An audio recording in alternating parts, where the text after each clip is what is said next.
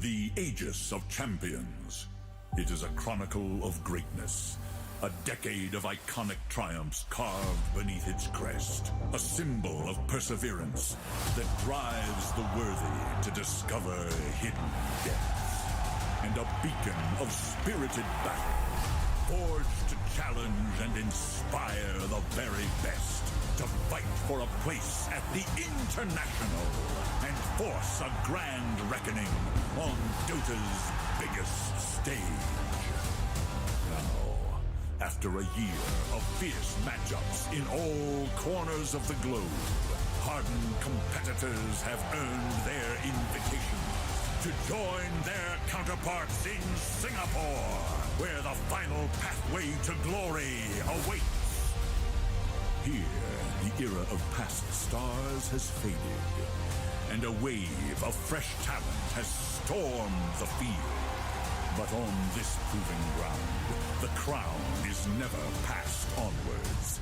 It must be taken, and the remaining Titans fight to prove this is still their day. As eager fans gather around the world to witness online and live in Singapore, there's only one question left unanswered. 8 teams battle for ultimate glory. Only one can seize immortality. Who will emerge victorious? The battle begins.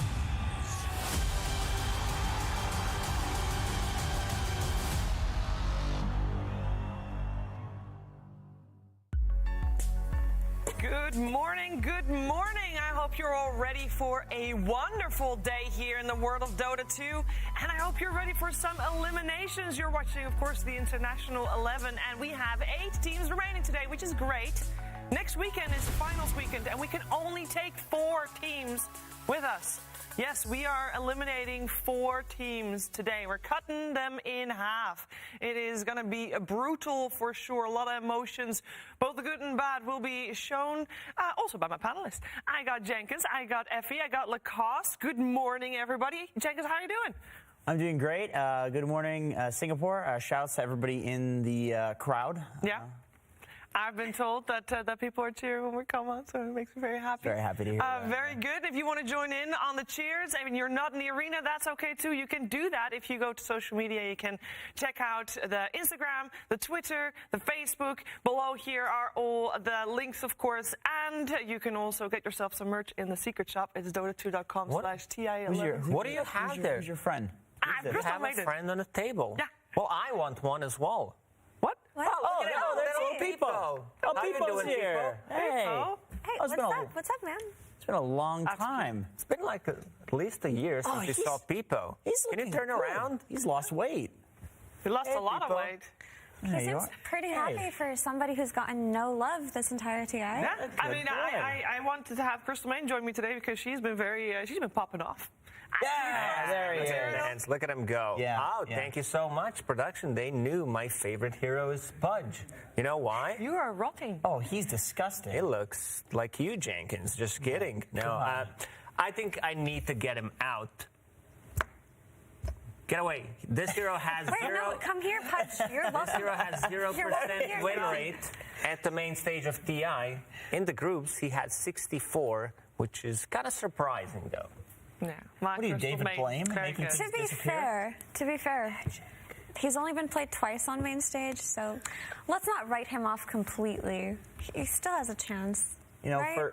for a Earth Spirit specialist, you are definitely a Pudge secret enjoyer. I am a Pudge. Every single time.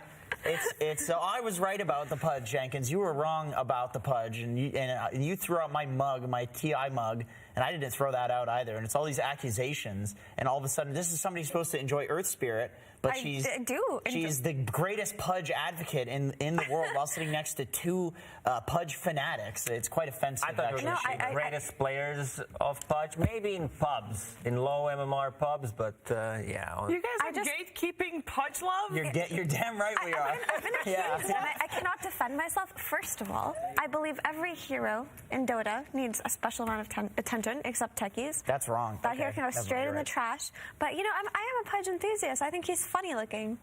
He's really funny.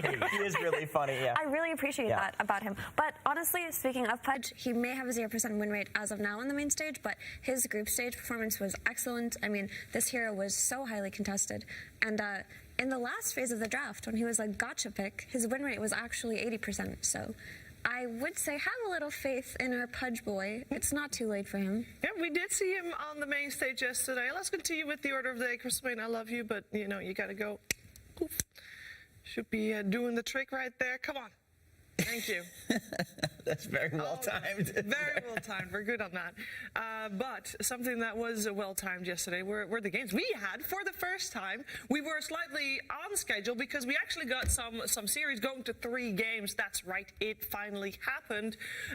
Before we talk more about the games that we saw played today, perhaps we can relive some of the moments, some of the top plays from yesterday's games. OG versus GG should be a pretty hype match, my friend. Actually fail horribly. They don't come to their base. Avalanche! And the toss. Requiem to follow. Yuragi is mega dead, and here comes Ace with the Fiend's Gate. What a sick ward. Qué bien puede ser a Celeri, termina cortando el gol, pero mira cómo se pasa la que acaba de sacar. Yuragi saca la crono y tiene que meter un poco más de daño, pero le va a faltar aparentemente. Mira cómo puede terminar la cosa. Celeri por la menos y ahora le toca correr porque podría terminar cayendo.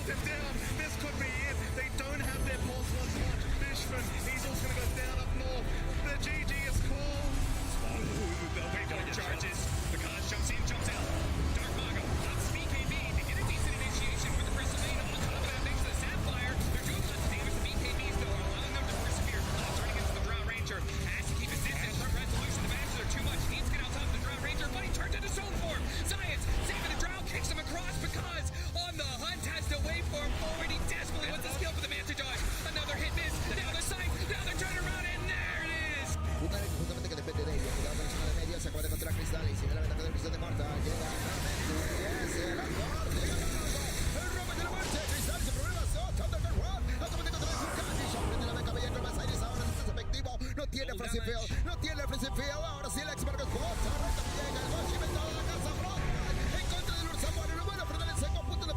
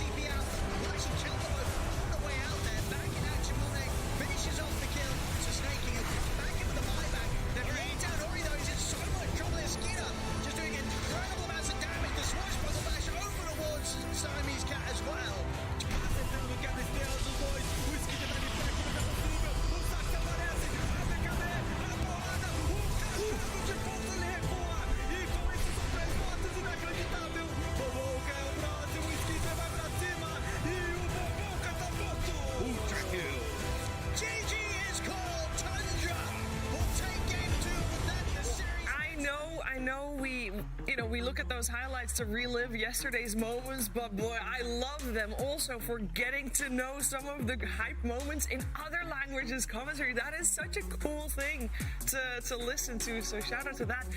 Let's take a look at the brackets because a lot of things happened yesterday. We got, actually, Jenkins, our first 2 teams in the top 3. First 2 teams in the top. Yeah, Secret and Tundra. And one of them is a last chance qualifiers team, which is pretty cool. Puppy looks like he is on par to hit that second place this year. Yeah, he's so close. He needs to win only one BO3 to be able to get there. To Slowly fulfill the destiny. progress. He doesn't like it, but it's in the stars. It's how it's got to go. Yeah, but that one's going to be one of their hardest matchups today, not just because Tundra is a terrifying team right now, but because the last time these 2 teams met, they got crushed by Tundra. So, and we can't forget about all that EU DPC experience throughout the year. These teams know each other like a glove by this point. And finally, in the lower bracket, we did have some 2-1s happen.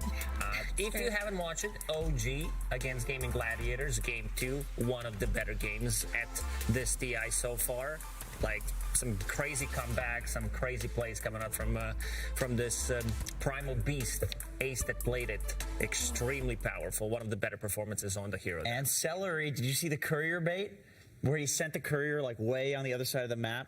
And then there was the smoke coming in, and they were like, they were doing Roche at the time. Like he made it look like they were somewhere else with the courier by like feeding his courier. That's away. next level. It was it was super next level. Yeah. Speaking of Celery, I think he won over a lot of hearts recently because he pledged all of his winning money to an animal sanctuary. Yeah, which in the making.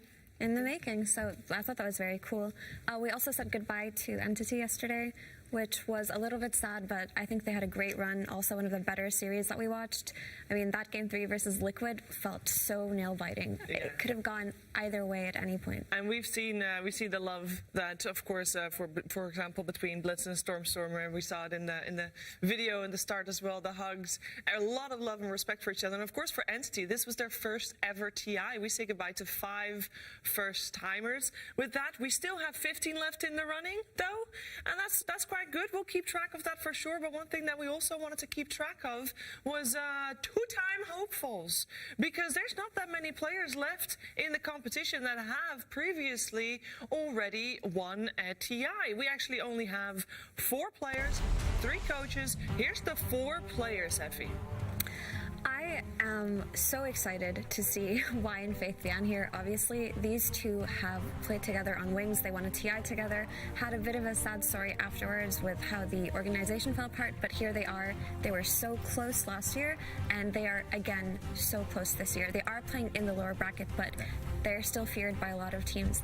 Matu, it's his last year playing before his retirement, so the entirety of Team Liquid is feeling that way, just feeling that pressure. And playing like it's not his last TI. Absolutely. The way, like, he just not give a damn. Like, he's ready to go. And on the other side, there is also Puppy, the only player that has ever attended a single TI, and seems like he's ready to take it. He's ready to take it again with that Aegis. And he's doing it as a player all the time, because normally when you're old-timer, you turn into a coach. So here's the 3 coaches that have won a TI and are now coaching. That's right. We got Zhao 8, we got Aoi, and we got Heen. So one interesting point about these guys is that Heen actually won as a coach, whereas Zhao 8 and Aoi won as players. So I wanted to ask you guys what you think is the difference. Does that make a difference? Is the experience as a player more important? Or because as a coach, you would have made these motivational speeches that you need to do before. As a player, maybe you can't do that, but you know the pressure yourself. I would say it's a little bit of both, where the experience of being a player offers you something very specific that maybe someone who's a specialized coach doesn't have, but also someone who is a specialized coach who has been working with a team for a long time and is capable of talking to and motivating people in a certain way is also a skill set that being a player doesn't necessarily provide for you. Yeah, absolutely.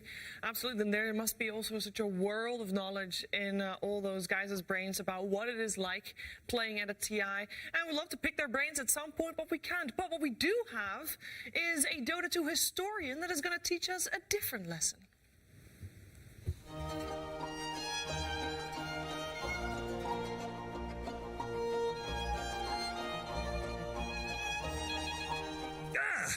I see you're still thirsty for more from the Dota archives.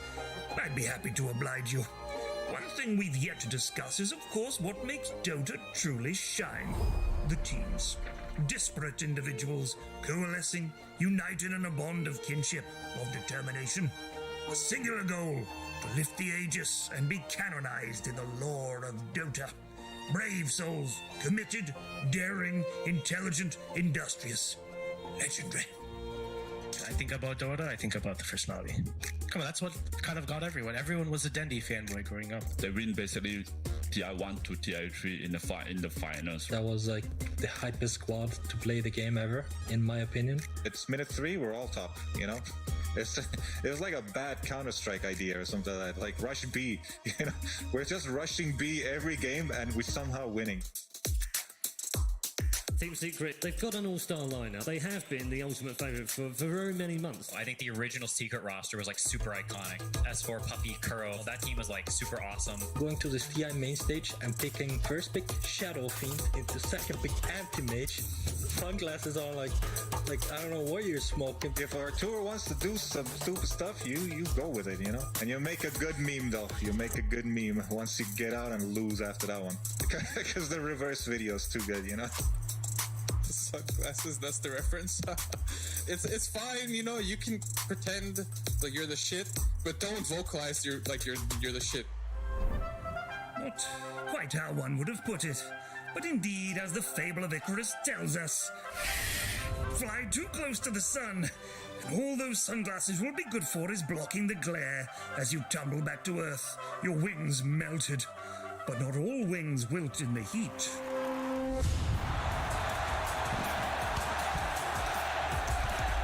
最喜欢观看的队伍是 TI6 的润石，因为就他们的战术打法都比较有意思，比较新颖吧，然后战术也比较多变。The first team I was a big fan of when I was watching was Wings Gaming. They picked so many weird heroes and didn't understand anything. I was like, these guys deserve the win. Everyone else is just doing the same thing, while these guys are doing something special. Honestly, like watching Wings, it looks like they had foresight cheats or something. Like they just knew when teams are going for the towers, and Faith Gun would already be TP there, and Shadow would be like hiding under the tower. It was something insane. I think how quickly Wings went from an unknown team to the best in the world was really crazy. Like people, there were like whispers about, hey, this team's pretty good and stuff, you know. And we got voted into that summit as like the joke team, like we were atrocious. And you know, we scrim Wings and they beat us in like 15 seconds. They proceed to win that summit, and then they proceed to win TI. And we're like, wow, those guys went from like, who's Wings to, oh well, wow, they're the best. Okay, that's who they are. You couldn't help but not root for them. Like they were like the supreme definition of like a dark horse. 我觉得国外队伍上我选不是最能代表的，可能就 OG 了。因为他TI8的时候就是在一个不被看好的情况下就夺冠了，很励志。然后过了1年以后，大家都忽视他以后，他又以一个完美的姿态去碾压了所有对手，继续夺冠。所以 other teams came to these events and they weren't even close to OG. I think the first one, TI8, I think LGD got really close, could have won. So I can't really say, but TI9, like absolute domination. I don't think any team had a chance to beating them. It was just so ridiculously one-sided. Ah, yes, OG. I wondered when we'd be hearing that name. The underdog story is a popular trope amongst players and supporters alike. It's hard not to root for those of whom failure is expected. But perhaps in some cases that expectation is misplaced. Some of these chaps really are jolly good at Dota after all. For me, it's Puppy, just because, you know, he's the only player who's been to every TI winner. He's just been so good for so long. I mean, Puppy was just the first, like, really good captain in Dota. And he also played Dota, first Dota, and he was always on top. I mean, of course I'm contending for that one probably, but it's... But I'm sharing it with Kuro, I would say, and Seb. Ну, я думаю, все, потому что это игрок, которому там уже 560 лет, который играет с начала доты, поиграл там на всех позициях, не знаю, поразговаривал со всеми, на всех разных языках. Seb has been here forever and staying here, also winning majors and stuff coming out of retirement. Like he wants to win everything he plays. So he takes like personal offense when he doesn't win. Now Till, No-Tail is the most iconic players of all time for me. Mainly it's about his one, and then also the way that he leads the team. I learn a lot from him as well. 如果让我选那个一提到 Dota 就感觉国内国外都很有代表的，从团队方面来考虑，就是如果从职业选手的角度来考虑，肯定是 No-Tail， 但是如果从就是个人魅力或者个人喜好的话，肯定是苏梅尔。如果要我去第一时间想在 Dota 最能代表 Dota 的选手，可能会讲苏梅尔吧，因为他当时就在我还不是很厉害的时候，给我印象特别深刻。Look at Sumail. He made TI when he's 15. I think he's like the poster child for like rags to riches, like pro player from nothing, just because he's just insanely good. And at TI5, there was probably the single biggest gap between a player and every other player at that tournament. He was just like completely untouchable. Everyone else could have just snapped their keyboards in half when they got on stage because they see this little 15-year-old kid on the stage. You know, you just can't do anything. He's just too good. Dota allows all to flourish. Young, old, veteran players and the unknown. With each international, with each opportunity to clasp the ages comes a chance for glory, for a new order, a new master. Which player will drag his comrades to the summit of success and look down upon the bodies of their foes, broken and bruised at the foot of the mountain of victory? Well, this is the archives, not some kind of juice joint or snap house. Go on, get out. Go watch Dota if you want to find out. Go! Go! Good night.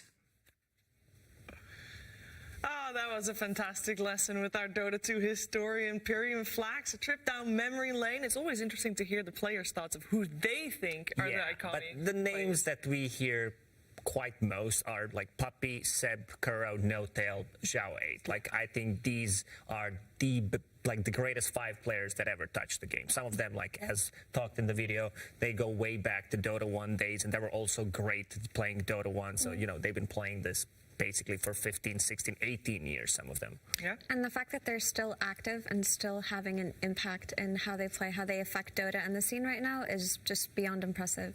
But I'm really glad that they brought up Sumail, actually, because the legacy that he left, just kind of taking the scene by storm, coming into TI as a 15-year-old and winning it all, I think that achievement in and of itself is kind of a step ahead of a lot of the others for me, simply because he wasn't even a legal adult yet. You know, he doesn't pay taxes. Everybody says this is the new Sumail. Like every year, there's always a new Sumail. But they're never as young. It never really happens. Very rarely happens. Yeah, he would not be able to play Pango at the time, if Pango was available. No driving license, with 15 years old, cannot play it. But yeah, he had other heroes that he played, like just, I don't know. The way he played game back then, like completely different. And as they said, like no one was like Sumail, 3 empty spaces, then everybody else. The way he played Dota, definitely completely different. And we're going to also look at something completely different. It is Slacks and Casey.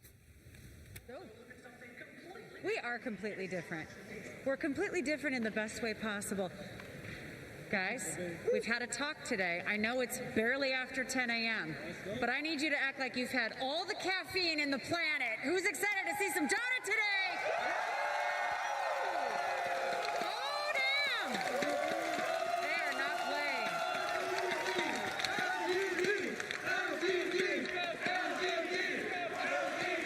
Well. Looks like we have a real barn burner here. We've got both teams well represented by the fans, but I have been told the #1 fan of Beast Coast. Are you guys going to be nice? I know you're LGD, but can we have a handshake? That's what I'm talking about! Now, when you came up to me, you said, I am the #1 fan, the #1 groupie of Beast Coast. That is correct, yes. Now, why is that? Well, if you check my Twitter bio, it says I'm the official Beast Coast groupie. Oh, I didn't realize that Twitter was always correct.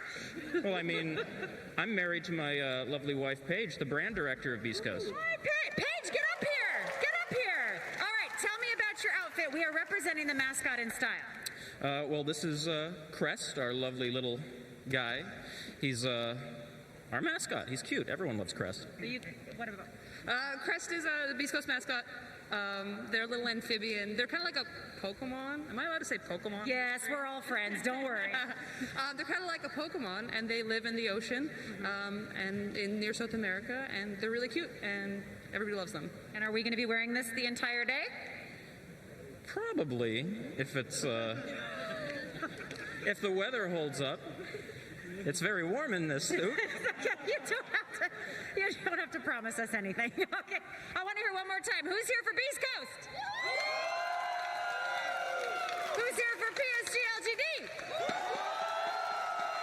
Who's here for Slacks? Okay. Before we go back to the panel, I did want to tell one little story. Every single day, this lady has been first in line all 4 days. She wakes up at 5 a.m., and it is an incredible thing. First in line, last to leave. I just want to know, what brings you in here so early every single day? I just want to watch good Dota in a good seat. Oh, well, is the Dota good? Yeah. It's good. All right, the Dota is good! Give it up for the most dedicated fan in the arena, and we'll throw it back to you guys. Thank you very much, Slacks and Casey. Indeed, I like how Casey kind of ambushed the audience. Do you like Slacks? They're like, yeah, we do.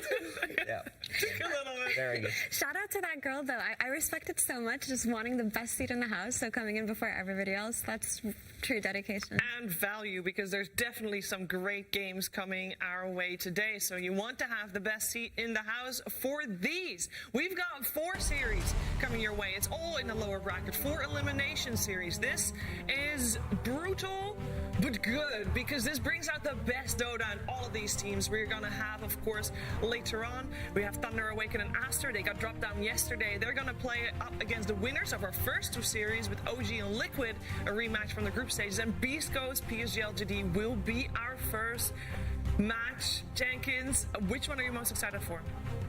I mean, these are all really brutal. So, you know, Beast Coast LGD, you have either the favorite, one of the favorites being eliminated, favorite from China being eliminated prior to the event, or South America potentially losing one of their teams as well. Yeah, it's getting to the point where like entire regions are potentially going to be dropping out, which never feels good. But of course, at some point, it's got to happen. And the saddest thing is when regions knock each other out, with Beast Coast and Hokori, for example. Oh, they knock themselves out, yeah. If LGD wins today versus Beast Coast, then they're going to be going up against Aster next, which means that there's only, at that point, there will only be one Chinese team left. And obviously, both of these teams have a lot of fans and are carrying their own torch, so to speak. So it's going to be a little bit sad regardless of the outcome. But I'm really excited for this first game more than anything. I think that LGD have had an excellent story. They've never dropped down to the lower bracket before, so I wonder where it's going to take them. Maybe this is what they need. Yeah, and I mean, Beast Coast in the lower bracket, they play different Dota. They're just so volatile, and they did manage to beat EG, which was a little bit of a surprise there, you know, considering how well EG played in the group stages. But Beast Coast, you know, when they get there, they just some different beasts. Like the way they play, that you know that, and if this team gets momentum, I think this first year is going to be really interesting. They've beaten LGD before. ESL 1 fall, they 2-0'd them. However, in group stages, in the last year, it is they're 0-2 in Animajor and 0-2 at TI10 to LGD. So it depends on what version of Beast Coast we're going to see and what version of LGD. Yeah, who knows? LGD in the lower bracket, as Effie said, we don't know what that looks like yet. We obviously, well, we do, because they did 2-0 boom. Looks scary. It looks really scary. But just speaking of which form they're going to be in today. Oh, hold your horses, Effie. It is time. It is time for our first match of the day. The horn has sounded, and that means we need teams. Bring on PSG LGD.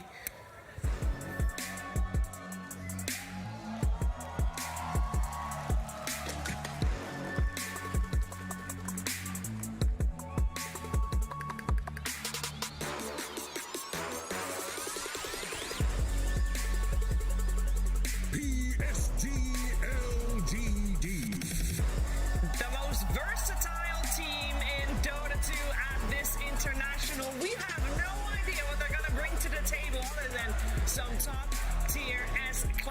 Dota 2. The same, though, for their opponent is Beast Ghost in the lower bracket. A different beast indeed.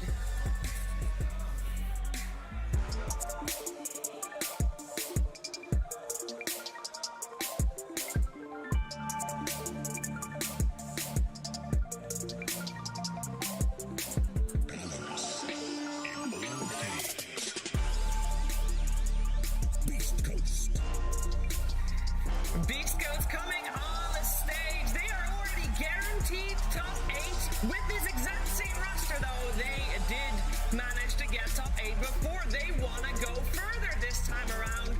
We got ourselves C-Smile. Give us an extra round of applause for C-Smile, please. Unfortunately, the rest of his team has to play from the hotel rooms in isolation. So extra love there on the stage and extra respect. This team, regardless of whether they are in isolation or not, they are going to give it their best. And this should still be a tough series for either team. Who's going to be the one that you're looking forward to most, Lacoste? This man right here.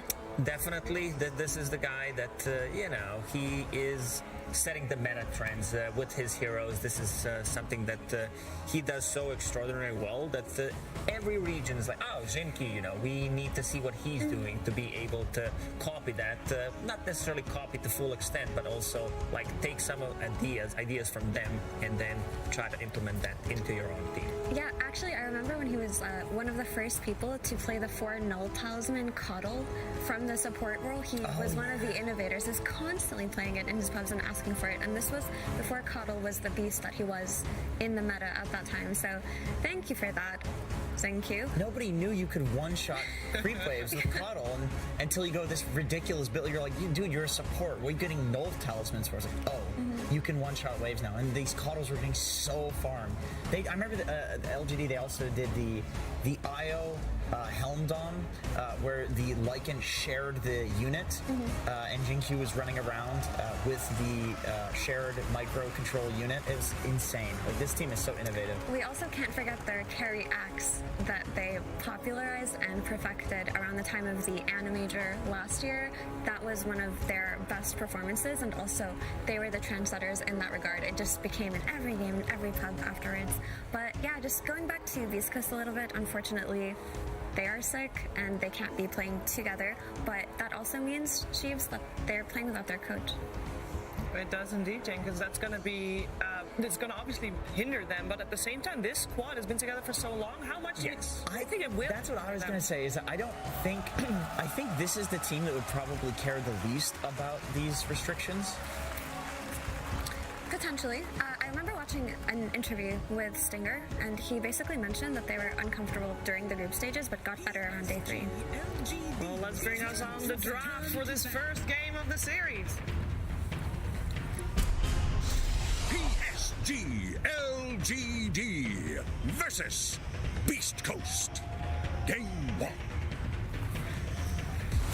Game 1, and so much on the line for these teams. PSG LGD, we said it at the first day of the entire event. If PSG LGD doesn't come first, it's a disappointment for them. And for Beast Coast, they stuck together with this roster after TI9 because it worked, because they got top 8.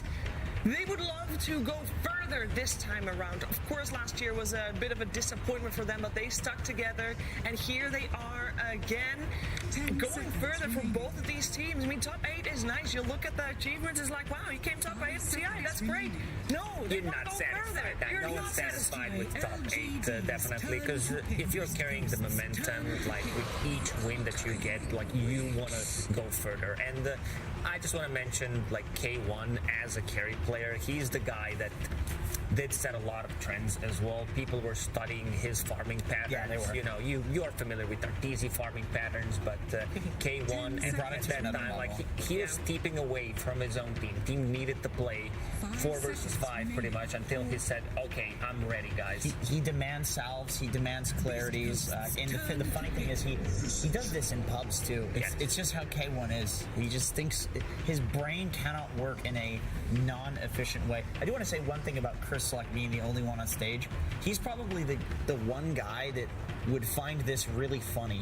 Like he's such a troll. He is such a troll. You can see him in all of his interviews trolling Avo because he knows that Avo won't want to directly translate what he's saying because it just sounds stupid or it's goofy or something. So Yeah. And I also want to mention that when RNG played on stage, it was only ex-Noah. He won the hearts from the community, and C-Smile probably going to do the same thing, being the lone warrior there. Absolutely. But speaking of RNG, it was what Somnus, after he announced his retirement, found Ame in a pub right afterwards and basically cheered for him. Ame said in an interview that it made him emotional, but he is just carrying that torch for him right now. I'm too buffed at the moment. Yeah.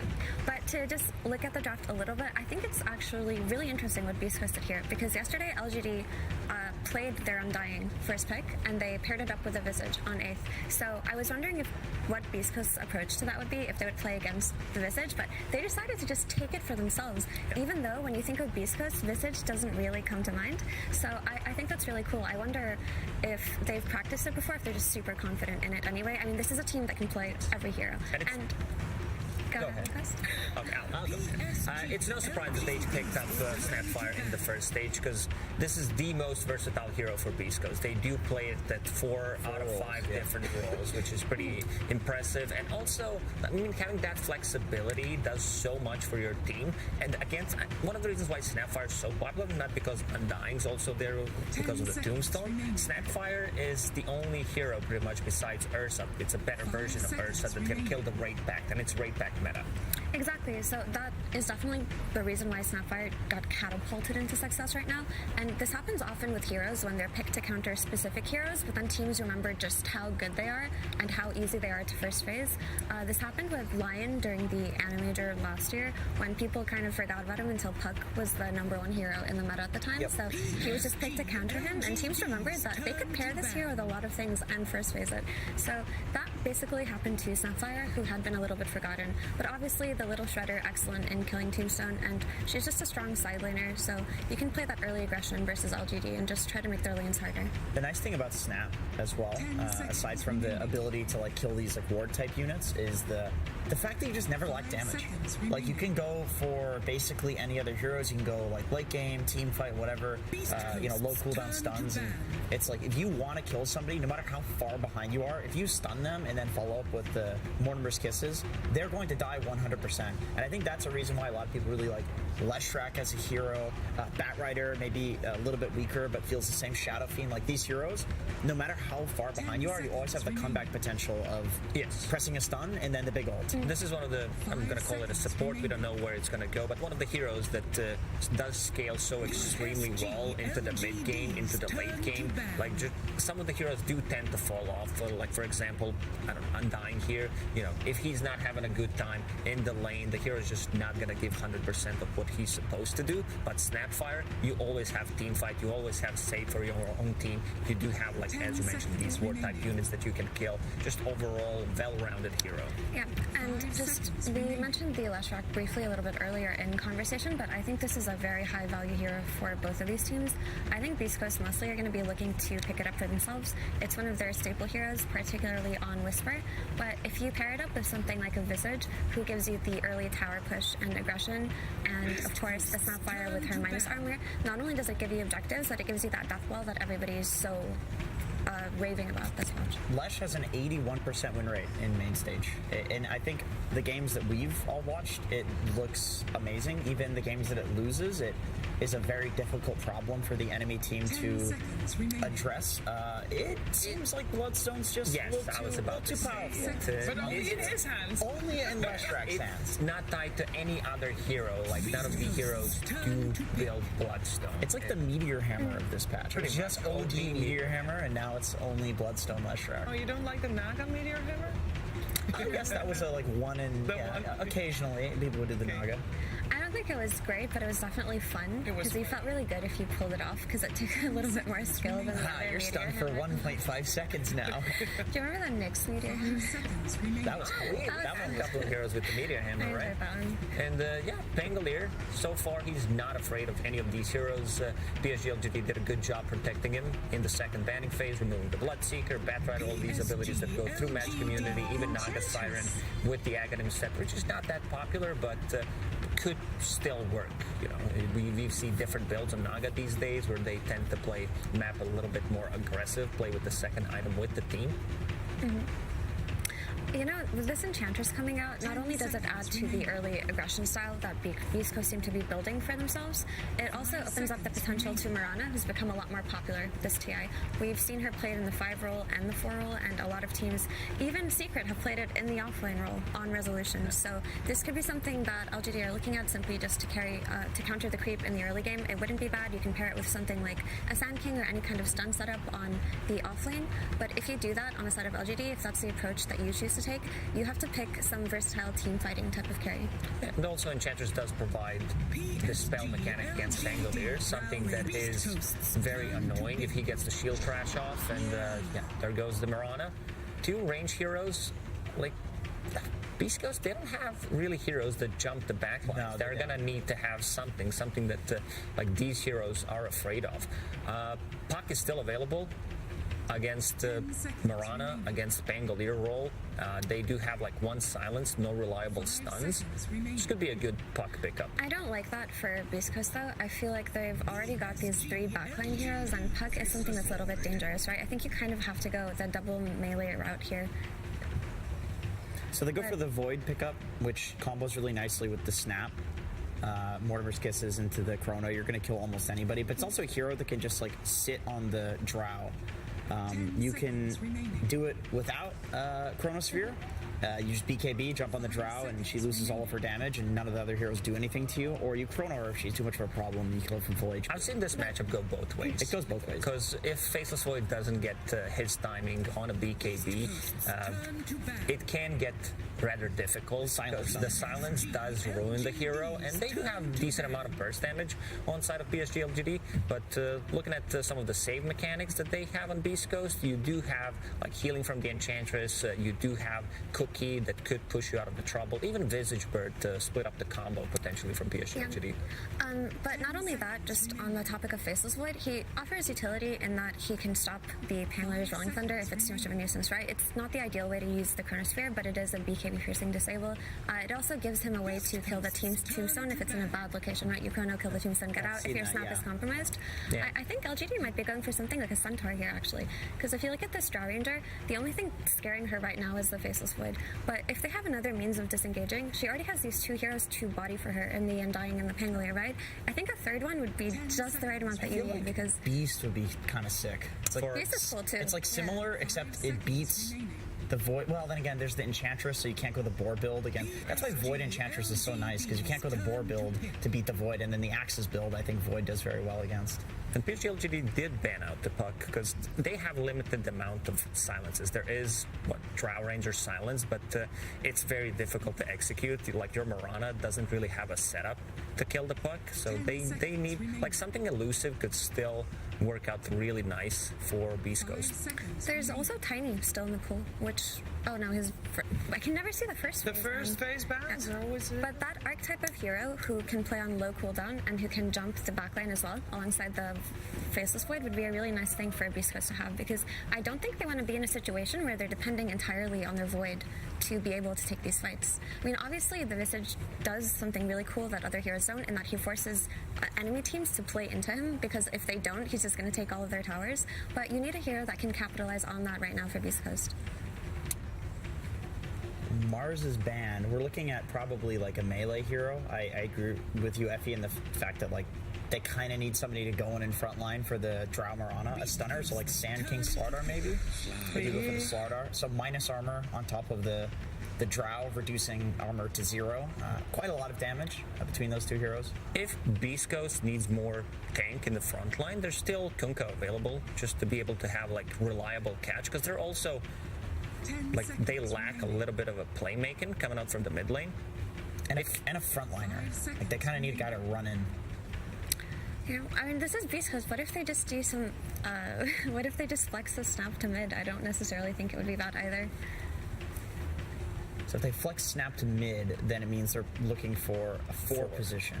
That's just a potential. They don't necessarily have to do it, right? But that is what Beast Coast were famous for way back in the day. It's what kind of got Chris like some of his notoriety, is that snap mid that he just unleashed upon other regions, and they started to do it too. It will be the Storm mid. So backline, another backline jumper for the Drow. They're going, and also a hero that can jump and kill the Pango before he gets his roll off. So they're kind of doubling down on this backline jumping. And also having Snapfire plus Storm Spirit, you even like Faceless Void, you always have kill opportunity in this game, and there's no real like counter to it other than Undying Heal, which is not gonna be enough. I think that the Storm Spirit is good simply because there is a lack of real disables on the side of LGD, but I do feel that LGD have really good heroes to take this Roshan early and just play tempo. Like this Slider minus armor is going to shred this Visage, and if Drow gets a couple of items, Mirana does her job, rotates a little bit early, and they're playing around this Tombstone, then I feel that Storm maybe will not be in a position where he can play into that, because it is a hero that needs a little bit of time to pick up some items. Yep, sounds like a well-rounded lineup for both teams. We're just going to have to find out which of these two teams will get a head start in this best-of-3 series. We'll play a little bit better in this first game, and we're heading over to our commentary team to do it. It is Trent, Lyrical, and Gunnar. Thank you so much, Sheever, and my goodness, Dota fans the world over, we got a great one for you today. Beast Coast facing off against LGD. I'm so excited. I can't wait for this game. These two teams are awesome. How you guys feeling about the draft, though? I think it's interesting how it played out. I'm a little worried for Beast Coast offlane, but Whisper has been owning this whole tournament. He's probably the best offlane in this tournament right now. So it'll be interesting to see how he plays it. He's got to pick it up. And we were wondering right till the end what he was even going to be playing, right? We talk about this like Snapfire a lot, like where it's going to be going, and then very likely though we're going to be picking this up with the Visage to carry things through. So the question is, who wants to take that early edge, as the panel was talking about? Who can really get that first big objective and carry the game from there? And how much can you do on the Storm Spirit? Coming up with that final pick, giving that option here to our man on the stage.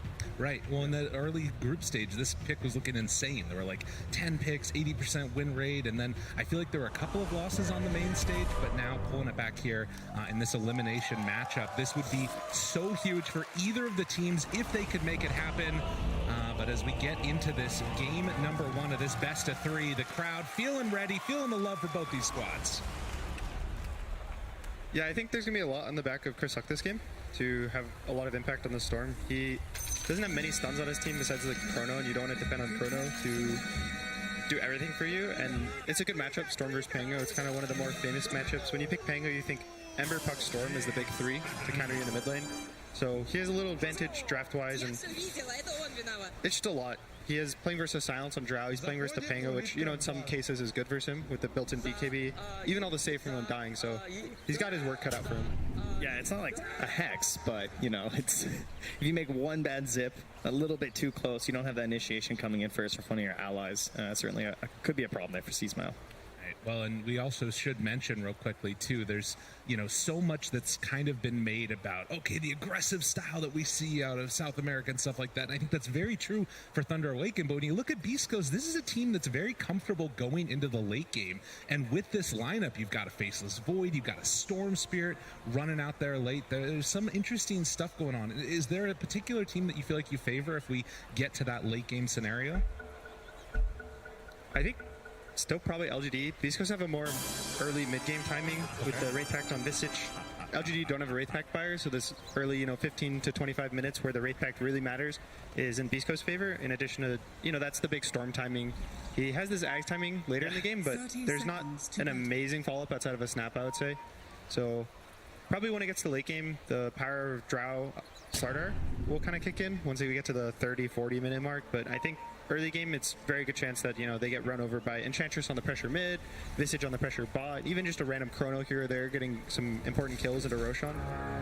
Oh, like like you were pointing out there, Lyrical, certainly not been their forte necessarily over the year as well. Like when you tend to tune into some of the Beast Coast TBC games, you'll often find that they're behind. Right. You know, they tend to drop sometimes in the laning stage. They don't quite get like that same aggression as like maybe like 2 years ago, where you'd always see this rotation of like Hector's playing a stun in the carry lane, right? He gets the stun into the rotation from mid.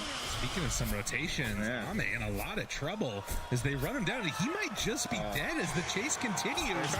That is a first blood. Whisper claiming this early. You get this start for a Visage can be very scary as the lane goes on. One of the big things with Visage is this hero plays to win the lane.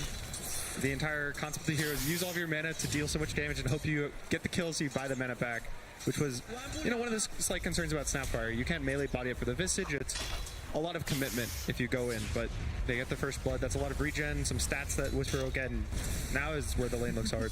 Yeah, that's where Wise going to put in that big work there on the Undying. Of course, a hero well known for trying to do this, right? Bully right back. Also, just trying to spend all of your gold for mana. Sitting with a full-on fruit stand here of 6 mangoes, ready to spam some decay. Yeah, and in the mid lane, I think this is where the supports really want to rotate, especially the Enchantress. I think we're going to see an early rotation at even the 5-minute mark on the Siege, where, you know, nothing to say maybe dies once, even he'll die again, and that's where the game completely breaks down if it happens. You're seeing Stinger up there also already trying to put some harassment and took over the range creep. That piercing damage, pretty good at being able to deny out some of those creeps, but needs to watch out for the arrow coming from Xingqiu. So we'll keep our eyes on that, but again, down bottom, the aggression and why just drops again. We talked about Whisper. Watch out for this guy. He has been having a hell of a tournament. Yeah, and this is one of those issues with Undying. Like, you see it early in the tournament, and obviously the hero's still very strong, but there's certain matchups that you don't really want to be playing into. You're hoping for, like, double melee strength heroes, right? That's kind of the dream. And what do you got here? Here's have a ranged strength hero, and you have a Visage, right? People are always, like, they understand that Undying's still strong, especially through, like, the mid-game and even some parts of the later game with the vision from the Tombstone, but when you can find these lane punishes, that's where it feels like you're actually, like, able to sort of remove some of the benefits they're getting from that hero. He just keeps buying mangoes. He brought another one out too. So why? Hopefully going to be able to use those. If he keeps dying, that is not going to end up serving him too well. But a lot of free mangoes when you die. That's fair. But yeah, so Visage is the way you beat Undying a lot of the time is a lot of summons, and Visage has the summons. He has the laning versus him. The birds kill the Tombstone in the mid to late game with all the attack speed. So really nice matchup. It's generally just that Undying has a slight edge in the lane if his carry is able to be aggressive with him, but they don't really have the opportunity. I think they kind of lost it, especially with that first blood, just giving so much gold away. And now LGD just hoping to go for an even lane bot. It feels like so often you'll see the Position 5 try that exact same play, where they come down in the lane, you're really hoping to catch the carry, and rarely works, but that time that it does, it just does so much for you. It reminds me of like trying to snipe the early courier mid or something for the mid laner's bottle. The bounties and pubs. Yeah. Sitting with a ward, sitting behind the tower. That's the nice way to go. Well, again, this bottom lane, definitely very happy for it for Beast Coast. Nothing to say. Going to take some pressure mid and see Smile right on top of him. Oh, miss uphill. Oh, gets out of there. Just barely. It's the whittling down, though, right?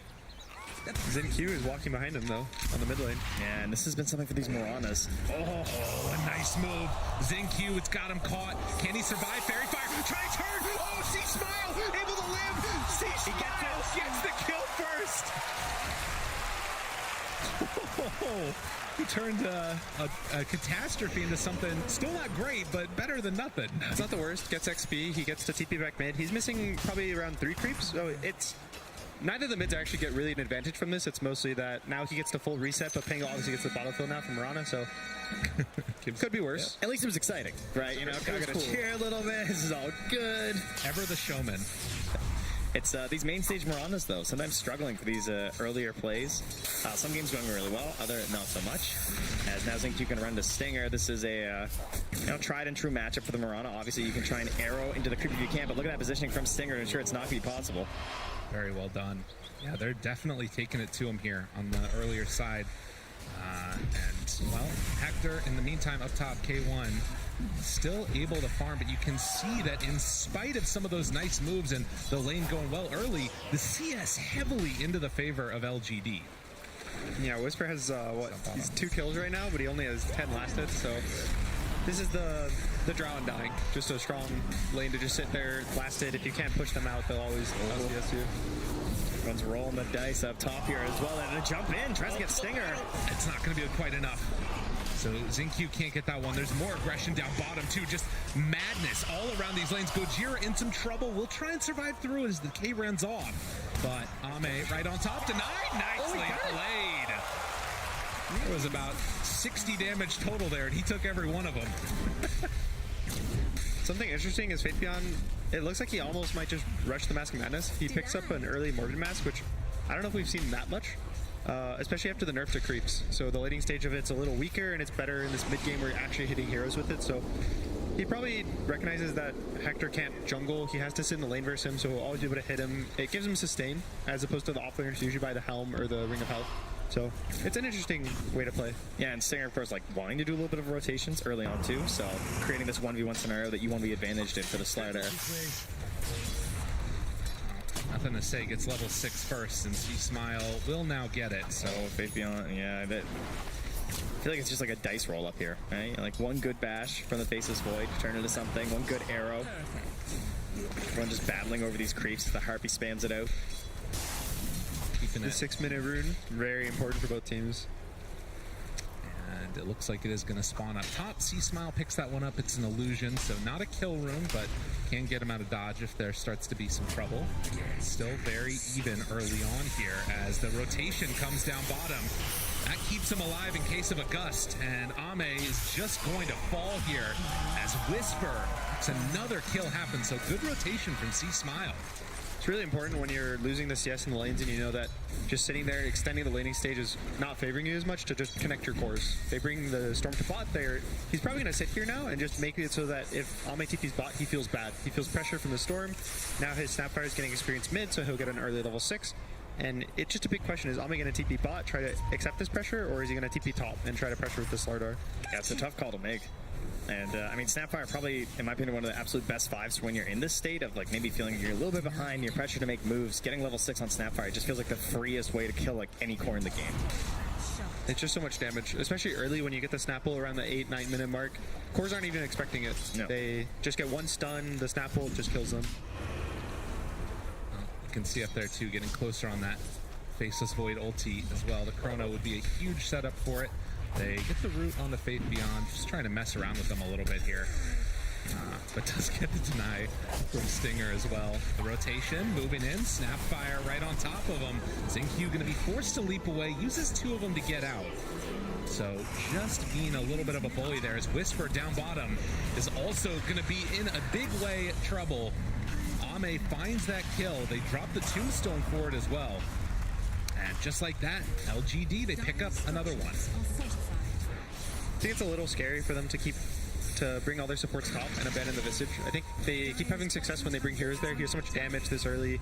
If the Storm goes there, the Snap, they'll probably just kill the Drought every time they go, but they abandon him. The Pango walks over casually, gets a free kill, TP's mid. Yeah, it feels like they're being pressured in terms of Hector. I just want to make sure that he gets off to a good game.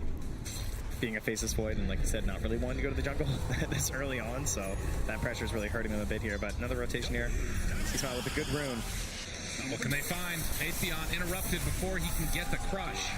And another kill for Beast Coast. You can see, though, that LGD, in spite of the kill advantage favoring Beast Coast, they're doing a good job of farming up the rest of the map, biding their time, waiting for their moment. They're making so many moves, people can't even like rotate mid for the wave and like run back in time, so missing out on a couple creeps here. But Gojira gets there now, so we'll be able to grab that. And also, interesting from him on the Snap, he's actually maxing his E and going Medallion. This is a build, it was like a year or two ago. Yeah. I think it was very popular. Nowadays, a lot of people go 4-4-0, they rush the 4 staff, they go the shard. So I think he's trying to buff up the physical damage, especially from the Visage in this early game. Give them a lot of tower pressure, tanks them up. Yeah, you kind of have a choice, right? Where if you, let's say you go 4-4-0, you're essentially going to amplify everything that Storm wants to do. Those little gank plays, that big burst damage is Whisper, though.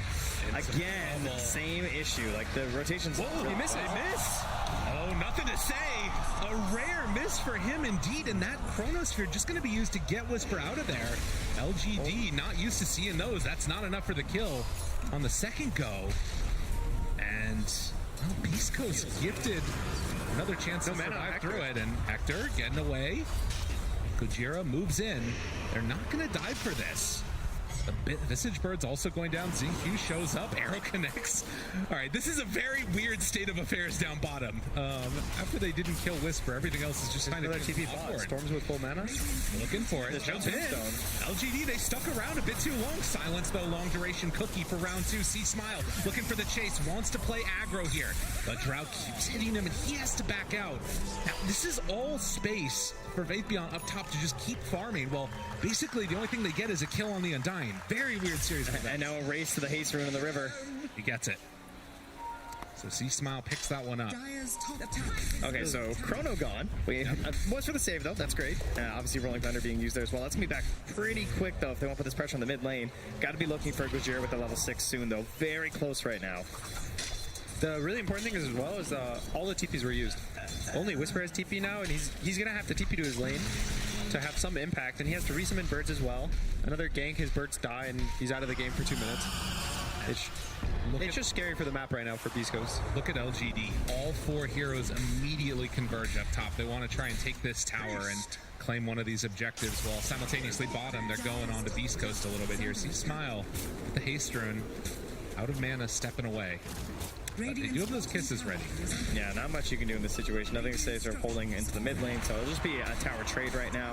But yeah, back to that build on the Snapfire, though. This idea of, do I want to go for this ganking potential with the high damage nukes that everyone usually goes for the Snap, or am I going to try and buff up this big tempo, this whole plan that we have? Because they could Roche extremely early at this point right now, with even just like the smallest win from Beast Coast, which is something that is also in the cards for LGD when you have this Slardar.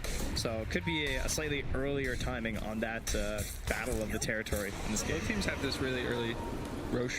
Even the fight. Both teams have really nice fighting potential around the Roche pit, so the next probably 4 or 5 minutes is going to be, especially when it hits nighttime at 15 minutes, that's where teams are going to be looking for just one kill, forcing a Roche fight. LGD drop the Tombstone, you can't really walk into Roche. The side of Beast Coast, if they don't use Chrono, you also don't want to walk into a Chrono. I feel like the Tombstones have been extremely hard to kill, I will say, for a lot of the matches on the main stage, but this game, pretty good from Beast Coast. Like, quite a few different range heroes, good mobility. Yep, Snapfire is like the ideal one, of course. We've often seen, though, unfortunately, the Snapfires have been missing, going for those uphill kills. And unfortunately, you're not getting any more attacks with those higher levels. I also think the scary thing is that since it's maxed, you want to always use it. But yeah, that's true. For it now, Chrono connects onto 2, and Gojira immediately there with the big ulti. Rolls through, tries to interrupt. Will it be enough? Silence now onto C-Smile. He'll die, but they get 2 in turn. Now trying to get a little bit of separation. A good roll ends up bringing down Stinger, but then the cookie, and now onto Ame. A couple more punches. Hector has him for the double kill. They get the invis to try and survive through this, and nothing to say, still sticking around, but he might have stuck around a bit too long. Do they have any detection? It doesn't look like it. So like that, Beast Coast win a very nice fight here. Gets set up for a good mid game. Yeah, that was a really nice Chrono. Yeah, they dropped a sentry in the middle of that fight as well there too, so unfortunately their last one being used, or maybe there could have been a chase opportunity there. Nothing to say. It looked a little scary when Chris got stunned by the Pango roll after jumping in, but there's enough damage between the Snap and the Storm slightly jumping in on the Chrono just to kill both the Slardar and Dying. Yeah, she was at half the damage in that fight there. Oh, the arrow! Xingqiu timed it perfectly. Gojira did not use that cookie that time around. So LGD, they're going to get what they came for here, maybe. It's going to be on off cooldown too while he's dead. It hurts. Not the might. The pain. LGD is probably just going to take the mid tower, and again, mid tower is very important. It opens up the map a lot. It gives you entrance to both of the jungles. It lets you push the mid wave out to give a lot of vision to yourself, so it even gives Roche potential. So with this win, even though Beast Coast probably take the fight win, the map win is in LGD's favor. I love how involved Ame's been in these fights too, particularly with this build, right? Like, just gets into the Dragonlance, but like having, have Falcon Blade, Wraith Band, Wand, like you're just such a strong hero in these engagements that even though you did go down that last fight, you can see, like, still well on top of the board right now in the net worth. Yeah, and something also interesting is not interesting, is that Gus got movement speed fairly recently when you use it. So now the Drows are able to show up to fights a lot earlier, have actually mobility instead of being a very slow hero, and we might see him take the town at level 10 as well to get another 15% movement speed. He took damage, so as I say that. No, he's got enough. He's hanging out there. It's really interesting, the dynamic that we're seeing with these longer cooldowns that Beast Coast are playing around with. As soon as the fight, even if it's a loss for LG, they just run back in there ready to go for another round of it. And we'll have to see if Beast Coast can sort of match that tempo. Yeah, Drow used to be one of the older school counters to Void, because you would lose the fight to Chrono, you would take Roche, you would take Tower. This was back when Drow Aura was way more global, this damage for everyone. Back when Drow and Visage were on the same team. Yeah, right. Not like this. Another kill there. Stinger will drop, loses his creep to boot. That's fine. That was a smoke coming through there, so Fair. Tanks it for the team. Make sure that Hector gets out with his Midas build, right? Got to keep him farming. Closer we now. The Wraith Pact is about to be completed. Whisper even foregoing boots in this game to just get it that much quicker. It's got wings. The Visage. He's a Windlace. Yeah, fair. And we'll see Chris Luck. He is probably deciding right now between going for the full Kai Sanj or the BKB. He just bought the Ogre Club. He has nothing queued, and it probably depends on how the next fight goes. If he's able to slow the fight down and wait till he gets to jump at the, he gets to wait for the perfect opportunity. He doesn't need a BKB, but if he feels forced that he always needs to jump in first, he doesn't really need to do damage, then he'll go BKB. Yeah, that's a tough call this game, actually. Because, with Visage and Faceless Void as your other two cores, I mean, I definitely like the BKB a lot. I like the BKB as well. What a cool build by the Drow, too. You see this going immediately into the Shard after Falcon Blade Dragonlance. Seeing a lot of this hypothermia. People are big fans. But very good versus the Void. Moonlight Shadow now. LGD looking for a fight. They do manage to hit on that scan, but I've noticed both teams really love the notice me spam. This has been evolving through the tournament. All the LGD games spamming it quite a bit. Yeah. Gojira. Didn't even see it themselves, but yeah, he's going to be found. Cookies away, as there was a chance for a battle there, but backs out.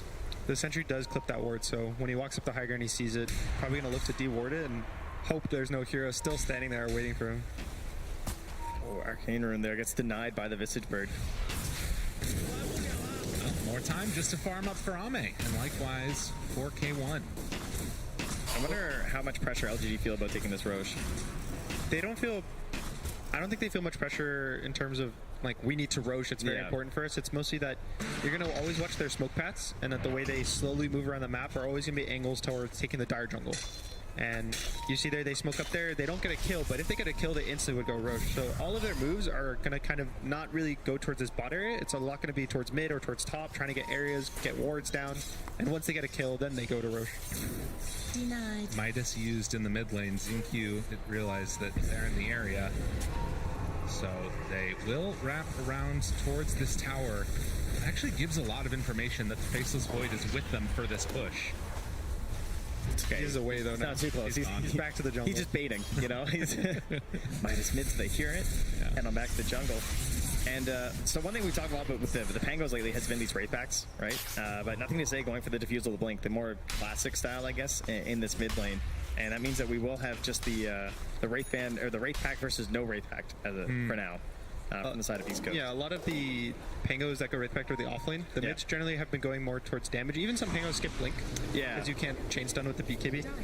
Here we go now into the jungle. They're going to, again, Moonlight Shadow, but you can see Dire's scan recognizing that they're coming that way and immediately spamming out the voice line. Whisper realizing that there's danger coming his way with nobody shown on the map. So another movement from LGD that does not bear fruit. Has to dodge out of that one. Xingqiu rotates up top.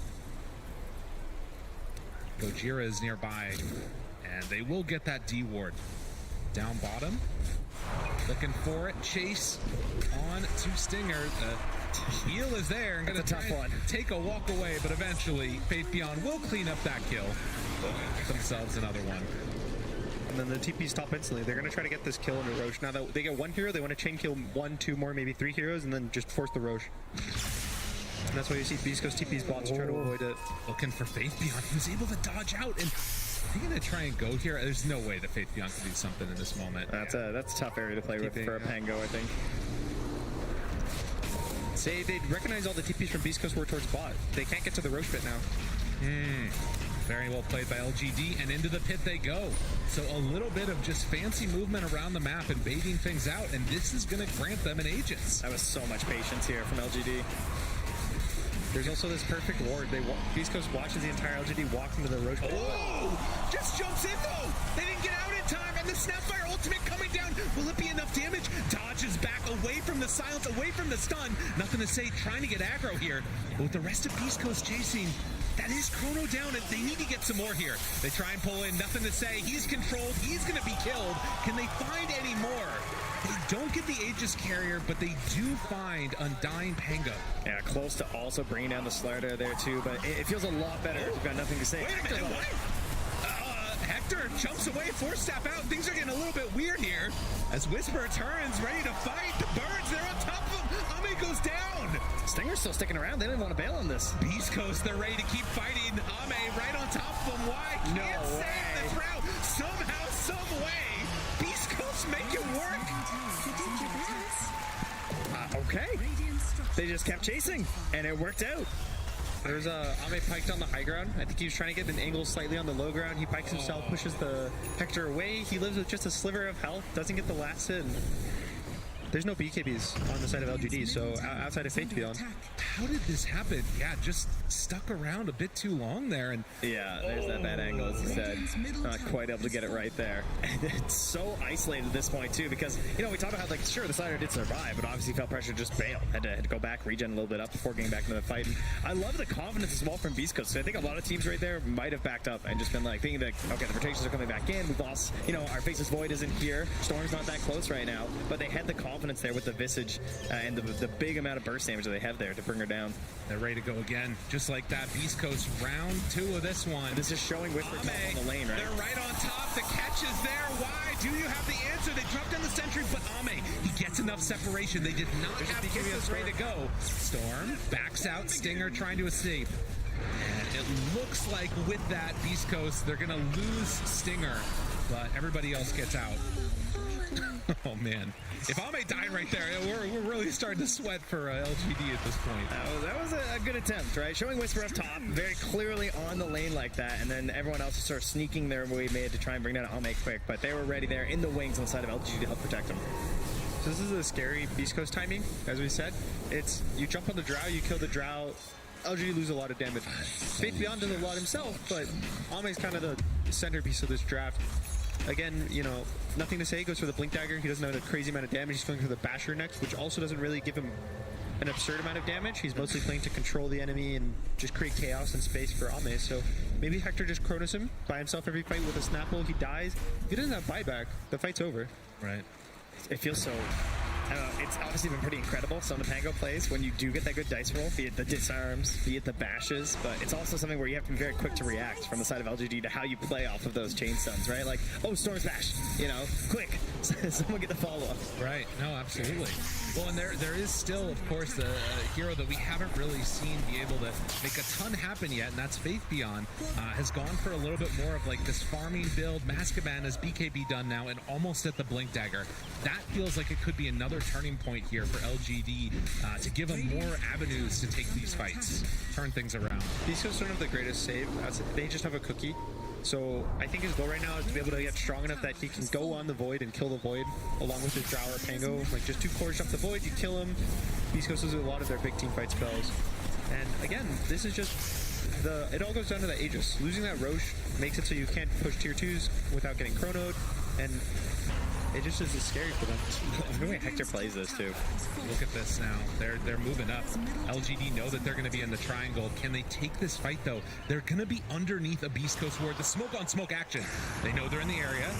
Arrow. Hector. Oh, he gets bashed right at the start. Roll through round 2. Can he get it off in time? BKB out. Wants to jump forward. Finds a couple, but it's not a great target. The chrono. He catches him on the backside. Immediately. See Smile right on top. They find him, but do they have the control? The bird drop a couple more stunts. Forced out to the low ground. Keeps him fine for now. Faith Beyond ready to fight. Going toe-to-toe against Seed Smile. And now on to Whisper. They're in trouble. They got to get the hell out of here. And Beast Coast lose it as LGD say no. Nothing to say. He silently, after the roll, he walks all the way towards the mid lane. He's following Hector because he's Corrosive Haze the entire fight. He uses after the BKB, catches him on the mid lane. He goes down.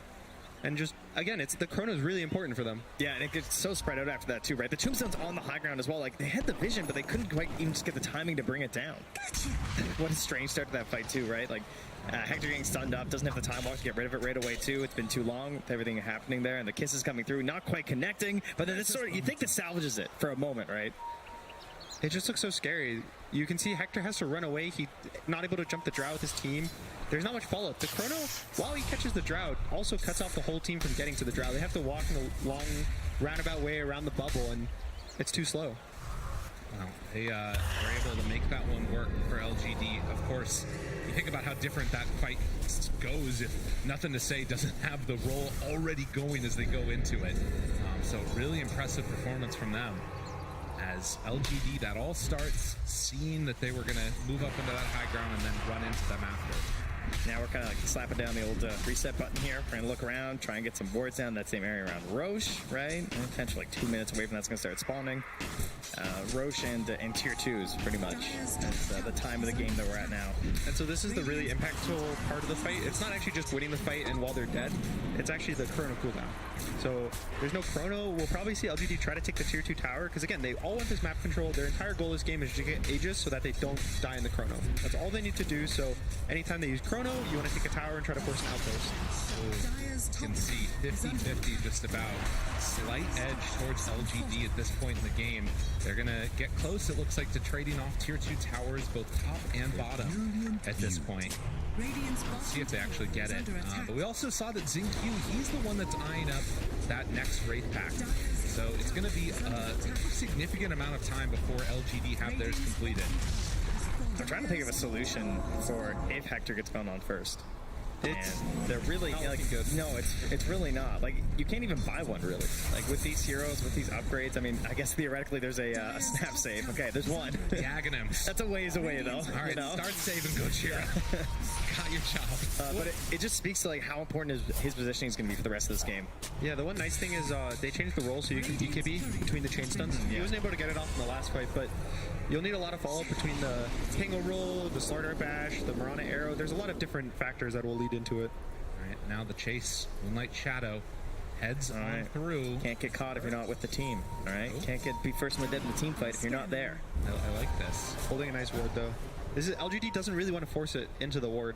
They kind of want to bait the mid lane, and when someone pushes the lane, they want to jump. And anytime you walk high ground into a ward, you know it's there. That's when the fights get hard. They have perfect vision of you. They always get the initiation on you, and it's a little scary. Rush to start. Good BKB. Faithion trying to bring down Stinger. They're cooking him around. Gets a little bit of separation. C-Smile also not forced to use that BKB. Wow, very interesting. That's an expensive start to a fight. Go for BKB on the edge kill like that. And Hector now has a Manta as well, so isn't going to be forced that BKB necessarily as early. For the chase. Big jump. Nothing to say. Will he get it off? He does. Rolling around back and forth, but they've already killed off the Undying. Now looking for Nothing to Say. They get him caught. And the photo on the side. Ame, he's in trouble with the Manta, the badges. Do they have enough to bring him down? BKB gets a little bit of separation. They don't have Manta to take off that silence. So Ame is going to get back home again, able to escape. Still a fight win for Beast Coast. Unfortunately for them, though, it's not going to find the big prize there quite yet. Bit of a long wait here for them in the river. And they, just as they said, all they want to do is jump mid. But they weren't fast enough on the connection on the Enchantress. They used the roll. He doesn't get the stun on the Storm either. So they have to back out. And there's also this really nice ward. It's left over from the fight in the Tricamp from 4 minutes ago that Beast Coast did, and that's why they get the jump there. Yeah, it's actually crazy it's run that entire time. Yeah, a bit rough there, unfortunately, for LGD. Definitely not a team who you typically see like miss a clear like that after an engagement in that territory. Chrono used, though. So another big timing. Now, even when Roche respawns, there won't be a Chrono. So a little window for LGD to take a good fight. And we'll say also, Faithion and his Aghanim Scepter. That's going to be another huge moment for them, just being able to stand in those puddles. But they've also had a good ward hanging out here. They see Gojira. C-Smile jumped right at the start. Where's the save? Cookie out. The Wave Z gets out of there. Oh my god, the Cookie save. It actually worked. But Whisper, he's the one that's got now. Force Staff. Dude, Beast Coast, they're covering each other really well, but I'm not sure if it's going to be enough. Faithion is too strong on this Slardar. Stinger controlled, also killed. LGD find another win here. And this time, Roche is ready for him. Oh, you saved your Storm. That part's great, but obviously not having the Chrono there, they can't really fight. You're going to head immediately into the pit, and this is the big moment we've been waiting for. And Ame having so many struggles with positioning this game, picking up a Blink Dagger. Interesting. A very different look for him. And they're actually not trying to go in for the Roche. Instead, they want to keep finding kills. Ojira in some trouble. C-Smile trying to interrupt and get his buddy out, and actually might just do it. So raking the Blink Dagger of that Slardar, and they're buying enough time. This is worrisome now for LGD, though. Chrono's up in 5 seconds. There's potential for them to contest this Roshan. Yeah, looks like it won't end up happening, but with how much they delayed it from Beast Coast, very surprising, because honestly, it looks like it's going to be pretty free. The birds are going to come in, they're going to see that this Rosh is dying right now. It's not going to be able to ruin any of their plans, as the Aegis and Shard will both be picked up there. And Shard, currently in the hands of XinQ. No, He's just the courier, unfortunately. Yes. Wait, are you sure? Wait, what? Mirana Shard? The fourth leap. That's not your favorite? I do like the fourth leap, man. Giving it to the Slardar, actually. The Slardar is really nice. It lets him not have to press ult before his crush, so he doesn't have to worry about kind of slowing down, missing an attack by pressing ult. Yeah. So it's all about the burst now for Void. If Void lives, Beast Coast probably have a good chance of winning the fight. If Void dies without pressing Chrono, without pressing BKB, I don't really see a way for him to fight LGD. Yeah, of course, speaking of shards, it also doesn't have the shard on the Faceless Void right now either. They've changed it a lot so that it's more, you don't need it as much, but it doesn't become as good with it. Right. You know, the interesting thing about this game, too, is that I think for either team, if you win one of these fights in the late game scenario, buildings are going to fall so quickly, whether it's with the Visage or whether it's with the Drow. It's just a scary, scary state of affairs. And uses the Manta, goes in, BKB out from Faith Beyond, and then tries to escape. Hector, lifted, arrow. He is going to use it now, but could jump forward. Ooh, if he saw the vision there, might have gone for the Chrono. Yeah, I think the call was from Gojira just saying, like, I'm not there for the follow-up. We don't have enough. We're losing it on some Storm mana. Just reset. Like, we don't want to force a fight into the Aegis uphill by their outposts. Like, it seems like a bad idea, guys. It does feel sometimes like it's, you know, pulling everybody back from ready to just jump on them. There's a lot of back and forth in the fights. Beast Coast has a lot of, they have 4 staffs, they have the cookie, they have a lot of different jumps, so it always seems like they're able to kind of maneuver back and back and back, but it's all on, do they connect with the arrow, do they connect with the Pango rolls? It's just, at some point someone's going to get stunned, and whether or not the Void can protect by chronoing aggressively is the question. It's a very interesting game when it comes to the terrain as well, in terms of like where the fights actually take place. Because like if you find these choke points with the chrono, that's obviously going to be very strong for Beast Coast, but at the same time, choke points for a Pango. Rolls all over the place, better combinations. There's a lot of ways to get over top of the terrain as well for both teams. And it's just down to who finds that initiation. Bloodthorn completed now on the Storm as they are heading towards mid for Beast Coast. LGD continuing their spree down bottom as we'll likely see a couple more towers fall in the duration of this Aegis. I think Beast Coast has been doing a very good job in terms of the lane pressure, which isn't necessarily something I would always say is like one of their strengths as a team. But all over the map right now, from like Whisper, Stinger, and Hector throughout a lot of this game, try and keep them in it. Oh, jumps, back line, Whisper, getting that separation, and Faith Beyond might be in a little bit of trouble. He's pretty far forward. They get the pull for round 2. Hector gets a good chrono, but it doesn't find the Drow. That's not good enough. He's going to kill off that Undying. C-Smile gets some separation. Ame wanted to chase, but can't quite go for it. Nothing to say, backs away, and the Tombstone is down. So they find 2 kills in the midst of the Aegis and with the bad chrono. I think they could just jump a little too far. All the TPs take so long. It takes 7 seconds for even Drow to just show up to the fight. So now by that point, the BKB on the Slardar is out. It's just, I think they just chase a little too far. Yeah, it's a bit of that dragging out the fights that you were talking about before. Able to sort of like break things back. Very good versus an Undying, typically, right? That was excellent timing. As you can see, like we got Wraith back and we got the Tombstone here. And Snapfire, you only get so many shots, right? Only a couple, 6. I'm counting in there in the revolver, right? And hard to bring down both those targets. So still pretty good for Beast Coast, but again, it's that same notion of just like, okay, the chrono's down. What do we want to do now as LGD? The other big thing is they glyphed the tier 2 bot, and it was not their first tier 2, so there's no glyph reset the next 5 minutes. There's no glyph for Beast Coast, so LGD has the opportunity to push towers, but anytime you lose fights, if you're not very, very confident, like they don't have chrono, guys, we can go. It's maybe you're going to step back, say, oh, we need this next item, we need to go together more, play a little slower. Poor Gojira, he's hopping all over the place, skipping some pot Good here. crush. C-Smile has to zip away from that one. And it looks like he will get away, and see if Gojira also does. Faith Beyond, is he lucky? I can't quite get him. He's ogre flopping, he's cookieing. trying to get away as fast as possible. Also, there's something interesting is C-Smile went back for the Orchid, third item, which isn't too common these days. A lot of the Storms have been going for a Witchblade or an Ags. He's going for the Ags next, but I think he's kind of recognizing that Nothing to Say doesn't have any defensive items, but thankfully for him, he's just picked up an Aeon Disc that's locked. So he's trying to just BKB, go in, jump out, create a chaos in the fight, and then his re-engage is when he actually uses the Orchid. That's when the BKBs are down, the Manta's down, the roll is down, you get the kill, and hopefully at that point the fight's over. I feel like he's been getting away with a lot this game on the Storm as well. Like, I feel like C-Smile's done an excellent job of just holding his BKB for the opportune moment. He's had a lot of times where I really thought, like, okay, I would need to BKB here. Like, one straight arrow, I'm just dead. Or a dash. I'm in Nothing way to too much say. panic right now. He's been playing it perfectly. Exactly what they need from him. And this Midas paying off, has the Mjolnir done now. Could think about a Chrono again if they feel so inclined. But it looks like the call is going to be wait for that Scotty to get there. It's actually, it's flying there right now, so. He is mega farmed. It's going to be very helpful if he is getting chain stunned up there. And as the game goes later, there's less and less concerns with this idea of just like, okay, we can go now to the Chronos down, because like fights tend to get like a little bit more spread out as They also take respawn longer. timers come out. Yep.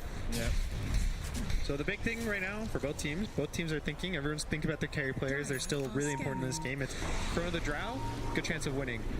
The fight's maybe not over, maybe it's buyback, but that's all you need to do to win. On the side of LGD, Ame is just thinking, how does he dodge the Chrono? That's why he's the Blink, that's why he's the Pike. He wants to just not be solo Chronoed. He can even hit the Void in the Chrono and kind of dissuade him from killing his teammates. So both of them are going to be kind of playing this cat and mouse game where Void doesn't want to show because he always wants to be able to Chrono, and Drow doesn't want to show until he sees the Void. So everyone else is going to have to throw their bodies in. I think that's why Faith Beyond keeps going first. Jumps first. There's an opening, and can they bring him down? Yes. Why dead? Uses the Chrono on Faith Beyond, and two of his other teammates also.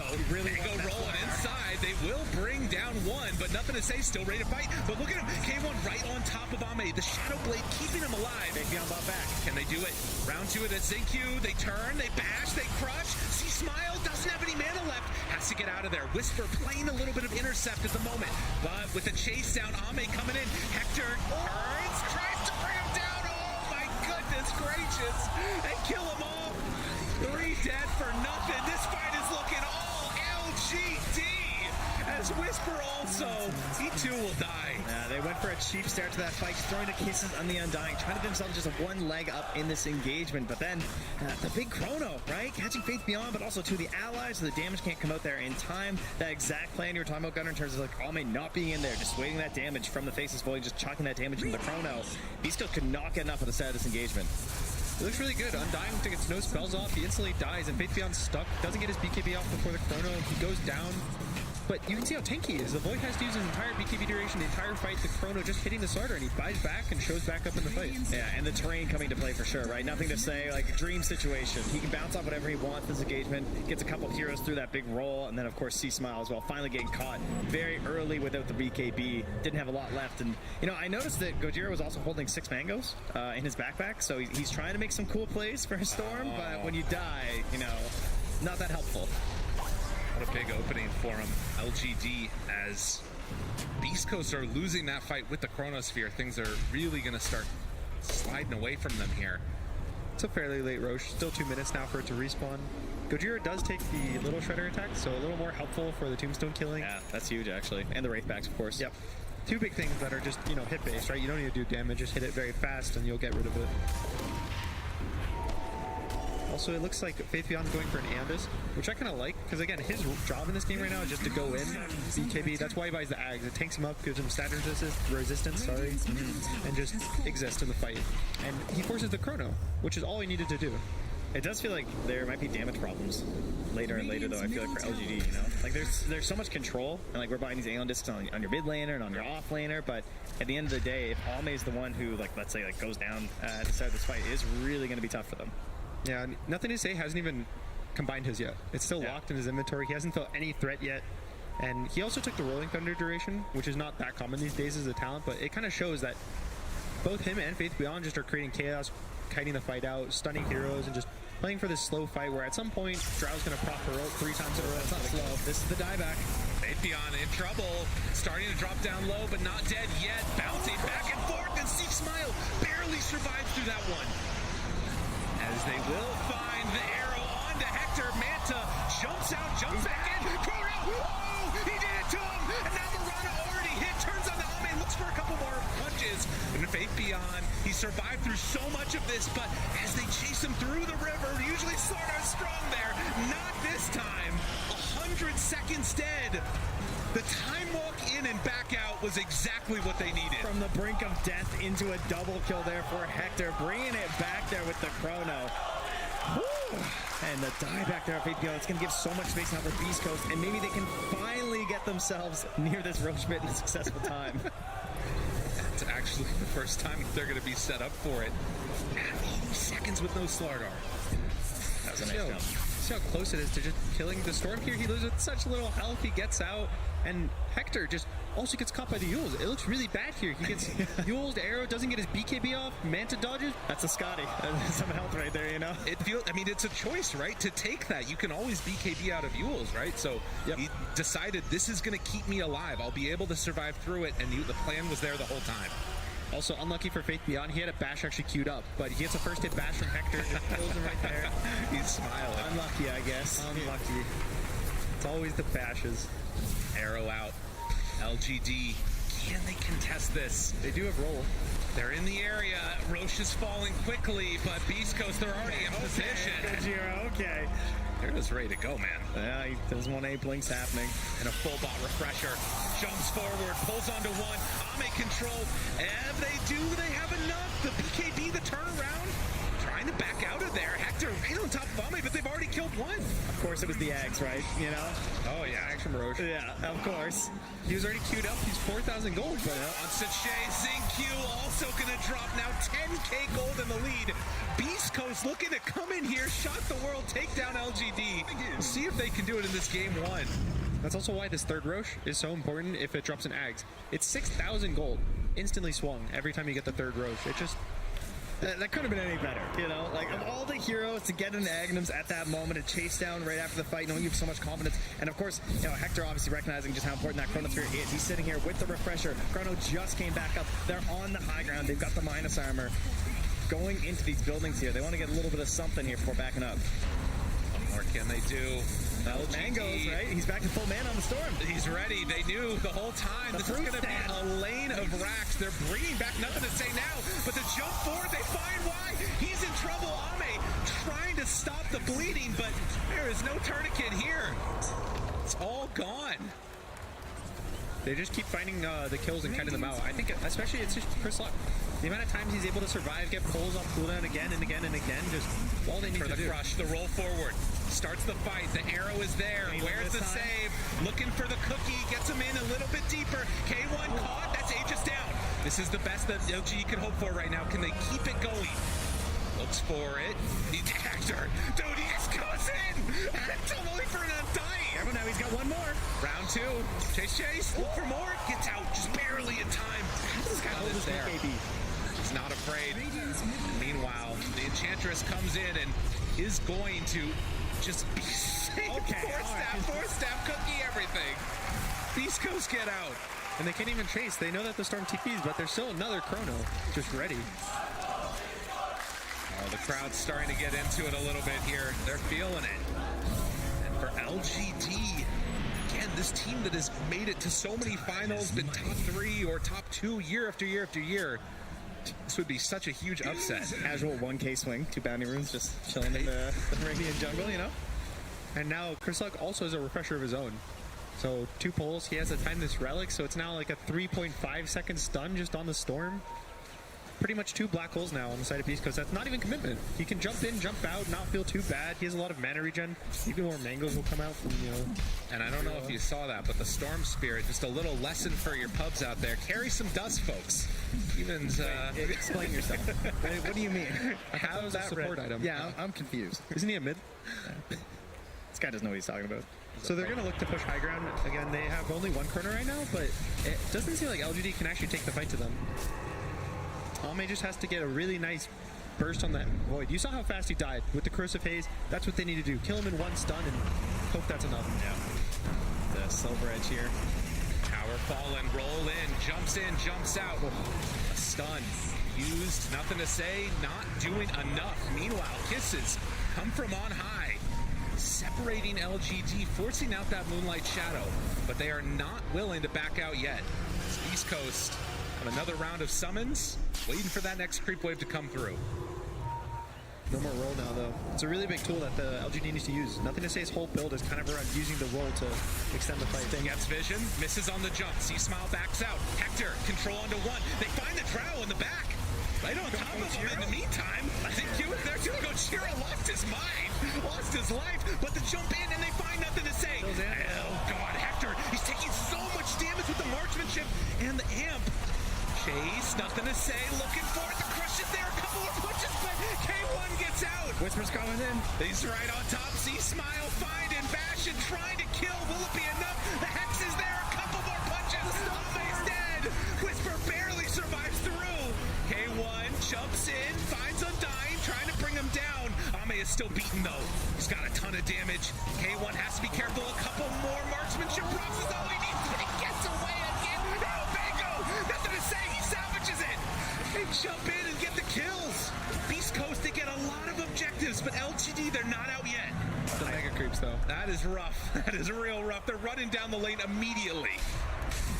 Hector has the buyback, but yeah, as he escapes the fight, he walks to mid. There's only one Ranger Axe left, but LGD can't stop him from taking the rest. There's a whole fight going on, so secures the mega creeps, goes back into the fight. The backtrack, he's level 25, has 20% chance, but not enough. And down bottom, there's a DD, but they're not going to check for it. It's going to instead head up towards the high ground now. LGD with a creep wave and a dream. They buy a Deso. They want to go for everything here. Can they do it? This would be a miraculous comeback if they could make it happen. It's just all the one stun, right? And that Aeon Disc also still prepped here from Faith Beyond. He brings it back out into his inventory here. Might give him that chance for the control here. He doesn't care about his damage. There's only one chrono for the next 50 seconds, so we'll see if Hector, if he gets forced to use this refresher, it's pretty scary for him. It will be 3 minutes with no chronos. Yeah, Whisper's coming back. Minus armor. We saw the plan last time. Jumps in. Hex control. Faith Beyond survives. Aeon Disc keeping him alive. They're TPing in right now to this catapult. Creeps are in LGD's base.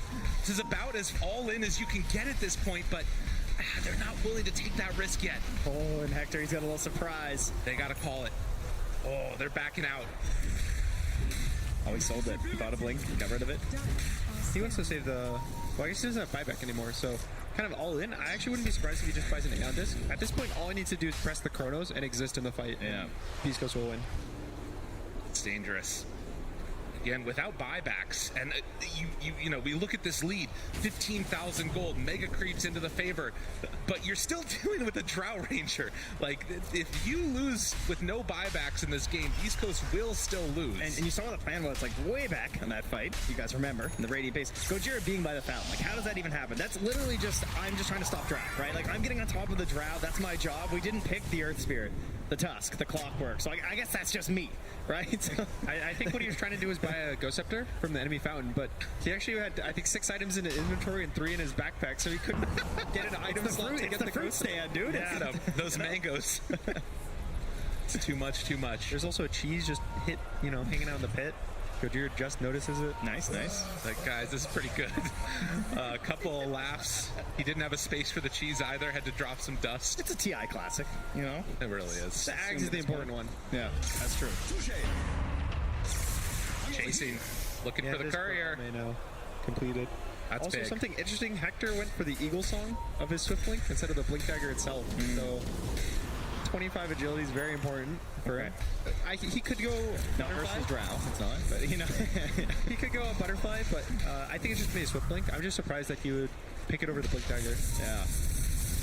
Ame actually completed the Aeon Disc as well, so needs to be careful about taking any extra damage casually, just in case that one gets procced on something else and doesn't have it for the chrono. I have some carry players see that at him. You know, they don't really understand how it works. Coming in to explain it to them. God. Unbelievable. It's only Faith Beyond right now with buyback for LGD, so this is the scary part. You have one hero with buyback, but he's not the best at pushing out lanes, so you feel like, there's pressure on the Pango, pressure on the Drow to kind of be the ones to push these lanes out, but they get jumped, they're out of the game.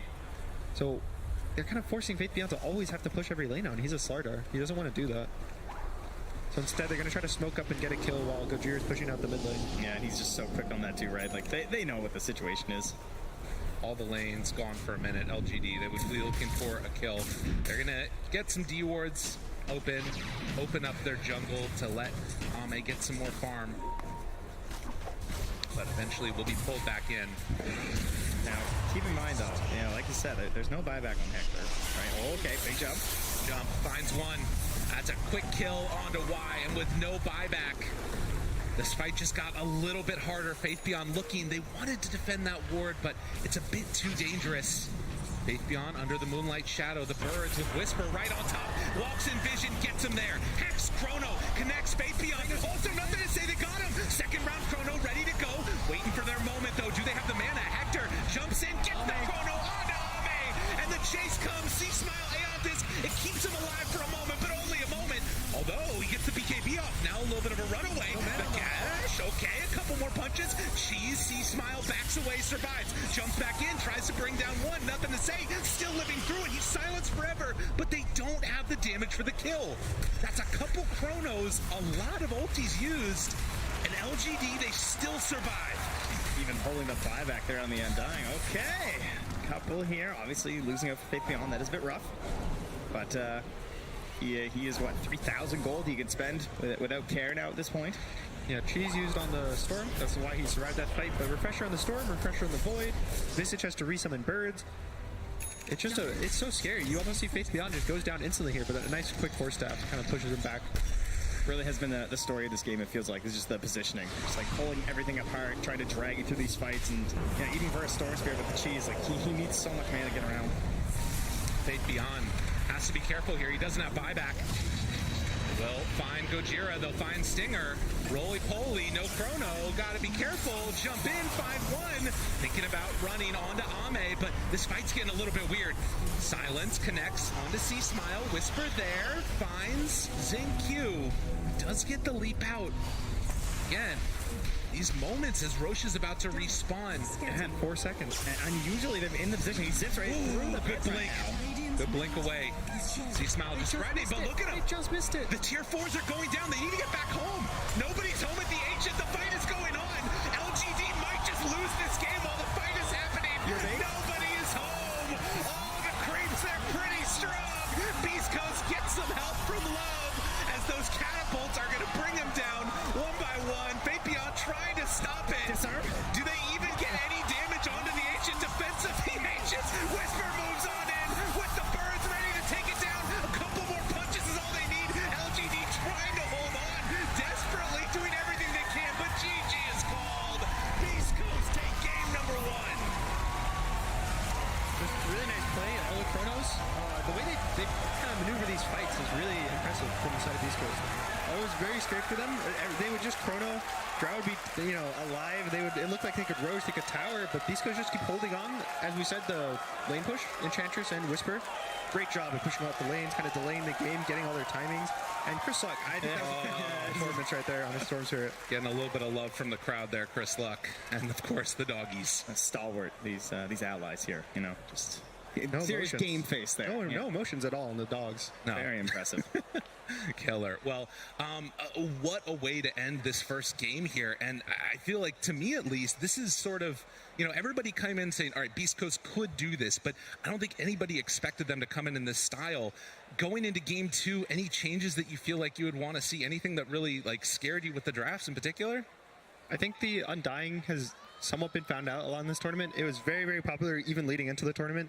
But the Visage response, I think, is something that has been very common and usually banned out. But they give up the Visage, so maybe you just question whether you want the Undying or whether you want to ban the Visage if you really value the Undying. And the later picks are, it's hard to say, right? Every game it'll change, but I think particularly the Undying and the Visage. I feel like they also maybe struggled a little bit in terms of enabling all their cores in a way on the side of LGD in this game, right? It felt like everything just had to be for Ame, which sometimes it can work, but when you get to this point in the game, obviously that was a very big struggle for them. Versus Chrono too, right? You just Chrono him off cooldown. Well, an amazing series to start our day. 4 teams going to be eliminated. We'll see if we find one of them in the next game or if we're going to be able to push it to game number 3. For now, we're going to head back to the panel.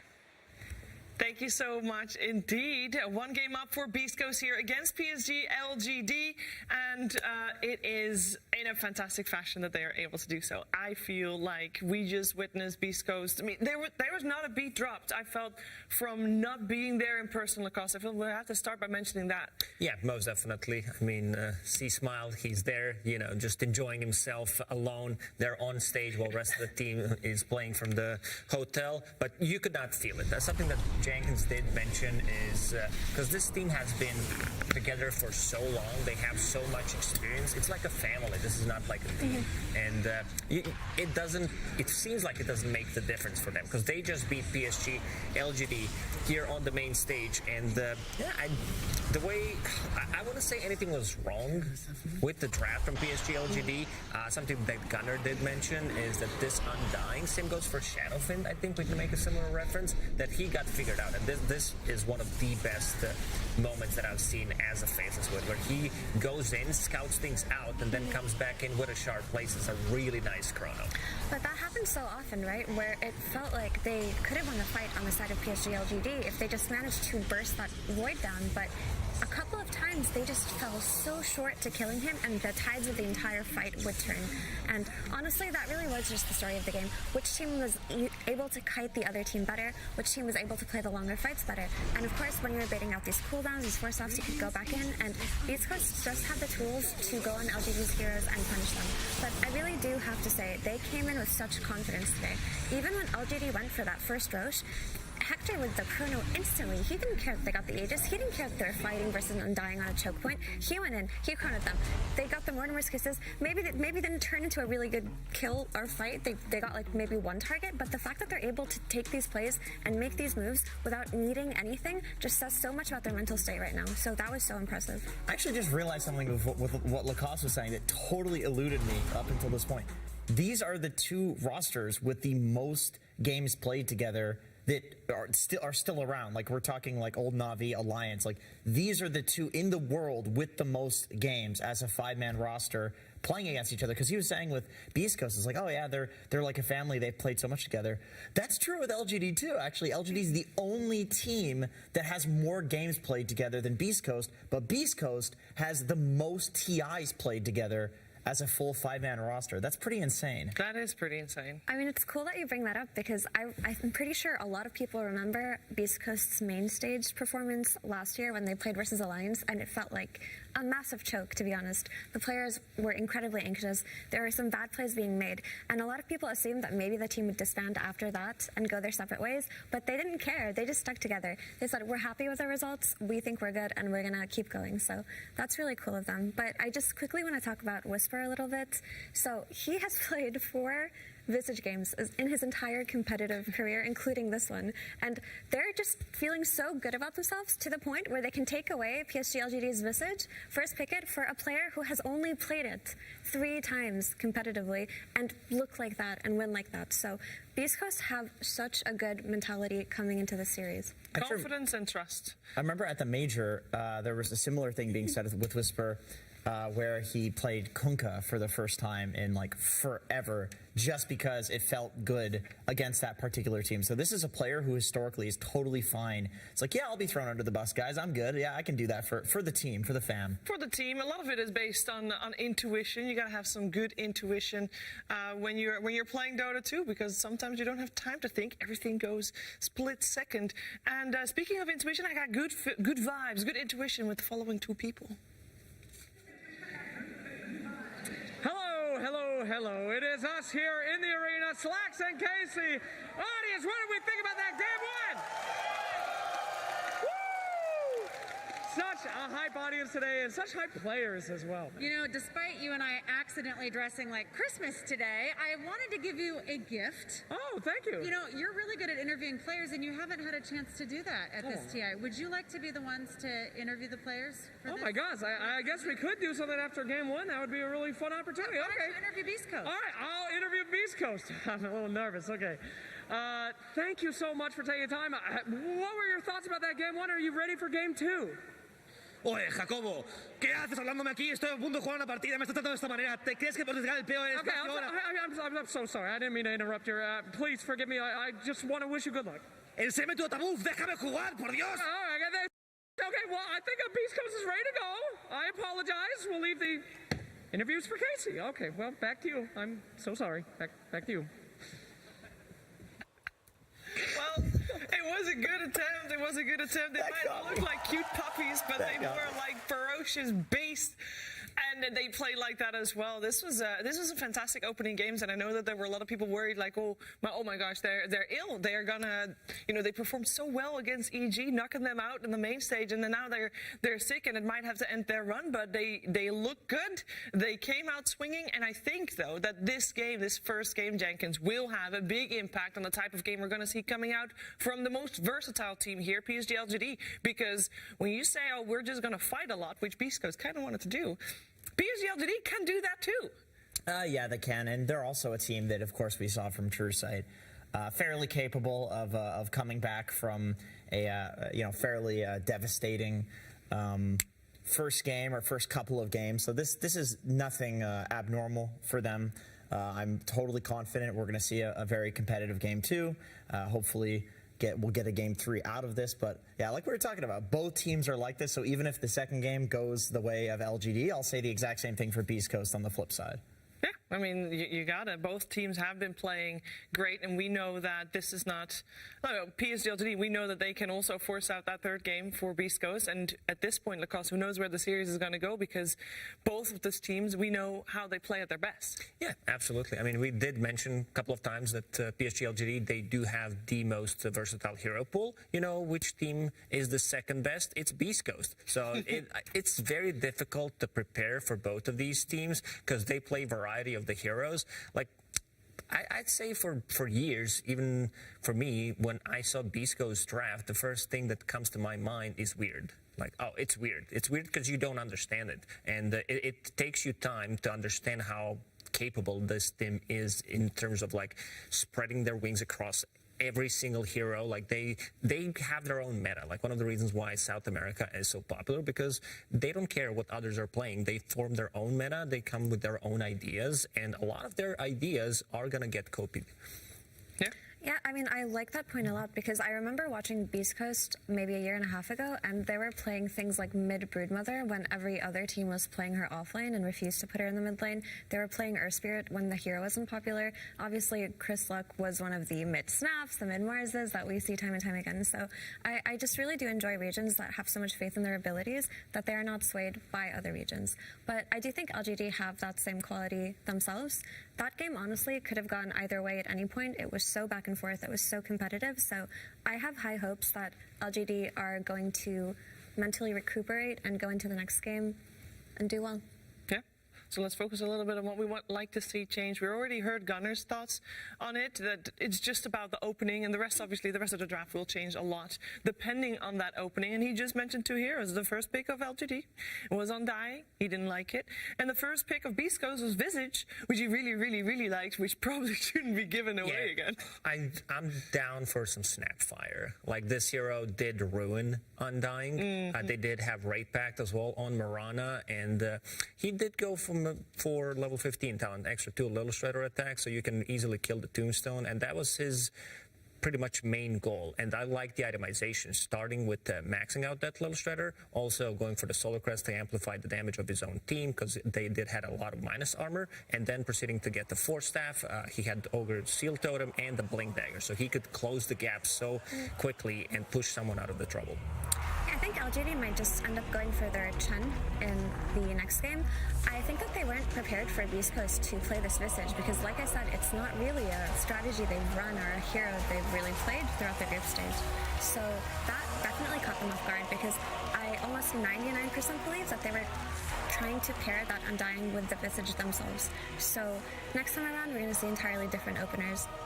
You live and learn. It's learning in rapid fashion. Only 10 minutes in between games means adaptation has to come swiftly. There is, of course, one big up for PSG LGD that during the game it has already been Zhao that's already decided what he wants to change. He's doing all the drafting, Jenkins. That will be a big weight off the shoulders from PSG LGD, surely. So he wasn't drafting game 1. He was. Oh. But it's a big up that he can then look at the game and already think about what he wants to change. Okay, I see what you're saying. I was like, wait, who is drafting for LG? No, for sure. Like the whole time he's watching from the perspective of, you know, he's not microing. He's not playing the individual hero, and he can just look at, oh, we really had to take the mid tower early with this lineup, and we couldn't do it because they had these picks that come out later. Like, it's much easier when you're like out of the player perspective to isolate like strategically what went wrong, because you know, you're playing Mirana, you're trying to hit these arrows, you're focusing on all this micro stuff. So yeah, I'm sure he's got quite a few reasons for why he thinks that game was harder than it should have been. But I'm actually really glad that you brought that up, Shiver, because I think that a lot of people had a misconception regarding how Zhao 8 tends to coach PSG LGD, and when last year's True Sight was released, I feel like a lot of those misconceptions were cleared up, because people assumed that he was this very strict, doesn't take input from his team or pushes his ideas on others, but it was actually quite the opposite. He was taking input. Some of the picks that people were blaming him for actually came from his team, and he just trusted them, listened to them, and was able to acknowledge his own mistakes. He took blame as well, yeah. So which is important. His style of coaching, I think, is probably what PSG LGD need right now to bounce back after a loss like that. And we saw Beast Coast players on the phone calling their parents, "Mom, I'm about to, win against LGB too long. I gotta go. Bye." What'd you say? I should pick Dad? I'll pick the Pudge. All right. I don't think we're gonna see Pudge pick. I know you guys really want Game 2 is Pudge and Sniper territory. I will say Hector has played it in this tournament. LGD, of course, they invented the Pudge Sniper, of course, copying Arkosh Gaming from North American Division 3. Yeah. And Sniper is such a good hero. I mean, we were talking about it in the green room. Yesterday, we saw exactly what this hero could do in the hands of Hero yesterday in Entity Series versus Liquid. It looked so good. We're wondering why other teams aren't picking this hero as their Hail Mary. I mean, honestly, it feels like he plays the role of Drow and SF better than they do themselves. It felt very funny seeing the grenade used to get closer to a person. Yeah, that was a first. That was a TI. I don't even need to look at the stats. That's a TI history first. TI history first. I mean, very unusual. How many times has Sniper been played in TI with that ability? Just this TI. Yeah, I don't think it was that last year, right? No, it was not. Concussive grenade? I believe not. And even if it was, I don't believe Sniper was picked very regularly last year regardless. Unfortunate. Yeah, unfortunate indeed. We see the players already getting ready to get into that draft of that second game of this series. A lot of pressure for both of the teams. Of course, a game away from securing top 6 for Beast Coast. They've never gotten that far, and it would mean a lot to them, obviously, to go the entire route, especially with the circumstances they're playing in right now. They want to prove that that is not stopping their road, and so far, one game down, they're looking good. For PSG LGD, though, this is a rough position to be in because they've been on the brink of elimination before. They're no stranger to that, but normally it's only once they reach top 3 or even top 2 that they are faced with this amount of pressure, right? Yeah, I'm not too worried about PSG LGD because they are the team that can mentally reset almost immediately. Like, they don't need any extra time. They know potentially. I feel like they already have a plan. Okay, if we lose, it's whatever. We keep on going. They're like soldiers, Mm-hmm. They just have what it takes to have this W here as well. They do. Actually, to that point, I do feel like maybe that is the case now, in this TI in particular, but in the past it felt like one of their biggest weaknesses as a team was that they were winning so often that when they did lose, they had no idea what to do after those losses, and you could see them unravel, right? It happens especially when they just have group stage dominance. We saw it in Arlington, we saw it last year in TI. It feels like the one thing that they were lacking was the ability to bounce back from really bad losses. So this could be the setting and the stage that gives them that ability, but it could also be the setting that they could just completely get squashed in. Who knows? One thing to notice is teams that are coming out from Group A and from Group B, because I think a lot of people did assume that Group A had stronger teams. Like, you had this PSG LTD, you had EG, even RNG, Boom Esports, OG, but they kind of formed their own meta in Group A, and I think this is one of the reasons why the other teams from Group B are doing much better, because they played against what seems to be the better teams at this international. So that could have some impact. I got a theory on that. This actually goes back to what Effie was saying about LGD. So Group A has 3 ties on average. Group B had 4.2 ties on average. And so I think there's been a huge storyline this TI of teams going through the fire and the flames, sometimes flaming coming from Reddit, of course, and then coming out stronger. And to what Effie was saying, LGD, they are used to being the Goliaths. They're used to being the guys that are supposed to win. And I honestly think it'll do wonders for their mental state to just be the guys people are like, oh, what's going on with them? They could lose, to feel that for once. Like Puppy was saying in the interview, if you win 10 games in a row, if you lose 10 games in a row, you got a problem. If you win 10 games in a row in scrims, you got a problem. You want to go through the fire and flames so you can learn. And actually, if PSG LGD are able to bounce back after that game 1 and take this series, I would credit that to their loss versus Team Spirit, because when they lost versus Spirit in Arlington, that was probably one of the most noticeable kind of unravelings or tilts that we as a spectator were able to see, because they went from so completely convincing in their victories in game 1 to just slowly with every game degrading a little bit until in that last game, in that game 4 where Spirit beat them, they didn't feel like themselves at all. So maybe from that series they took these lessons and they applied these lessons, and we might be able to see it here today. I hope we do. I hope we get a 3-game series. I hope so too. And now that we have a little bit more time, I want to talk about the man on our screen right now and compare him to the man on our screen right now as well. Okay, so I wanted to talk about the mid laners because nothing to say, we saw him on the Pango previous game and we saw C-Smile, Chris Luck on the Storm Spirit. 2 very different heroes. We saw Chris Luck go in hard time and time again. It was a little bit harder to do for Nothing to Say, but I want to talk about the different styles of mid lane they play, Jenkins. How do you analyze their style of play, would you say? It depends on the game. I feel like Nothing to Say is more of a farming style mid laner, whereas Chris Luck he just gets in your face. He's very active. Very active indeed. We're gonna find out what they're gonna play up against each other because it's drafting time. Game 2. PSG LGD versus Beast Coast. Game 2.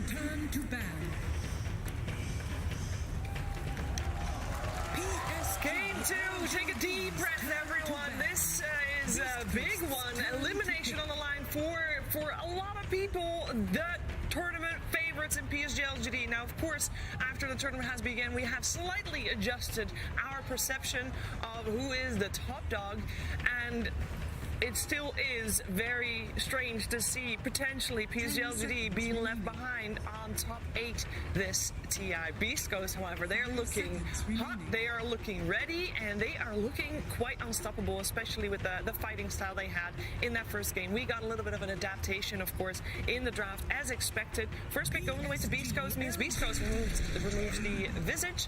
We got Undying removed as well, and that meant that Tiny is left in the pool, as well as Marcy. Interesting to note, in both of those first picks together with the hero we talked about during the first game, a very popular one for both teams, this time for PSG LGD. Leshrac? Leshrac is an insane hero right now, just abusing the power of the Bloodstone for himself. It's his own item, and we need to see if there's going to be an immediate response here from the Beast Coast. Because they know that this Leshrac, let me just double check, because I don't remember 83% win rate. Okay, and Fabian was not playing it, and this is a good response. This is, one of the classic ones where Nyx Assassin is very easy setup to counter Leshrac, burn his mana, make his life really miserable pre-BKB.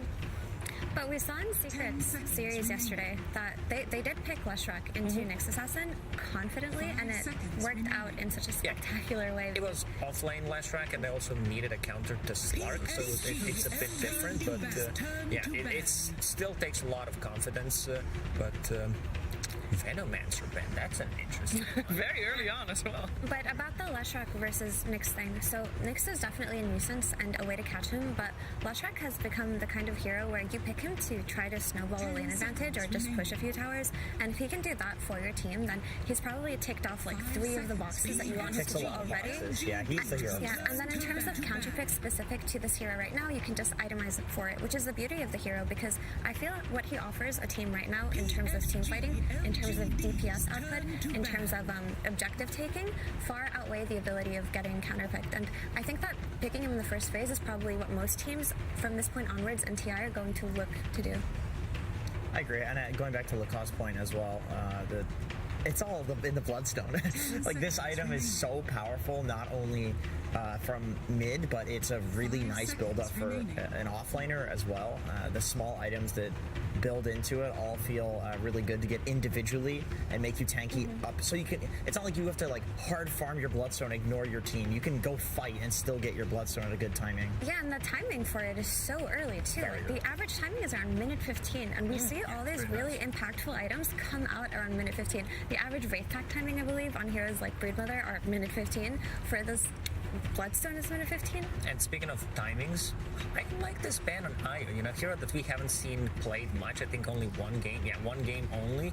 And this is the hero that can mess up with the timings, because Io Leshrac has been super popular, especially as Dire, because it gives you infinite mana. It does allow you to have a partner to run at the lanes and just disrupt. So you can potentially like get more farm, get more levels, and also like take a fight 2 minutes before when enemy carry or a mid laner does not have a BKB, which can make a lot of difference. Yeah, for sure. And they have run it before on LGD during the group stages. So Beast Coast were definitely prepared for that and just eliminated it.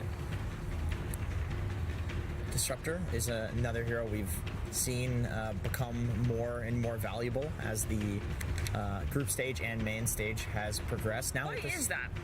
I think the little bit of damage that comes on Glimpse is actually fairly impactful. It makes it like already good to play. Yeah, already you wanted to max that ability, but it still kind of felt bad because you wanted the Q, so you're not like useless. It felt like it was a non-damage dealing support when it comes to the fight. But also the ult is insane now. It's huge, and the extra second, like, you really feel it. We've seen people get tossed out of the Disruptor kinetic field and then still die, even though with the mistake they still die because it's just so huge that the person can't run out of it in time before it despawns. But not only that, the issue with Disruptor was he did get a couple of nerfs in the last year. I played this hero a lot, so it's very sad because there goes my Mamari, you know?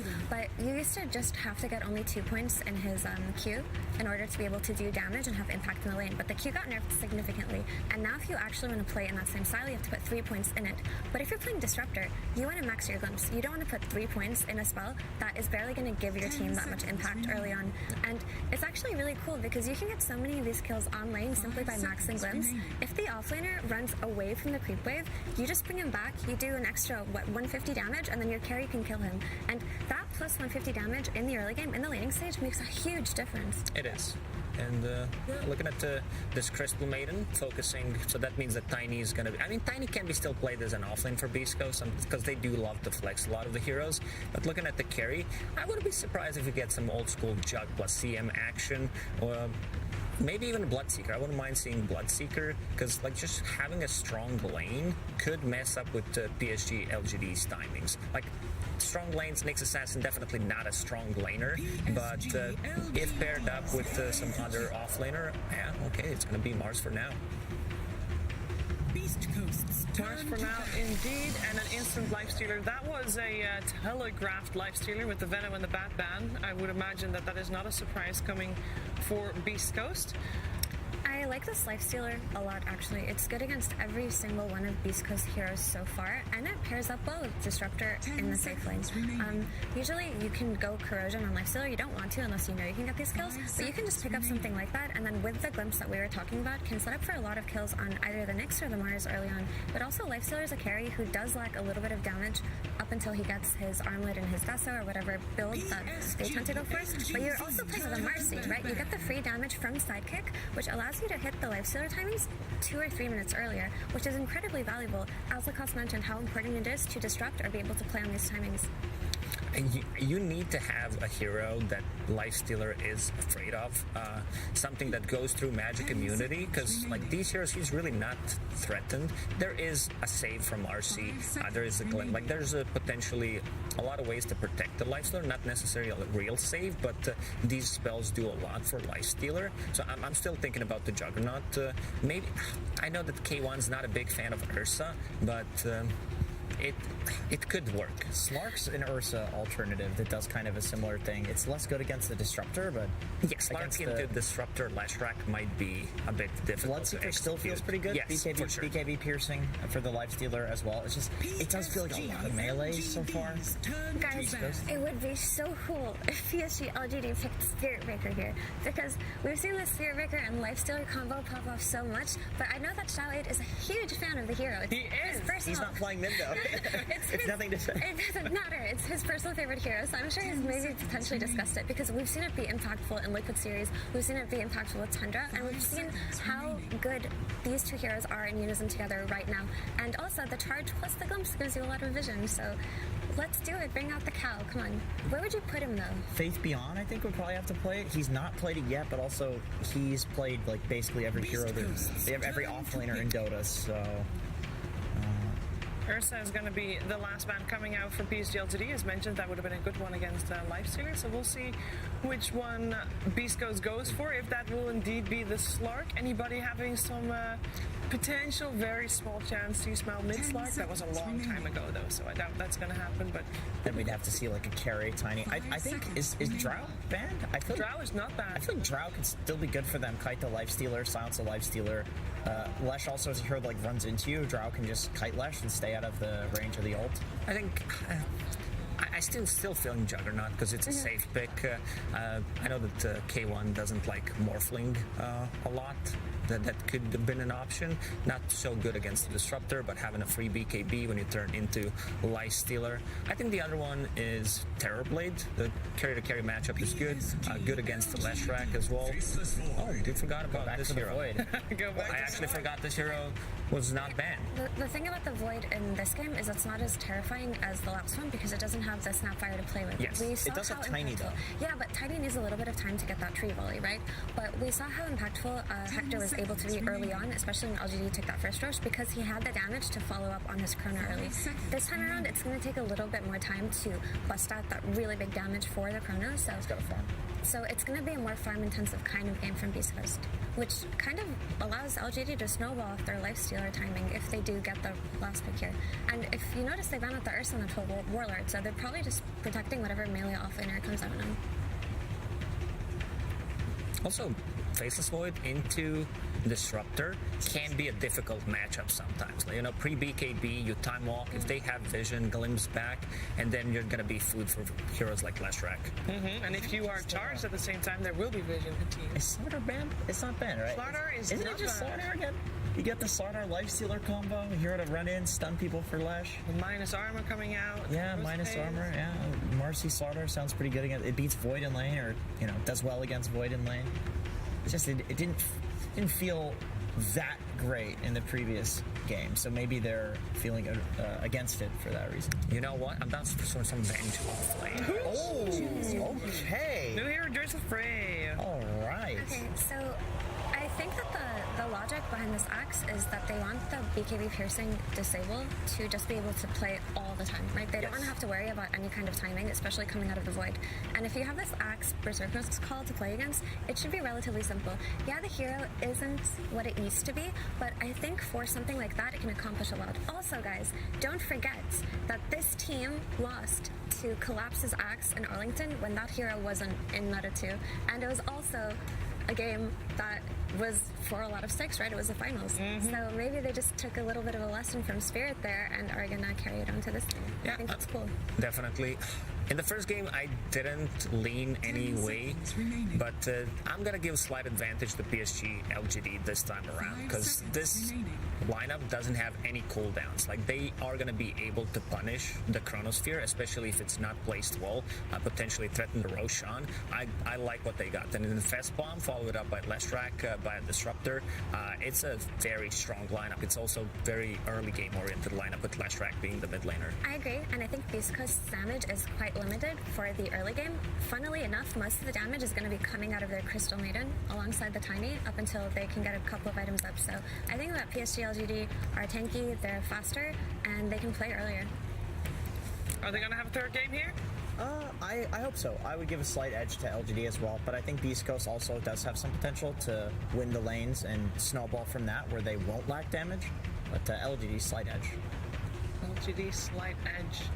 All right, we're going to find out soon if we can maybe get a couple of words in from Zhao 8 before the game begins, but from my panel, from what we were here so far, we might be able to hear him later on as well, because my panel believes in the draft of PSG LGD more well-rounded this time around compared to previous game. More chances to fight early on in the game. And who doesn't love some action-packed Dota 2? I think everybody loves some action-packed Dota 2, and especially Slacks, who's now standing by with Zhao 8.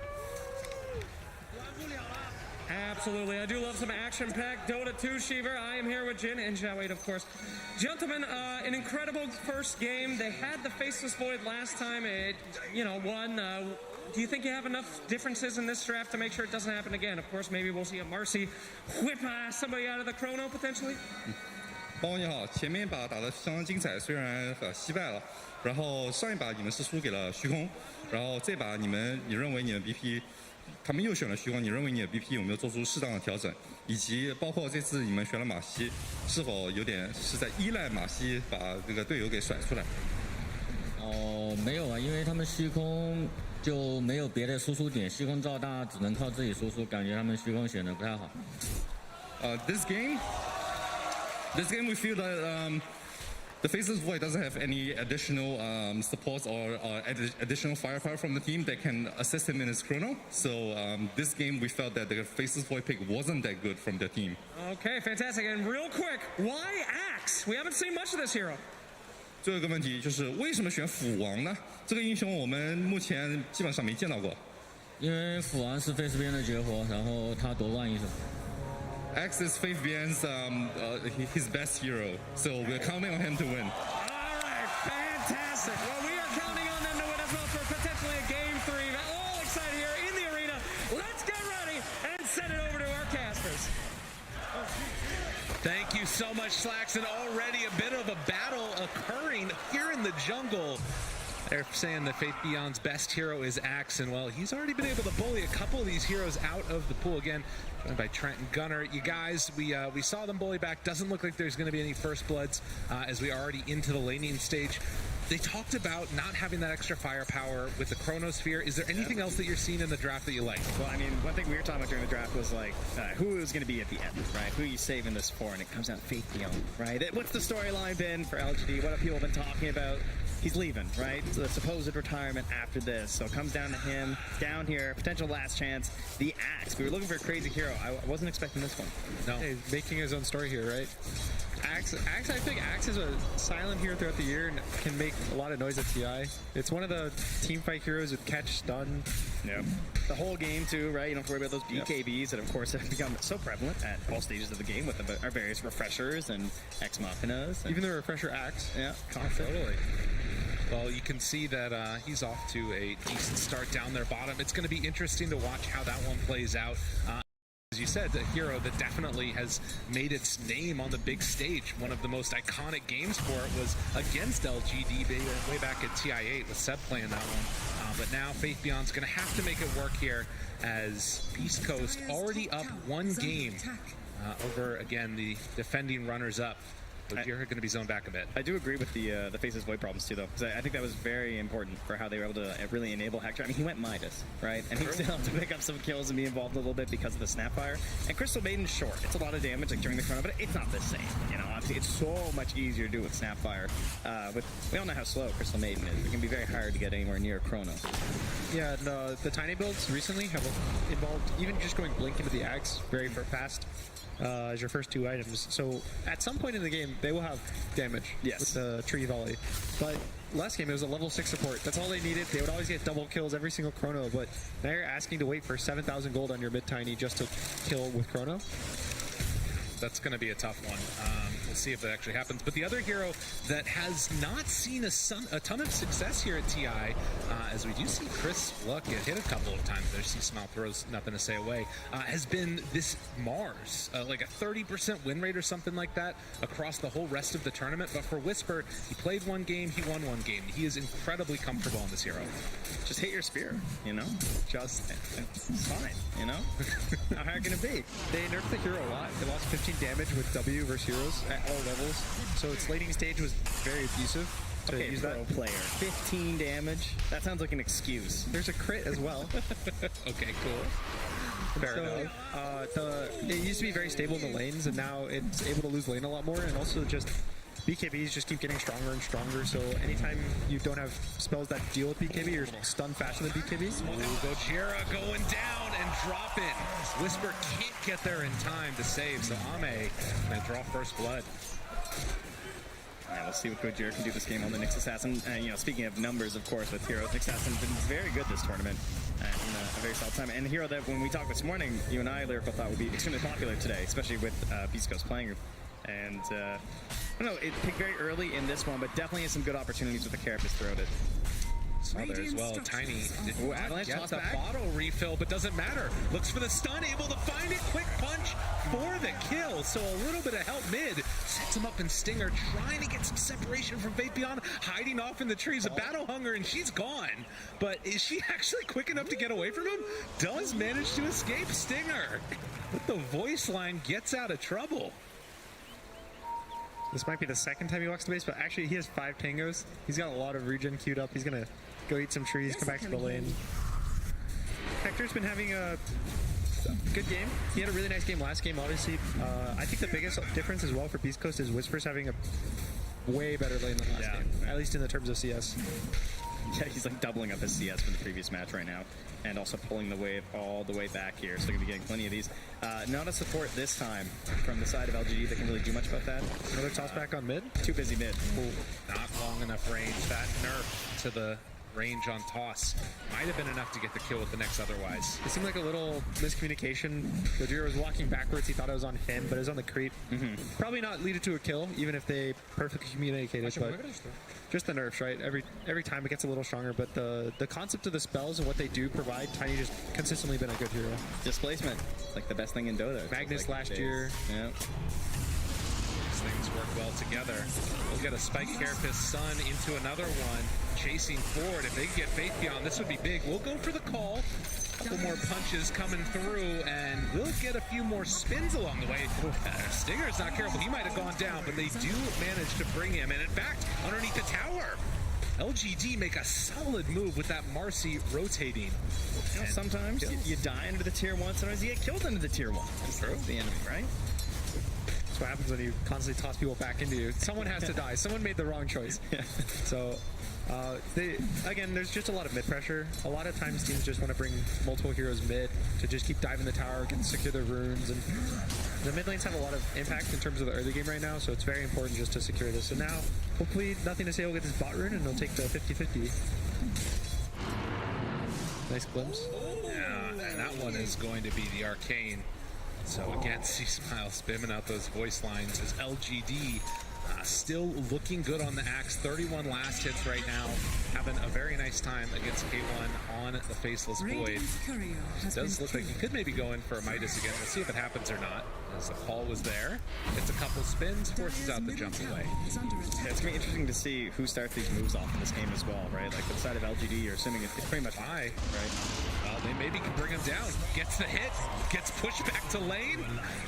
That's a one-way ticket. That's what you want. But aside from that, like, we got Marcy and then perhaps eventually Vapion, depending on his blink timing. That's when he can start things moving inside of LGD. Then on Beast Coast, it's that Mars who has struggled a little bit, and the level 6 on the Nyx Assassin, as we assume that this Tiny's, again, going to need just like a little bit more time. Yeah, he's going for the phase boots on Tiny. Sometimes we'll see them go ground boots in the blink, but it looks like he's going to play more towards being able to be quick on the map, run around, get combos off on heroes, because he doesn't have the greatest kill threat on the Lifestealer either. You're not going to see any rotations top unless, you know, I think it has to be a spirit catch. So Yeah. probably towards mid, towards bot. Killing Faith Beyond over and over is going to have a lot of impact. Because again, like you said, they need the blink on Faith Beyond to have these really fast early game moves. Seen a lot of mid lane being held by Gojira on that Nyx assassin, which has been pretty nice, as Hector is going to get ran down a little bit here by Faith Beyond again. Yeah, and Faith Beyond, of course, whenever you're playing this Axe, one thing that you love to do is you get this really early Vanguard, and you want your supports to stack up those Ancients, because they're just super easy, it's very free to farm. It's a great way to get towards that blink. Oh, combo. That's going to make sure you can't get the time wall. Oh, barely brings him down. Faith Beyond comes in the clutch. That is the power of Marcy. You pair it with Axe, is dangerous. Is very close, and on mid, a toss on Gojira. Can't quite get him back. Mana burn. Yeah, now he's just out though. He's gonna run on home. It's kind of like Ace, of course. You know, kept getting EMP'd in his match, and the Underlord running all the way back. You know, nothing to say. Getting sent back as well. LGD already off to a very hot start.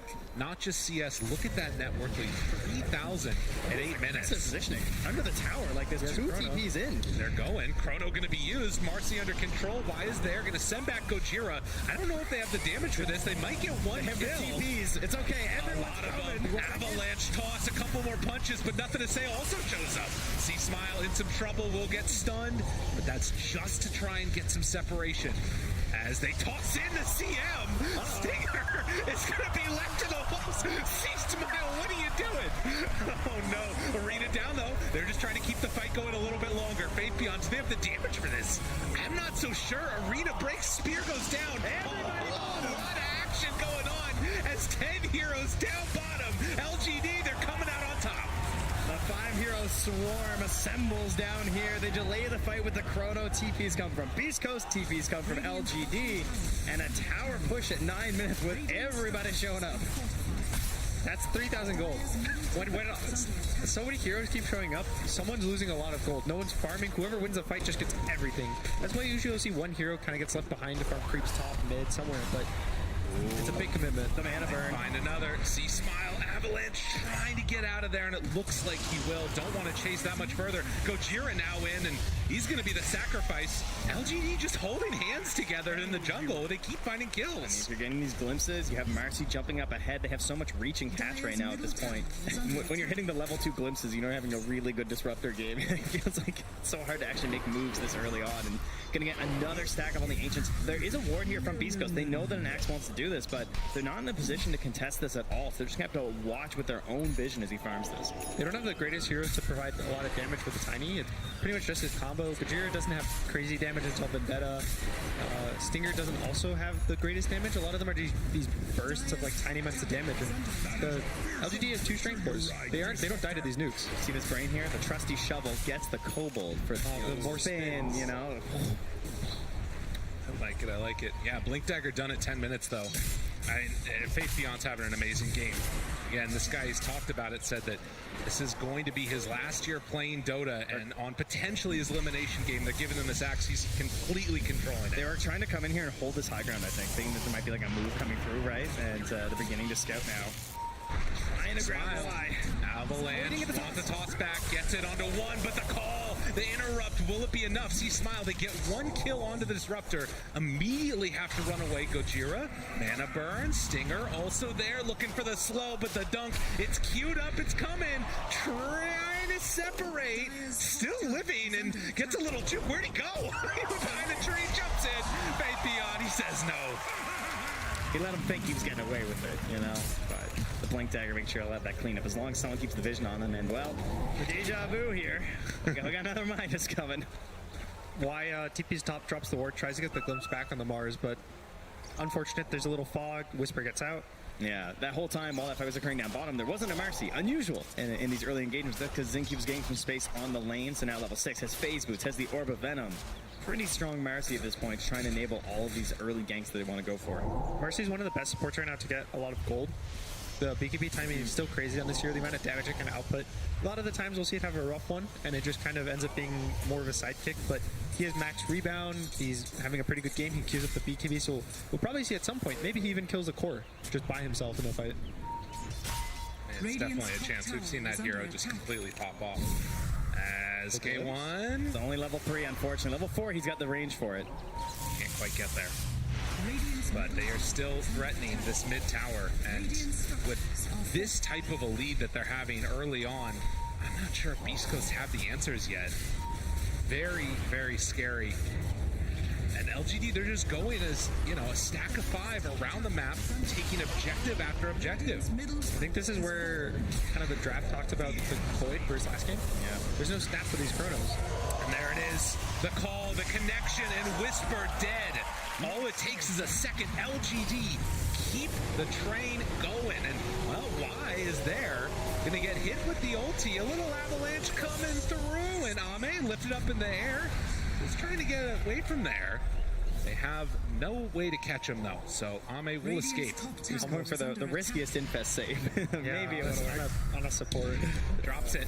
Chrono down. The Midas first on his way through. But Marcy gonna get found. Impale off the marks in Q. He gets away. Wow. That feels bad. He got the Midas. He got the Midas. He got the Midas. I gotta respect that, I've never seen that before. Chrono into Midas. What a play. I mean, that creep wasn't going anywhere. That's true. Not much. Yeah, so this is last game. You can compare this to last game where the Void, he had the same items, he chrono, but they would get 2 kills every chrono. This game, neither of his supports do damage. Mars doesn't do damage. Tiny does some damage, but it's not enough. No one's really dying on the side of LGD besides Y. Yeah, and Whisper, time and time again, has been this go-to person for the team when they're in these situations.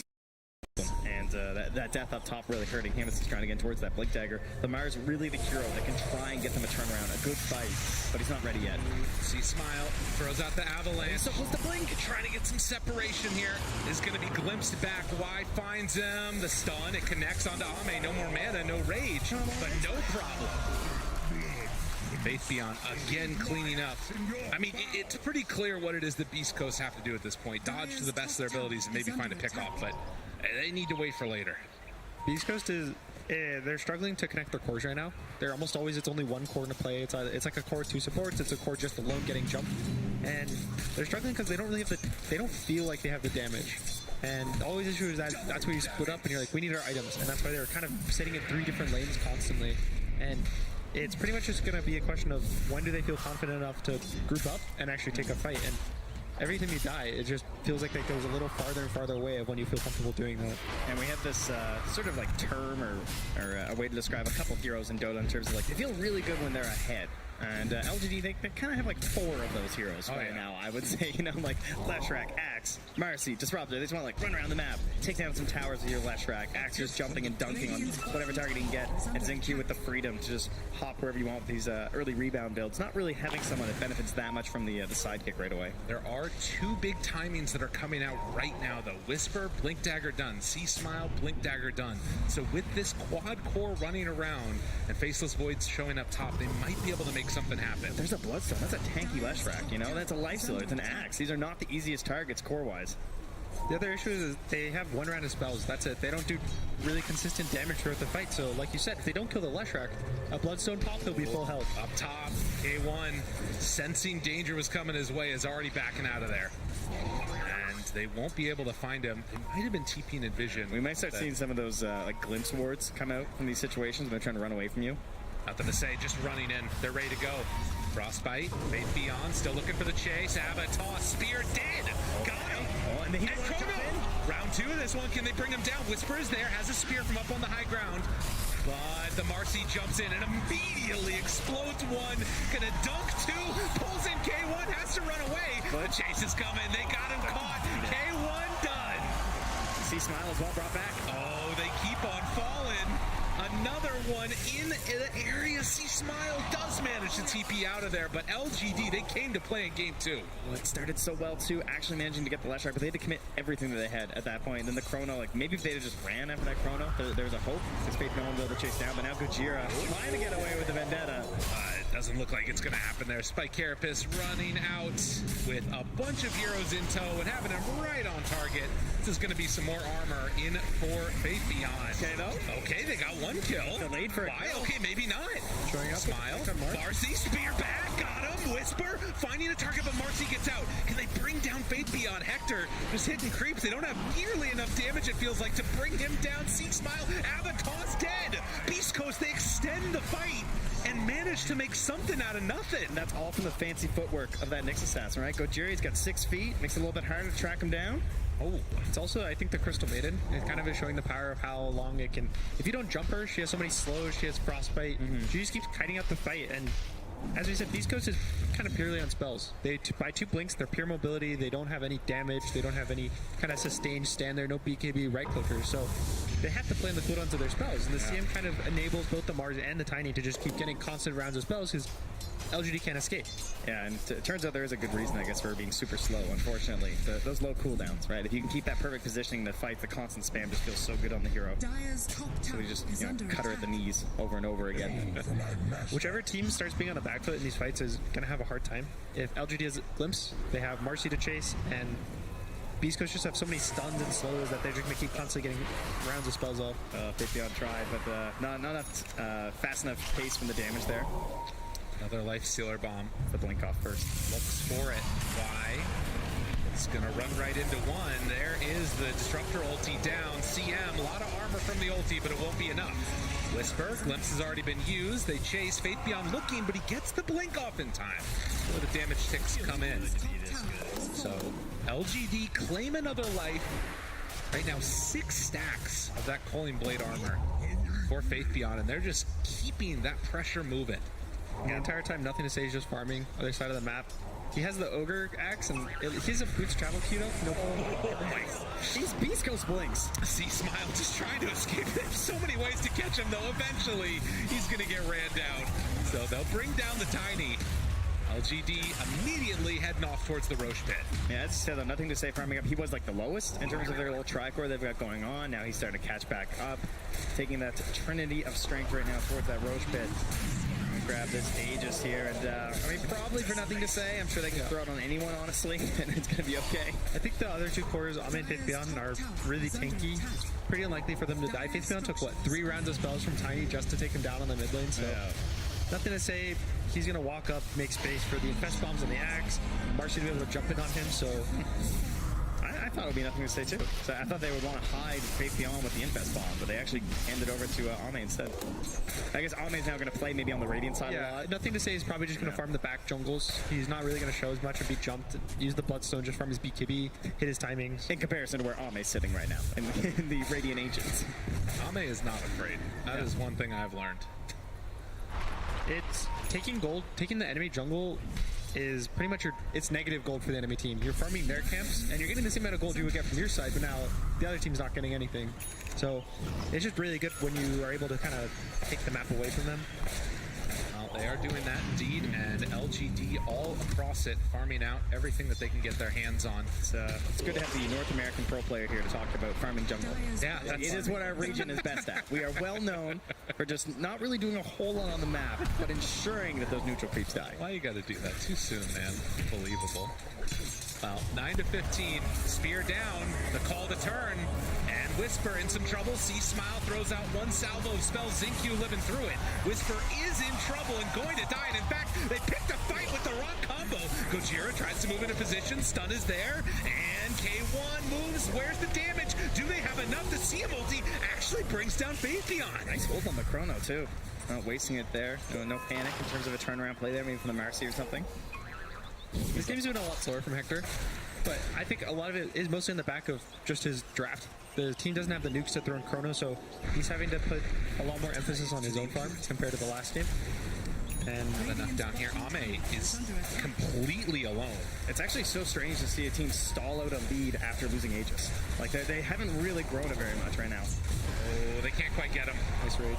Ame had some sad memories by this tower, but he's making good ones here. Gojira chased, does go in, brings the kill their direction.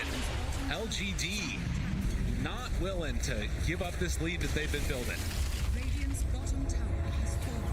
9,000 gold, 21 minutes in the game. feeling a little tough, a little scary. Beast Coast still, they have strong spells. Every single one of their heroes spells. They don't have these heroes who, you know, need a lot of items to fight. Oh, I know. Just Hector. I know this one. I know what's good versus spells. BKBs. There it is. That one's good, right? Are the BKBs coming out for LGD soon? They are coming out pretty soon. We gotta watch. I mean, this is the window, right? As we said, they have the spells on Beast Coast, so if they're gonna try and find something, it's a sliver of time between Aegis and BKBs here for them. Big opening as Faith Beyond brazenly running forward, and the smoke to TP out is going to occur. As you can see, Beast Coast dodge away. Whisper still hiding out. The scan connects. That might make him think that he TP'd away. He's still, in fact, in the area. Spear shows. Down bottom at the same time. That's a fresh BKB. That is a big one. Xingqiu goes down. Faith Beyond trying to make something of it. Y catches with the arena, looking for the bigger target. He wants Hector. Faith Beyond leaves C-Smile behind to find the bigger prize. And Gojira dead too. The glimpse, they had all the time in the world. C-Smile tries to TP out. Not gonna happen.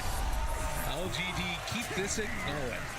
This is one of those games you're going to watch and you're going to go queue up Disruptor later and it might not look as good. You know, this is one of the best situations you can be on this hero. You have all this follow-up damage. All you got to do is bring him back to the fight afterwards. You're so far ahead, keeping the snowball rolling, and now right onto the high ground with a Leshrac. His static storms are also been amazing. He always is catching the, like, tiny specifically. He'll wait just as the tiny blinks in, catches him, breaks up the combo with the silence, and it's just really hard to play into. Oh, and they find him. Another kill here as CM did not stand a chance. LGD, they just keep running at them. Jump spear, looking for it. Do they have enough for the Leshrac? Arena down. A good stun. Gojira there. Can they get the kill? Nothing to say. Living through. He's getting out of there. He's starting to get brought down, though. Hector on top and finds Ame. Almost gets a kill. He leaves him alive. Ame, he survives. They bring down the Aegis now. They were waiting for it. They were hoping for a bigger hit, but it's not going to be there. Spear, connection, a glimpse back onto one. C-Smile in far, tossing it to his teammates, trying to keep himself alive, but it won't happen. The Rock Man is brought down, and LGD still standing tall. We're running out of gas here on Beast Coast. Hoping for something, anything. Ame. Oh my God! That one hurt. The taunt, the spear, the connection. Hector trying to survive through this. They've left for a very long time, though. Wait a minute. C-Smile, the rest of Beast Coast, are they doing it? It doesn't quite look like it. Hector backs away. They keep the chase going. Another spear. It comes too late. The rage is out. Ame still lives. Faith Beyond very low. They're keeping the damage on him to break the blinks. Gojira with the stun. Are they actually doing this? Beast Coast, they find another. Why? Gone! How? They won that fight. It just kept going. You know, the fight just continues. They stand by. They feel like maybe they can't get away. That's a massive gain for Beast Coast right now. Almost a 4K swing. Actually, over a 4K swing there with a couple of buybacks spent from Beast Coast. Lots of experience, of course, being piled into these heroes right now. I mean, it's going to be a long replay. Very long fight.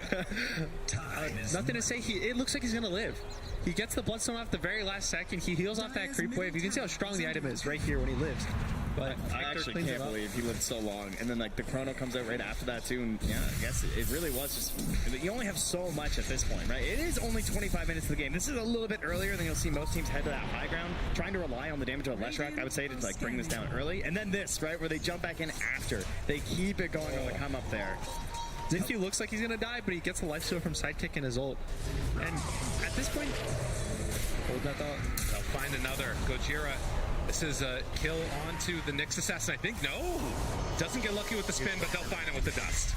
So that is a pickup that they need. As the lead was brought down to just 6K, they'll find Stinger here. Fly still in the area. As the CM brought into the embrace of Faith Beyond on that Axe. 11 stacks now. The calling armor. This doesn't make the game just like suddenly even or anything, right? They got these kills, but what it does to me is that, like, I feel like now there's actually a real chance there's a fight with the tiny eggs, and on the sort of a more even footing than I would have expected just a few minutes ago. And so for Beast Coast, that's got to be the goal for them right now. Yeah, I think all they need is the tiny eggs and maybe even a DD. He has one right now, but unfortunately, no. It's gonna farm really fast. He has to get in the next 30 seconds. It feels Xingqiu, no chance there for the kill. And appreciating the TP out there by Whisper, who's able to survive through it. What an insane game that we've had so far, an insane series. And LGD, they just felt so invincible, and they really weren't. After enough time, the buybacks, you will lose that fight if it keeps going. So BKB blink on that Mars. You can see the damage numbers done. This is going to be amplified that much further if we actually get into the Aghanim Scepter for the Tiny. Next couple of minutes going to be pivotal. And LGD, again, they have to win this game to keep their TI hopes alive. Yeah, and if you're Beast Coast right now, you're hoping for a longer spawn on this Roche, right? Maybe there's a chance that you actually have the Aghanims by the time it comes up. Get like that full 3 minutes here, but we'll find out in 10 seconds. It's like sort of a window they're working with. Yeah, and the BKB's done for nothing to say, also the plate mail. And he's just really tanky now, and we're probably not going to see. The Nyx has been dealing with him really well this entire game, especially with the mana burn. You saw it last fight, I think it does 500 damage every single mana burn, burns so much mana. But now his BKB is invulnerable. He probably has a way more save from Ame being able to infest him in the fights. And also, I think Ame is probably going to try to pick up the Shard this game. It went really well with the Leshrac, and that's probably their goal. They want the second Roche, he'll get a free Shard, he gets the Aegis, and that's, you know, again, it's the second Roche. That's the big one. Yeah, and it wasn't the full 3 minutes, but you'll take it right now for Beast Coast. That is a bit of time there to get the Aghanims up. And they go into the pit, they smoke out, perhaps trying to bait a play here in case Beast Coast has vision of the pit. They aren't going to, and you can also see that this extra time, it's not just an extra Tiny, it's also an Axe for the Nyx Assassin. Almost completed now, 400 gold away. Crazy. I mean, that's great high ground defense. Considering the way their high ground functions on LGD, you could sort of see what happened down bottom with like how fully committed you are with a Lifestealer and an Axe. It can be very hard to get that good jump when you have this burrowed unit sitting up there. Thankfully for the Lesh, it's still a 9-second BKB. Jumps in just a little off the mark there. Faith Beyond very close. And Infest again. Whisper gives the tip. They're always so fast. They show up to the initial play, not invested and together, and then they instantly infest, instantly TP, try to make a play somewhere else across the map because they just showed. They give this, you know, information there, like the Axe is top, but he instantly TPs mid, they smoke up, and this is how you get the fast plays. Maybe on Whisper on the mid lane, maybe on Hector bot. They're going to try to look for just any kill that they can get on the map. Have the Leshrac right there. The rest of LGD going for the wrap. We'll see if Hector is found. They see both of them on the lane. This is dangerous. Hector caught, looking for the impale. Not going to happen. An easy pickup and exactly what LGD needed. 70 seconds, no void. Oh, he actually had buyback too. I'm not sure what happened there. But gone now. Who, Hector? Yeah. 200 gold. I checked out the Mjolnir recipe. Oh, he did, yeah. Okay. Jump in, find another, CM dead. Just good movement. LGD, when the fights get a little bit wild, obviously they're in a really good position on Beast Coast, but when they find them in the open field, Beast Coast cannot stand toe-to-toe with LGD. Well, those picks are absolutely massive because they want that fight around the Roche pit with the Chrono and the Tiny X, right? I mean, that's the dream scenario for Beast Coast, right? To be fair, it's likely going to be a lot easier to do that fight on the high ground, especially with the Nyx Assassin Aghanims, so you could even argue that they're willing to take that fight versus the Aegis. They don't mind that much if they can delay a little bit further, but of course, one of the best counters to the Chronosphere is always going to be that Aegis or buyback. Also, the Ame has finished AC, so buffing everyone's up armor so the tree volley doesn't do as much as it would without, and also killing him once. That's a big task, just to do it one time. It's true that he also doesn't have the Chrysalis either on the Tiny, which is where like this really gets stupid. So could be something that helps out here. 30 minutes in, 12k gold lead. Shiva's done on the Leshrac. But again, those big high ground defense tools that Beast Coast have. The Aghanim Scepter completed on the Nyx Assassin, obviously Chronosphere, all the rest of it. They're going to force this tier 2 tower defense. Yeah, he's trying to get sneaky with the Nyx Assassin. He gets pinged out. It was spotted by Ame. Yeah, they know. Smile. They're actually defending these tier 2s. Interesting. They're not wanting to give up this map here.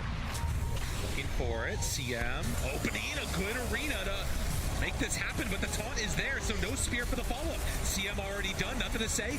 Taking through that tree volley. Whisper just tries to get out of there, but it doesn't look like it's going to happen. They bring down the Mars.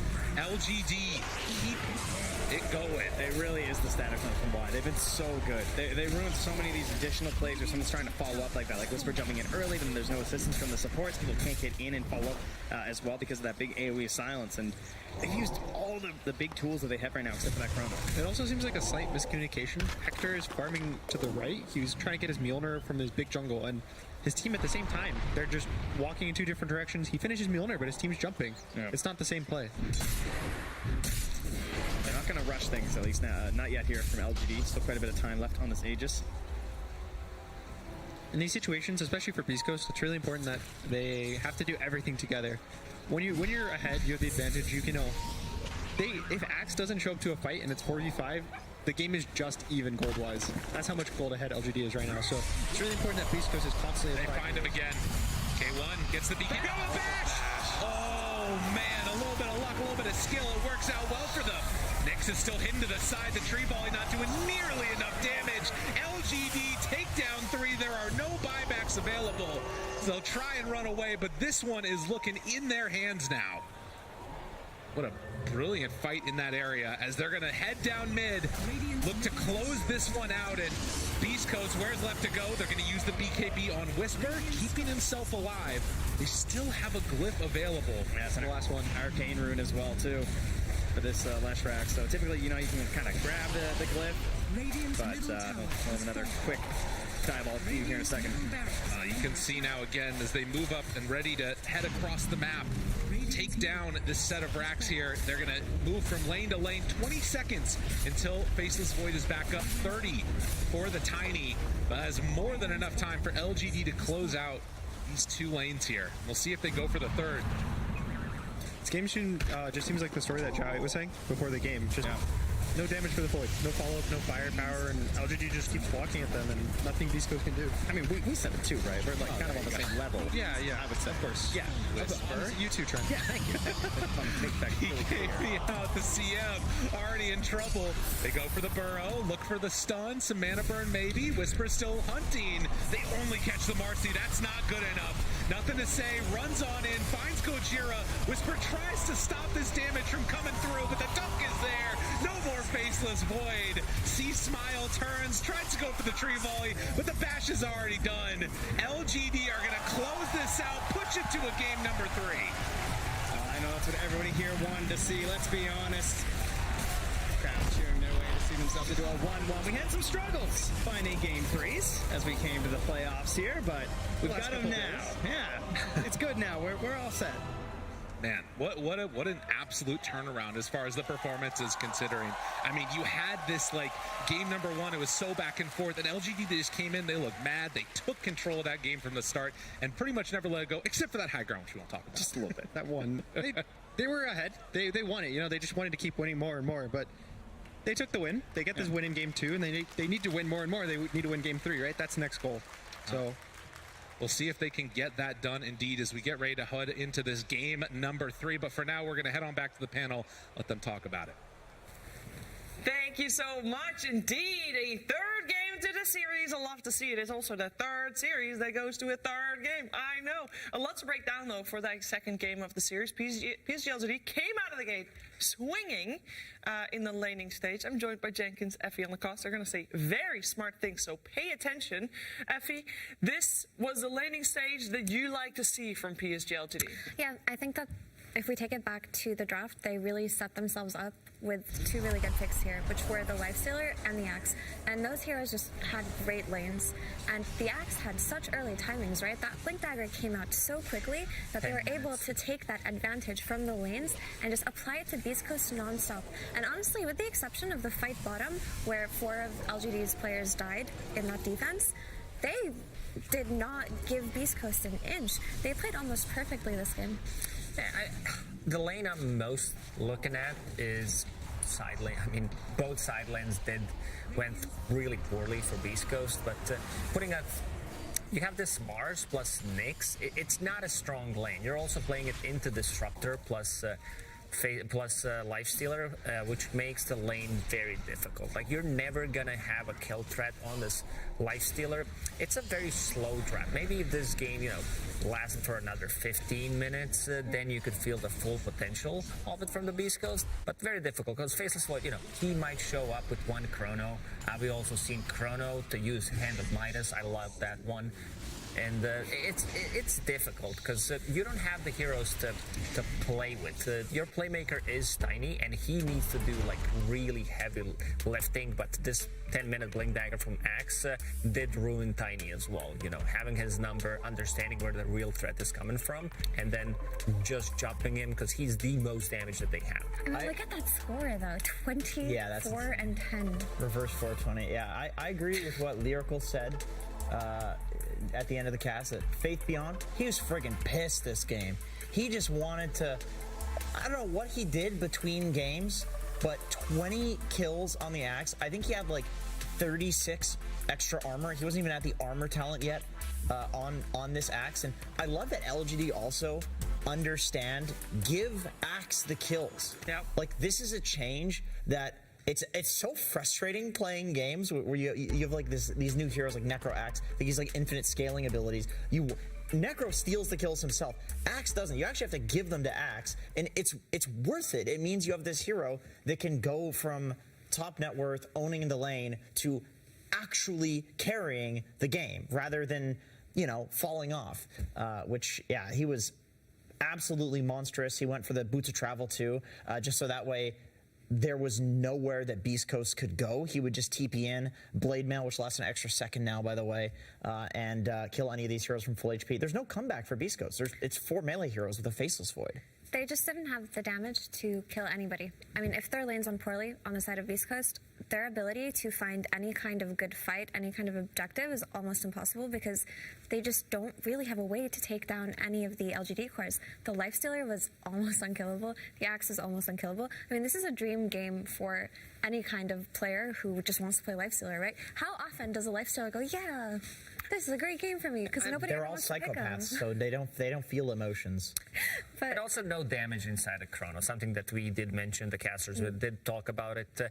Maybe they thought, you know, we need something against this Lifestealer, something that goes through BKB. They had a couple other options available, but still very limited options. Decided to go for Faceless Void. You did play Void in game number 1. Maybe it was more like, you know, you just played it, you're going to play it again. It felt good, yeah, let's give it another good, try. But when you're seeing the big picture, it took a lot of time for Tiny to get this Aghanim Scepter. This is your damage inside the Chrono, or if you land a really nice Chrono and then Crystal Maiden can come in to use ulti, it's a stretch, you know. It's very Void difficult combo. thing Yeah, to that's rough. execute. But that was just a sick draft by PSG LGD, because even the other heroes that we talked about that Beast Coast could have potentially gone for instead of the Faceless Void, like the Juggernaut or the Slark, would have been terrible versus that Axe, who's coming out overall last. So, I mean, hats off to them for that draft. Hats off, indeed. We heard Zhao 8 say about Faith Beyond, you know, Axe is his best hero. So we put all our trust in him, and it was rightfully so. Of course, those words came from Zhao 8 after Slacks asked him very smart questions that would lead me to believe which smart questions will Slacks ask next. Smart questions. Wow. Not a lot. They just gave you the respect of asking smart questions. I'm so proud. Throw a couple darts at the wall. One of them's going to stick once in a while, Casey. I feel like we've made a mistake because we came out into the crowd in an attempt to find the youngest Dota fan here, and I shouldn't have brought you with me because you're a little too loud for this youngest fan. Are you ready for it? Yes. Can you step aside for a moment? I will, please. Can I get everyone in the arena to be as quiet as possible? Great. Just like normal. All right. Ready? The youngest Dota fan is right here. Hello, my friend. How you like it here? What's the fan? How old? How old? What's the team? Well, we are kind of split parent-wise. Mom is with Liquid and I'm with the OG. Little baby, I want you to give me a high five now if you want Liquid. All right, now baby, I want you to give me a high five if you want OG. Wow, you heard it here first. Oh my gosh, you guys love Dota so much, you brought an 8-week-old baby. Yes. He came here 10 weeks ago. He came to the world and he was just mega excited. We were contemplating not going to CI, but he's been very good the whole time. So you barely heard him, I hope. Yeah, no. If we can hear the baby, we're not doing our job, okay? We need to be making a little bit more noise than that, am I right? This is the only child I've ever seen not afraid of slacks. Even children trust me. A little bit afraid of him. Oh, slacks, they're afraid of you, but Yeah, the baby absolutely. isn't. All right, we've seen the youngest, okay? Who's the oldest person in the arena, all right? And I'm talking to mental maturity. Who believes that they are the most ancient Dota fan here? Who should we defend? Anyone? Would anyone like to enter the contest? We'll start at 100. Do I have 100? Do we have 100 years old? Anybody in the crowd? 100, 99, 99, 99, 40, 60. Any 60s? Why'd you go from 40 to 60? Hey, that's a good point. 30s? Any 40s? No one wants to admit their age. Myron, how old are you? 58. Ah, my God, ladies and gentlemen! Give me that camera, Myron. It's all good. Myron, our cameraman, the oldest Dota fan. I'll take it. Yeah, give her the camera. Give me your camera. Come on. We do this every time. Yes, it's time for our yearly Myron hit. Myron? 58, and what was the other question? That's it. I don't want to hurt your old brain. Thank you so much for being a Dota fan, Myron. Anything out there to say to the other ancients? What? All right, fantastic. We'll throw it back to you. Dota 2, a generational experience. It wouldn't be a TI if Casey didn't take the camera from Myron and we got to see Myron on the camera, on the view there. And admitting his age, I'm surprised nobody in the crowd was like, yeah, I guess I'll show my age. Nobody wanted to say anything. Touchy subject among Dota fans. Mental age, though. I feel like we're very mature for gamers in terms of mental age. Because we have to deal with so much. You're basically being a psychiatrist every time you enter a Dota game. Yeah, exactly. You need to, say, we got this, even though you don't believe it a lot of the times. But in the end, it pays off. But Jankins had a cool comment. Yeah, I had a really great comment about the baby. Oh. Yeah, I didn't know that Arteezy was an OG fan. That's quite surprising to me. I would say is the comment that I made that he's making me say live on air now. So sorry about that, Arteezy. I'm a big fan, actually.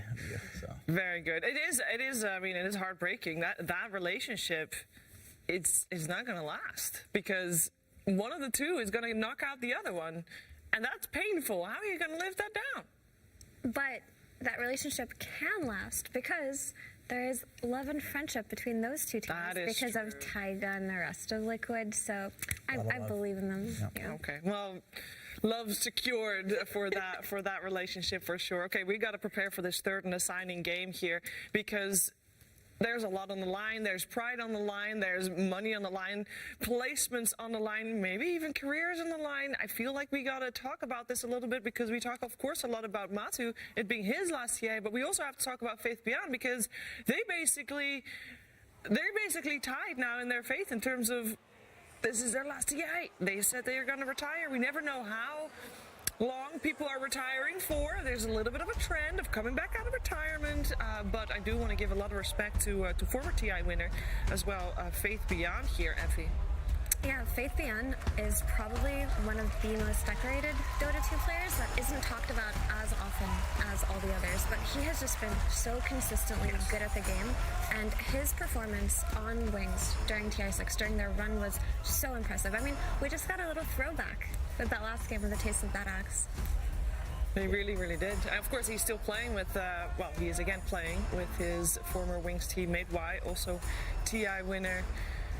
And they are coached by a TI winner. They got a lot of stacks on their side of the stage here. That's for sure. And with Faith Beyond also potentially bowing out of the competitive scene, Jenkins, it is very good to see him still crushing it. Yeah, I mean, I feel like you can feel for Matumba and Faith Beyond that they truly do believe it to be their last TI because there's just this, aura of, no, not this time. You're not 2-0ing me right now. Especially with that last game on the Axe, he's like, guys, I got this. This is not my last game of TI. If I had to choose one player out of every player, and it's like, who do you want to play with? Who do you put a lot of trust in to carry the game? It'd probably be Faith Beyond because he's been I don't remember last time this guy had a bad game. You know, maybe they lost a couple of games, but he always delivers. Are you saying you got faith? Yes. In Faith, Pia. I really thought you were gonna make like a extra. No, I was waiting for it.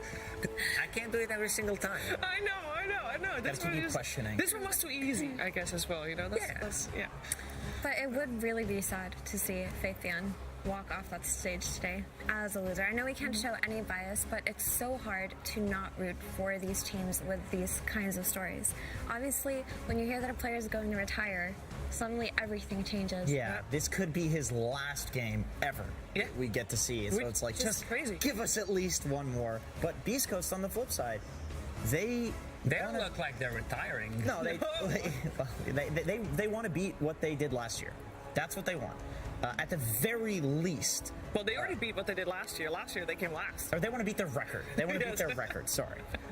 They want at least coming back and doing this well. I'm sure, if they did get knocked out here, they're not going to feel too bad about it. But it would feel really good for them to have. Imagine having 2 South American teams in top 6. We're talking about how 1 in the top 6 is unprecedented. How about 2? That's insane. I also think that there is a little bit of pride. Of course, Thunder Awaken being top 6 is insane. It's really good. Beast Coast, I think, is like, gosh darn it, should have been us. They're like the we older gotta brother. Be at least the same. There's a little bit of pride. The there younger too. brother that wants to compete with the older one. Yeah. Yeah, it's like, wait a minute, shouldn't we be the ones over there? How did they just usurp us better so than them. quickly? Yeah. But I mean, honestly, regardless of the outcome, I think Beast Coast in general are happy with what they got. If you can do better than last year, every single year, or at least just have the results that you want, then you're on the right track. Especially when you have players their age who are still well into their competitive careers. They don't want to drop out anytime soon. So there is a really, really bright and big future ahead of them, whereas for PSG LGD, this may very likely be the last year for not 1 but 2 players. I know that there are some rumors as well about Ame potentially taking a break after this TI.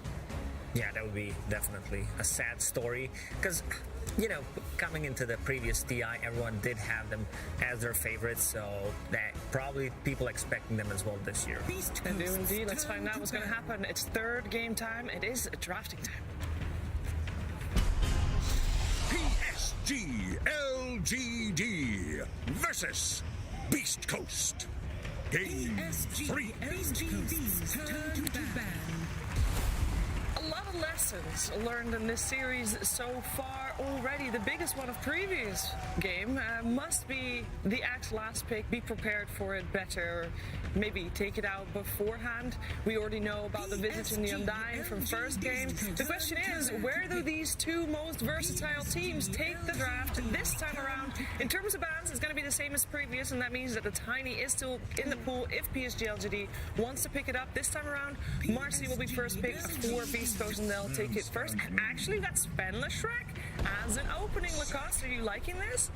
Yeah, I feel like Sven plus Ader Lich has been a good response to this Marcy pick, where you don't die, because Hero does a ton of magical damage and also a lot of physical, so being able to protect yourself not getting bursted with the Warcry. And we've seen this position 5 Sven work extremely well, because you're one of the I'd say greedier 5, something that we haven't seen as much prior to TI, but you have a stun, relatively long duration stun, and also you deal damage. You don't necessarily need to get your ulti. Usually the build is 404, but still having someone in the front line to soak up a lot of your damage and potentially having another stun after that is more than you should expect from your position 5.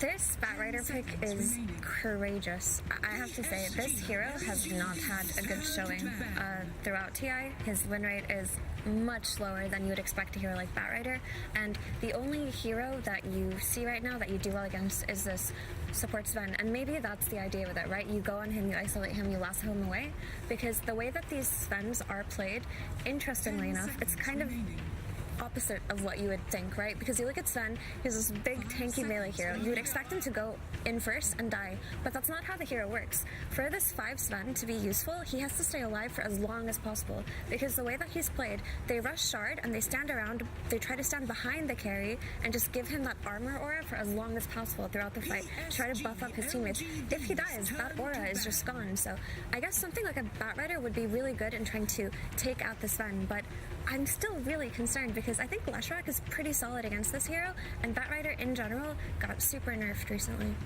I like Bat with Marcy because I feel like it takes what you guys were saying about Marcy typically being a hero that we're going to have a lot of physical damage, you know, even from the Marcy, from the hero that you're buffing up with the sidekick.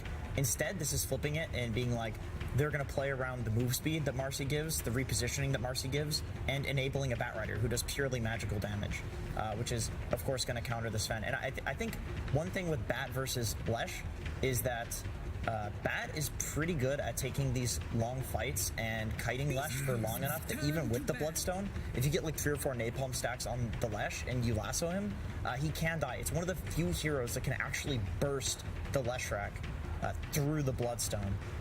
With that being said, I feel like LGD, their response to this will be very likely to pick up some sort of ability to purge the sticky napalm, which is precisely why Beast Coast banned out the Oracle and the Lifestealer, who can self-purge it, of course. And also having 2 displacement abilities with Batrider and Marcy. Like, Leshrac does give you tempo, but sieging the high ground, the tier 3 tower, you gotta be very careful. And there's another Dispel hero, the Slark. So, I mean, Sven Leshrac, like this opener, this goes way back to like 648B. We go back in time like 15, 16 years ago. And it's just a lot of stuns. Yeah, stuns is good. I've been told when the enemy is stunned, they cannot play Dota. AKA, you're always better than them. They are good, but you know what's looking better than stuns recently? Armor and auras. They got both, though, with the armor with the Sven. So, yeah, for sure. But like I mentioned, Batrider as a hero has really fallen off. I hope that I'm proven wrong, but overall, I feel like you have to accommodate for so much within your draft to enable a Batrider, right? You need heroes that he can play with early on. You need heroes that can potentially stack the triangle for him, because he isn't the type of hero who can go do it by himself for the first 6 minutes. He's a bit too slow. In the first game, came out. when they had the Leshrac, IO was banned out, so this time around Beast Coast did ban out everything with the all the bad counters, and 10 seconds I feel like this Batrider is just going to be on the off lane, judging by the bans, because on the mid lane against Leshrac, it might be difficult. Batrider at the early levels, they want to get the advantage, like they want to dive you when they get like level 4, level 5, but Leshrac, if they put 1 or 2 points in Edict, you soak up that damage underneath the tower. Leshrac can trade, so I think it's just going to be on the off lane. Yeah. So I like this ET conceptually because Natural Order counteracts what PSG are going for here with their damage reduction, their mitigation, their armor from Sven, and it's going to amplify both the damage coming out from Marcy and whichever unit she buffs and the Batrider. So it's very cool. Haven't seen it that often. The ET did come out a couple of times during group stages, but haven't seen it often enough in practice to assess like its strength in a game 3, an elimination game. But for the most part, on paper, it looks pretty good. I can see it's the first one on the main stage. Is it the first one? ET? Really?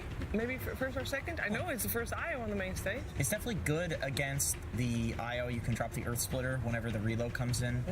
Leshrac tends to like engage and just stay in there, and so you can easily Earth Splitter him or stomp and disengage, which is pretty nice. And I feel like this is setting up for a Lina pick to counter the Lesh, pure damage, magic damage to go through the Sven armor. Very good with Marcy rotating. It's a Chris Luck specialty.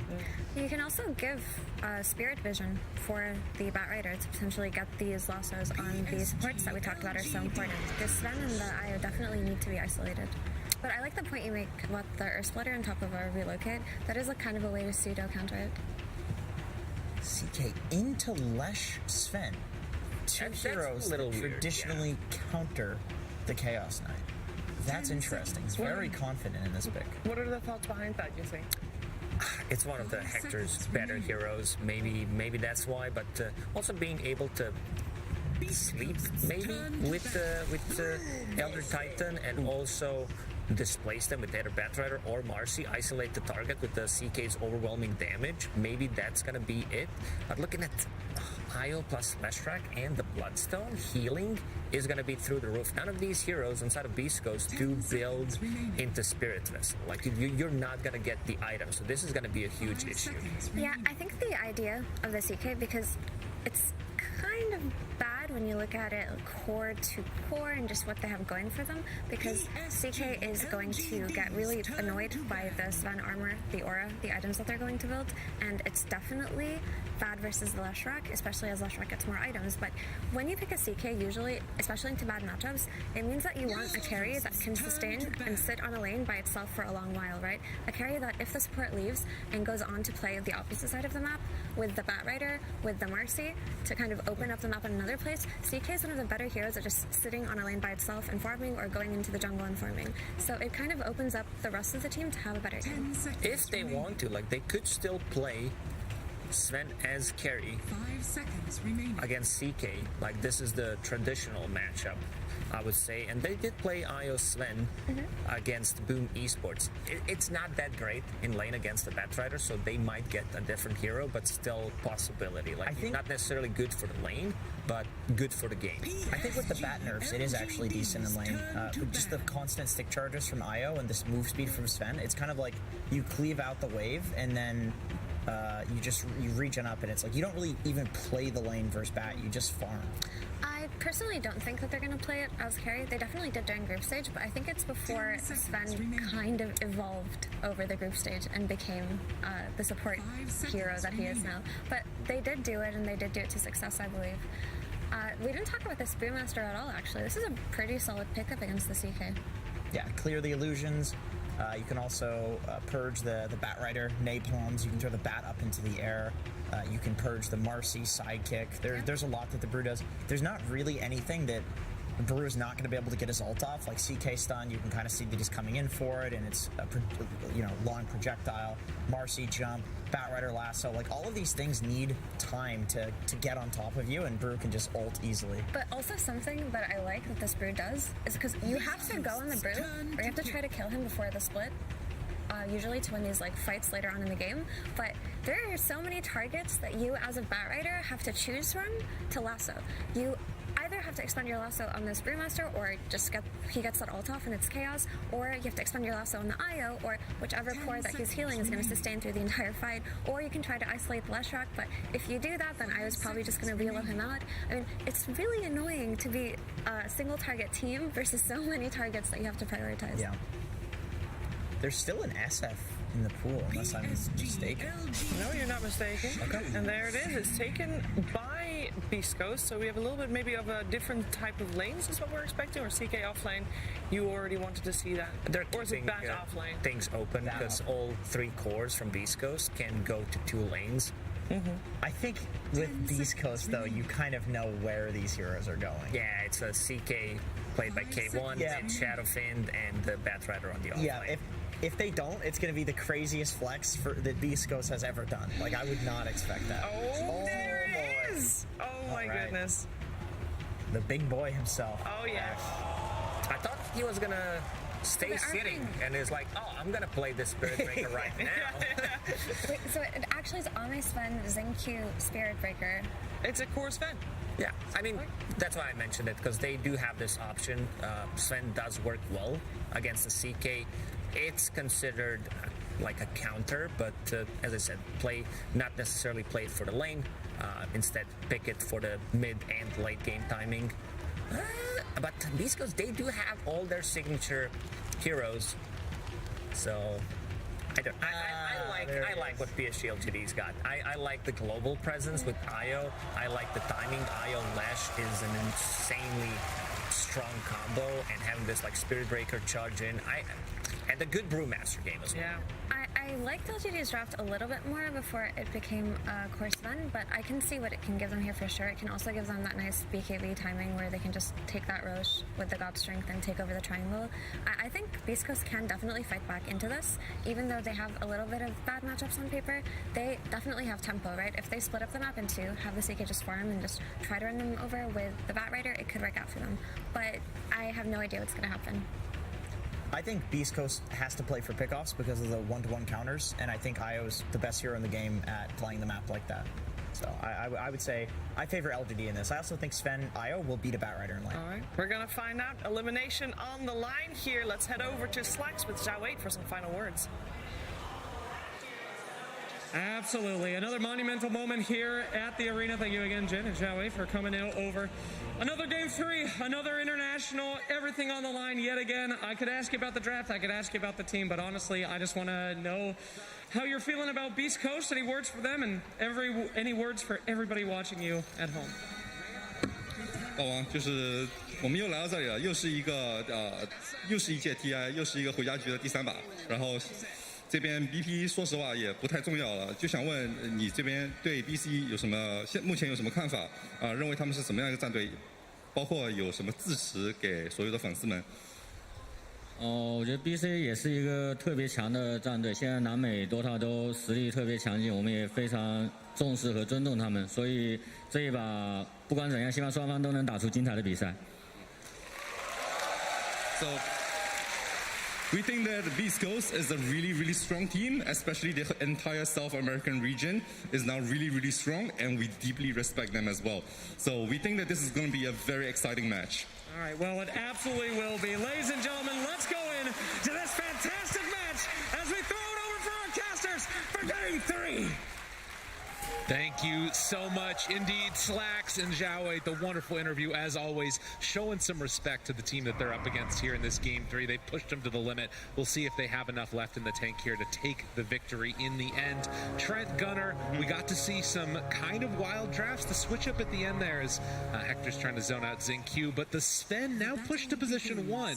There was some thought it was going to be support. What do you think about the drafts? That's the power of Sven right now, right? We know that he's obviously helping to enable a lot of different cores right now. Everyone's looking towards this war cry and trying to help them stabilize in their game. This, in particular, the Shadow Fiend, of course, throughout most of the group stage and then into the main stage where that hero's been struggling. But this idea of being there with the Leshrac, it all looks good, and I really like the picks. I like the CK when it came out, but then this Brewmaster, I think, really started to turn things for me in terms of really liking LGD's draft.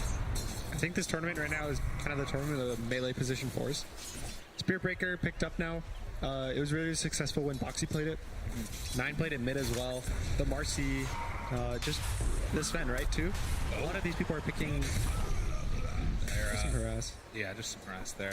Yeah, like you said, Boxy made a huge performance on it the other day as well.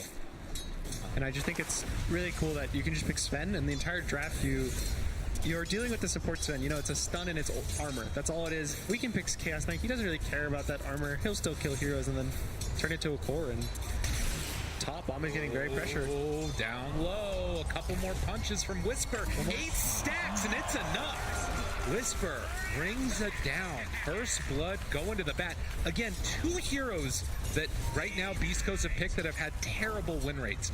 The Batrider, obviously, throughout the entire tournament, and then the Shadow Fiend at the main event has also looked really, really rough, but it's still something they feel like is going to work for them here. I know, I did this in school. When you multiply 2 negatives, it turns into a positive. I like that. See if it works here for them. They needed a lot of damage. You were seeing burst damage as well from their last pick for Beast Coast.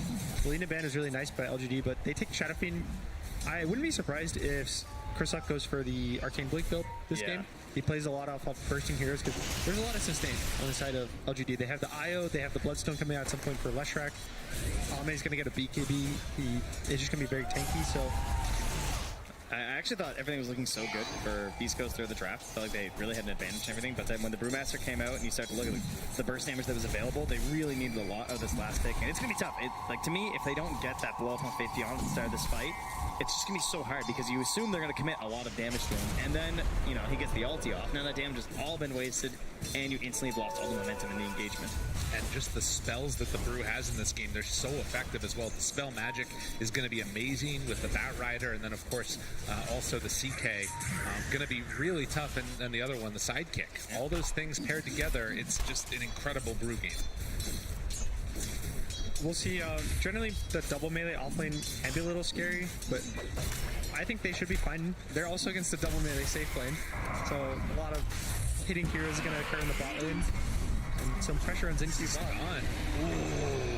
This is the all melee lane. You kind of just keep hitting each other, and everyone's kind of wondering. Yeah, you're just like, everyone's quickly doing some math there. You know what's interesting though is that each of these previous games we've seen the LGD squad come out ahead in terms of the laning stage, and right now it's looking pretty good for Beast Coast. And in fact, with another jump through, this is going to be Ame under fire and dead in the top lane again. So Whisper, he has made this hero look good. He's doing it again in this elimination match.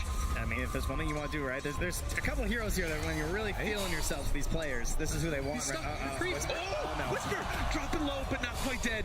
Y could maybe go for the kill here. He's actually going back underneath the tower.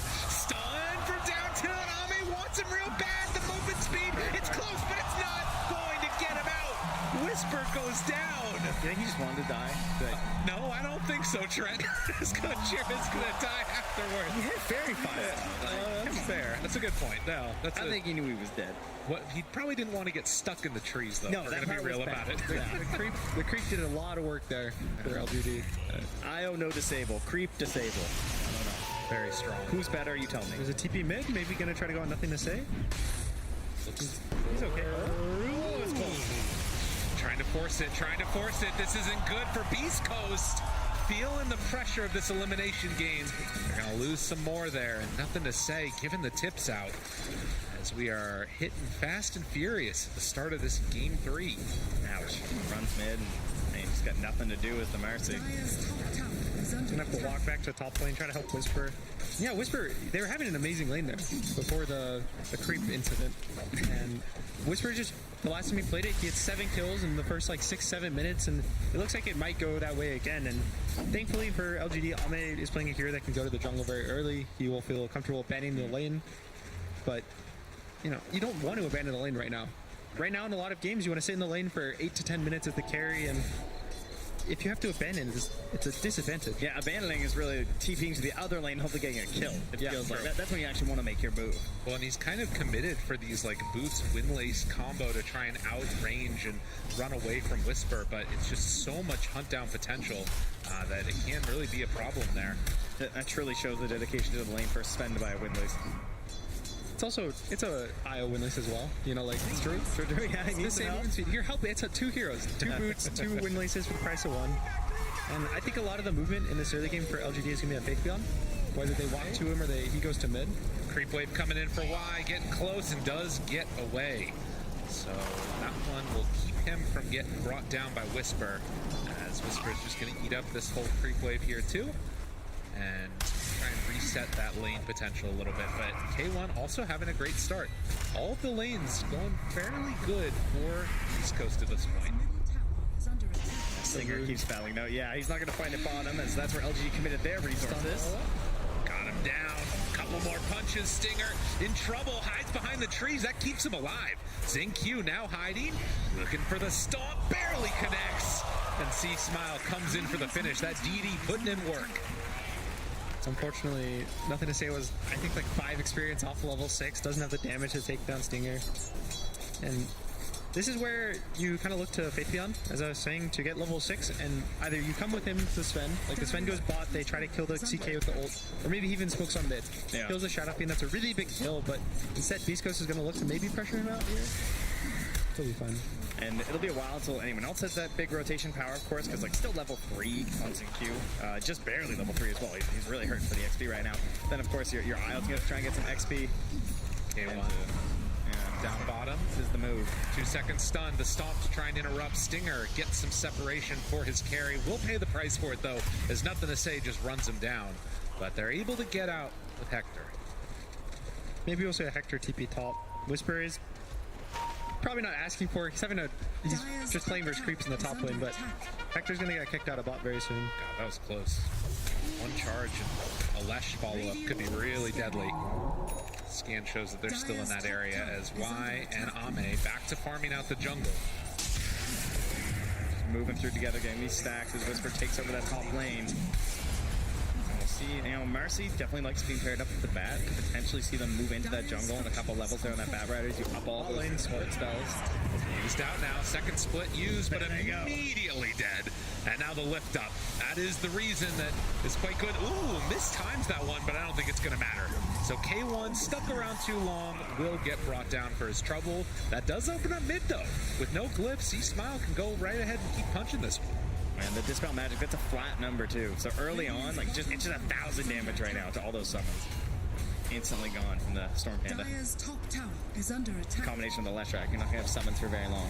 So Kursock's going for the Dragonlance. Looks like he's going to go for right click, but Beast Coast actually is defending this tower. Going for it. Whisper starting to build up. A lot of damage out from Nothing to Say, though. Stinger right on top of him, trying to bring him down. Do they have enough? A couple more punches. The IO heal. It won't keep him alive. Xingqiu is in. Whisper stun. Big jump forward. Stun. And the lasso. Enough for the connection and the kill. Whisper. He lives. Gojira did it. Sonny in. Unreal. They don't like it out. But he dies in Fountain. 4 dead. Beast Coast. They made the rotation that they needed. I'm flabbergasted. I can't believe Whisper lived. I can't believe he got that save from Gojira. He's like a corpse just flying in there and somehow makes the save happen. They try to force the tower with no split. Beast Coast recognizes that. They all just chain TP bot. 5 heroes end up there. Well, Hector's dead, but the rest of them all TP bot. Yeah, and like he doesn't force the lasso right away, right? He just kind of holds onto it, dragging it further and further, and in the end, it's not even necessarily needed. Looking for that +1 up there is exactly what they're hoping for. K1 caught again in the trees, goes for the stun. Xingqiu still on top of him. IO moves into position and no help nearby means this is going to, well, K1 still walking out of there. Couple more, no! How does he keep living like that? No bash. No bash. Got a chant for the bash. Need a little help. 10-minute mark. Bottom tower is under And attack. all 3 cores from East Coast looking good. The Lesh the bottom. That's not where you want to see this hero, but does have a couple other forms of help with both the Sven, extra armor, as nice deny there by Gojira, and then of course the IO can play together with him as well to keep survivable. The Slush was drafted around very heavily to be kind of their win condition. Even though the Sven is their carry, he's getting a very farm. They pick it as a support with the Lesh for armor. They pick the IO as a support to buff him up, give him health. So the fact this game is really bad is going to hurt their mid game. Finishes the charge. Still in the area. Goes for the split. Looks for the stun. Smile backs away. And LGD pressuring heavy. They go a bit too far and will get caught. Whisper lifted up in the air means that they can't chase this that much further. But LGD again with a little bit of tension here, forcing the issue. I actually feel like it's really hard for Beast Coast to make plays right now because they have such minimal damage. Because this build of DSF's going, and he's not going to have this early blink or anything for a big explosion of damage with the lasso. You know, getting a lasso kill feels like there have to be so many heroes there right away, or just, I guess, Hector, right, with his big damage. He's obviously going to be farming for quite a while. So when these turnaround plays occur, and it's LGD who make a bad go, that's like the best case scenario for Beast Coast right now. Because now they just defended, they now relax, they're going to go back to farming up a little bit, and I feel like that's the kind of moment that they need over and over again for Beast Coast to make this game work. We also have talked about how there's not much save right now. So there's an IO, which is one of the original safe heroes, but the relocate right now takes 3.5 seconds. The lasso will be over for 1.5 seconds by the time you're out of the fight. And if that's what you're waiting for, it's not really a save at that point. Both teams just farming up the Ancients right now. Everyone loves their Ancient stacks. It's a lot of gold. The only issue with it is you're obviously not pressuring the map, and you're kind of giving space to the other team. It's just that you're both getting gold, and you're hopefully getting more. Well, is there anything more classic than a elimination game 3 and both teams sitting on their own side of the river? Quite a while, right? This tends to happen. The nerves, the tension. Everyone just wants to make sure they have that one important item. They want to be forced into some fight before they have that next big upgrade. And oftentimes it's the team that makes that risk or takes that big play that can really take an edge in a moment like this. LGD is just building towards their big items. Nothing to say, I think he kind of recognized his game's a little slow, so he's going to go for a Yules. As well as probably recognizing that Shadow Fiend does not have a BKB, Hector's probably not going to buy a BKB. Down bottom, they're moving in for Nothing to Say. Tumblers. They got him. Lasso there. They don't even need it. The combo of Gojira with Whisper, this opening 2, it's just so strong if they can get on top of you. Pressure Straight mid tower. This is what those good bats will do, right? They're always going to make sure that they only use the lasso when it's absolutely necessary, or else you're going to lose that pressure that you have on the map, especially when you don't have the bots. Marcy does so much damage. He went for max sidekick this game, kind of recognizing that LGD don't have the best heroes to push him away, because he's a support. You don't use all your stuns, all your spells on the Marcy, but if you don't, he'll kill you.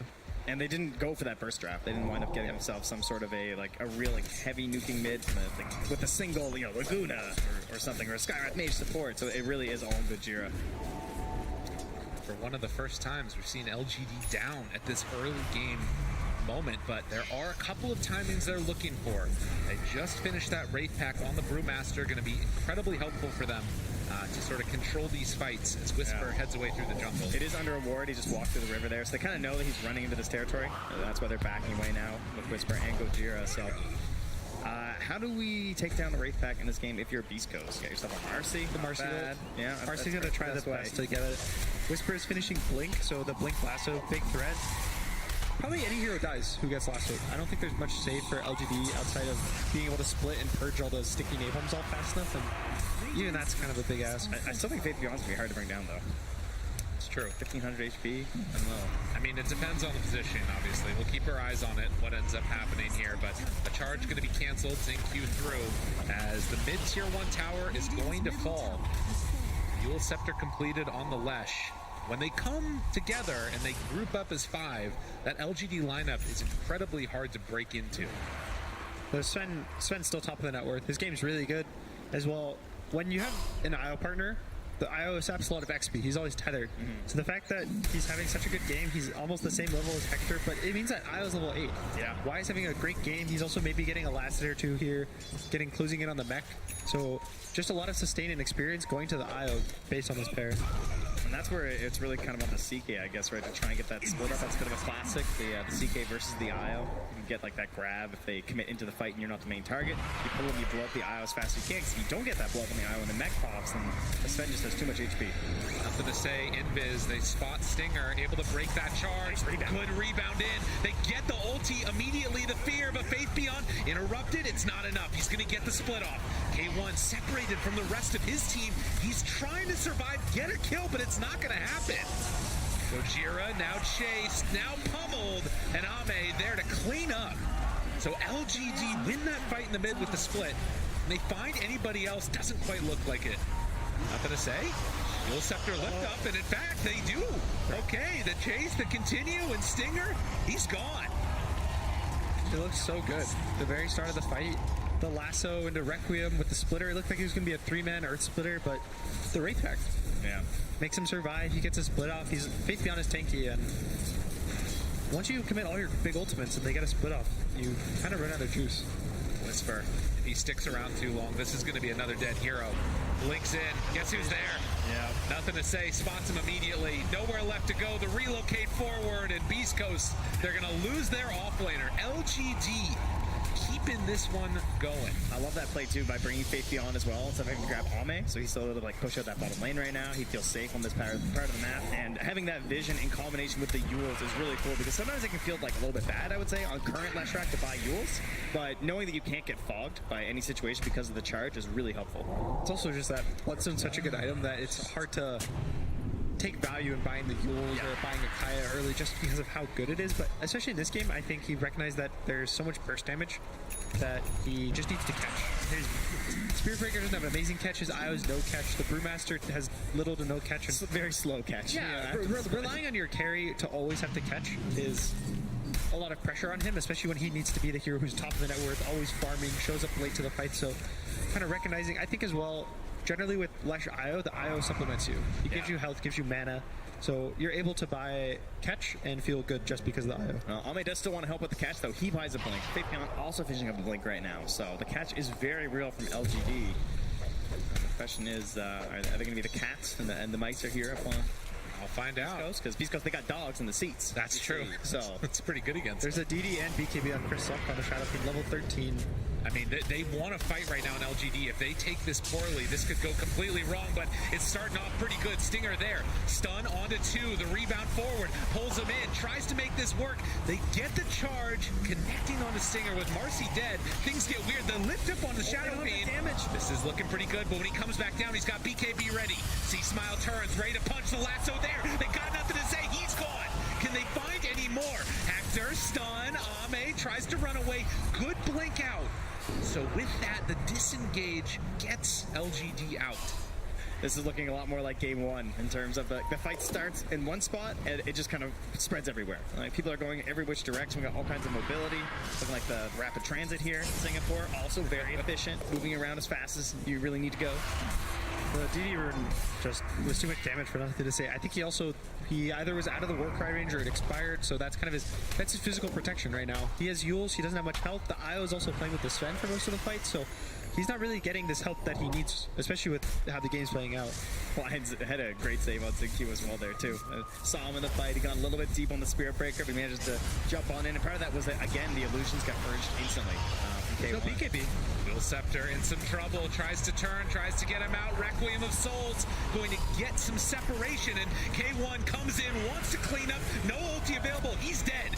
Now ZingQ looking for a bash, not able to find it. No bash, but they do get the stun. Stinger, the stun! Oh, Stinger, you saved his life! ZingQ brought down! They saved the region! LGD lose them all into Roche. The Knights of the Round Table can finally join a fight here without having the ultimate there from Faith Beyond. He's able to get that big burst damage that Chaos Knight is so well known for. They head into the pit. They're going to find that Aegis, all from what looked like such a disastrous start. Just like that, they open this one up. What a huge win that fight was. Man, that aura. And Stinger was struggling for this game, right? I feel like, the best thing he'd been doing so far, I feel like, was getting initiated on first, and then he hits a save like that. It looks so scary. Chris Luck has no BKB. You think he could just get bursted here, but a nice jump kind of slows the damage down from nothing to say. Even pulls him back so he can't follow up. Gets a Requiem off, fears him in opposite direction, so it splits up the entire fight. And the illusion's actually living, right? Like, that's a huge part of this, too. It's like, nothing to say, comes in, he dies so fast right? in the back. Just that tree, dude, that tree! The sidekicks on the illusion as well. It's helping out. Yes. That the illusions don't get the bonus damage. Easy. It's great. Very helpful. Yeah. Look at him. So he's like, don't worry, guys, I got this. Just baiting. This is where it's scary about maybe Ame's build, maybe nothing to say's build. They don't have BKBs. Versus Shadow Fiend, versus Bat, versus Elder Titan. There's so many different spells that can clip you and kind of kite you at the fight that now it's kind of a question of, do we have to wait for these BKBs? And every time you ask yourself, do we need to wait for BKBs? The game feels very stressful. It feels like you can never stand in front of them when they smoke you like they are right now. You can never hold areas. You're constantly running away and just worrying. Ame in the river. They got eyes on him, but good blink out. Can Whisper find him? On the backside, the chase is there. The pushback, the lasso.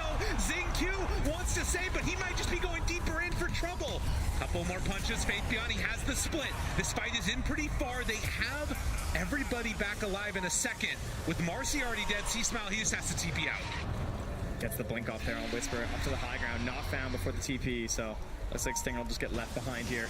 Yeah, and there's the lift up, so they'll find that or other Titan. And a couple more punches. LGD able to strike back. That's what they need. Really close to being a disaster. He doesn't get the blink off on the Sven. That's probably just 2 free kills there. There's no turnaround, but yeah, the split's used for just 2 supports. That's true. Part of that though as well, like the way they split up that, you can see the damage issues, I guess, for Beast Coast, right? Where it's like they can't get the Sven right away, so that even though there's a couple heroes next to Faith Beyond, he really has no concern that he's going to die. Just that slight breakup of the engagement from ZingQ, and as Spirit Breaker gets stronger and stronger, I feel like it's almost going to be like a double threat they have of both the IO coming through with the tether and the back or relocate save, as well as just the charging through of the cow to break up this sort of like I don't know. It looks like a charge. Yeah. one charges into save. Oh, of course. Miracle, and one just charges through the stun. That's the way to do it, man. It feels like it has to be so coordinated right now for Beast Coast. And they're obviously doing a great job, but I feel like one spanner in the works could really be a problem for them. It's a testament to how much they've been able to do now, but they need more to close this game out, and LGD are not going to give them any freebies. This team is still so strong right now, and particularly if that Lesh is able to just run through the rest of them, you can get one of those Dispel Magics on the CK illusions. That's where things can really turn. Now here's a question. Ame has finished the BKB, so there's still an Aegis now for about 2 minutes left on the Shadow Fiend, but if you kill the supporting crew around him, the Elder Titan I think is the most important hero right now. Elder Titan and Bat, if those two go down, Sven can get kited, Shadow Fiend can get kited, Marcy will just die at some point to 2 hits from the Sven. And the question is just, how do you find the Elder Titan and Bat? They're the ones going on you, and when they're going on you, it's so much harder to kill them. Well, the eventual goal of the Aegis is achieved. Make their way up top. They grab the outpost, the tier 2 tower. East Coast going to try and cement some positioning up here. Some great vision laid down as well. Spurge on bot. He finds him. The relocate to try and get him out. Yules to interrupt. Nice. The rest of the team coming on in. See Smile swaggering forward. Gets him with the DD. Another hit. Why not? Whisper. He was ready. Listen. You saw how close it was. For nothing to say Yules. It looked almost the exact same time of both of the Yules. And if he gets it off first, then the IO gets the reload off. They both get out safely. And well, maybe not the IO gets out safely, but nothing to say it gets out safely, and it's not as bad. The last would be on cooldown. 18 to 13. What a freaking win this would be. Shades of the very long ago that we were taking a look at this team and thinking, can they even make a win happen here? They have absolutely looked incredibly strong on Beast Coast, and for LGD, the smoke up now. 30 seconds left on that Aegis, right? Looking for that perfect timing right now. Beast Coast have great vision. Again, they've seen a lot of these movements around the map right now from LGD. They have IO relocate with Lesh. They're TPing down. See Smile in pretty far. On the other side, they get the Yule Scepter lift up. See Smile in some trouble, getting pummeled, getting punched. He still has that Aegis though. The back line, they find Whisper. So a ton of damage out. IO dead. K1 going toe-to-toe against Ame. BKB running out low. Gojira in. They chase, they stun. The rebound off the mark. K1 barely living. BKB finally out. Getting the regen, getting the lifesteal. A couple more punches. The Yule Scepter keeps him alive. The bash is there. The charge through. That's what LGD needed. But the fear, nothing to say. A couple more hits. C Smile doesn't quite have the range. They're pulling them apart on LGD. 4 dead. Only C Smile set, but the Requiem barely in time. The relocate gets him away, but C Smile, he's left all alone on the stage and in the game. He doesn't have anybody with him. C Smile goes down. LGD take that one. They find that perfect moment. The Aegis is expiring. They see, like, Beast Coast, they felt so comfortable. They have this vision, but a perfect smoke, that great mobility across the map. They're going to have them to charge as well as the relocate. And LGD just fully pulling apart that fight as well. So many tiny little moments that could have turned this for Beast Coast. The missed rebound, right? The inability to get off the ultimate as well from K1 because of the way this fight started. It looks so scary for Chris Sucky. 20 seconds on the Aegis when the fight starts. You don't want to pop your BKB first life, but you just kind of get kited, you get slowed, and you just have to accept the fact you don't do damage for 10 seconds of the fight while your whole team is dying in the backline. Yeah, I thought here this was going to look really good because, like, Fabian's losing his ultimate, so then, like, Hector's actually going to be able to get his ultimate, and then you have this rebound come through right here from Gojira, just barely off the mark. I can't believe that misses. That was so close. It looks so close, and he's able to turn that around. Hector doesn't get off the ultimate. He's lacking all that burst damage, and of course, this big save as well on the Lesh rack. Big bash. Oh, man. Charge. Nothing to say. Also, just barely lives 1 hit away from dying. I mean, like we've talked, at least I feel like there's a lot of damage issues going on for Beast Coast, and so when everyone's getting away, just like that little bit, right? It's extra punishing. Zinq gonna get ran down. Whisper, he got killed off first in that last round of the fight. They need him desperately to make these engagements work in their favor, and they do find that pick-off on Zinq. Spirit Breaker that has been so pesky in these games, but 26 minutes in, there's barely anything separating these two teams. We're gonna have to wait for that next Roche. And a couple big items as well as we had there, right? Like the BKB on the Marcy, certainly a pretty huge one to be watching for. Try and, I mean, in terms of control through the BKB, there's not really much you're going to be committing to a Marcy in these engagements. You can see that swing. Back and forth it goes. Also, AC is almost finished for Faith Beyond. We saw how effective it was last game when the AC was picked up. This item is very good, especially for Shadow Fiend. Shadow Fiend, one of the best things he does is -7 armor to every single hero around him. You just nullify that almost completely. ET as well. I mean, there's a lot at play here that an AC is going to be really enabling for your team versus. Also, just the Warcry. We also see Ame picks up the Shard, which will sometimes see the carry skip on Sven just because they want damage. Q chased again, and Whisper again right there on top of them. They're going to drop some wards. The rebound comes out, and another kill. So LGD kind of just bleeding kill after kill in this top lane. Did you get away with that, though? That was pretty cute. You know, the placement in the middle of dying. It's a little scary, but his goal right now is just to push this top lane out. I think they're probably buying time for this AC to be finished, which it is now. Nothing to say also just gets plate mail. Ame gets his Chrysalis, so they hit some timings based off of this, and they're going to try to look to fight, but it's all about the Roche. Yeah, the Everyone Roche needs to worry about the Roche. and the vision around that part of the map, because that is something that they are lacking in LGD, and they have relocate, they have the charge from the Spirit Breaker, so this is where they want to be playing right now from LGD, and it's going to be hard for them to actually get into that point of the map, so they have to do it the old-fashioned way, and just run as a team, smoke up and head on in. The scary thing for LGD is, as they smoke up, is Ame has kind of only been able to fight during the duration of his BKB. Every single time the BKB ends, you see him run away. He'll have 20, 30 seconds left on God Strength, but there's just so many random spells that Beast Coast has. I don't think there's a Lotus yet on LGD. There's not much they can do to help them. DD and Invis for season. Right on top of them, they find one. The rebound is huge. Nothing to say. Trying to survive through that BKB. The Bloodstone doing some good work. But right on top of them, Gojira keeps the pressure going.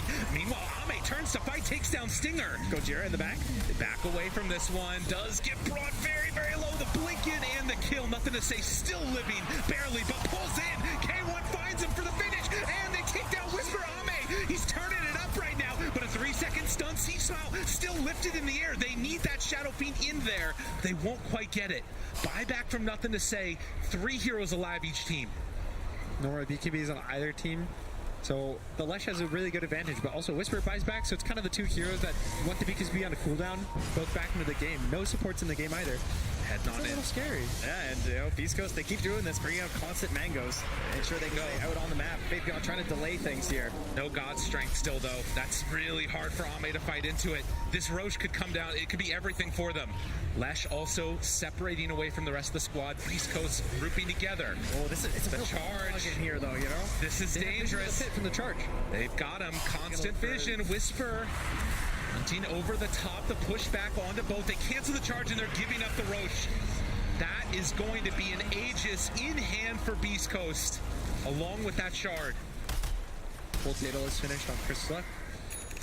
A lot of damage. I mean, this is normally where the games get decided, and for Beast Coast, this would be their highest placement ever, and for LGD, it'd be the lowest placement since TI6 if they get knocked out at this point. I pass that shard over to Whisper here. Aether Lens finished, and Aegis, actually, on the Batrider, which is a little interesting. I would think maybe Shadow Fiend would want it just to hit buildings or the Chaos Knight, but Whisper is the easiest to kill. He has no armor, he has not much HP. He was out. This is a big one if they can get it. Fear, nothing to say. Yule Scepter lifting him up, trying to kill him, and they get him. No buyback. 90 seconds, he was just standing there. I don't know. That was a bold place to be. I mean, Faithbeyond was nearby, but you know, we're at that point now where there is the big damage, right? We've gotten there, especially when you know they have that confidence coming up from an Aegis like that to just move forward on the map. And nobody has buyback right now for either of these teams. Whisper did buy out for his, which is probably why they give him that Aegis. But that is a rough one.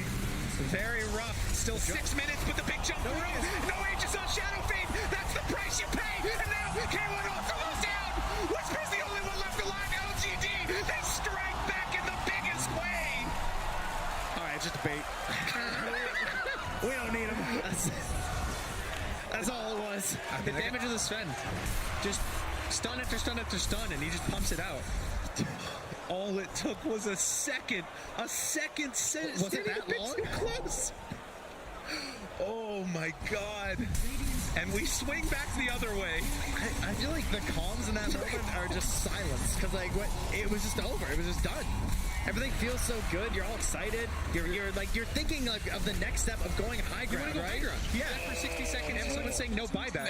All this brain power just says like, oh, we're prepping for this situation that we'll be going high ground in a moment, and this is happening. He's just cleaving and cutting you all in half.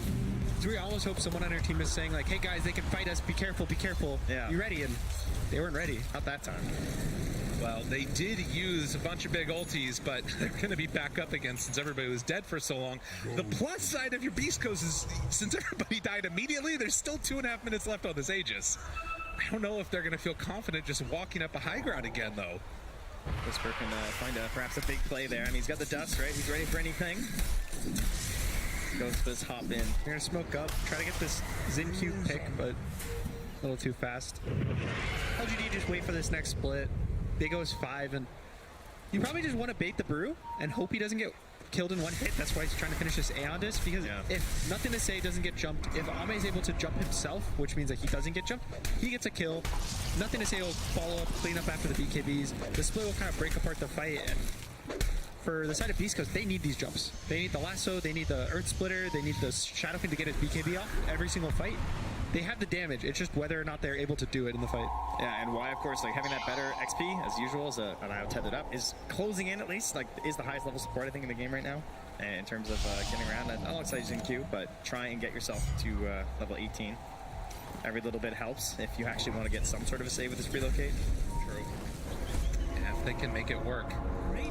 So, less than 2K separating these two teams. In terms of buybacks, which again is going to be one of the big things we need to keep our eyes on, still a couple heroes that are missing those ones as well, as smoke now comes from LGD. It's everybody. Everybody missing it, whether from gold or whether from time.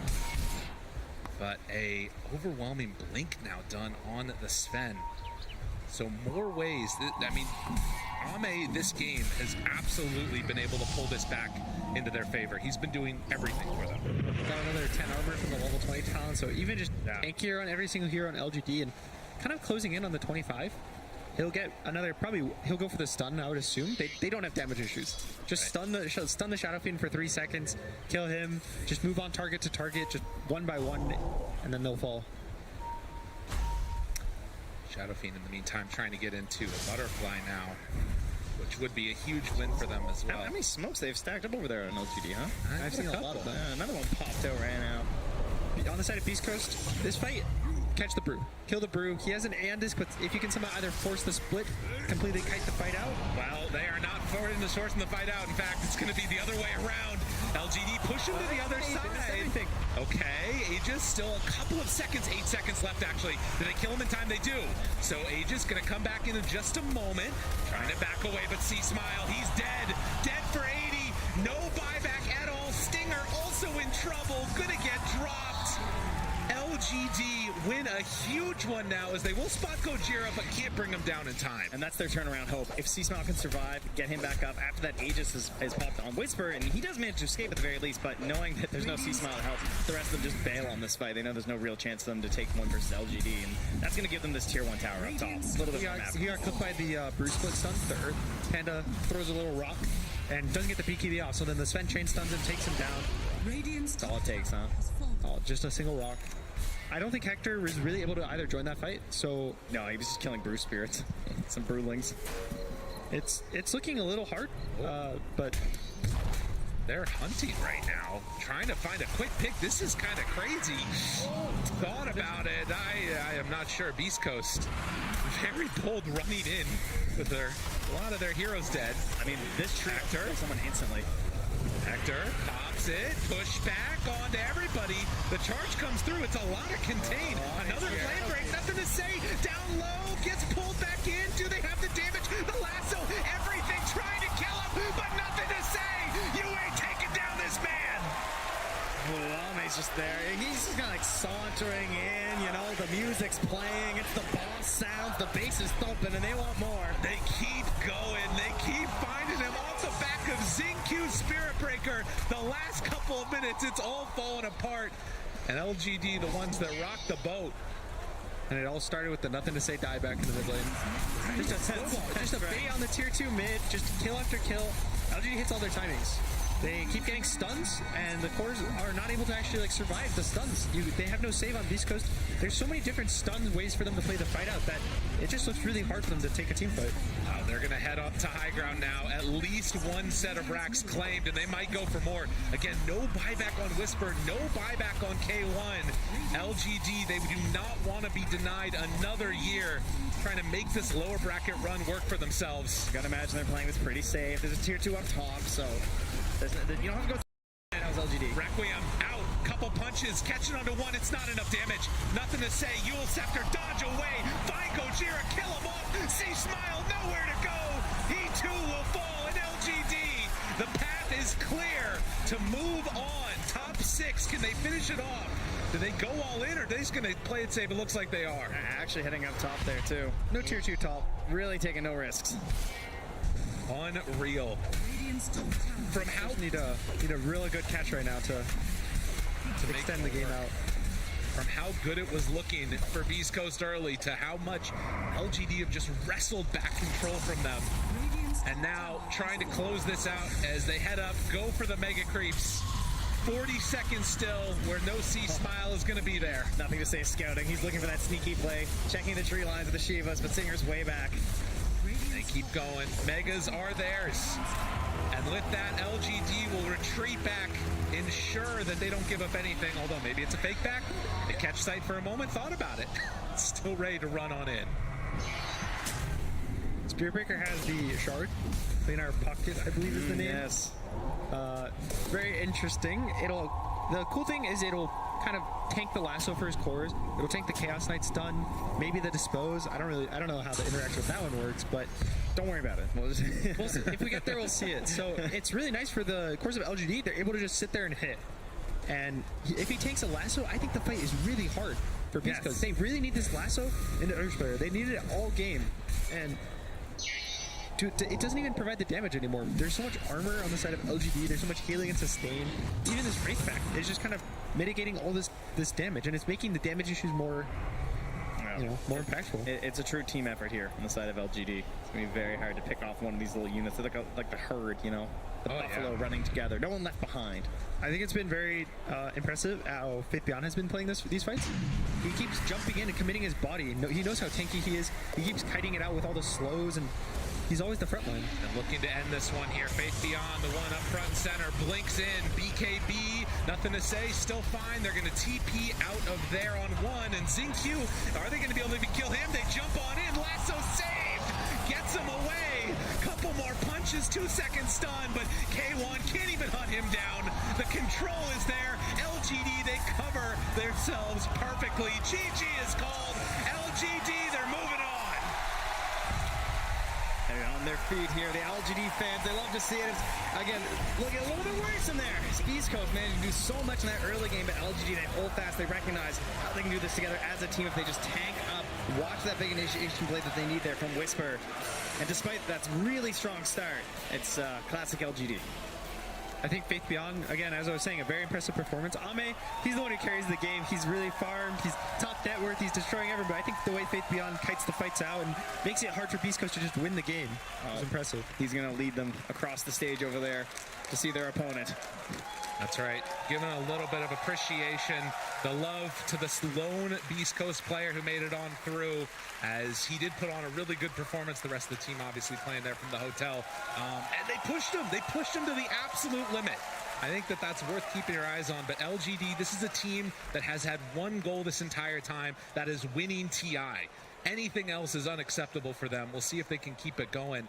Now, at least as far as what we've seen, it's constantly looked incredibly impressive from them.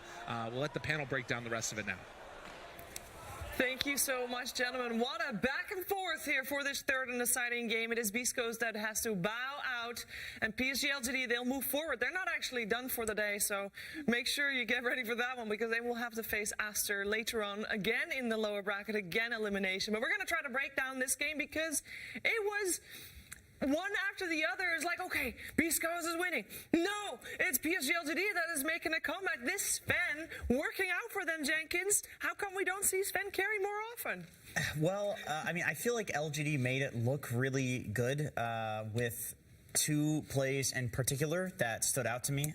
There's the jump of Beast Coast, where every single person that's watching, and Beast Coast as well, felt this momentum going high ground, and then they just jump before anybody's ready. I think Trent said it. The comms were probably completely silent at that point, because they felt like they were winning. They were really utilizing the burst of the Sven in all of these team fights. There's also this fight by the bot triangle. This was the one. This was the one. It's like everybody who's ever played Dota has the instinct that the game, it's like, oh, Beast Coast has got this there. LGD is the one team that will prey on that. They see that as the only opportunity back into the game, and they take it. And this is what makes the team extremely scary. I'm glad that we get to see that from them here. Yeah, they did not allow them to position where, like, you would expect them to let them another 5 seconds. They hit the tower a couple of times. It's over. But this, like, surprise effect. Ame, he came here to play. Like, this is some extraordinary Sven carry performance, but Fate Beyond, he's been carrying. Like, you know, he look at his score as Brewmaster, 8, 1, and 18, enabling his Sven with Raid Pack, with AC, IO providing the attack speed as well, and also microing. Like, his microing is through the roof. I know it's hard to keep track on everything that's going on in these, like, chaotic big fights, but if you watch him closely, he's just, like, his skill is through the roof, and being so consistent over so many years is just, it's amazing to see this player play. It is. It really is. Obviously, PSG LGD moving forward, I feel like we also have to touch on Beast Coast, and in their run here, they came top 8, which is not surpassing their best result that they've had previously, but they definitely have a lot to be proud of as well, Effie. I mean, that was an incredible game. They should be proud of that in and of itself, but also these players were not playing together in the same room, right? They were in isolation, they weren't playing with their coach, so we definitely have to acknowledge that and give them praise for the performance that they did put up.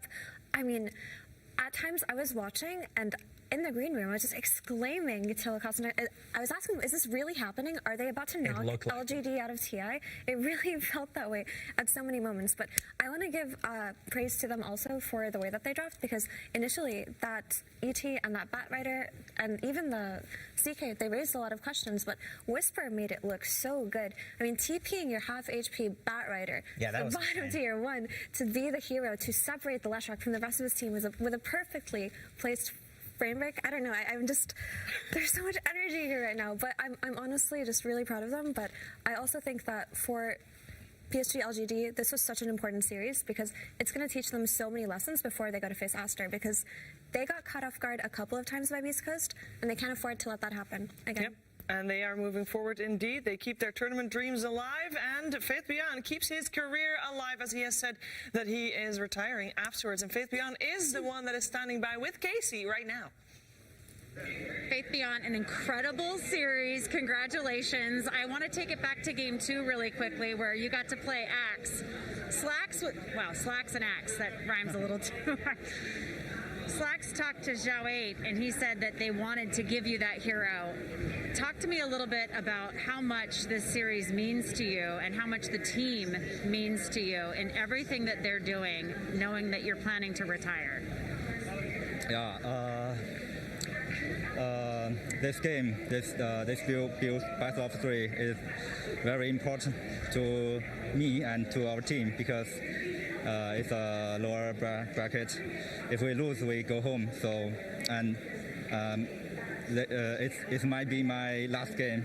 So, when game 2, we just say play the confident hero and be ourselves. Don't be afraid. Don't be afraid of lose. So we pick X, and we did a good job. Speaking of being confident, your draft in this last game, in game 3, was also out of the norm for both teams.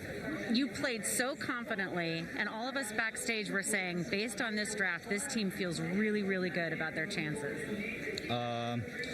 Yeah, we have some great performance, but we also made lots of mistakes.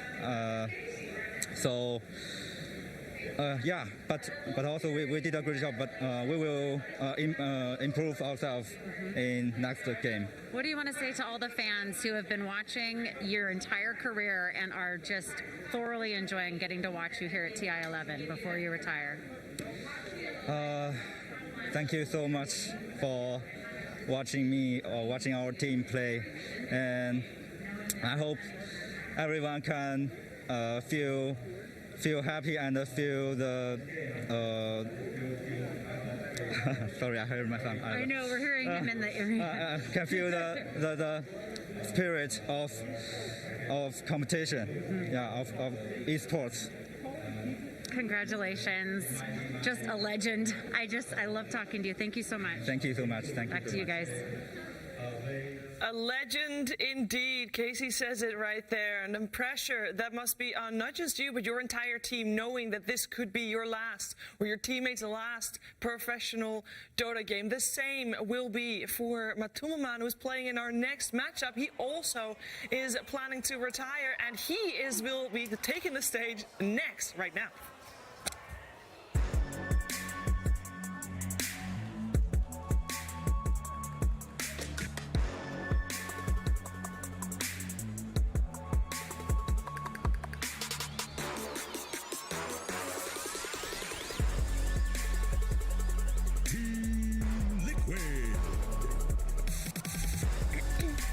They started out in the upper bracket, got dropped down quite rapidly, and after that has begun their route in the lower bracket. Yesterday we saw them take out Entity in 3 games. Can they do the same to OG? We're going to find out. Their opponents coming up next.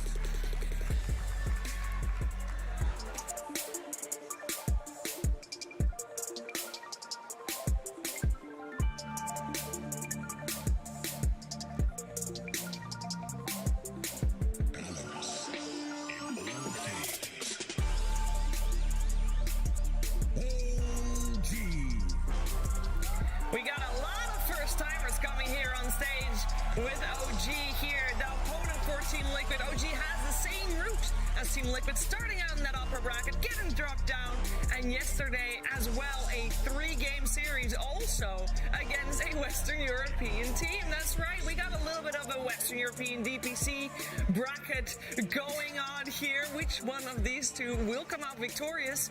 I think it's very hard to tell. And I also know that there are a lot of people that are either going to be happy either way or sad either way, because there's so much love between these two teams, Effie. Yeah, particularly between Taiga, who he was the former support player of Team Liquid before he joined OG, and of course the rest of Liquid. They're constantly showing each other support online, constantly hanging out with each other. It's just really wholesome and really sweet. The younger members of OG, of course, were not really around for that kind of friendship, but I'm sure they watch it all and they feel that same amount of appreciation and respect. They must do indeed. We know that when OG faces Entity, that Taiga also gets into it with wanting to face the old Creepwave lads, and I bet that goes the other way around as well. A lot of love indeed between these two squads. One has to come out on top though, Jenkins. And you said you had the record for it. It's very close. It's 12-10, I believe, in favor of Liquid. 12-10 in favor of Liquid. Yeah, they did play quite a lot throughout this this year. They met 9 times, I believe, and yeah, in the group stage as well. Liquid, a pretty close game. Both of those games were very close, a bit longer than the average game time, but Liquid came victorious after that one. This is going to be a close series because these two teams know each other inside and out. Like they come from the same region. They played so much. As you said, friendship, probably their #1 scrim partner as well. And yeah, it's just going to be very interesting to see how both of these teams approach draft. I think in game 1, you are going to be able to give them a little bit more like a surprise factor. You are able to experiment a little bit more because it's a game 1, so both teams are going to be a little more looser on that side. So what's going to be important when we're watching this game 1? What are you going to look to, Effie? What do you want to see from these two teams? So for me, I want Liquid to play a high tempo style of Dota.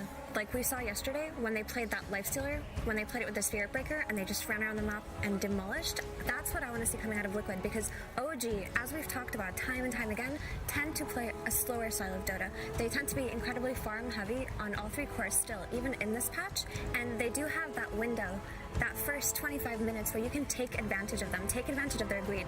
Unfortunately, their laning phase is incredibly strong, so it starts with the lanes, you play the tempo, and you try to not get outplayed over the map, the way OG have always done it.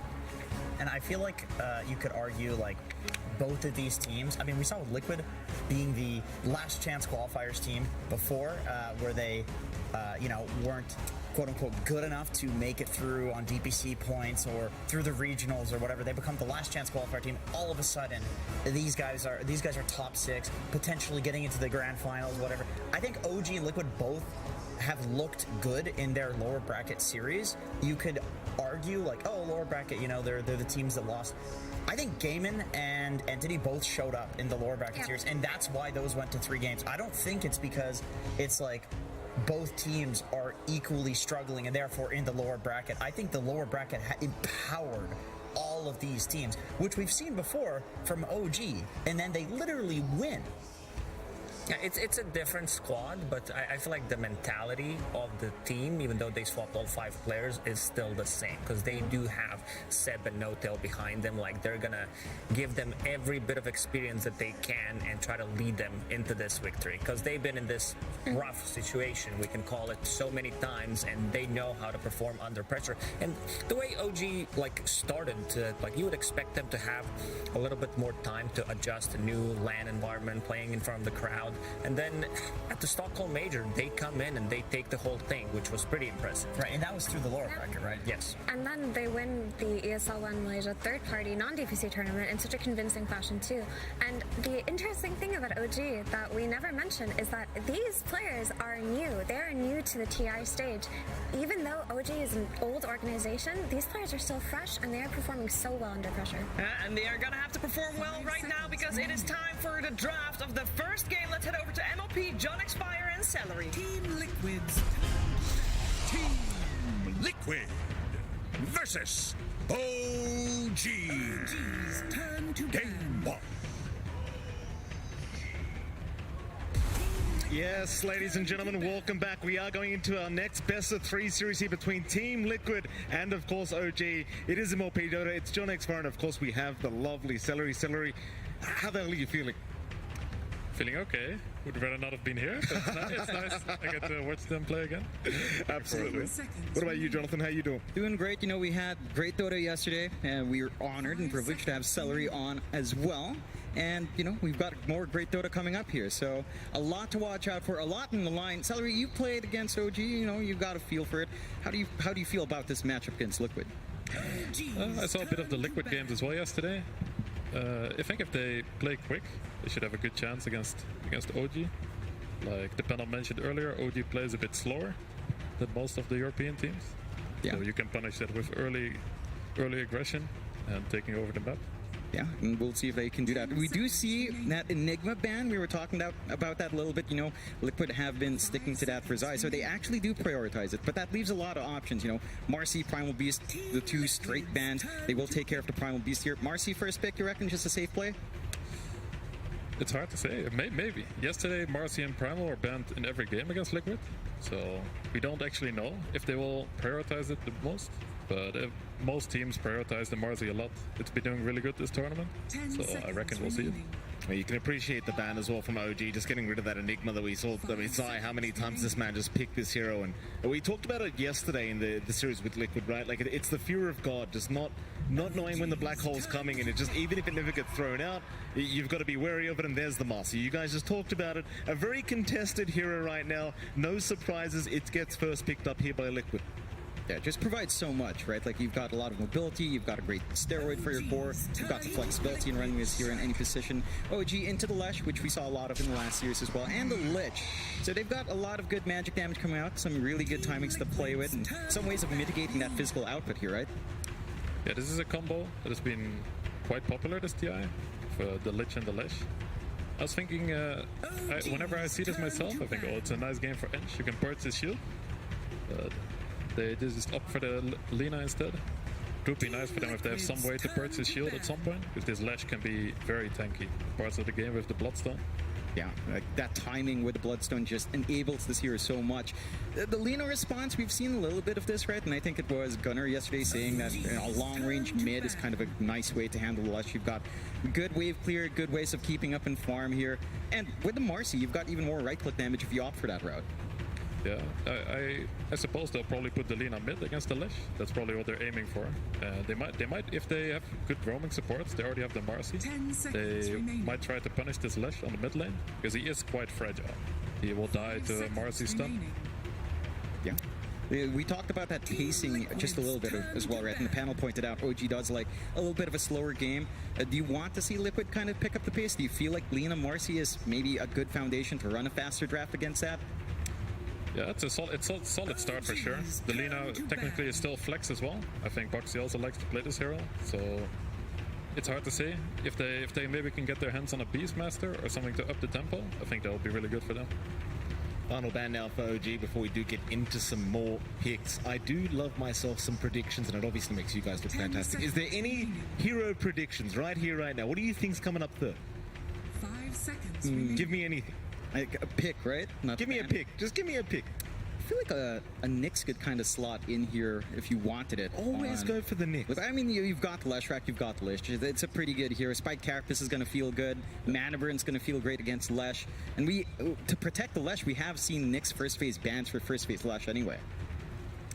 Yeah, Nyx or Clock would be nice for OG here probably. They both have the same function of a bit more frontline. They're good against Lina as well. Nyx is also good against Lesh, so they would take it away from Liquid as well. Scares me when someone agrees with John X5. That's a very scary moment for me. So I don't feel the need to agree with him. Trust me. You go your own ways. They are using quite a bit of reserve time here for this final pickup. Very curious to see where they do end up going. It seems like they are just focused on the off lane right now of Team Liquid. I mean, Zai is such an impactful player for the side of Liquid. You just don't want to give him a good game. In fact, they do get rid of the lone druid as well. Obviously, a Matumba man special, you don't want to give him that kind of comfort. OG, they'll have their first third pick. Let's see what it's going to be. Both of you guys mentioned the Nyx. I believe you mentioned the Clockwork as well, that we have been seeing quite a lot of recently. See if they do go for either option. Of course, Tiger performing perfectly on either of those heroes recently, and be a real treat to watch him on it. Yeah, I think the one thing as well for Liquid that's left available is this Spirit Breaker Lifestealer combination, or just a Lifestealer in general. Matumba's been showing a lot of prowess on that. OG, they do pick up the Shadow Demon, so they've got a nice way of controlling some of these heroes. Good setup for the Leshrac down the line, maybe a little bit more push coming out as well, and some defensiveness from that disruption here. Yeah, that's very, very interesting. I was thinking for Liquid, Insania also likes these type of heroes, the Shadow Demon, the Bane. And I thought it might be a pick for them against the Lesh and the Lich, because the Lesh cannot move at all. It purges the Lich shield. It's very good against these heroes. But OG opt to pick it up instead. They do have two very defensive supports now, so they need to make sure they get some heroes that want to go in on the last two picks. Otherwise, you have three heroes that are not really starting the fight. Is it hard going against OG, Celery? Like, you've played these guys so many times, like with these kind of weird styles of drafts and the versatility these guys have, like, is it hard to draft against a team like OG? You cannot be afraid. You just have to go. So don't get caught off guard. Just do your thing. Undying is the pickup here from Liquid. Obviously, Undying, a very, very popular hero. You drop the tombstone, your job's done. You can happily die afterwards. Just so hard to deal with as well. Like, even as a pos 5 Undying, it's just such a tanky hero to have to try and deal with. Team Liquid, they do get away with it. I wonder what they follow up with here. I mean, it's still fairly open. You've got the flex, right? Marcy could be offlane, Undying could be offlane, one of these could be our supports, both of them could be our supports. So it's really open for Liquid to kind of determine what they want in their lanes. I think with the Undying pick as well, you don't have a good way of clearing out the tombstone here. So it's always going to be a massive issue in the middle of these fights. You're not fighting against strength heroes, you're not sapping away damage, but these are not the highest strength scaling heroes either. Yeah, I think the Undying pick is very cool, because they know the heroes that OG needs right now are the initiator heroes. Maybe they want to go up for something like an SK again, and Undying will destroy that hero in lane. So they block a lot of the picks that OG could go for. That Drow Undying lane, it's really potent as well, right? Like, it's just so hard to deal with once you hit that level 2 mark. You've got the Tombstone, you've got the Decay with the Frost Arrows, and I don't know, is there a particular offlane hero you'd personally like to see here, Celery, like for ATF to try and counter out? Because it seems like this kind of lane is very hard to deal with. Yeah, it seems like Liquid banned for this. They probably had this in mind. They banned the Mars, they banned the Slaughter. Both heroes that can be very problematic for a hero like Drow. So let's see, there's still always the Timber. I don't think it's good in this lane. Amar really likes his SK as well, but I think he's gonna have the same issues that he had when he played us yesterday. He won that game, so maybe it's just a pick. Yeah. Still fairly open up.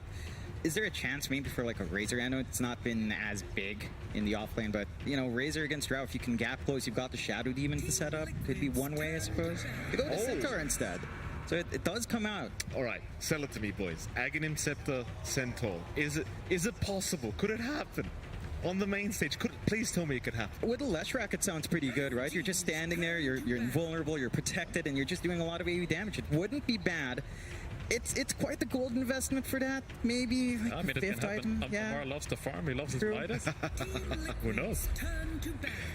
Oh, I couldn't. I'll be praying the whole game to see a Roshan with an Axe blessing or something. Just give it to ATF. Give us the memes, please, OG. We are going to go into those final bans here between these two teams. Nagasara banned out for Liquid. We see the Beastmaster being removed by OG. A couple more bans to come. Is there any particular heroes you guys think would slot in very well with these last picks for this draft? 5 seconds remaining. So Liquid still looking for an offlane, most likely. They could still flex the Marcy on offlane and pick up Boss 4. A lot of offlaners have been banned already. Yeah, I think maybe if you look at what Boxy likes to play, something that can tie in with the Marcy aggressively could be nice. I believe the Tusk is still an option on hand. Maybe double melee doesn't feel too good against 2 ranged supports, and maybe a ranged core down line here for OG if they want that. But I think it's just the potential for aggression, right? Like, you've got so many ways to jump in. You can kind of cut off that backline save, try to play for the burst. And just looking at Liquid's draft overall, going for the Drow with Lina, the marksmanship on Lina, not the best. You're in interior, but it's just more attack speed. The right-click Lina build-up could feel really good here. And OG's solution is really just what? This Stampede away or blink forward with Centaur. Yeah, the Lina mid looks very potent here for sure. One cool thing Liquid could do is lane the Marcy offlane with Lina support. I think that's a pretty good lane here, and it could go up for something like a Pango mid. It looks like a pretty good Pango mid game. He kind of ruins all the backline from OG. They have nothing to stop him once he's rolling. With his Diffu, he's also very, very good against Lesh. I think that could be a really good pick here. See if they do go for it. OG, one more ban to go before we can finish off these drafts. Think about it. I mean, it can be a bit confusing again because of the flexibility of Team Liquid's draft here. Maybe just another offlaner to get banned out by OG before we do get going. Because you just want to make sure you don't kind of get run over. We saw the Beastmaster banned out in the Lone Druid. You just don't want them to be able to set a pace that you can't keep up with here for the side of OG. Very, very scary when you're dealing with heroes like the Undying and the Lina and the Drow. And they just, if they get a decent laning stage, they just kind of go off and can set a pace you just can't keep up with here as OG. There's 10 seconds left for this last pick up there, thinking about it. I'm not seeing a clean way for OG to kind of tie up that safe lane here, Celery. Anything that comes to mind for you that kind of handles how far Liquid can kind of hit with Lina Drow? I mean, it's hard to say. He plays a lot of heroes. It depends. They do go for the Pango. Wow. Yeah, good call on that flex. Interesting. I'm not sure what OG needs right now. I think they're missing a lot of things in their draft right now. I think it's going to be really hard to deal with the Pango. Bloodseeker is still in the pool. It's gonna have a pretty good lane, I think. Lynch Bloodseeker, that might be one of the heroes to have to go for. It's very good against Drow as well. Whenever you rupture this Drow, he will get shredded by Bloodseeker in the mid game. They'll go for the slot. There you go.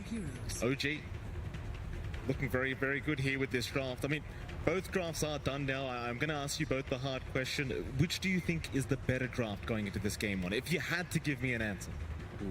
I really like Liquid draft, but they put the Pango on the offlane. I don't really like that. I think I'll still go with them. I really like the draft they have. I'm not sure. Yeah, I'm with Celery. I think just seeing how far Liquid can reach with Drow Lina, even though the Pango is off lane, not going up against Leshrac, Lina versus Lesh is still a really nice lane to have. Maybe you get a little bit more now out from OG with a Slark. Like, you're not going to be completely zoned out just by the Pango and his spam. You've got some counterplay there with the Lich, which can be really aggressive. But I think Liquid's timings just look a lot sharper. And OG, those issues you mentioned, just jumping the backline outside of Stampede or a Blink is still going to be a bit difficult. Yeah, it's going to be a very interesting.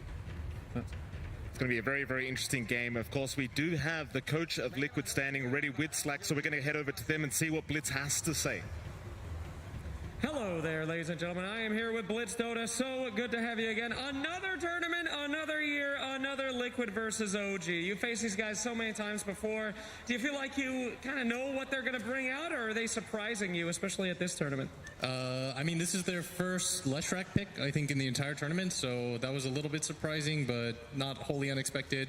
But yeah, I mean, we have a lot of familiarity with them. Obviously, Tommy was on our team, so...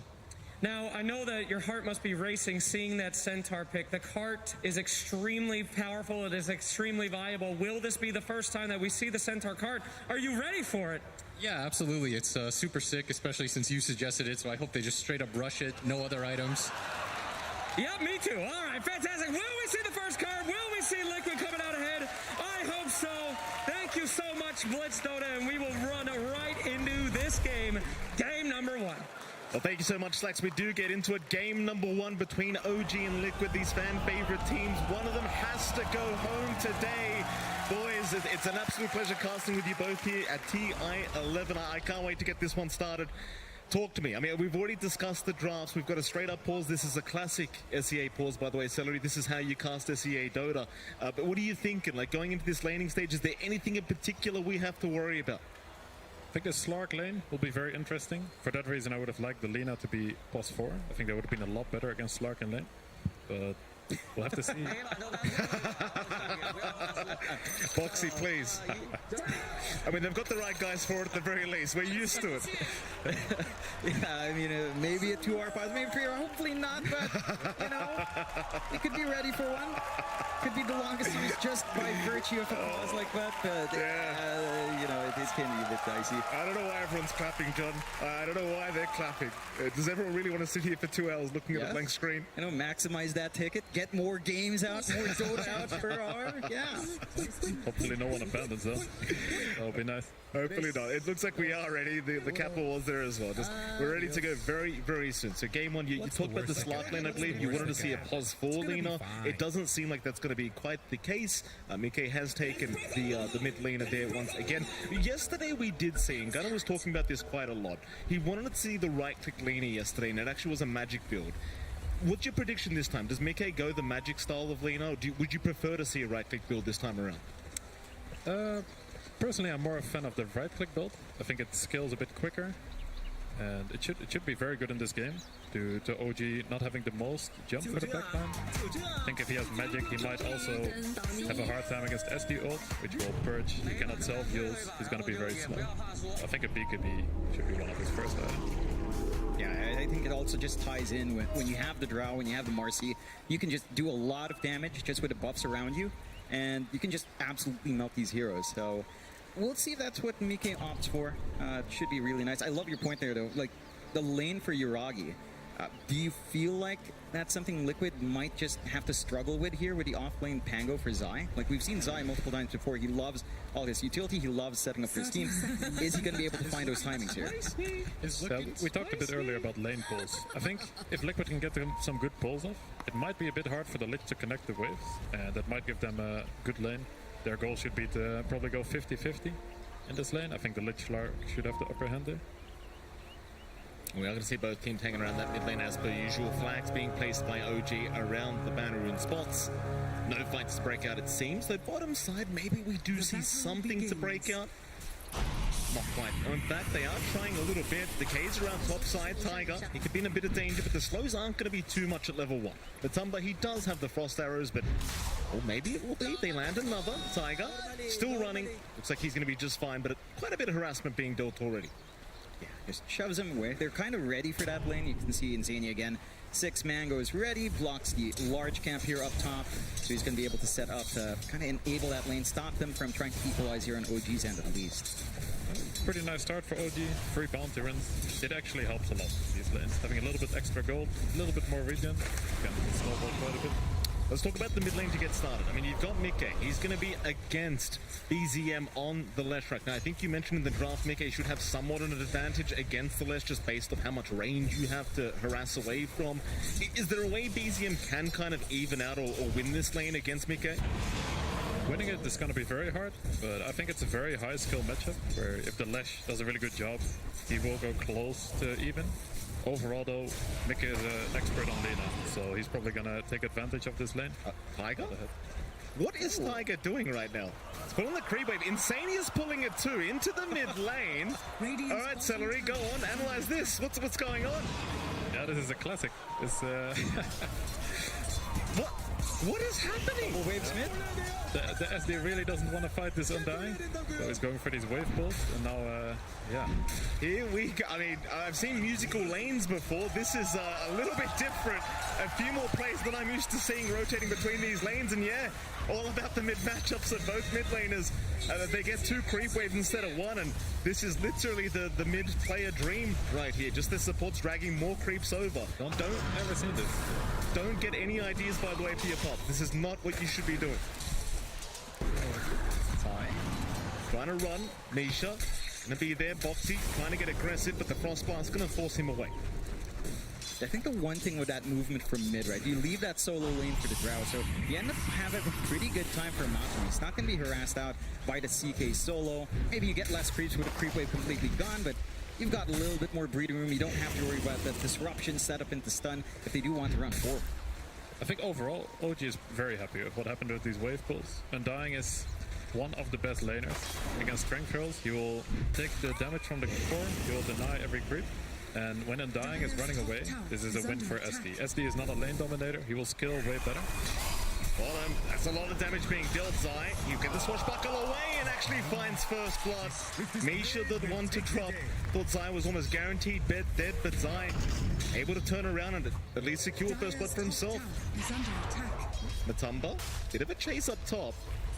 Gonna be just fine though. Amar unable to connect. Again, you're seeing what Celery said, right? Insania's always dragged away. He's barely spent any time up top.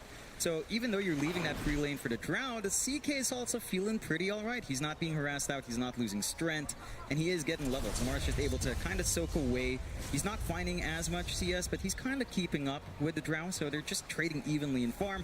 And solo EXP for the Centaur, it just feels a lot better. Yeah, OG should be very happy with that. What happened on bot is very nice for Liquid. Getting a kill, getting a first blood for them in a lane that should be quite rough. And we can see the Lina is having a really, really good time on mid this game. It's taking full advantage of all the extra creeps they got on mid as well. Top lane, ATF, gonna make a jump in. Hoot Stomp is there with disruption setup. Matumba, he'll go for the cast, but Tiger, he's got so many stacks over, he will be able to pick up the Drow. They are really abusing the combination. As bottom lane, Boxy, he's gonna be just fine to walk his way out. Liquid still doing just fine down this bottom lane, but top lane seems to be a bit of a struggle now. Yeah, it's when they can commit, right? It's that classic Centaur Shadow Demon combo. Disruption into stun. The Undying at level 2 doesn't really have much to save you. Level 1 Solar Rip can be nice depending on how the creep wave stands, but you can't threaten them away. Another kill for the Bengal. Bottom, they are going once again. Zai in danger. He's going to be able to walk away. They did pick up Misha down at that bot lane. It's Yuragi now. The one to be on the run, though. Zai moving back in with the toss back out from Boxy. Yuragi, he's the one in danger. Zai still going. They missed the rebound. Yuragi is trying to fight back, but is not going to be able to get it done. At least Zai does die for mid lane. This is a much bigger target. Mickey, top of the CS board right now. Top of the net worth, trying to fight back, but he might be the one to drop, and does. Tiger with a fantastic rotation on the Shadow Demon. Yeah, they're all over the map. That's such a big kill for OG. You were almost twice as much on Mika in terms of CS over BZM. So they needed to equalize there to get the rotation out. It does come at the cost maybe of just throwing bot a little bit, but you do want that Lesh to go off to a great start. You mentioned it last time we were watching the last game there, Celery. If a Lesh doesn't go off to a good start, it does feel like it gets thrown off. You do need some farm. Yeah, that was super nice for the Lesh. He's back now on net worth. It's very close. And this bot lane has been very interesting. I thought this would be a very, very hard lane for them, due to what happened in the lane at the start. Now it's just an even lane, and that's going to be great for them. It's quite detrimental. Yeah, the big thing in this game, I feel, is what happened with these wave pulls early. If you look at Undying's net worth, he tanked a lot. This hero spends all his gold on net worth for the lane, or all his net worth on the lane to win it. But when these waves got pulled, and he also tried to run mid, I think that was a big mistake, because now he's very far behind the net worth. The lane was not won, the draw is below the center. And he needs to try to find some impact real soon to catch back up. This hero does not really farm that much. Yeah, that's the concern. Like you mentioned, that lane domination. Insania's hasn't really had a lane to hold on to. Still trying to trade with Taiga up top, and we're seeing a little bit of a back and forth movement here with Misha and with Boxy kind of checking in on mid, but it's a very even game start so far, despite the back and forth, despite the lane shenanigans. You know, 3-3, 1k lead coming out here. You do have Mickey on top of everyone else by a huge margin. Like, is that Lina timing? Is this lead by Mickey despite the death? Is that what they have to build around here for OG for Liquid as they go on? It's going to be interesting to see what moves they'll make around it.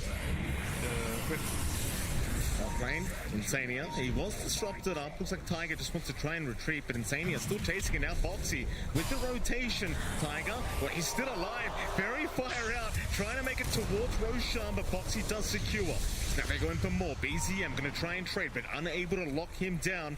Insania for a run as well, bit slower, will drop the tombstone on the high ground just to make sure they can't keep the chase going. But they have fed quite a bit of gold back the way of OG. So they still gaze up Insania, but they will not land the split up. He's going to be just fine. That gives info on that obs though. So instant D-word coming out here from Foxy, and that should help them maintain some control in that top jungle. A lot of back and forth movement, early rotation out. They tried to go for a bait play, but BZM doesn't quite find anything. At least he can just go back in the jungle and farm, and he is given room to do so. The main playmaker Liquid has is going to be this Bengal. I think the Lina will need some more time. Yes, he's going to have his Falcon Blade complete, but you don't want to look to make some big moves with this hero. Potentially what Liquid can do is collapse with a lot of heroes on the mid lane and utilize their Lina, and that's a win. Bottom lane, Zai still having a very good time against Yuragi. Again, this is the thing we weren't really expecting here against the Slug, but look at Zai! He's completely destroying this bottom lane, and you just almost can't believe it against the Slug, but Zai's making it look easy right now. Yeah, they've just made so many moves across the map for that. They've had to leave Yuragi alone. They need to drag Misha around. He's trying to armor up mid to slow down the shove from Mika, and it is slowing down that right click, but it comes at a pretty big cost. Mid lane now, they even find the Lich. It's not the biggest kill in the world, but they want something, as Misha is going to get a Lacuna. A very nice pick up to Mickey, and it allows them to keep going for that mid tier 1 tower, as Mickey would love to keep harassing. In fact, they want the fight. Tiger forced to run. The Stampede will allow it, but in comes Zai from the side. He still wants Tiger, and he's gonna find him. Down bot as well. The Tumberman has rotated Yuragi, just getting swarmed right now by that side of Liquid, completely drowning his Yuragi as he does go down at the bot lane. Meanwhile, mid, they're still going. They found the Leshrac. BZM gonna try to run, but it's not enough. Liquid, they're flooding the side of OG. They're all over the map, and Matu, he heads bot. The Stampede was up. Yuragi feels like he can go for that kill. 2 split up fights. Liquid found it all. That was an incredible sequence. They collapsed the mid super well. The Drow realized top was not that safe anymore. Here comes bot. They even get the bonus kill on the Slark. It was super good for Liquid. The Drow is not putting himself at risk. He's playing at a safe spot. Center has a good time, but they utilize the timing they had really well. What do you do now? Like OG 3-9, very slight net worth lead the way of Liquid. Do you feel like they're still okay in this game? Do they need to slow the pace down a little bit? State of the game is looking pretty good for Liquid, I think. The Slark and the Drow will both need to catch up. Just keep farming for now. But their Lina is very high on top. Their Pengo is having a really good game. And this Pengo is going for what looks like a Vlad, potentially a Wraith back. They'll have a really big timing once he gets this. I don't think they're in a rush to take this mid tower. They can make a move with Pengo ult at some point. But for now, they should be happy slowing the game down a bit. Bot lane gazes out, but rebound is there. Foxy, he's got the unleash now onto the Lich. They'll find Misha straight away as Yuragi. He just can't catch a break. They'll toss him back with the dispos. Yuragi, he's going to keep trying to run, but Zai's right behind him. Still landing the swashbuckle with the multi-shot. It won't connect. It just may not matter. Foxy, right on target with a double kill here for Liquid. OG losing more bodies as time just goes on. Yeah, that was OG clumping up first. They were the ones looking for that opportunity with 3 heroes lined up, 2 supports backing Yuragi this time around, and they still get punished. Liquid, they just respond so quick. They hit these timings. They have these level spikes that just feel massive, and they have so much AoE that even with a Shadow Dance, you're not really safe here for Yuragi. Yeah, that was brilliant fight by Liquid. For OG, they should probably look to try to involve their center in the game. He's their most farmed hero. This is what can feel a little bit awkward about this hero at times. Is right now he is super strong. Like Liquid don't want to fight him, but they're not. They're just fighting on the other side, and for center it's a bit harder to connect. This Bengo TP's in. There's very easy spells to connect with in the fight, and they're using that fully right now. Yeah, at what point do you feel like Amar is going to take that initiative to join in? He's saving up for the blink. He's only about 700 gold away. Is that the call? Just wait for that initiation and start going? Yeah, I think he's doing the right thing. He just needs this blink. Before that, you don't really want to join. If possible, OG should be a bit careful on the other side of the map till he has this blink, and they can just fight with him once he's ready. And Matumba just having such a good time on this drow now, able to just really escalate in terms of net worth. Very far ahead of Yuragi, considering 700 gold right now on the drow. The drow, one of the slower farmers in the game, you'd have to argue, but see at that level 6 mark, it does escalate quite a bit, and it's been a very, very good time so far for Matumba as he just continues hanging around that jungle.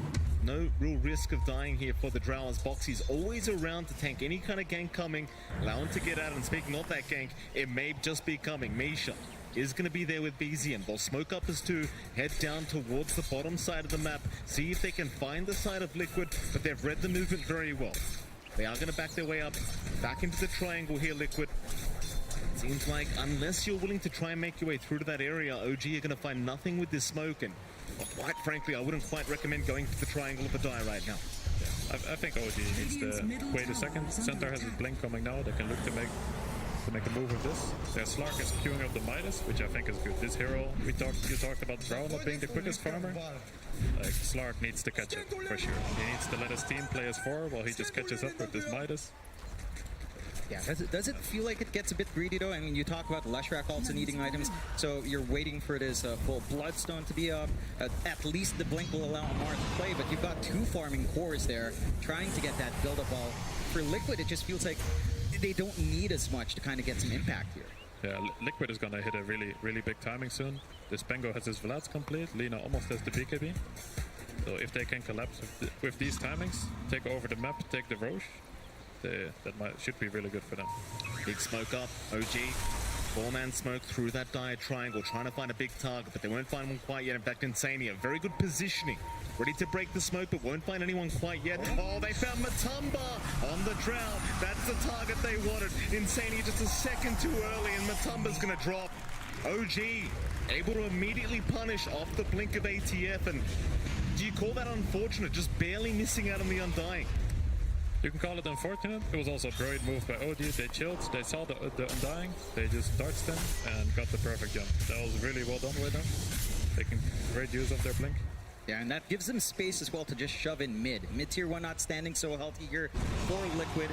I'm not going to fully commit from the side of OG, but you can always threaten with that Leshrac now. BZM's got enough levels in the Edict that melting through the early objectives is going to be a lot quicker. And for Liquid, they didn't have a massive lead network-wise, so that does even out the game a little bit more. They are going for their smoke play here, though. Yeah, down towards the bottom side. Who can they find there, though?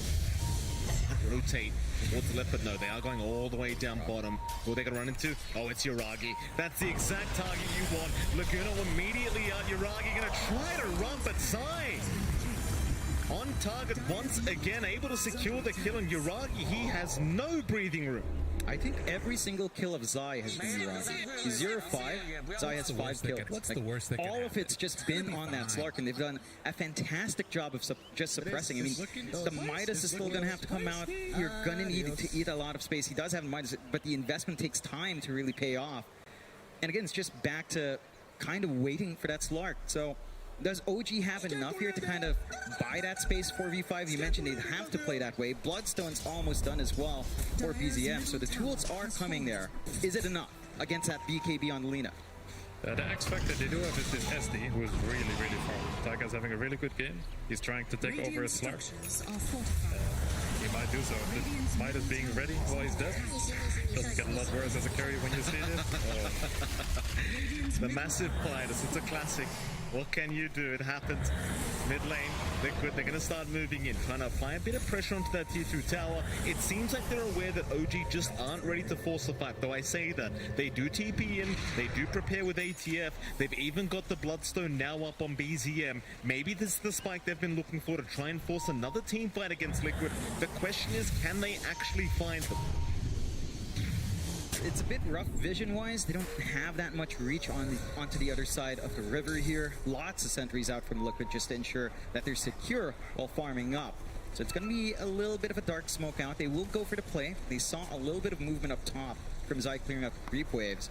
might find something juicy if they stick around to farm here on Liquid's end. Towards the north they go. OG, be a massive team fight. Wards are down. They've got the vision. They're going to see Boxy. They'll make the jump in.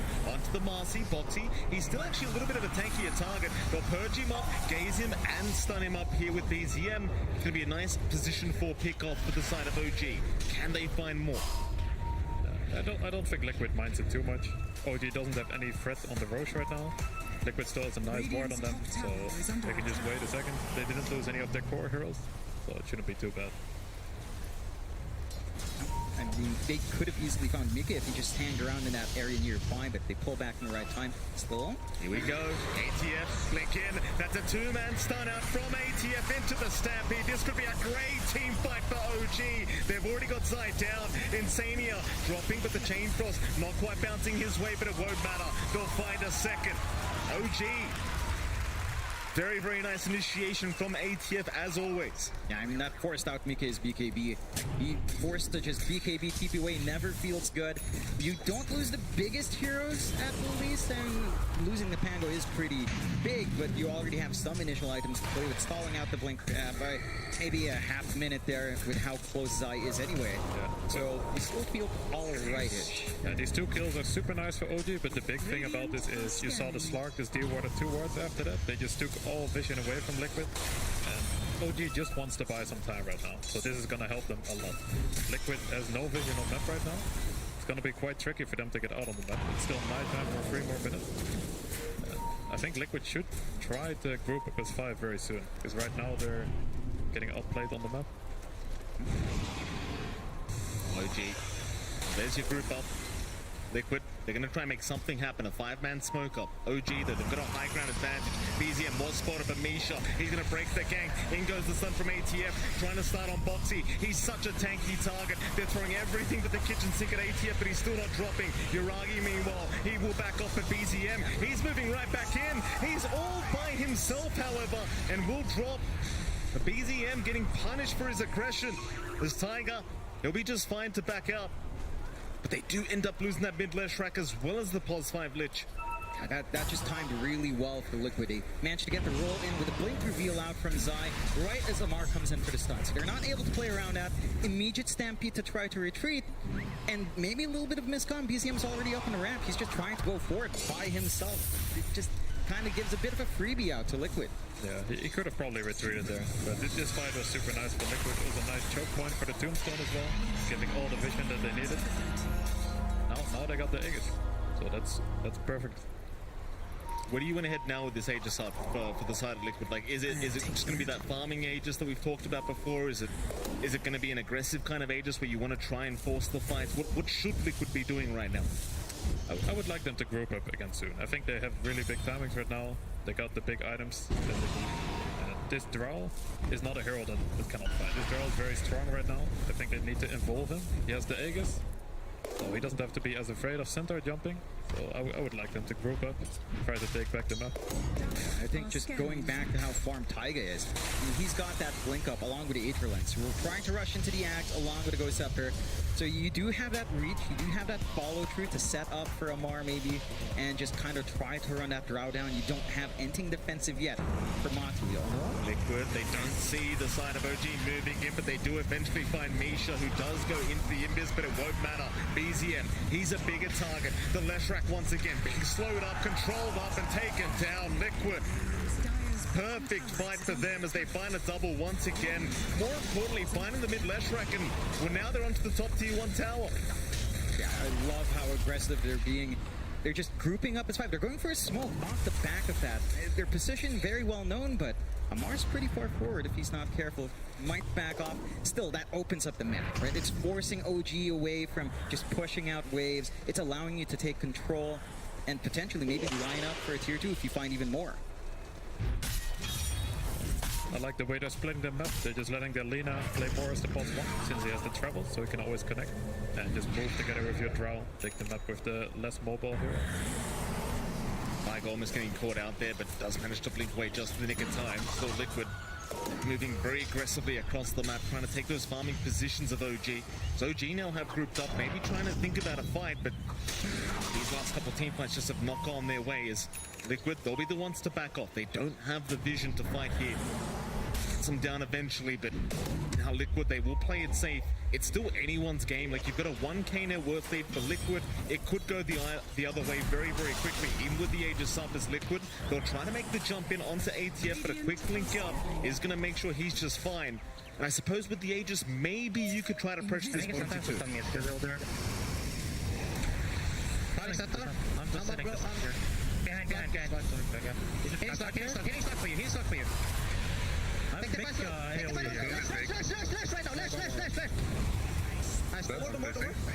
Center TP out. SD, go. You heard that shouting. Lesh is the call. I suppose that's all you need to say sometimes. Just get the mid Lesh rack. Yeah, I mean, again, the positioning there, not quite where you'd want to be. ATF, big initiation in. He's found the Drow range, but Matumba's been protected by Boxy. Can they get the Drow up and now? There's the multi-shot. ATF dropping low. Boxy still manning up here against Uragi, but eventually will drops to Matumba. Somehow still alive onto BZM, but he's dropping real low now. The Aegis, it will go down. That's the first life. Mickey, who can he turn on? ATF, he's found the target. That's the one they wanted. Matumba, he'll get the soul rip, but it doesn't seem to be enough. OG able to punish real hard the Liquid as they keep going. Tiger, he's got the purge out. Mickey in big trouble. He's another great target, and OG have found it. In fact, they're not done yet, but ATF, he doesn't land the stun.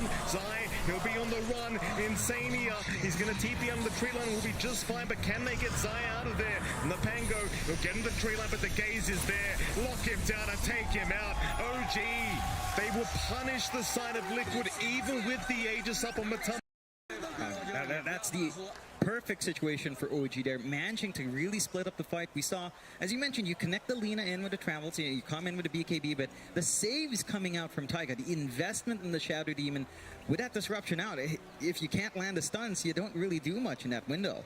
Yeah, we could also see the strength here of the Lich armor in this fight. The Lesh is a lot tankier than you would expect. We know how good this Bloodstone is, how much he heals, but in this fight we can really see this Lich armor adding up, and this Lesh is just walking in.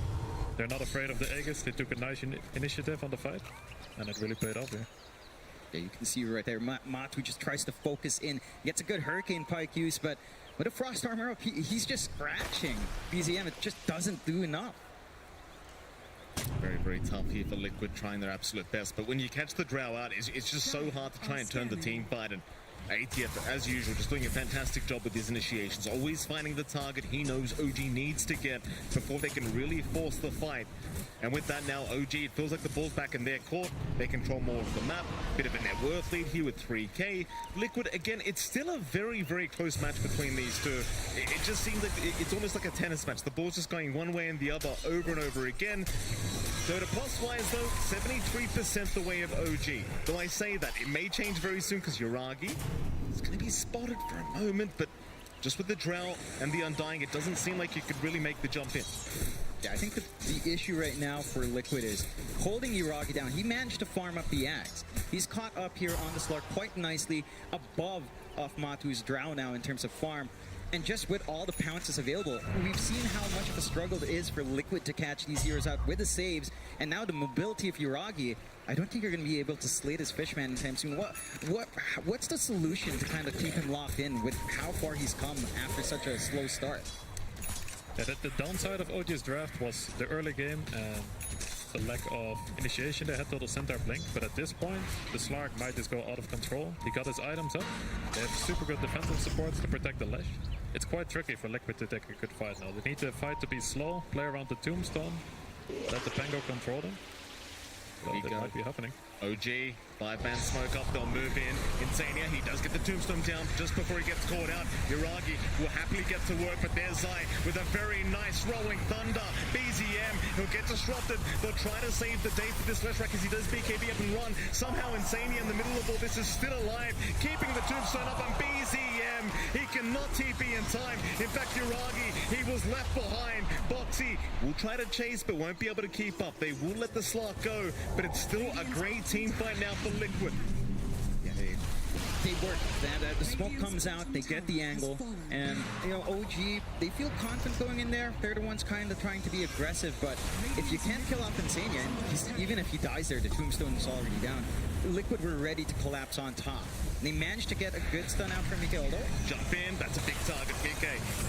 Gonna have the invis though with the Glimmer Cape as they go onto ATF. They'll try for the Centaur. Do they have the damage for this tanky man? ATF still tanking through it. Matamba, he's been jumped on. Yuragi trying to do it all by himself. He'll get the Shadow Dance off. Yuragi's not done yet, but might have to back. He doesn't have the defensive play anymore. Liquid, they will do the same. Decent job of kiting out of that fight. It doesn't seem like you're quite at the level yet where you can actually deal with ATF to start off the team fight. Amar has nice itemization as well. He has the Halberd against the Drow and the Lina, which counters these heroes really hard if you get it off first. And the Lina could just not hit there for a very long time. Yeah, it's holding off that damage, and I think that was the big issue as well in that earlier fight near the cliff ward, where you were disarmed on Matu when he had an Aegis life, and he just couldn't hit. Even if he was hitting, he wasn't doing that much damage anyway. And just all the armor coming out now in Amar, like you mentioned, Mike, if you do try to jump Amar with a Frost Shield up, with a Plate Mail on top with a Vanguard, he does last a long time. It's really disruptive. You have to watch out for him because his constant hoof stomps are just annoying. I think the longer fight is what Liquid wants to look for. The fight they won earlier where Insania pops his ult and Tombstone, and the fight is a bit slower. They play around the tomb and the Bengal roll. These are the fights that they can win. They are not weak at all. But if the fight is too quick, it's very hard. They cannot burst heroes. There's too much defense on OG. If they could somehow kill these supports first, would be the best. But it's quite tricky for their backliners to get that close. It's interesting you say that they want a longer fight as well, right? Because you're against Yuragi's Slark, which I would assume with the Essence shifts just being stacked up, I would assume it would kind of go the other way. In fact, hold that thought, because Zai is going to make the jump in onto Misha. They've got the dust up, so the Glimmer Cape not going to do enough. Tiger is there with the disruption though. Meanwhile, towards the north, ATF, they're going to try once again onto the Centaur, but he is going to be able to stampede away towards the south. Who have they gone on? Boxy, he's going to BKB run. Mickey trying to chase. They want a target. They found a couple. They've got Tiger and they've got Misha. Two supports have dropped from OG. This is the fight Liquid want now. Problem is all the cores have already left the building. Yeah, it's the targets you mentioned. They managed to take the supports. They tried to collapse on top from OG. It doesn't feel like Liquid can do too much with this opening though, but they do manage to take control back of their jungle. And I think, ideally, this is what happens at the start of the fight, right? Just find these two supports and go from there. That's the dream for sure. This fight is very nice now they have control of the jungle. The Roche is alive, and they're looking to capitalize on these supports being dead right now. Roshan, such a big target to go for here. Would try to get started. Yuragi is going to make a bit of a jump in, but can pounce out. Still, they are going to chase with the gust. It will connect, but they don't have the lockdown. Yuragi going to be okay. He's just trying to slow down this Roshan timing. Problem is, it's so hard to fight against that Tombstone. The Yuragi, he's going to pounce in. It's too early, though. He's still going to try and force the fight with the Shadow Dance, but they're not aiming down Roshan. Or are they? Disruptions there, but Matamba, he's got the Aegis up. Yuragi, still alive somehow, gets the pounce away. He will make it up for now as Misha will be the target they go from. They even found BZM. In fact, ATF, he got left behind as well. It's a decent attempt, but maybe it's a little bit too early in Liquid. They just play around it very well. It just goes back to that AoE, right? You feel so confident on the Slark with 2 pounces around. He dances a bit. He gets caught inside the pit with a toss back, and the roll just comes in. His team was pretty far to try to save there. Yeah, it's quite tricky. It's a very nice attempt. He didn't even die there on the Slark, but he kind of forces his team in there. It's a very close fight though. If it goes a little bit different here, maybe Centaur picks up the Aegis and the fight is different, because the Slark did not die here. But these fights are very hard to say. It's a very small thing. If Centaur gets it there, maybe the fight is different. It is on top of a Tombstone, so it's a really nice spot for Liquid to fight, because it forces the OG supports out of position if they want to get in there. That's one thing I didn't notice as well. BZM was just caught out the whole time by Mickey and just bursted down on the left track. So you kind of had your eyes on Yuragi, but BZM had just been caught out right in front of the Roshan pit. And without that added damage and control of the left track, it's a bit rough to try and fight into the side of Liquid. Speaking of Liquid, they've got Gaben's Blessing, a double damage rune at the bot rune spot. It doesn't seem like they spotted out in the end, so it will be left for now. Right after Roshan, of course, as is standard, as is tradition. If they had that double damage, it'd be a very fast T2 tower, but again, they just don't have the vision for it. Yeah, can still be a bit risky. There's some counterplay once the respawns are up from OG. And again, just back to that Lich that Celery mentions. Even just frost armor on a tower slows down your push massively. You're not going to be piercing through any armor on that as a drow. So you just kind of have to throw your bodies forward. And this is stalling out really good for OG. They've managed to get the respawns back up. They can go for a defensive fight if Liquid forces an issue. For now, we'll just kind of keep that farm game up and keep holding up here. Liquid has a long time left on his Aegis. He'll probably try to use this timing. Mickey is going for a very cool build. He'll go for the pike now. A bit of a later pike. He just bought the Dragonlance. But it should be very, very effective against OG's heroes. Upside, they do find Uragi. They're also having a look around north for the Shadow Demon, but he is going to be able to TP out. So Boxy unable to close the gap to find his position 5. Well, Boxy and Zaya eventually just going to back their way up. I think you mentioned there's plenty of time for the Aegis to expire, so no real rush for them. They'll just take a bit of farm here, farming time for Liquid.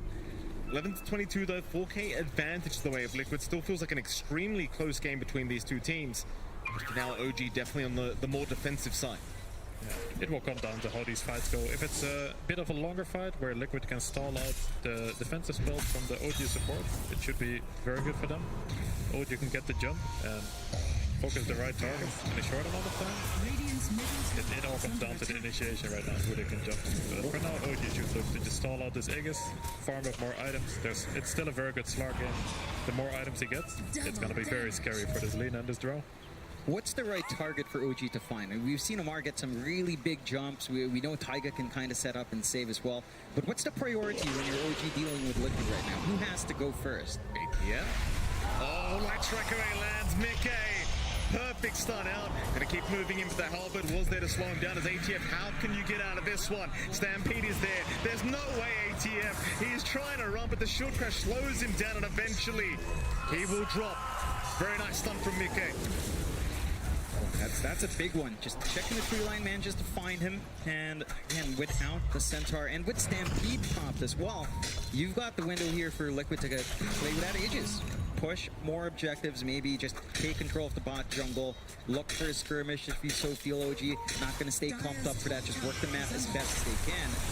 And for OG, as you mentioned, it's all about stalling here, Celery. Any big items immediately available for Uragi that you'd like to see to kind of help him deal with these cores?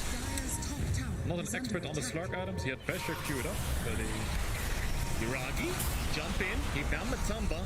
So very confident is Uragi. With that Shadow Dance, he'll keep going for a little bit more. Take some stacks away, just pounce his way back up. But Liquid, they're moving back in. Tiger immediately bursted down.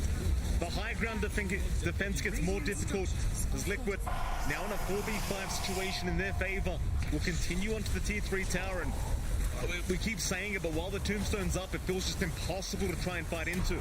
Amar, he'll still jump in. They do find the Lina, but Boxy, he's in with a double stun once again. Misha, he'll gate the Chain Frost off, but it's not going to matter. It will bounce around and do nothing as they found Uragi. BZM, he's going to be able to TP up, but Liquid, they're still onto that tier 3 tower.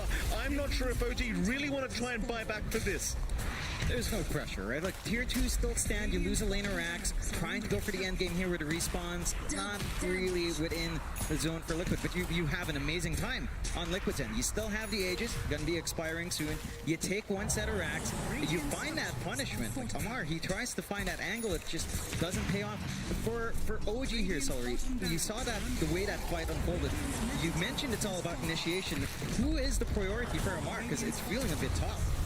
Oh, Decay again. It seems like that's the priority, though. ATF, he can stun all he wants. The problem is he doesn't have the backup as he's getting slowed up here. The Stampede, it's already over. All the stacks of hypothermia from Matumba Man just going on to Amar as he's trying to run with the Glimmer Cape, but they keep slowing him down. This Centaur just cannot walk away as BZM. They're going to try. It might be the last time here for the side of OG to try and give this a crack, but how do they get it done? It doesn't look good. They've got a couple buybacks, but with the racks under siege now, they'll be holding on to one more unless Liquid want to keep going. They could certainly try for those tier 4 towers if they wish, but will they? Uragi, he's going to back off. Mickey, he's trying for the tier 4 towers. The Frost Shield is going to slow them down just a little bit, but that's all they can pretty much do here, OG. There's the buyback from ATF. That'll be enough for Liquid, I think, or will it be? They'll keep going onto the tier 4 towers. It's still a 4v5 situation. BZM is not available yet. Matumba, he's the target. He's got the BKB up, though. It's too hard to take the fight. Uragi in that Shadow Dance, in big trouble. Misha already down. Uragi controlled up. He is gone. GG is called. Liquid, what a dominant start to this best of 3 series. It was a bit back and forth as the game went on, but it seemed like Liquid, after they got that secondary Aegis, they just took over completely in this game 1. Yeah, and it was a pretty slow start as well for OG there, right? Like the lanes didn't quite go out the way you expected. Uragi had a really rough time. We saw that 5 kills from Zai, all on Uragi from the laning phase, and it was just tough. For OG, what do you feel like needs to be changed up a bit here before game 2 of Celery?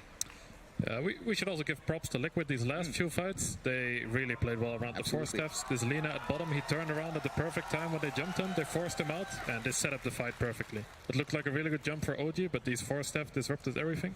I think for OG, they should pick a little bit more early game. I think their draft, they actually got off to a good start, but it might be tough in the next time. In the next game, if they go for a similar style. Well, with that, let's head over to our panel and see what they have to say about this game number 1. Thank you very much, gentlemen. We have a lot to say about this game number 1. Of course, Team Liquid took it here. We'll be going to a second game to see if OG can force out that third. A lot on the line. I don't need to tell you guys, but I will tell you anyway. Top 6 if you win the series, and otherwise you'll be left behind at 8. Here to break the game down, we got Jenkins, Lacoste, and Effie. Effie, this game, it started out with Liquid doing fairly well in the early game. Fairly well. I think they completely popped off in that early game. And honestly, Boxy, throughout the entire tournament and in this game, just played such a good and aggressive roaming support. He was constantly mid, constantly bottom. Felt like he was everywhere in those first 10 minutes, really giving Liquid the start that they needed. Because Lina had this Marcy to play with, Leshrac was never too much of a threat in terms of keeping up in farm or being strong enough to really exploit the Lich armor strat that OG really wanted to play with. Because if you look at OG's draft, they picked the Shadow Demon, right? And it's kind of an unusual Shadow Demon pick because the only thing that it really synergized with was to set up the stun on the side lane with Centaur, but it was more so a deny pick so they don't get their armor purged off. So I assume that potentially they were looking for something where they could pair up an illusion carry with the Shadow Demon, but they ended up going for the Slark and they pivoted completely. So for OG to have won this game, they really needed to just win the side lanes really hard and try to stall for as long as possible. And honestly, it looked good for them at some points, but Liquid were on today. Yeah, Mickey on Lina, constantly on top of the net worth.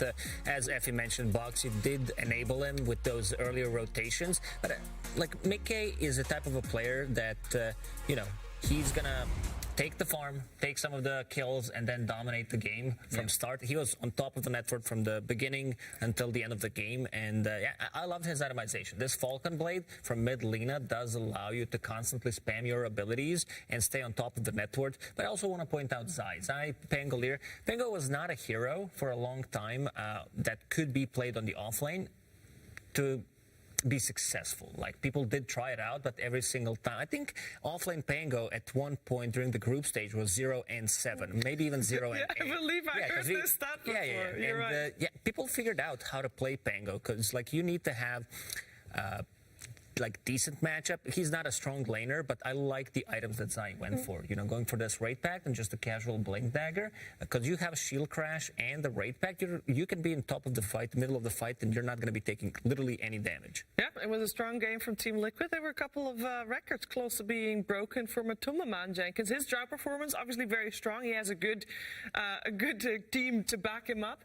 Had a very good time. We got some statistics for Matumba on his, basically on his TI performance, because his Drow Ranger got him there here today. He is now That's right, second. Cheever. This is the most all-time total kills. I thought it was Roshan kills we were gonna. Okay, this is a way more. He's not second. I lied. This is a way more impressive stat than Roshan kills, which I think we're gonna look at. I'm spoiling a little bit. No, it's fine. His Roshan kills were at 80, but I thought that this one was a little bit more interesting. That's a spicy one.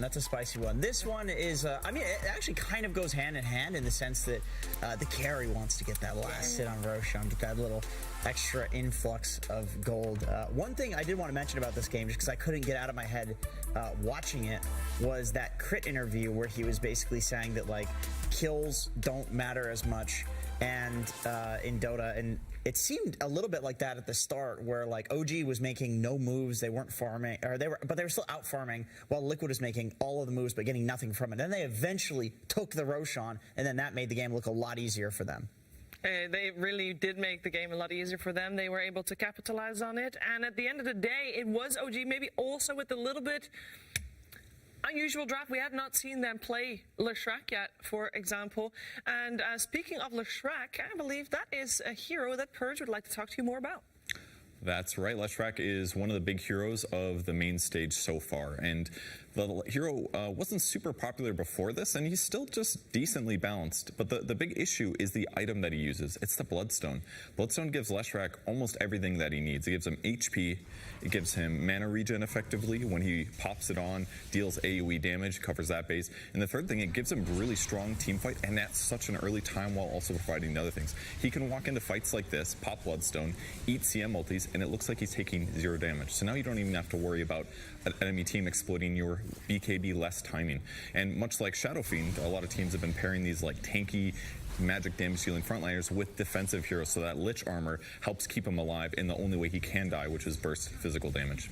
The other hero that I really want to talk about that's still being trending, it's Crystal Maiden. We didn't see it this game because the slightly better supports got in instead, but she's just so effective at winning lanes. AoE nukes is going to apply damage to 2 heroes, secure range creeps, lower attack speed to make sure that trading goes better, and she also really applies really well kill setups, and in those mid-game team fights, she's great at setting up kills and providing really nice roots and other disables to ensure that you get some 4 pickoffs later on. And a lot of the cores as well, not very mobile, making her more survivable. So those are the 2 heroes that I think are worthy of being added into the Hall of Heroes to join Marcy, because frankly, they have lots of appearances since the main stage. Maybe the group stage, they weren't the most popular, but I mean, maybe it should be like a Bloodstone on a pillar instead of Leshrac, but this is fine too. Leshrac, you count. You have a great item just for you. Nobody else likes it. So yeah, that's it. That's the Hall of Heroes. So 3 heroes, many more to be added. Heroes of the tournament so far. Heroes of the tournament for sure. Thank you very much, Purge. And the one that already was inducted earlier is, of course, the Marcy. And I mean, yeah, they think that's going to get bad next time around. I don't think there's any doubt about it. Boxy knocked it out of the park with that one. And yeah, we're going to find out, of course, what's going to happen in the second game of the series. But before we're going to do that, we are checking in with Slacks and Casey.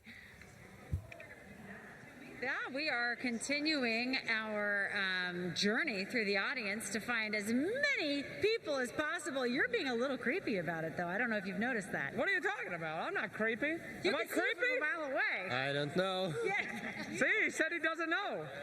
Okay, that's not unfortunate, but you know what's not creepy, my friend? Our cool-ass tats. Now, ladies and gentlemen, I found a bit of a celebrity here. Show the boys a holy moly! Straight from Dark Creek Prison. What is your name, sir? Richard. My goodness, that is the biggest, coolest tat I've ever seen. What prompted you to get the Slarky Malarkey? I don't even play Slark, just looks cool, so you know. Well, you're damn right about that, son. It looks cool as hell. Now, that's not the only one, right? We got another one down here. Oh, my God, the Bloodseeker as well. Ladies and gentlemen, a lot of people cosplay. This man's cosplaying every goddamn day. This boy, give it up for him. Real Dota fan. Thank you very much. You know, I actually have a tattoo myself. No. Is that not good? Back to you, back to you, back to you. Take it easy. Come on. Back to you. The people want to see. No, they do not. Come on. The people don't even want to hear. Get out of here. Okay. Get out of here. Thank you very much, Casey, for preventing eternal trauma, I think, on a lot of people's... It could have been a ban as well. I think the channel. We could not be coming back to you here. Close to a ban with the Slark tattoo, which is top-notch, by the way. That was high-quality tattoo for sure. And Slark, we also saw, of course, in the previous game just now, did lose. But we don't get to see Slark in the meta that frequently, so I think a win is a win. You got him on stage. That's as far as it's going to get for now. Maybe Matumaman is also a very good Slark player. That's how he got known with them. Anybody remember 4 anchors and a sea captain? Oh, yeah, back in the day. Was that the Finnish stack? It was a lot of Finns. Yes, it was a lot of That Finns was for sure. a play on the 4 friends plus Krilly, right? Yeah. that was the that original. one also rings a bell. But I feel like Slark was not able to, like, do what he's supposed to do in the game, because he was never like this new build on Slark works really well when you get to the point with the Aghanim Scepter, recent changes to pounce, or you do get your Essence Shift stack instead of doing the damage, and then like you want to poke, you want to go in and out picking up the shard, so you want to reset the fight, but there was never really like a follow-up, because the rest of the team needed to go in, use the BKBs, and just play with the team, and didn't just shoot the way that they needed to play to be able to win that game. And like also having some AoE control as well. Pango does quite a lot, and so does Lina with the LSA. Like they did manage to control the Slark. But not only that, right? In regards to the Slark, he bought a Midas, and that's typically what a lot of Slark players have been doing, and you do see it work out. And the problem with the Midas is that you're going to slow down really hard versus a team like Liquid, who are going to look to exploit those timings.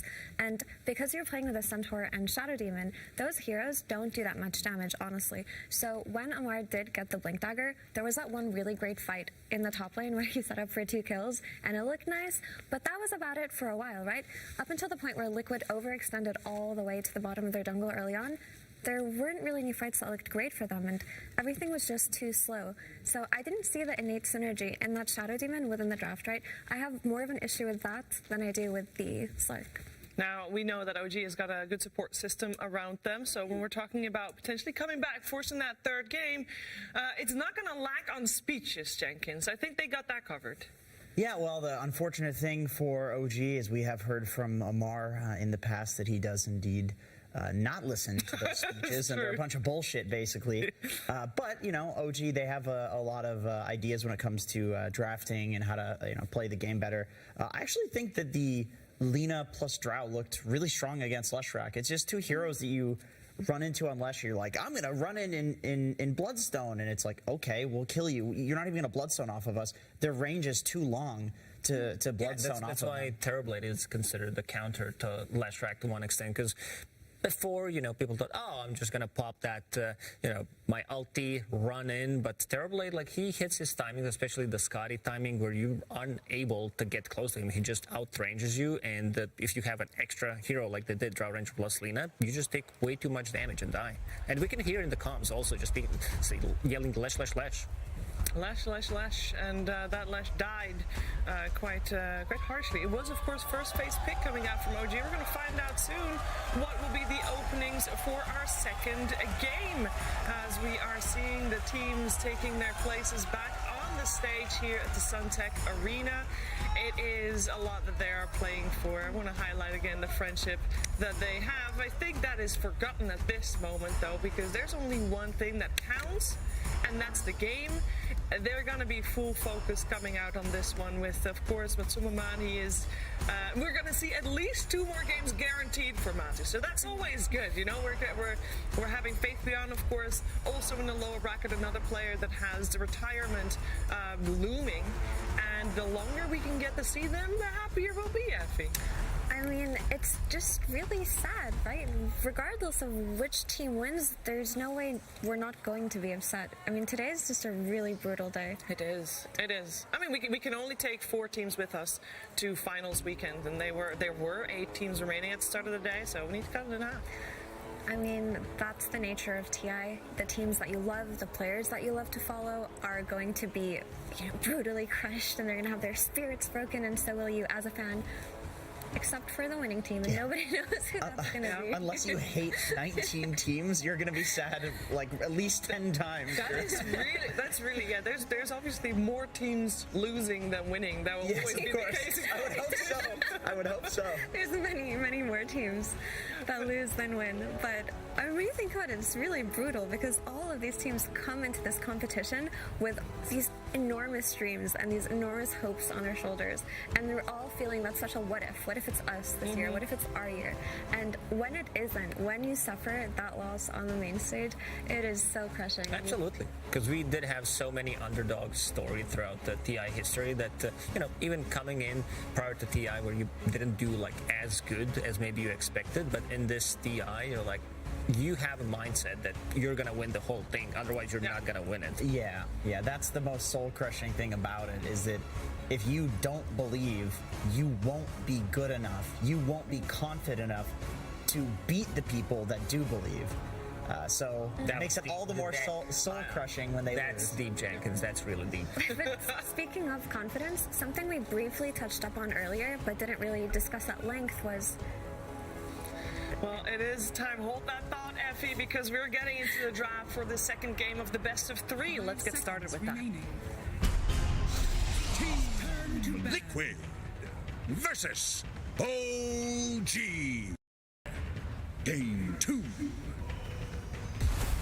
I think the majority will agree that we would love to see a third game between these two teams, as they have been playing some very entertaining Dota, and it would be sad to see either of them. And in this case, OG, of course, exited in a 2-0 against a team they are so familiar with. We know they can do it. It would be soul-crushing if indeed they don't do it. Yeah, she had a really good point to make here. Okay, go for it. Go ahead. Go ahead, Effie. No, Jenkins, I really want to hear a really good point. What I wanted to say is... just kidding. Lacoste, please say the thing. Nothing? Do a joke. Do a joke, Lacoste. I do have to point out, by the way, Marcy is still in the pool. Sorry, Effie. As you were. As you were. And not anymore. Okay. So the thing is, you look at OG, I don't think we've given these young players enough credit yet just for how they've played on this main stage, because you look at OG and this is a 2-time TI winning organization. So you look at it as if it's just a veteran team sitting on the stage, but it isn't. It is not. There are 4 first-time TI players here, and they're all so young, and they all must be so nervous compared to Liquid, who are all veterans. I mean, I really do think that... I'm sorry. What's happening? Look at his stack of papers. Why does he have so much paper? I know it's an OG meme, but does he need that much? Stop putting on camera. It's so distracting. And also, what does he do to the papers? It's not like he can't even see anything on it. There's some... He's for real, though. That's the thing. He's for real. I remember Seb telling me at the major that or actually Amar told me he sleeps for only 4 hours because sleep is a waste of time. And then Seb was like, please tell him to sleep, please. I've been trying to convince him to sleep for 8 hours. He won't do it. This is real. These are actual draft papers. Hey, it's got him to top 8 at TI. Don't make fun of the boy. And he is one of the youngest players here. This is incredibly impressive that he has that much prep to begin with. Yes, I don't see any papers. I don't see any papers on your desk. I'm not making fun of him.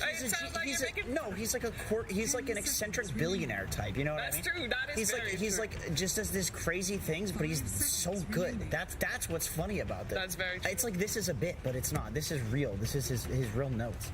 It's amazing. It is amazing. Good for him. We respect the grind over here. We do. But he should. You should take a note, Jenkins, and do the prep next time. Go ahead, Effie. I don't even know what I wanted to say anymore. They got the Leshrac Tuskar combo. Tuskar hero that we were seeing a lot more. Wow. Okay. Tuskar and Huskar. Yeah, that's an Amar specialty right there. I'm going to see some offlane Huskar today. It looks like. It is an Amar specialty. I gotta talk about this because the start of the tour, the start of the season, the start of Tour 1, everybody's like, OG picked up these youngsters, Misha as a captain. We only saw him as a coach until that point. Taiga joined them and was like, how far can this roster go? And then this Huskar came out for Amar and he crushes with it. It's one of his best heroes. He definitely knows this hero to the limits and how to play it. And we see this all the time in these game twos, these potential elimination games. Comfort. That's when the comfort pick comes out. The pick that you've won so many games on. You just ask for it and you go for it. We saw it with the sniper yesterday. We've seen it with Pudge. Now we're going to see it with Huskar. Yeah, we heard Fate Beyond. also talking about, this is the potentially last game of the tournament. We better pick our comfort heroes. They did pick Axe for himself. And it worked really amazing. So this is what OG is doing here. Maybe it's time to get rid of Pudge Jenkins. Pure damage against the Huskar, Aghanim Scepter, reducing some healing. They did ban out Shadow Demon and Ancient Apparition, so for now they are protecting this Huskar pick. I'm very excited for this. You know what else is good against Huskar? Bit of sniper action. That is true. That is very true. And both Sniper and Pudge, Liquid does like him. Sometimes at the same time as well. True. And I'm more confident in this Leshrac on the side of Liquid than when OG do play it, to be honest. And they got Boxy, one of his comfort heroes, the Tusk. We saw how effective he was in his ability to coordinate with his mid laner last game, so I expect to see a lot of the same collapses on mid happening. And depending on how well this Leshrac does, I think that it could be potentially very easy to just take that mid tower and potentially translate into kicking Huskar out of the triangle. You don't necessarily have to divert your attention, if you are the Tusk and the Lesh this game, to invading the jungle early. You can just choose and opt to park that triangle and not give Huskar a game. What I like about Amar and the way he came into the scene is not caring about what he's playing against, because he's gonna first face Huskar and he's gonna get tested. He's gonna have this is good, this is bad matchup, but still he wants to play it. One of the reasons why he's so good, because he knows how to play from behind as well, and he knows the matchup. This man just grinds Dota. I do have to say though, Huskar, also a greedier type of hero. Yeah. He can't play that Blink Initiator type of role up until he gets items later on, especially Ag Scepter, for a very long time. He needs to sit on farm. He needs a somewhat advantageous lane, and he needs his team to be able to play without him for a while, especially if that lane goes badly. And of course, it's not a Wraith-packed hero. Again, OG don't have that hero to build the auras for them, so they're going to need to pick some very macro-intensive heroes for the rest of OG. I think Bezium's Invoker yesterday was incredibly impressive.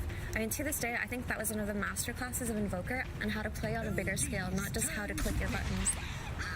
Yeah, he had 2 games where his Invoker was just insane, 0 deaths. Yeah, and also, first phasing Huskar does put a lot of pressure on the other team, because whatever you planned to pick, you're definitely not gonna go for it, because there's this X hero on your screen that is screaming, "Oh, we need to counter it." Yeah. If you had 3 different options of what you want to go for, probably you gotta throw it in a bin and just scratch it and start all over again. But it seems like they're comfortable going for picks that they have already been playing, right? They bring out the Crystal Maiden that they've also played to success. The Ember comes out. Interesting. So this does play more of a macro game as well, but it is kind of dependent on the lane matchup too. It can't necessarily have a really bad lane or die a few times, and it can't do anything for Huskar in the case that does happen. So OG have to make sure that no gotcha pick comes out here from Liquid.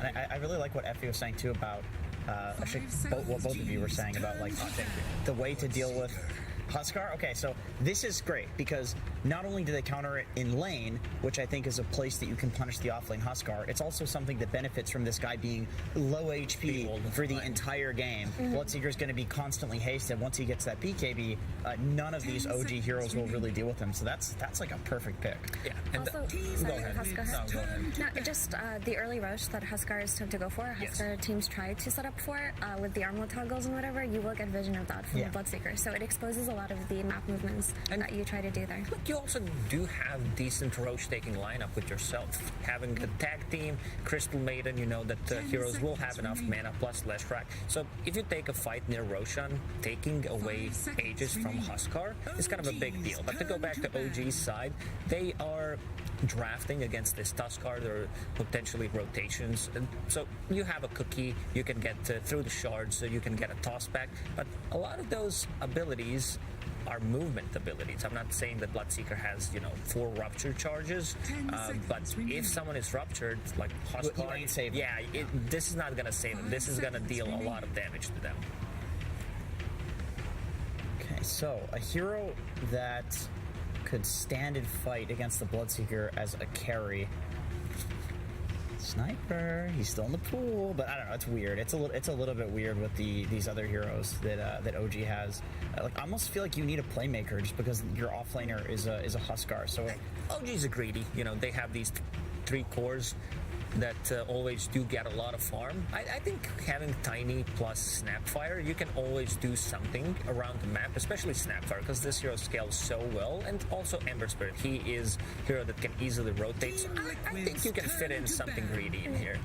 The thing about Tiny is that in the past, it felt a lot easier to play this Tiny and get that early blink and get those kills, because the way that you play this hero now is most 4 Tinies just buy the phase boots and they try to fight for the blink dagger. You will never get a lane, and a lot of players now know how to counterplay a Tiny. They know to not get tossed back in the lane. They know how to kite around it. So Tiny's job becomes a lot harder. And they are a little bit dependent on this Tiny's Link Dagger timing too, if they're going to have the 2 supports be the crux of their map movements. Yeah. So I think somehow, maybe if these 2 supports can play on mid and try to secure Ember's game, then that could probably be OG's best approach into opening up the map for themselves, because you can't play against, you can't play for this Huskar early on, and I don't really think that you can secure this carry matchup. Yeah, definitely. Like Ember, if he's got a good game, then yeah, he can be all of the playmaking that you need. But if OG does want to go for something that's a little bit less greedy for Yuragi, they actually have played him on the Broodmother. They've played Nature's Prophet, so there are options for him that are... SF is still unpicked. But also kind of has a really bad win rate on the main stage. Yeah, but you know, you want some kind of fast-paced sort of carry that will win lane. I would be very scared for them if they went SF here, honestly. I think there's a lot of ways to get on top of it and punish it early on, especially when you have a Leshrac too, who can easily move to SF's lane early on, kick him out, and take his tower. And the problem is, OG can't secure this pick because Liquid have last pick. They have the last pick offlaner for whatever they go. Yes, so they need to show. I mean, if they need something that plays a little faster, Monkey King is an option, a hero. The problem is you don't know the lane matchup. And they did ban out Beastmaster, Death Prophet, because they are not the ones with the last pick, so like Death Prophet could suit in easily, especially with the Tusk combination, so this one makes a lot of sense and would give even more momentum to Liquid, so liking this last ban from OG quite a lot. Really thinking about this one. They really are. And this one is really rough. Because there are still a lot of Zai's heroes open in the pool. Obviously, the Q1 and Enigma being taken out and the Beastmaster, but they could still opt to go for the Tidehunter route. Nature's Prophet coming out. We've seen Yuragi played against RNG in the group stages, and they did come out on top for that one. I think this is probably the best thing that they could have done, because this is a really strong laner. It's going to be hard for them to give this hero, or give the last pick hero on Liquid a good lane versus Nature's Prophet. Very few heroes can say that they have that. It can also join in the fights early on. We were talking about how OG needs to enable this Huskar to sit back in the triangle and farm, so they need a more active style of carry that can just teleport around the map, take towers, play with this Tiny if he does rotate to the mid lane. It's fast-paced. So, go ahead. No. Sorry.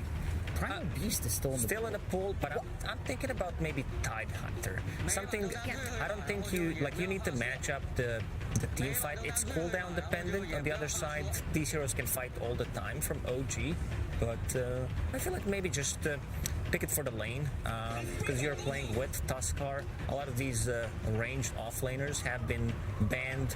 Some heroes that Zai did play don't really fit into what they have right now. Or a ranged hero like Viper, potentially. I see a lot of smiles on this camera, by the way. And some good vibes being spread around on the team. Yesterday they said they wait as long as possible. They have their pick figured out already. And they like to troll not to, so they like to wait as long as possible with the reserve time. I think potentially they could go for some ranged offlaner with Tusk, maybe a Viper. They go for the Brood. Ooh, that's an unexpected one. Into Ember, which cleaves through all of the spiders and sleight of fist for about 30 seconds straight. And the snap with the kisses and the Tiny, there's a lot of wave clear for the spiders. But good in lane. But Brood can do a lot in terms of moving around the map, like especially connecting her webs from whichever lane side of the map she decides to take over to Roshan. Well, let's find out how it's going to get played out. We're heading over to Slack's first for an interview with the coach of OG. It's Chavash. Thank you so much, Sheber. I am here with Shabbash. Of course, big emphasis on the laning phase in this draft. It looks like that Huskar came out, but they answered with the Bloodseeker. Are you nervous at all by that counter pick? Do you think that that might cause some issues? No, only bro to make me nervous. All right, doesn't make you nervous at all? Just a bit. Okay, just a little bit. Now, I was sitting right next to you when you saw that Broodmother last pick. Typically, coaches will go, like, oh no, it's Broodmother. But you, Stone Cold Giga Chad, are you worried in any way about that Broodmother? A bit. Okay, a little bit. All right. Well, ladies and gentlemen, let's see if OG can take this one out and get us to our end game. Ladies and gentlemen, please welcome our casters. Thank you so much, Lex. We do get into it. Game number 2 here between Liquid and OG. OG have brought out something different. Of course, Amar the Filipino, the 16-year-old with 60 years of experience. John, talk to us about this hero. It's the Filipino Huskar coming out. Amar the Filipino, of course. Gonna have to live up to that TI legacy that happened last time with the Huskar. So, keen to see what happens. You know, it's a bit left field coming out there from OG. Going to be interesting to see just how much they can get. Of course, we have seen Amar play that Huskar multiple times before. So they should know what to expect. You know, it's really aggressive. They've kind of kicked up the pace here on OG in comparison to that game 1. So do you feel like the corrections here in draft are enough to kind of play this fast-paced game that Liquid has been bringing out? This is still OG style draft, but it's a lot quicker and better in lanes. So I think they did a really good job. The interesting lane is probably going to be Huskar against Brood if they lane it like that. I'm not sure how that lane is going to go. Brood really wants to hit, but Huskar has a disarm, so that should be very, very interesting. I wonder if there's level 1 team fight to come out. Looks like ATF is not interested whatsoever. Liquid, they might be more than happy to oblige with a level 1 team fight, but with OG's heroes, it doesn't seem like they've got the greatest level 1 team fight for now. Because with those Broodmother stats, not bad at all. I mean, 64.3 and 57.1%, 60% overall wins. You heard Chu talk about it as well. It's the one hero that frightens him just a little bit. It didn't react too much to it, but it is still very scary. And as you can see, Zai, 100% win rate overall here on the Brood. Yeah, he's had a fantastic time with a lot of heroes. Like again, yesterday we saw his Enigma take its first loss. It was on a massive win streak as well for Liquid while he was on that. So Zai's just been kind of setting that pace. I'm more interested to see Boxy back on that Tusk because he had an amazing time. Although Tiger tossed up, that's a good start. Mickey, he's going to try to run. Shards around as well. Boxy, he's very good on this Tusk. We saw it yesterday. It's going to be a lot of damage out onto the Tiny, but nothing to write home about. In fact, they even denied off the Banneroon here with Uragi. In the end, how many Banneroons did they actually pick up? 2 for 1. Nice 2-for-1 start in the favor of OG, so they're going to be feeling a little bit better going into those lanes. Just have a little bit more to play with as we do take a look at that mid Mike up against BZM on the Ember. You mentioned this, Ellery, it's not the worst laning matchup, right? Like the Ember can kind of dance around this. Do you reckon that overall BZM should have a better time, or should it draw kind of close to even here? I think some Leshracs can win this lane when they're an expert at this matchup, but overall it should be a free lane for Ember and Lesh. They should both farm, and it's a really, really good Ember game. So even if he would slightly lose the mid lane, I think OG is perfectly fine with it, since there's almost nothing to lock him down in the mid game. Bot lane, damage being dealt to Matumba, but can be no kind of jump in. Tiger, no angle here for the toss back into Amar, and it doesn't seem like he's more than happy to get fighting yet. Meanwhile, Boxy, a nice little creep pool going on here. Gonna reset the creep equilibrium on his side. Just let one creep through his bottom lane. ATF gonna take a fair bit of damage, but is gonna be okay in the end. Yeah, he starts to drop low, and this is where the Bloodseeker starts to feel good. You don't have the thirst up yet. We do have a lot of early damage and slow is coming out from the side of Liquid, whereas for OG, with a Huskar and a Tiny, it does feel like you need a lot of EXP, a lot of levels to really start to play here, doesn't it? This bot lane is going to be very interesting, I think. If the Bloodseeker and CM get on top of this Huskar, they might just kill him. But if they don't kill this guy in time, and they get some prospects on CM with the disarms, it could go either way, I think. I'm not sure how this lane should go, or what's going to happen. It's for the top lane, perhaps. We haven't really talked about that one at all quite yet. You're going to have Boxy there on that. In fact, hold that thought. That's a lot of damage coming out onto the Tiny. We can have a look at the top lane, though. Boxy once again pulling a creep wave over. Misha unable to really slot down, but just try to get the aggro of the creep wave. Oh, he's got it as well. Very nice play from Misha, but what a great shards out from Boxy. In the meantime, Tiger does end up going down. I love the shards plays from Boxy. He's always got some kind of concept, some idea to try and get the advantage. And once again, we do see the pull work out in the end. Yeah, they just get that EXP they need on Boxy, trying to get that build up, get the space they want for Zai. Uragi, he can kind of twack away, but when you're in that field, when you're in the webs, Zai's not going to feel too scared of trading. He can always run up with Insatiable as well, especially if Misha's dragged away without anyone to stop the Brood. She can just kind of get on top of that NP if you're not careful. Uragi could be a fair bit of damage. He's just trapped up, standing his ground, trying to TP away, but the snowball is going to stun him up. Uragi, he cannot make it out. It is going to be a very strong kill for the side of Liquid. Very nicely done. This Brood is a lot stronger in lane now than what everyone's used to. With this insatiable hunger getting a lot of buffs, and the more levels it gets in it, the harder it's going to be in this lane. We'd think it should be a chill lane for Fryn, but they have a lot of kills. Boxy, he never stops this bloke. Boxy's always going. Snowball not going to connect on Misha. They will still chase with Zai, but Misha is going to be okay. He's getting a little bit greedier there with the snowball from Boxy, and sadly for him, it does not touch the snapbot. Just trying to go for both targets, maybe shove Uragi all the way back once more. Does give some room to go back for Misha, but it's all the way back to the base for him. Having to TP home, has to walk up with regen. You have that window for Liquid to still maintain that aggression up against OG here. I think overall it looks like a pretty good start for OG in the lane. The Ember is having a really good time mid. He's going more than even. He was doing a really good job on the first few waves. He really wants to get one water window. Looks like Liquid is not going to give it. They certainly are not. Mickey does take it. How important do you think Bezium's going to be here for the side of OG? Like, is he the guy that needs to create the space for Amar and Uragi to kind of get that farm going? Or is it all on ATF to get that farm going? Does Uragi just kind of join the team early? I think this Ember will be making all the space. I think the Huskar and the Fern will be farming up. Fern will be ready to connect at any time.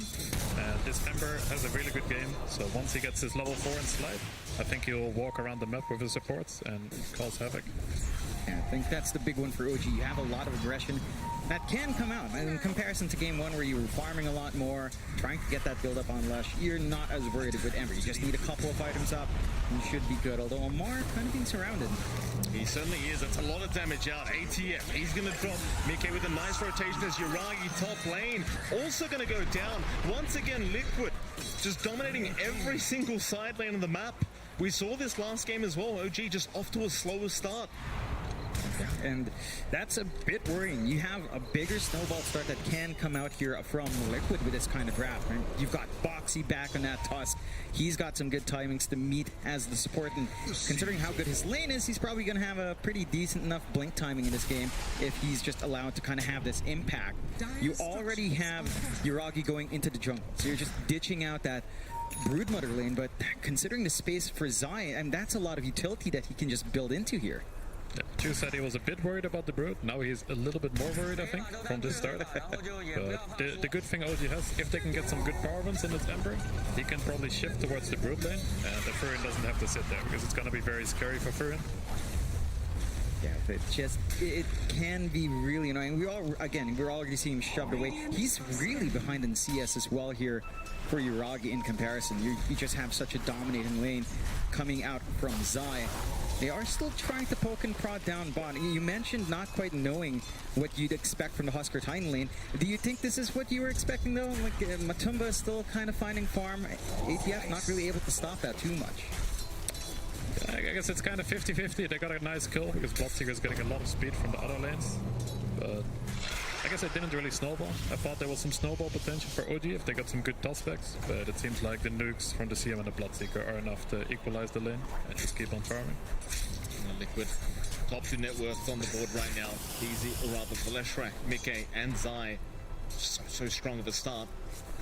So they do get going. Like you almost expect another side lane gank very, very soon from the side of Liquid. But now they are paying respect to OG. Mike just getting his own farm up. No rush for him.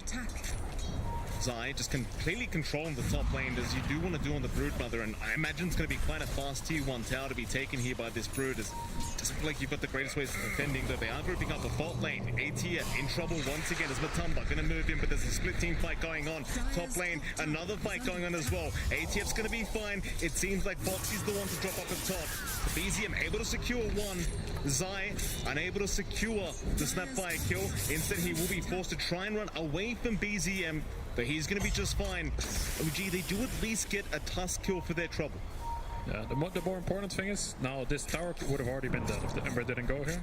So he's going to slow down the Brood, and it makes a lot of space on the map. If this Brood gets his tower too quickly, he'll go to mid. They'll take over the entire map. Dance. Gonna lock down Tiger once again. No way out, surely. He'll toss away. Matumba, he's got so much speed though, and Mickey really just there to make sure they can knock it out. Matumba man able to pick up another kill here on the Bloodseeker. Yeah, you're feeling good in the blood. Matu's got a pretty free lane, Maelstrom being built up, Javelin already on hand. Bottom net worth of his own team in terms of cores, but he's pretty close to Zai and Mika's farm, which is almost kind of really out there, just not contested, especially Zai outside of that rotation up top. 5-1 start. Liquid, I mean, you mentioned that push potential coming out here, Celery. Top tier 1 still stands, so OG is still managing to find farm. You mentioned the tempo coming out from BZM though. He does have the over corrosion up, and it looks like he is going to the Maelstrom. Is that all he's going to need? They are clumping down bot, maybe for a bit of a shove in. Matu is alone. Avalanche there. Cookie is there to follow up as well. The Bloodseeker, a massive pickup here for OG, and it seems like Matumba Man has no way out of this one. Very nice setup here from Tiger. ATF very happy to secure that kill. Yeah, very nice map movement. They're not trying to fight on mid. It would be very, very hard to take a fight there.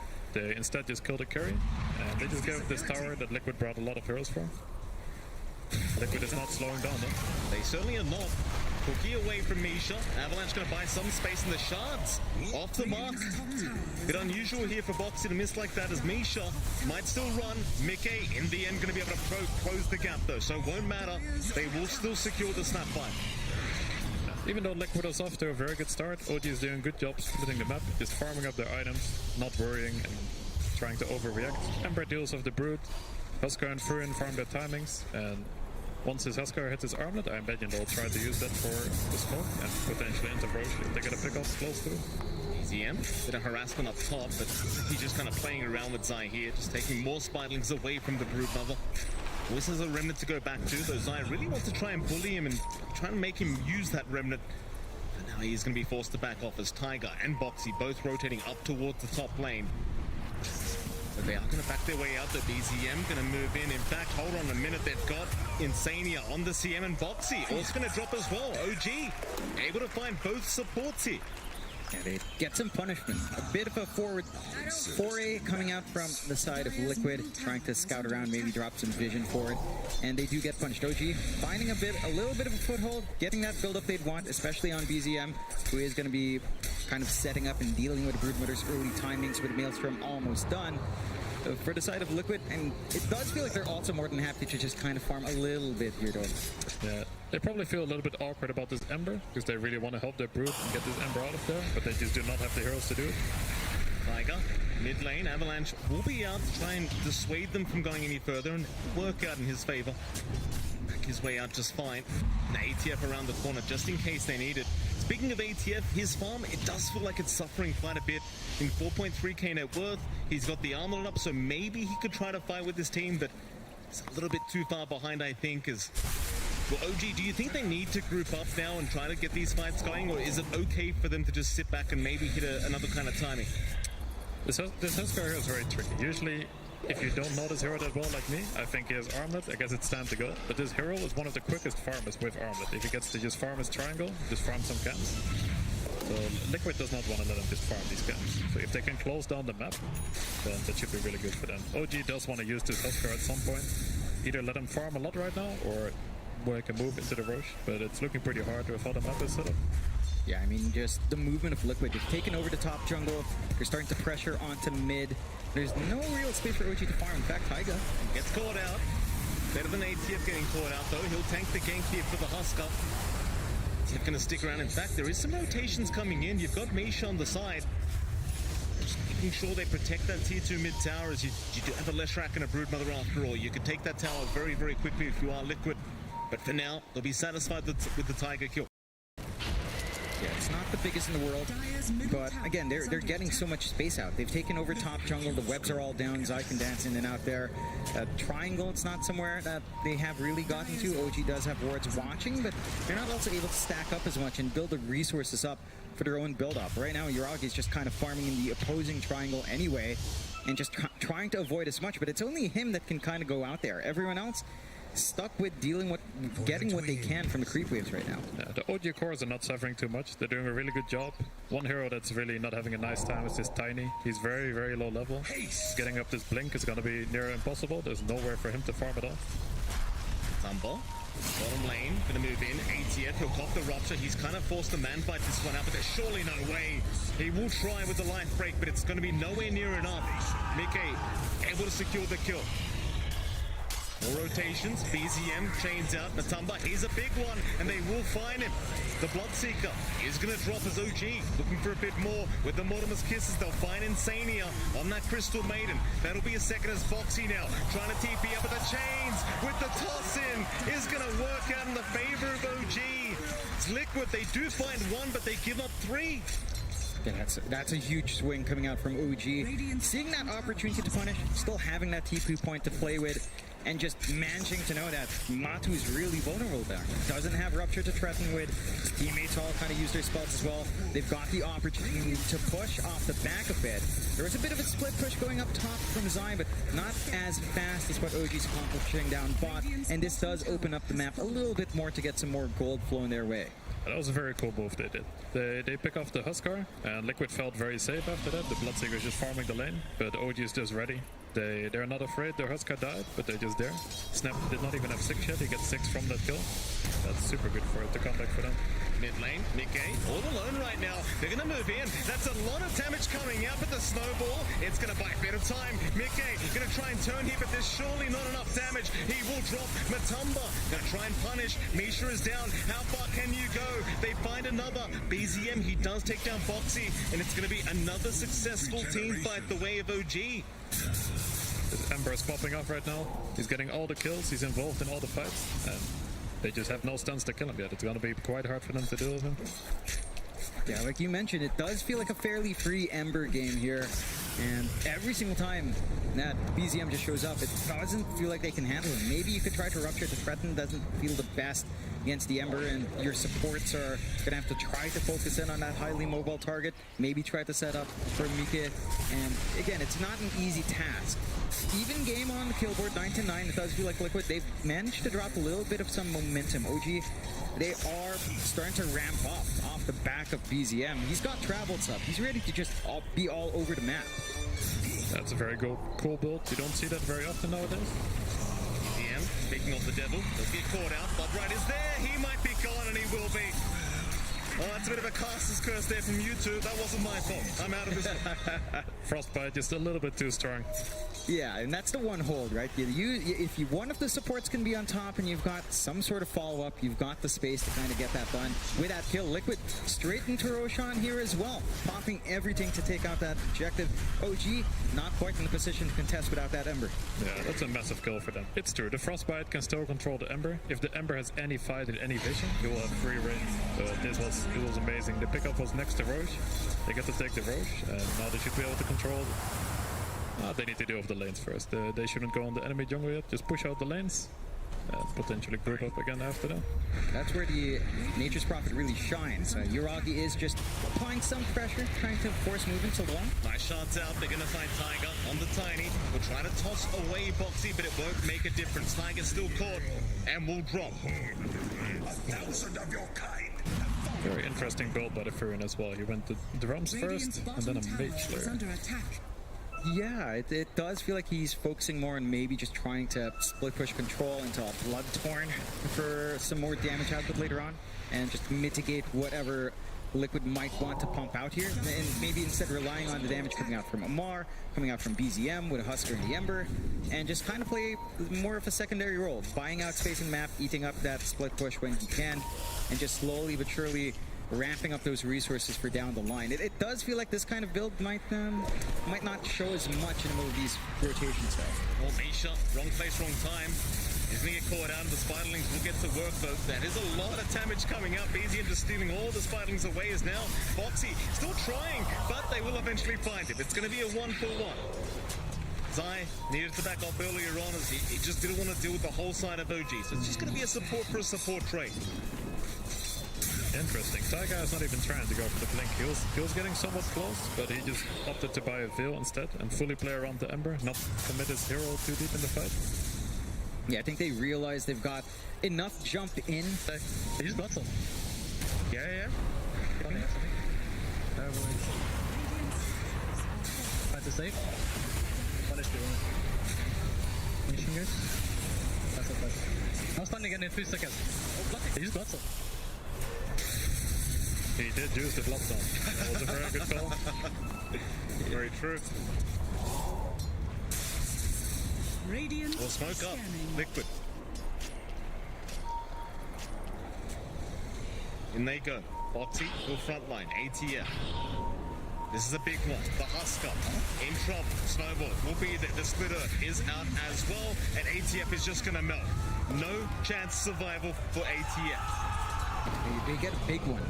Didn't even manage to armor the toggle. Good chain stuns coming out from the side of Liquid. And because of that kill, they have the security to force onto an objective. They've still got Aegis for 2.5 minutes here as well, but they're not even playing around with Mika. Just having Matu stand up front with the protection of his BKB and force OG to kind of make a choice. They're clumping around here, but it doesn't feel like they could find a clear angle if they're not careful.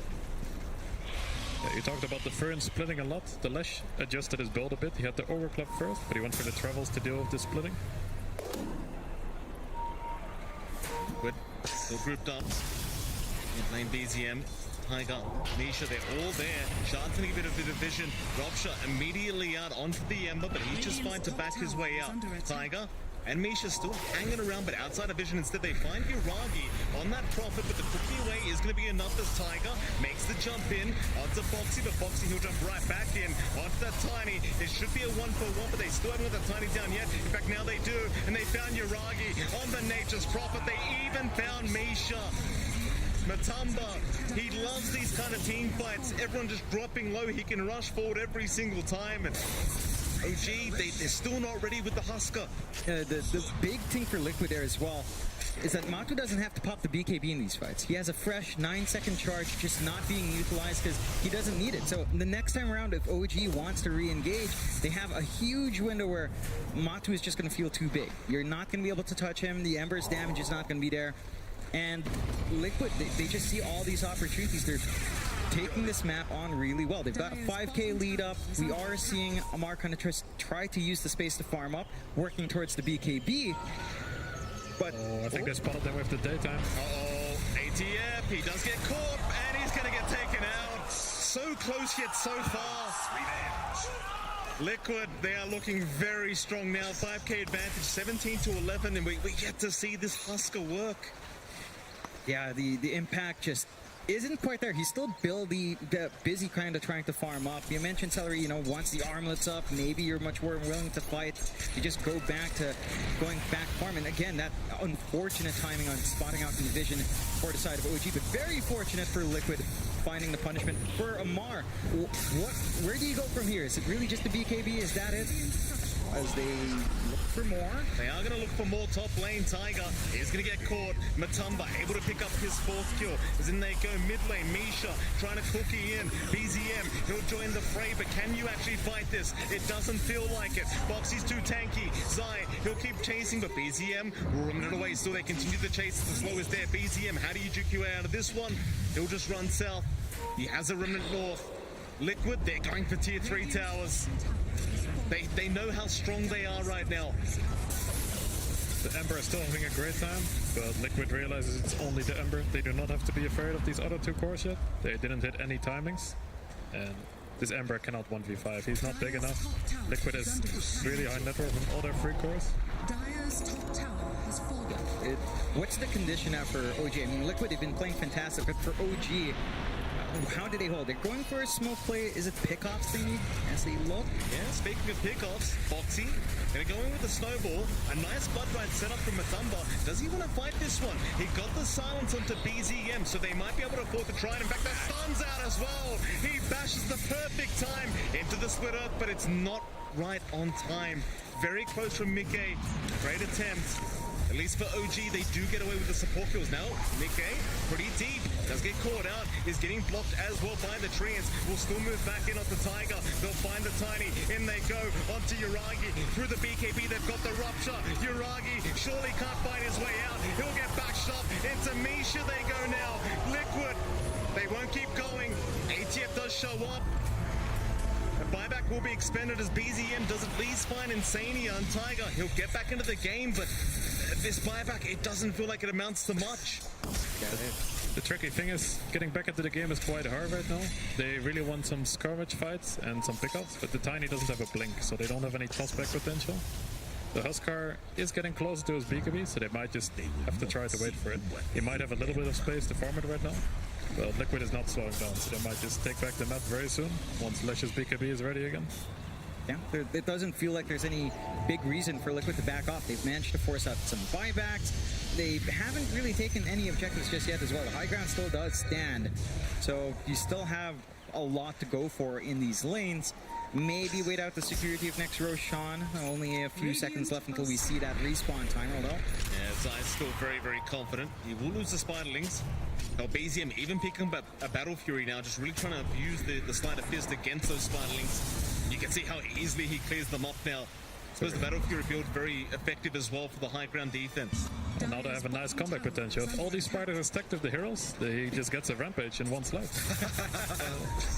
I mean, they're going to have to clump up pretty tight, but, you know, in a tight spot like the high ground course could be a possibility coming out there for OG. Really good switch out from BZM. How about the other heroes, though? Like, you mentioned it's only really BZM having that good time. Anything else you'd like to see out from, say, Yuragi? ATF, I'll see his BKB hold on. Like, again, he's been focused so much in this game. They do not want to give the Tiny a game whatsoever. Tiger's still trying to bum up the blink, but just can't get anywhere near us. Now Misha is also getting caught and just taken down. Both supports once again gone to the side of OG, and Roshan's up. That's the big one. Like we're just taking over the map, taking the second Roche now, which is going to be a big timing. Huskar will have his BKB ready after that, but it's going to be hard for him to get impact even with this BKB.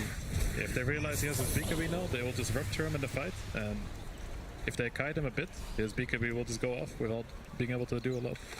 Yeah, and you've got, again, that second Roche with a shard ready to go here for Liquid. So they could look for the high ground play now. You can see all the Spiderlings scurrying around on the mini-map, just getting some vision out as they collapse onto the mid. And for OG, I mean, this high ground hold, it feels really difficult. Like, you can clear the creep wave. BZM has to play an insane game. And maybe eventually, as you mentioned here, Celery, if they do get a blink up on the Tiny, there's some counterplay there, along with the BKB, of course, Audemars being freshly built up. They've been doing a good job splitting the map, so they're not falling behind that far on their course. The big trouble is this Tiny just never going to have his blink. But if they can hold long enough with this Ember Battle Fury, and the Fury gets more items up, this hero does skill really well. OG only being given a 10% chance here to win out this game by Dota Plus. A very rough affair. Liquid 90% at the moment. You can certainly agree with those stats. I mean, with the Aegis up, it doesn't feel like they've been contested for so long now, and Zai just keeping tabs. OG are smoked up. They will find the Broodmother. That's how they'll get started. They haven't got so much damage yet, though. Zai, he's actually quite tanky. Now BZM, he does avoid with the Remnant, but they've got another target. It's going to be Tiger, who does get ruptured up, and once again is going to drop. It's just so hard because it feels like Tiger, he wants that blink up to be able to find some kind of toss back and make a comeback happen, but they are not giving him any breathing room.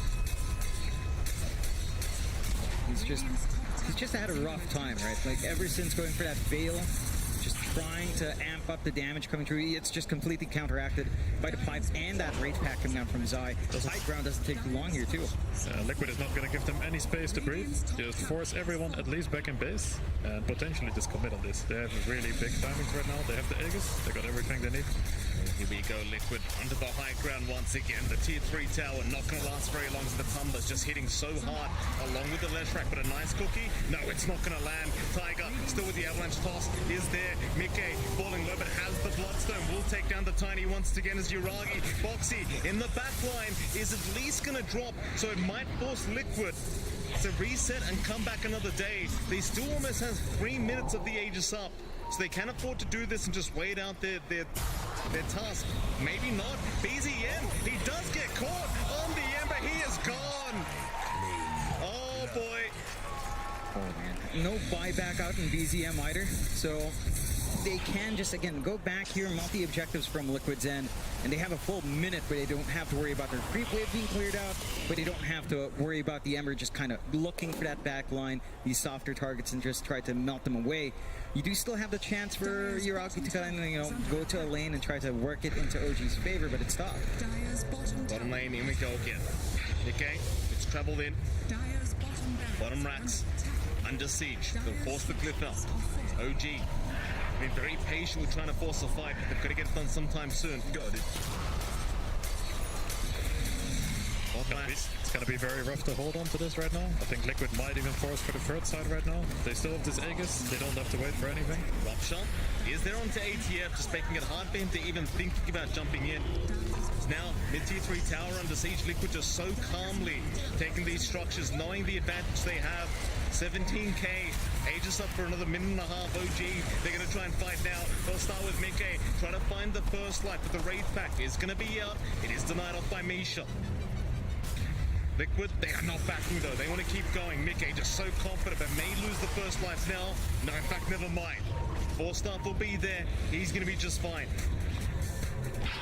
Yeah, I think the one bright side here for OG is that they didn't have to kind of expand anything or lose anything here, but you're at the point where even just going outside your own base is very annoying. Full ags up on Zai. These little traps are just going to give a lot of information out and just make it so hard for OG to try to make something happen. Say if they wanted to smoke outside, it gets a lot tougher with just getting trapped up in the middle. Yeah, this Lesh picked up the Hex as well now. He has the Blink Hex, and the Ember realized he is the one that is having the free game. He cannot go too defensive, so he doesn't have anything for this Hex or for a silence. So this might be getting close to the end if this Lesh can get a good jump. Oh, there it is. They jump in. Cookie was there. BZM! Oh, he was the one caught out. Matumba, he keeps bashing on command. BZM, he's down for 90 seconds. Minute and a half without buyback available on the Ember. This could be it. He doesn't have the gold right now. Liquid, there'll be 2 Raxes up. OG, they are trying to split push the best they possibly can, but the creeps are still in their base. In fact, never mind. Backdoor will kick in. Liquid, they won't have the time to go up to the tier 3 yet, but Amar trying to fight Mickey. Has he gone too far? ATF, he's going to fight Boxy. Onto Mickey they go. They might have the Leshrac, and they do. OG, they'll find another with Matumba. He got the rupture off. He does pick off ATF. He's got the Husker down, and now the bash is coming out again. Uragi, he cannot escape Matumba, man. It's so difficult for OG. I mean, they're trying to make space. This is what they need to do. Try to stall out, force the back door to kick back in, but they don't manage to hold it. The creep wave comes back in. They lose some very big heroes, and they don't have a solution. Buybacks are ready on the respawn of BZM, though. They've got to try something. OG. See the buyback up from Uragi. That's going to be enough for them to back off. Rather Liquid, that is. Could immediately just out of it. Tiger's trying to make some magic happen. He got rid of his veil to pick up the Blink now after all. And this is what they need. With some potential, good prospects, they still have a chance. You always have a chance until the game is over. So you just got to keep your head high, keep trying. Yeah. Look for that opportunity to drag someone away.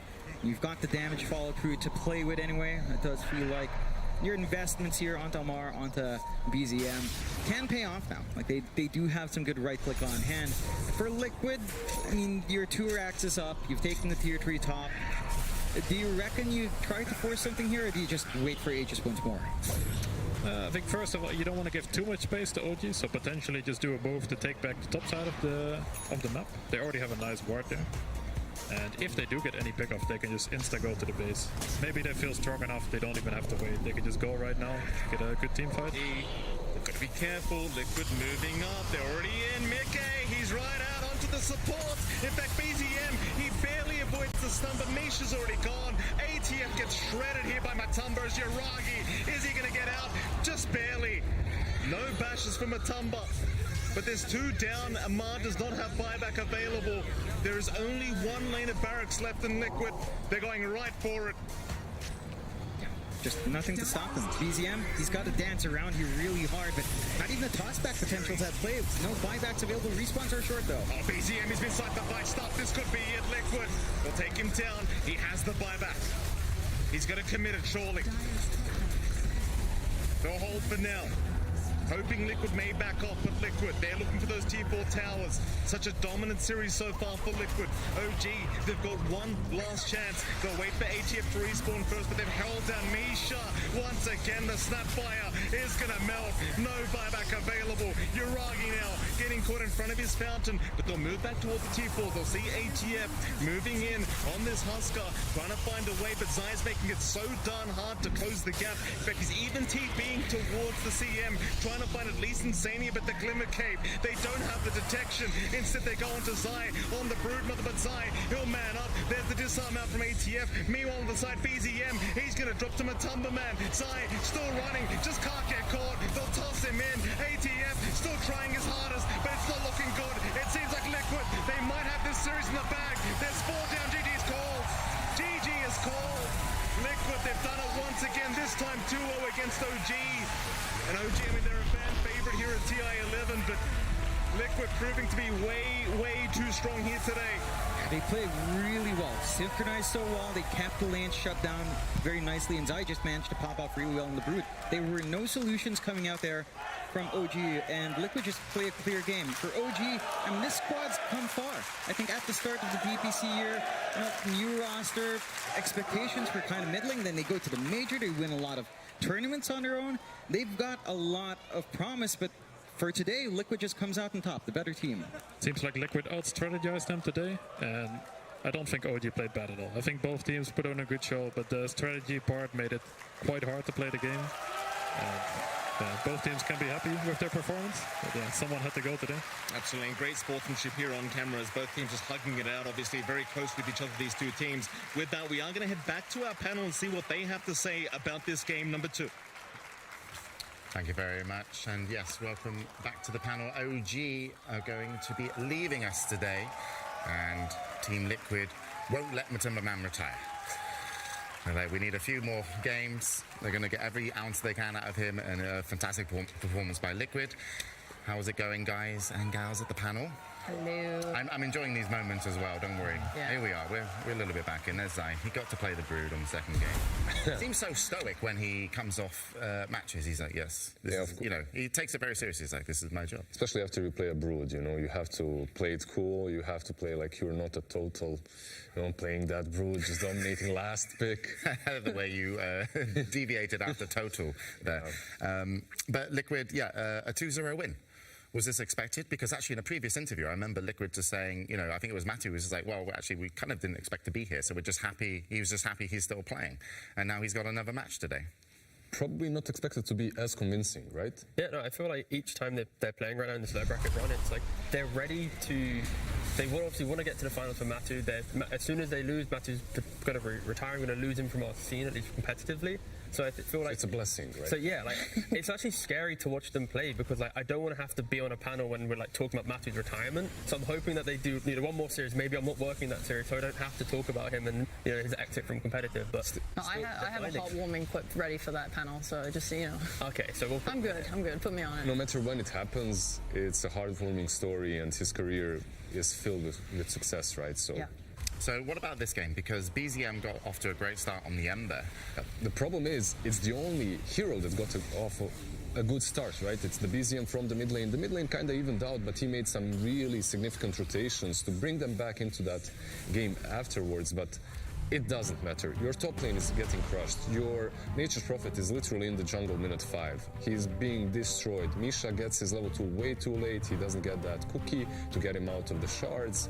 Bottom lane, T-Gov didn't go any better, right? Yeah, unfortunately not, but you have to give OG a lot of credit for what they've been able to achieve throughout this DPC year. You know, they're the different players coming in. Of course, OG before this was a lot of big names, and everyone was like kind of going, oh, this OG going to do well, and now they get to their first TI, they lock in a top 8. Sure, they didn't get to go further, but it was still a very impressive season for OG and what they've been able to do with new talent, new players and stuff. So again, commendable stuff on that front. Yeah, a top 8. Do you think? I mean, obviously not going to be overly thrilled with it, but you know, do you think they brought everything they could to each game, Sheeped? I'd like to say so. I think, like T said, I mean, OG's had a really good year winning the majors, giving them that confidence, because that was something they did lack. And as younger players, of course, this has been the whole story of them throughout the year.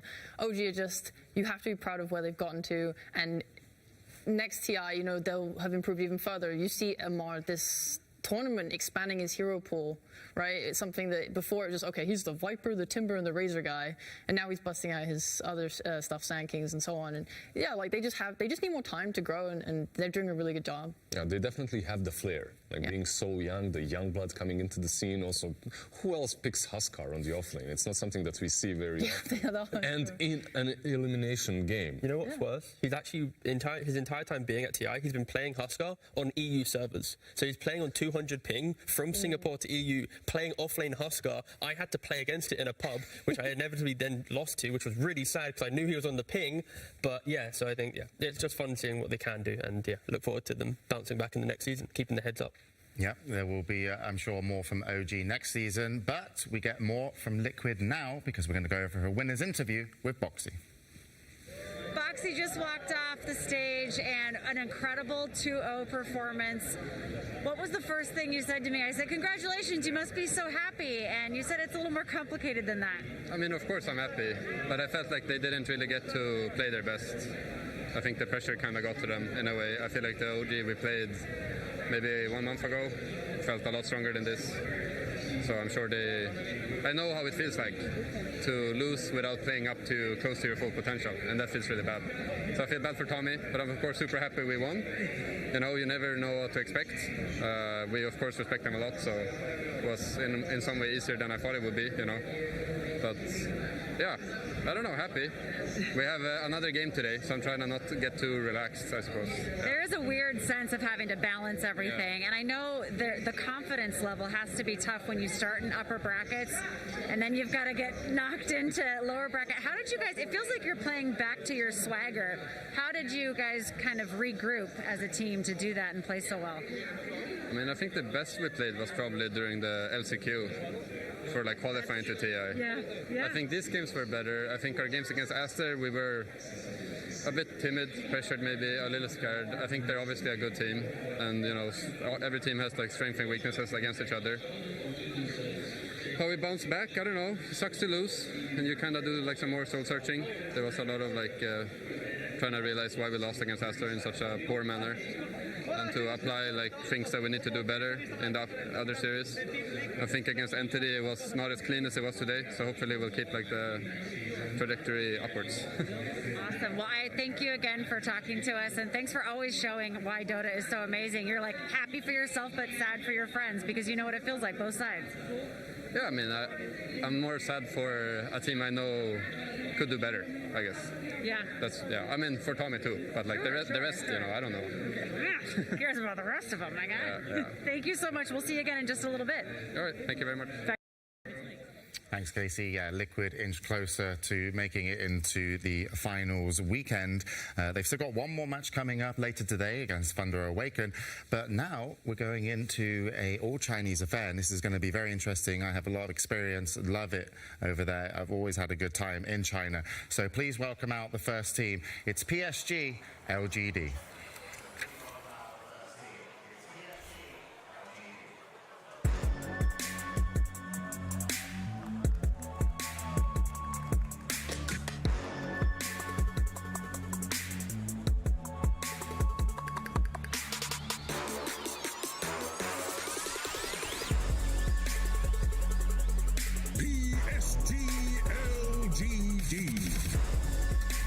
PSG LGD are going to be taking on Aster as they come out to the stage. Winning this will put them into the finals weekend. But as I said, their opponents are going to be a tough one to beat. Here come Asta.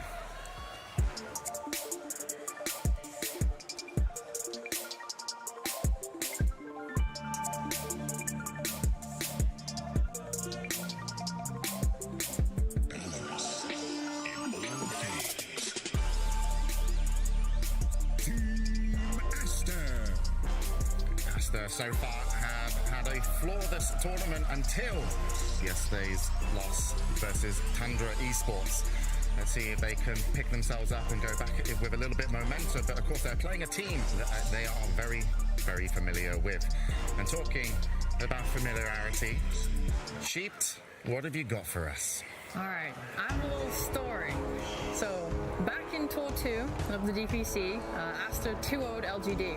And in a post-game or post-series interview, Pichu, the +5 of Asta, was a little bit flamey. He used a rude nickname to refer to Ame, and he said he looked forward to LGD coming back and stomping them 3-0. So we go forward to the regional finals of that tour, and LGD 3-0 them. And it was very funny, and Ame comes out in this interview of his own and is very cocky. And this is a guy that when he speaks in his pub games, people call it a medical miracle because he just doesn't speak. And he comes out here and says, yeah, we gave them those 2 wins in the DPC. He knew that they could beat them, and he wanted to remind them who they were after they got a little bit too cocky. And it was just a really cool show of personality between these 2 teams that I like to see out. And like Pichu himself on Asta, he is a bit of a troll. This is the guy that during the Arlington Major, he was the one that called Amar ATM. And this actually even has links to the Chinese community where Chinese fans, when Ame starts to feed, they will refer to him the same way, ATM, but with an E on the end to be closer to his name as well. So I love seeing that kind of banter and trash talk come a little bit to the stage. Do you think it's kind of nice, fun trash talk? Oh, yeah. Or do you actually think these teams are like, we actually don't like each other that much? No, there's no way. So these 2 teams are definitely true rivals. Like, having worked Chinese DPC for like 2 years now, they're definitely bitter rivals up on top. At the same time, though, like, they've been instructed on how to conduct themselves on the interviews, which is also very interesting. Like, they actually had some lessons on how to present the team and everything else. So it's even more interesting when Shippo shares the story in which he's a little bit banterish. But also, it's like then we follow through. Like I was speaking to Leon Alpha. He's like the Western Dota community's connection to like the Chinese memes and stuff. And basically, we're in agreement that this isn't kind of a happy series for China at all. The fact that you have Asta, a team that it used to be a little bit more memed on in the scene, but recently with their performances and kind of stepping up at TI, they've kind of gained the respect of the community. PSG, Fabian retiring after this one potentially.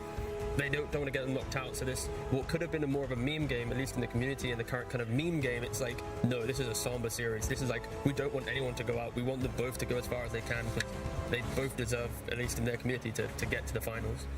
All right, and I got good news for you guys, by the way. It's been told we can't find Sunsfan and Cinderin, so we might be doing the draft. It wasn't this schedule, but it's improved my day. I'm sure they actually might be found, but we will be going and doing the picks and bans here. And I know you really wanted to do that, Sheeps, because you've been following these teams a lot. But going to PSG LGD, what's the kind of storyline with the players? Because there's an uncrowned king, people say. Yeah, the uncrowned king called Ame, or at me, like Shippo said sometimes. Like, he's always getting close to this TI championship. You're always getting close to the crown, to the ages, but it kind of eludes him, at least in the last couple of years it has. Is it 3 times? He's been 3 times finalist, but never won. Yep. TI. So far. And we also have another kind of retirement storyline here with Faith Bian. Exactly.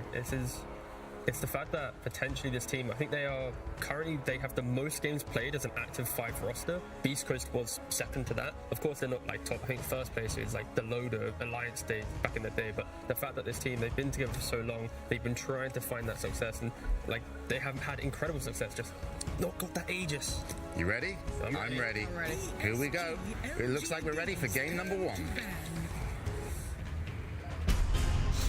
PSG LGD versus Team Asta. Game 1. PSG LGD's turn to ban. Oh, hello. Suns fan here with Cinderin, and we got my boy Celery here from Gaming Gladiators, who I don't believe you talked about this in the previous cast, but you'll be donating all of the money that you're making at TI for an animal sanctuary. This guy is legit human being. Animals are better than humans, right? I think we're also animals, right? No. It's going to keep it equal. He's an animal, that's for sure. We play Dota. That is very true. As we have a very important match, there's only going to be one Chinese team left at TI after this series, General. What are your thoughts on these two juggernauts going at each other? So, inside the Chinese region, just internally, I want to say the last year and a half maybe, most of the time Aster has been one of the juggernauts, and then when they've come on the international stage, they've kind of failed to produce the same results that they have back home. So in a way, the fact that Aster have, picked up international steam and they're doing better in international competition, and the fact that they're facing a Chinese team here might be good news for them. It might be a good matchup because against LGD they've been looking pretty solid online for most of the time. Yeah, LGD also played one series today, so that could be in their advantage. They're already warmed up. They're feeling in the zone today. But if Aster prepared well, maybe they use the rest.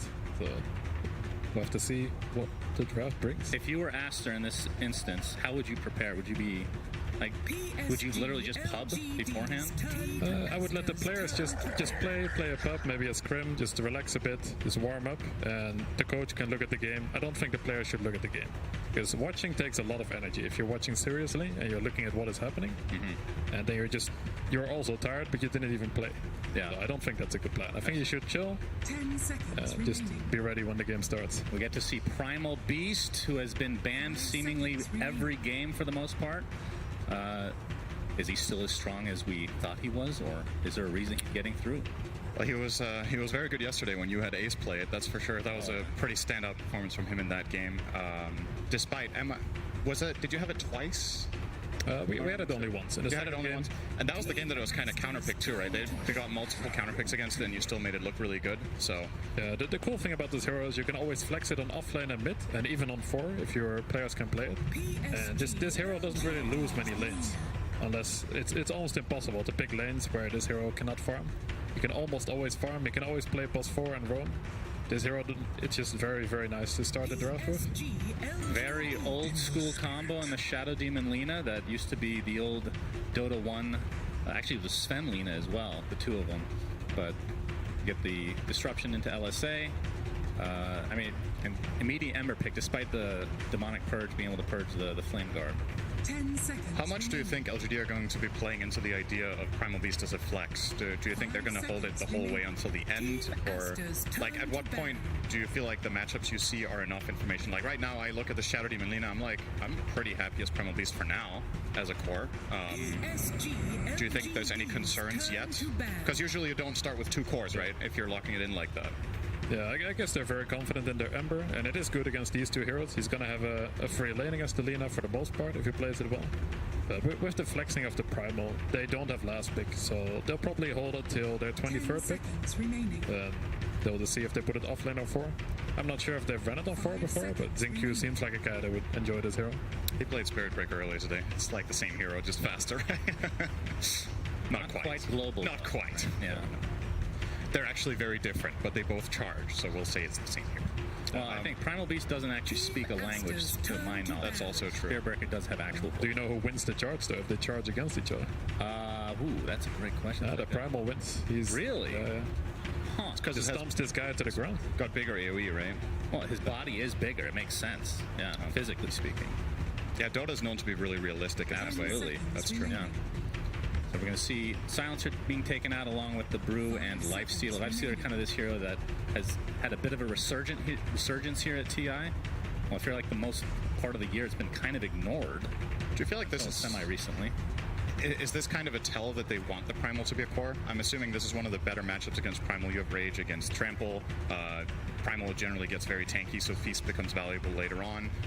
And I wouldn't say Lifestealer is a particularly good hero against Ember, right? So it does seem like they're maybe trying to set up for that, or that Lifestealer maybe counters something that LGD are planning for second phase. It does look like they're banning for it to be offlane right now. They could just still keep it open, but there are not that many post 4s they would probably want against this SD Lina combination, so it would make sense if they just pick some hero like a Tusk in the second phase, and they don't want to leave it till last when most of these heroes will be banned. Speaking of force, there's a couple of really popular heroes that have been totally ignored here. Both Nyx and Marcy getting no love. Marcy fully ignored. Marcy has been first phase picked or banned in most games we've seen. And it was interesting to see Aster opt for the Shadow Demon Lina combination, because I feel like when I think of Boboka, I think of a roaming player, right? That sets up plays and is super effective. He's very known for his 4 Riki when that was a thing, Earth Spirit.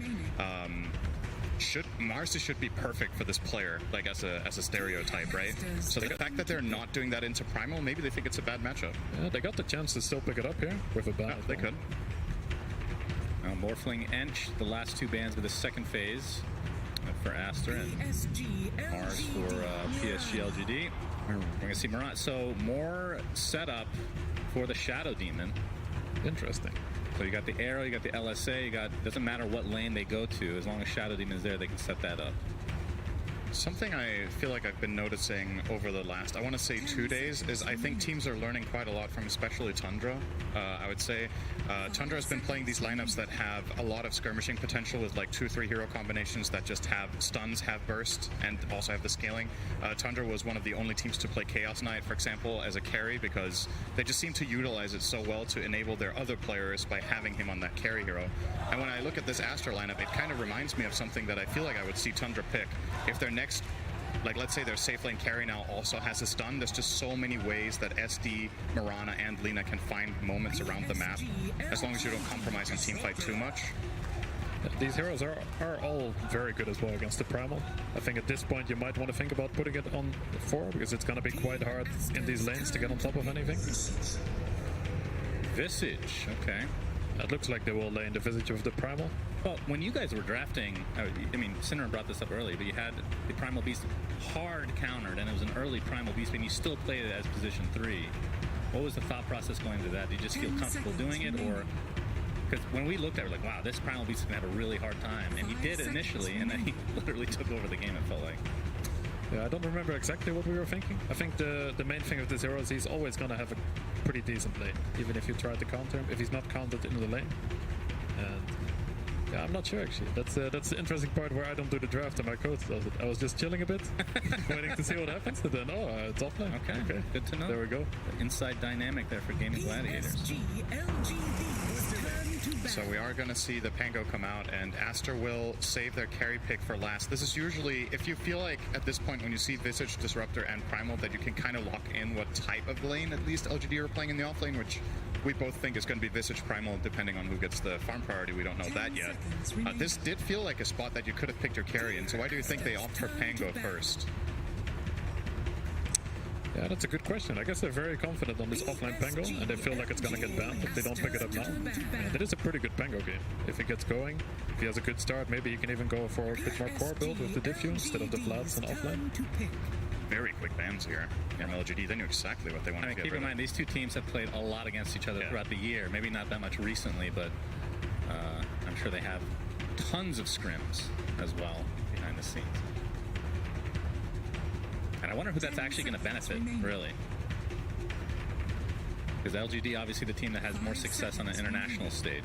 Yeah, I think a lot of the time the intra-regional experience kind of fades in comparison to the meta of the tournament itself. I think most of the time it's about who adapts better to what proves to be powerful in the events that you're at.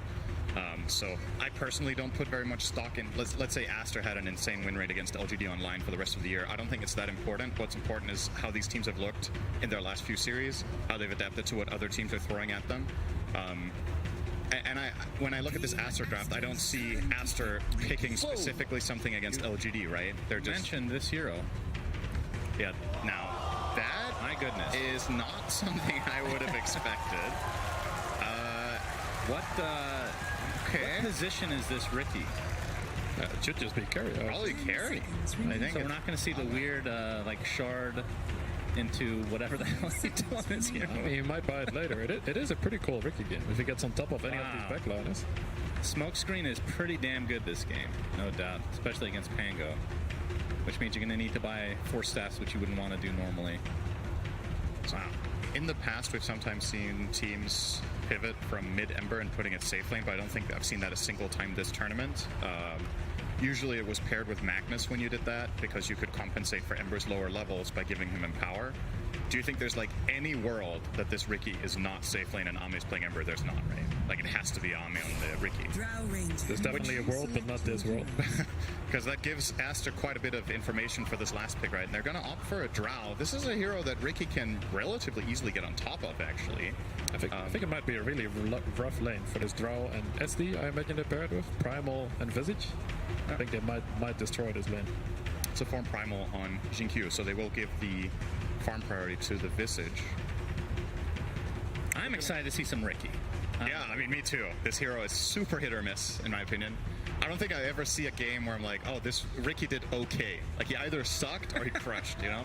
It's very, very polarizing hero, especially on a professional level, because he can fall off really, really hard. It's either going to catch on and more teams are going to pick it, or it will literally never be picked the rest of the game we see in the main event, yeah. Is this the first Riki game of the main event? I think it is. I mean, surely. I'm pretty sure it has been picked in groups, but I want to say it's been less than 5 total games. So. Oh, you probably just didn't see it.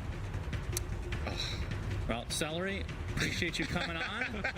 Making fun of Cinderin as always. We really appreciate that. You can have the rest of the day off, my friend. Thank you very much. Over to Mr. Sir Action Slack, so I believe it's with Lan M. Absolutely, we have, ladies and gentlemen, please put your hands together for Big Draft Lanham. How you doing? And Jen, our translator right there. So, you've let through Primal Beast, something that many are not brave enough to do. Was that part of your plan? Did you expect them to grab that instantly? 首先欢迎有请BP 大神国土，然后就想问第一局你们放出了这个兽，然后这个兽也是本届 TI 一个很兽，就是每个人都想要的一个英雄，已经很少有战队敢把它放出来了。你这边这么采取这样的一个 BP 的行动，是专门有计划来针对他了吗？还是怎么说？肯定是讲好的，因为有些东西那个不好说嘛，对吧？就是有些东西能放，有些东西不好放，就选一个放嘛。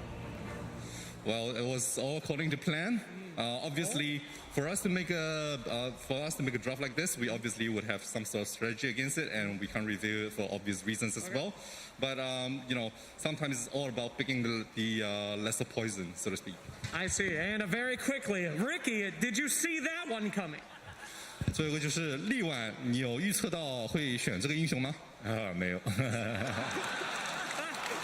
Absolutely not. All right. Well, we'll see if it works or not here. All will be revealed. Many puns on this one as we throw it to our casters. Thank you, Sir Action Slacks. So yeah, they did not see the Riki coming either.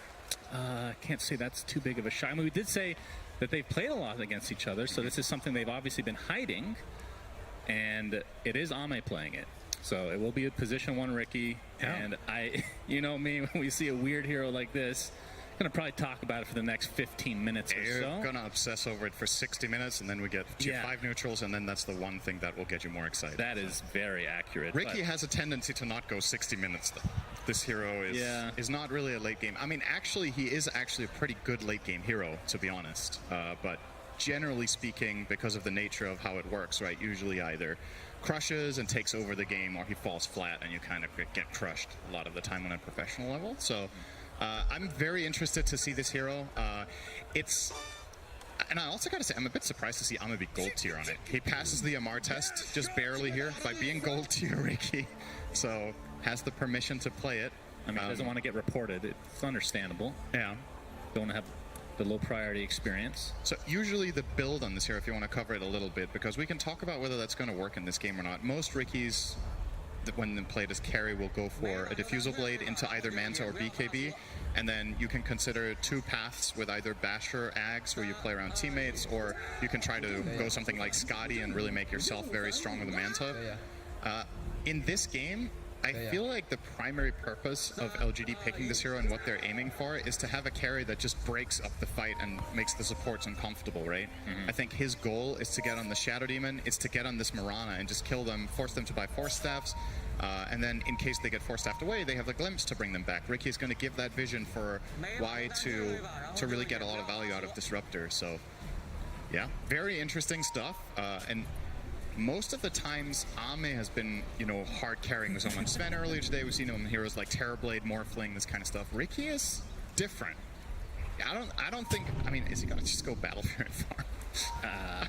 I would love to see that, actually. He has a Ring of Health queued up. I'm just saying, like, if he actually commits to this build, he might. The build for a while, I mean, I don't know how long ago this was, but it was Battle Fury into Ags, right? Like maybe third item Ags. Yeah, I think so. But since they, again, this is kind of old changes, but we haven't seen Ricky, haven't really gotten to talk about it, but Diffusal not that long ago, maybe a year ago, they made it a lot cheaper.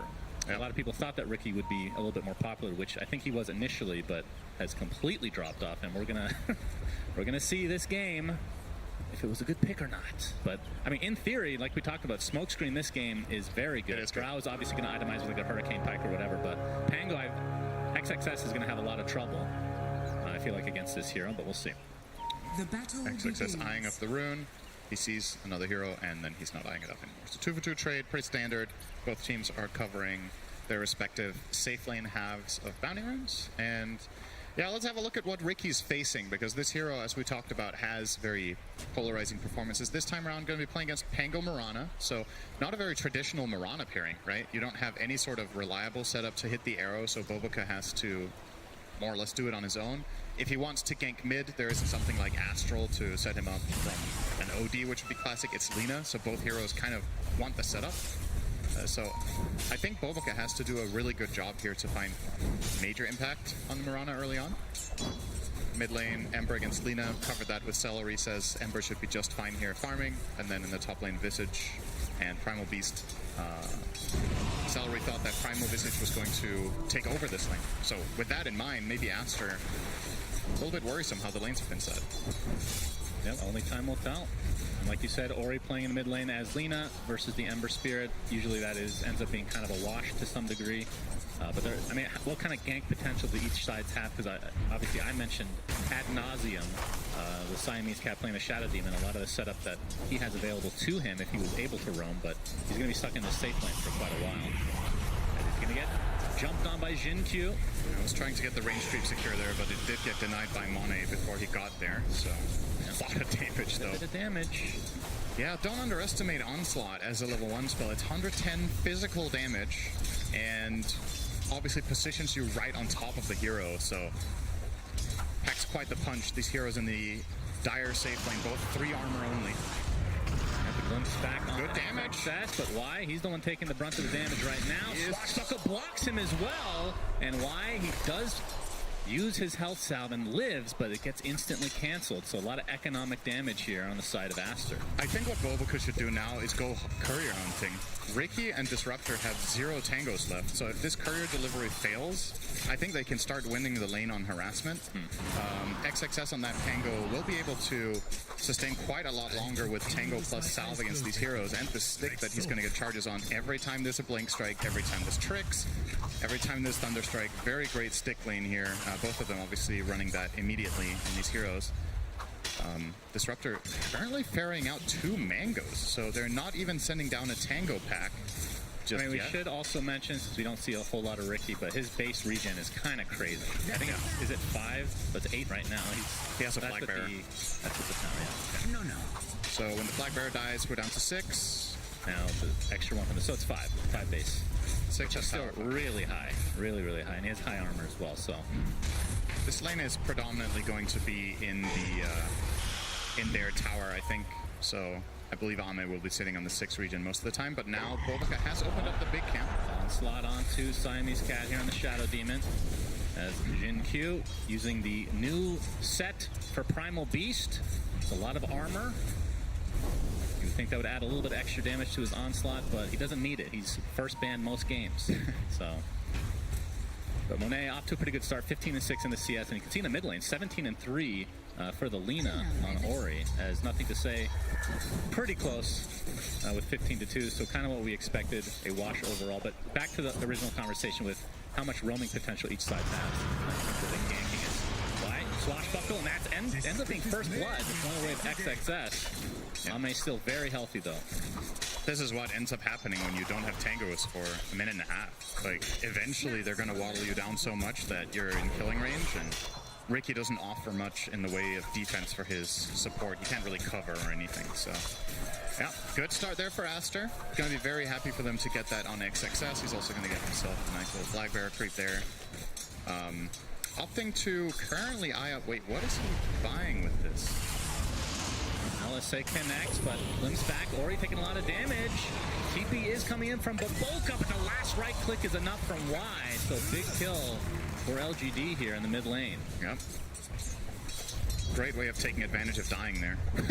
He gets the full refill and comes straight mid and finds a play. So good read from wide that is a possibility. Punishing Ori in that lane. Looks like Pango's going Vanguard, by the way, to answer that my own question from earlier. Good item against the Visage, obviously. Pretty decent against Riki as well. Wonder if we're going to see him build the full Crimson. Yeah, possibility. Not the most common items these days. It is nice for... I think the logic of buying items on Pango that protect Drow is pretty sound in this game. I think for Aster to find success in the later portions, this Drow has to have some sort of freedom to stand her ground and not just get run over by Riki, by Primal Beast, by Ember. Slot in with the trample. A lot of damage coming out onto Siamese Cat. Monet can't really do much, as that's going to lead to another kill on the Shadow Demon. But Jinkyu now getting kited as Monet. Does he have actually enough damage here as a pause comes out? All right, what the horse happens now, Cinderin? Do they get the kill on this Primal Beast? So Mane does not have multi-shot. Jinkyu does not have any stick. So yeah, Jinkyu's dead. Okay. There's two Visage Illusions hitting him. Technically, I didn't give you any options. I said if he would die or not. Okay, so. Is there another one? Server crashes. I don't know. I think that's the lower chance one. Yeah, I think that one's a Hail Mary for Jinkyu here. Yeah. But they've killed the Shadow Demon now. Actually, it's only the first death for Siamese Cat, actually. Yeah, I think overall, if you get this trade as Aster, you're very happy. I think this is a lane that's very scary, the Visage Primal Beast, and trading support for them should be just fine. Especially with Mane getting the kill. So Jinkyu was the one who got the kill before. And arguably PSG could have maybe got this kill without dying. Okay, not to interrupt. I'm so sorry to interrupt you. Okay, you're not. Well, okay, we're going to restart this thing. It's been a while since we've done this. What the horse happens here? Okay. Jinkyu lives, Jinkyu dies to Monet, or Jinkyu dies to Siamese Cat. Oh, that's true. The Shadow Poison and two Visage Illusions. That's right, sure. He dies to Mane, though. He dies to Monet, okay. Yeah. One more hit, the Visage Illusions are going to attack as well. All right. Maybe that's what they're discussing as well. Who's getting the kill? Very important, of course. I mean, obviously, they would like it to go to Monet. Yeah. But in terms of a Drow game, overall, how does this feel for Aster? I mean, they've mid to late game. They've got to be confident, right? They last picked it. They saw everything here. And I guess the good news for Drow is, first of all, she's empowering her own Lina, right? Which is it's going to make Ori's game a lot stronger if he goes some sort of physical build instead of the build that we've also seen with the Ags burst. I think he should go a physical route probably with Drow. You have the Pango for the front line, and you do have SD for the defense. So I think it's a solid Drow game, but it's also dangerous. It's one of those situations where if you get the right positioning, you're playing against Riki, Primal Beast, and Ember, and they've used their mobility, you just crush them from range. But if they manage to get on top of you and say Shadow Demon is dead, you're kind of fighting for your life from the beginning of the fight. So I think it's okay. Well, with that in mind, since we're talking about the very situational for Ame on Riki, he already did get the Ring of Health that you were talking about. Yeah. Will he actually turn this into a Battle Fury, or is that too greedy? I don't know. Because again, Diffusal is a lot cheaper than in years past when Riki was a little bit more popular. I mean, let's look at it from the perspective of why else would you buy a Ring of Health? Right. To live.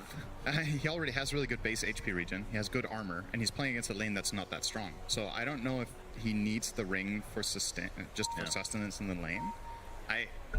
Hold on. Fear vibes. He will. die to Siamese Cat. See, so here's the thing. He got the passive block there. Oh, wow.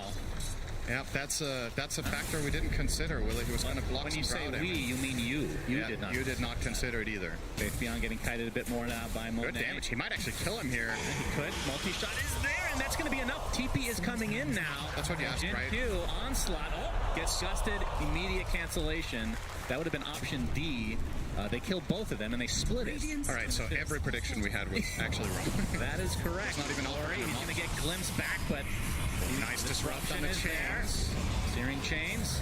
Not available here, but Ori will drop nonetheless. There's nothing to say with the sleight of fist. Oh, and he's even going to get a regen rune here for his troubles. Just needs to wait until the Shadow Poison runs out, and they can pop it.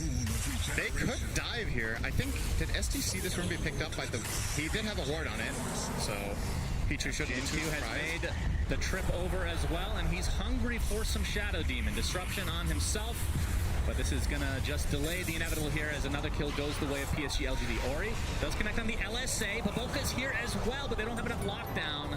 No arrow As ready. Ori was not, he's not quite level 6, so no Laguna Blade has been killed. would have been enough. Important for LGD to be winning this mid lane because this top... I think this top lane went better for Aster than you could have hoped for. Monet being level 6 now against level 4 Visage. Close to level 5 at the very least for Faith Beyond, but let's say a full level advantage. I don't know if this kill... Okay, with Primal, it's definitely going to be possible. Yeah, they're getting a great angle here on Monet. Nay, inside the kinetic field, all he can do is pop that multi-shot, and it looks like, well, okay. Gusted away, but back with the glimpse, and Monet falls to the ground as PSG LGD get another valuable kill.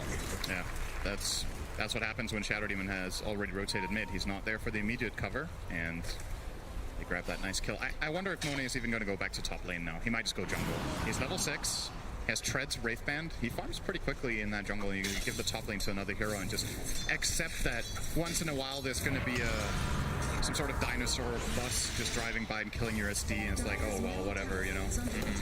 He'll go bottom for now with a dust, so looking to gank on his Drow minute 7, a classic play we see all the time.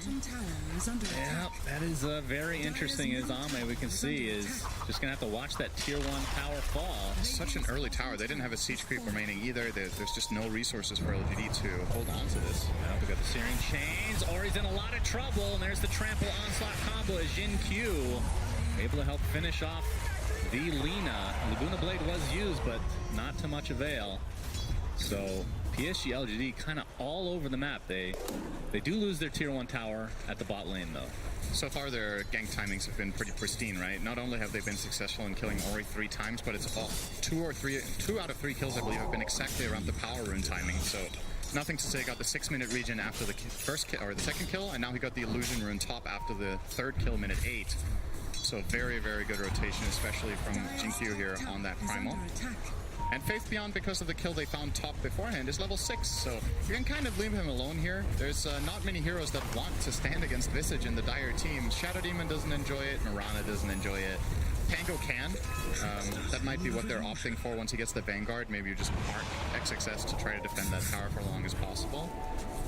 And nothing to say. Going to the high ground here onto Aster's side. He's going to find him a couple other heroes here from Aster, but the LSA is not going to be able to hit, so he just walks away casually. Oh, a little bit of miscommunication there, missing the swash. Disruption, but the sleight of fist to buy some time, and the remnant away, nothing to say is A-okay. And that bought the space for Faith Beyond to take the tier 1 tower. It was a slow one, but essentially soloed it. All right, he said the Vanguard now online is Monet. Going to get gone on here with the tricks of the trade from Ame. Kinetic Field's going to keep him in place. All he can really do is multi-shot, but gets the gust off. They had a little bit of vision, but ends up going away. As we can see a Laguna Blade used in the middle of the jungle here. That'll lead to a kill onto Jin Q. Nice escape there from Monet. He needs to be patient there with the gust. Just chill, get away. It'll TP in with a bit of a helping south here from Pichu. We have an answer, by the way, of what Ricky is going to use the Ring of Health for. What do you think it is? Nothing. That is correct. Define Diffusal. I mean, right. is there any reason to go Link into this game? Not really. I mean, ultimately, you will turn this Ring of Health into an Abyssal, right? But it's quite... Okay, like super late game. It's quite far away. I have to say, I love this hero. I've played it quite a bit, but almost exclusively as support. I cannot explain to you why this Ring of Health is that valuable that you must buy it. Maybe there's some sort of logic to how you're able to farm when you're not laning, like you can sustain better in the jungle, or maybe he just had a different read on the lane, that he needed it. I think now that we've seen the lane play out, it didn't really feel necessary. I don't know. Yeah, that is true. We're going to see the jump here onto Siamese Cat. Instant disruption as Jin Q looking on the sideline for the bigger kill on Monet. Pulverize is there. They're going to be able to get the support right off the bat. The trample comes in. I think the Gust actually missed here from Monet. He's going to get glimpsed back, and that is going to lead to a very valuable kill, although it goes to Y. Either way, PSG LGD going to be very happy with this. Yeah, they're going to still have their Static Storm intact, and Pulverize obviously a super short cooldown. So this support duo now of PSG LGD has insane playmaking potential. Static Storm 90-second cooldown, Pulverize a measly 32. So a lot of opportunities to just go around, look for picks. As we've already established, they're very good at killing the enemy supports, but also the Lina. I think they would love to find Ori once more. And as long as they're playing together with Nothing to Say, I don't think there's any limitations for finding kills. The defensive possibilities that Aster have through the means of Moonlight Shadow, you just cover that with the Dust, and the Shadow Demon Disruption most of the time will just set up a Static Storm, right? So you've got to be really, really careful as Aster now with how you play the map. Every time these heroes are missing, it's kind of a minefield. XXS still in the mid lane right now, just chilling, has his Vanguard, and will be going for instantly pretty much the Crimson Guard. Again, not the most popular item these days, but against the Visage makes a lot of sense. The prize is mine. And I mean, they have a lot of damage on this team, so maybe he doesn't really need to go what you would usually see on the Pangoliers these days. And the thing you could argue is that, is Crimson Guard actually a better defensive item for his team than if he goes Force Lotus, for example, right? So you have multiple ways of repositioning away from Ricky, of getting out of Searing Chains on the Ember. Because if he's itemizing this way for his Drow's sake, I don't think most players would buy the Crimson here in this tournament. So either it's because Aster have an idea of a specific timing with this item, that they're going to try to force a good fight once it's online around Roche or around the mid tower, for example, to try to gain some ground. Or he feels like if he doesn't buy it, the Visage Birds are just too big of a problem. Another pause here, but in terms of the flow of the game, would you say that you would favor one team at this stage? I do like the look of this currently for LGD. Shocker. Well, first of all, they have a slight gold lead, and yes, of course. I don't think I think this Ricky got off to a very good start, and as we've talked about, pretty polarizing hero. But with the start that he had, Laguna Blade to follow, but no backup. The trade, yeah, the Moonlight Shadow giving cover for Ori, but allows him to initiate, but nobody to follow it up with. As Y taking a lot of damage in the meantime, the multi-shot is finishing off from high ground. There's the first position of the game from XXS. Nothing to say with the Remnant in a way. Now Monet has to be careful, as there are familiars just completely surrounding him. Soul Assumption is there as well, and the last right click will do it. Now the Pulverize applied to XXS. All he can do, actually, mitigates a lot of damage with that shield crash, but doesn't last as long as it used to. Not able to get the stun on Faith Beyond, but the Searing Chains is there. So 3 kills for PSG LGD.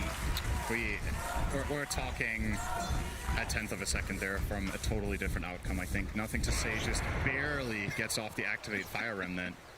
This is just the typical Ricky in pubs, man. Just hanging around, stealing some creeps here and there. Yeah, I wonder if we're going to get a replay on that, because I thought Aster in the position that they were in were actually going to win that fight when I saw the Primal or the Pango roll come out. So look here where Ember ends up getting positioned now once the Pango comes out. So this is where Pango can usually find a perma chain stun, right? If that connects, I think they might take down Nothing to Say. And obviously the remainder of the fight plays out completely differently. He's integral in every single kill they get afterwards. So imagine the Ember dying there. Maybe Aster take a pretty meaningful win. Instead they lose 3. And as you said, Ricky not involved in the mix. He's going to get a Diffusal Blade now. And Visage gets the Wraith Pack as well. So huge power spike now for LGD's lineup. And they will look to take full advantage. will be taken out. Yeah. Just curious what the build Ame is going for. So obviously maxing Blink Strike and then Tricks of the Trade. So only one in Smokescreen for the moment. But very standard. The AoE, does it still increase with each one? No. No. Well, it's been a while. Yeah, you have a talent on 10 where you can take either that or the Blink Strike slow. I wonder what he's going to do here, because you can choose to go for a talent now, you can start putting more points into Smokescreen. If I were to guess, he probably takes the Blink Strike slow so he can stay on top of the Drow more easily. But there is something good to be said. I mean, the Smokescreen AoE talent is also pretty strong. Well, so he's going to get glimpsed back. He is Moonlight Shadow, but they have the vision, and they have the kill again as PSG LGD looking extremely good at the moment. Sleight of Fist is going to connect onto 2 as Moonlight Shadow is about to end here. Jin-Q just posturing at the high ground. I'm looking at the game state right now, and Aster initiating into LGD's team. I just find it so hard to find the path. They're going to try here. Urge to start with an instant static storm onto XXS, but is it going to be follow-up? Not really. It delays and perhaps just ends this engagement entirely. The thing that's so tough is that if you don't have superior vision as the Dire, you're running in against Slight Chains out of Fog, Glimpse, Ricky, who could be anywhere if he's not showing farming the top wave as he is right now, and a Primal Beast from Fog too. There's just so many uncertainties, and your heroes aren't naturally tanky. Your only real frontliner is the Pango with the Crimson Guard. If Lina gets caught, she's kind of toast. If Drow gets caught, she also still doesn't have that pike. Well, thankfully for Aster, they made that change. So Primal Beast, when he uses Onslaught, you can hear it. Yep. At the very least, the sound cue. But yeah, very, very scary to walk into this team for sure. They will access their own jungle again, which is good news for Aster. They need a bit more area to work with. Also, Ori is going to complete BKB in 100 golds, so maybe that's going to open things up a little bit more for them. I mean, talk to me, again, back to the Ricky, as you know I'm going to go here again. Yeah. With a typical carry that we've been seeing a lot from PSG LGD, if you're up 5k at this stage, is that like extremely good news as a Ricky? Because he hasn't been involved at all. So I feel like this is just going to get amplified now as he starts to actually show up in these fights. As Siamese Cat looks like he's got the self-disrupt.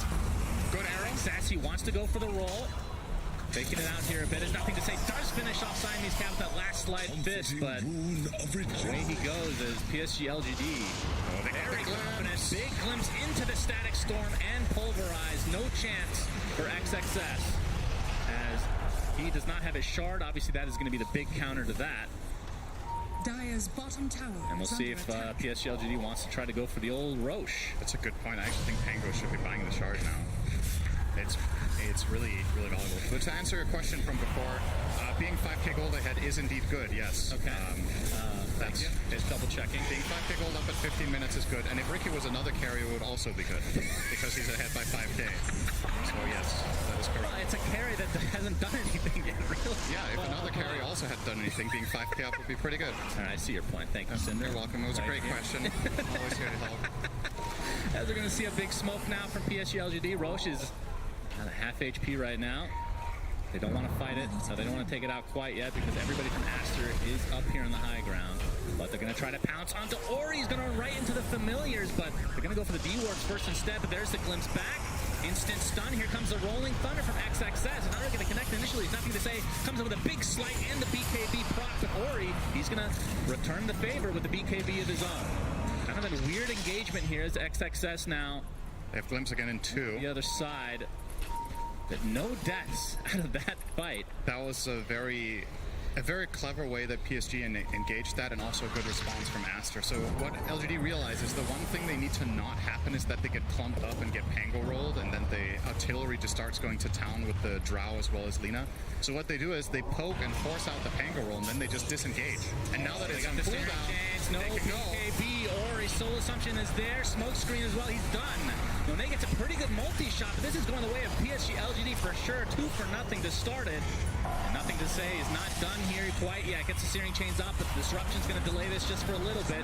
Faith Beyond continuing with his familiars, but Monet just ticking down ever so slowly. Another gust, but there's the Blink Strike from Ame. Double kill for him. Tricks of the trade, but Blink Strike back into the fray, and that's a 4th kill going the way of LGD, and this should be a free Roche as well. Ricky is owning. Yeah. He got his defusal, he came online, and he's joining. And yeah, you're starting to see part of the reason, or maybe the whole reason, that Ricky was the choice here for LGD among a plethora of options that would have worked against this dire lineup. They went for this one, and he's hounding those supports, and he's hounding that Lina. So again, with that fight we just had, as we see the replay here, that what led to this is effectively Pango rolls on cooldown from the poke that LGD did at the outpost, and so is Lina's BKB. So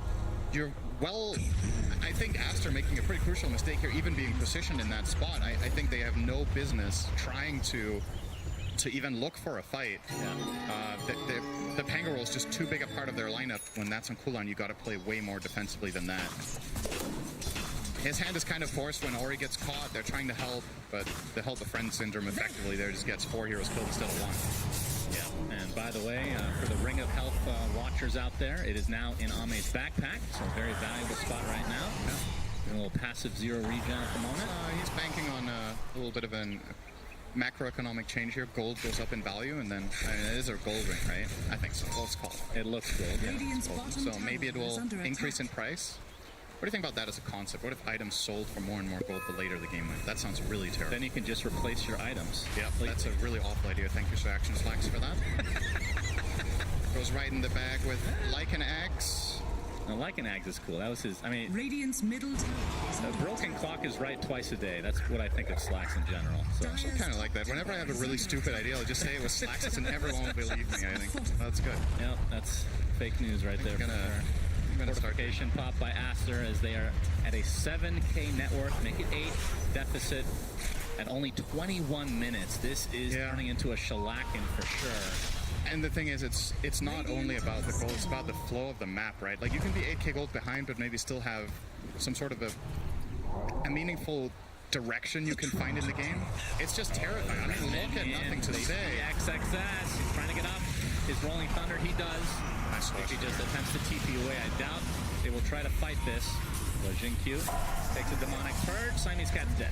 Yeah, this tower's lost now because you don't have Pango. So, and another instance where it feels like Aster would have been wiser to not even bother to be here. I just think these fights are too difficult, and they end up just feeding over a key cooldown here on the Pangold as well as their Shadow Demon's life to no avail, really.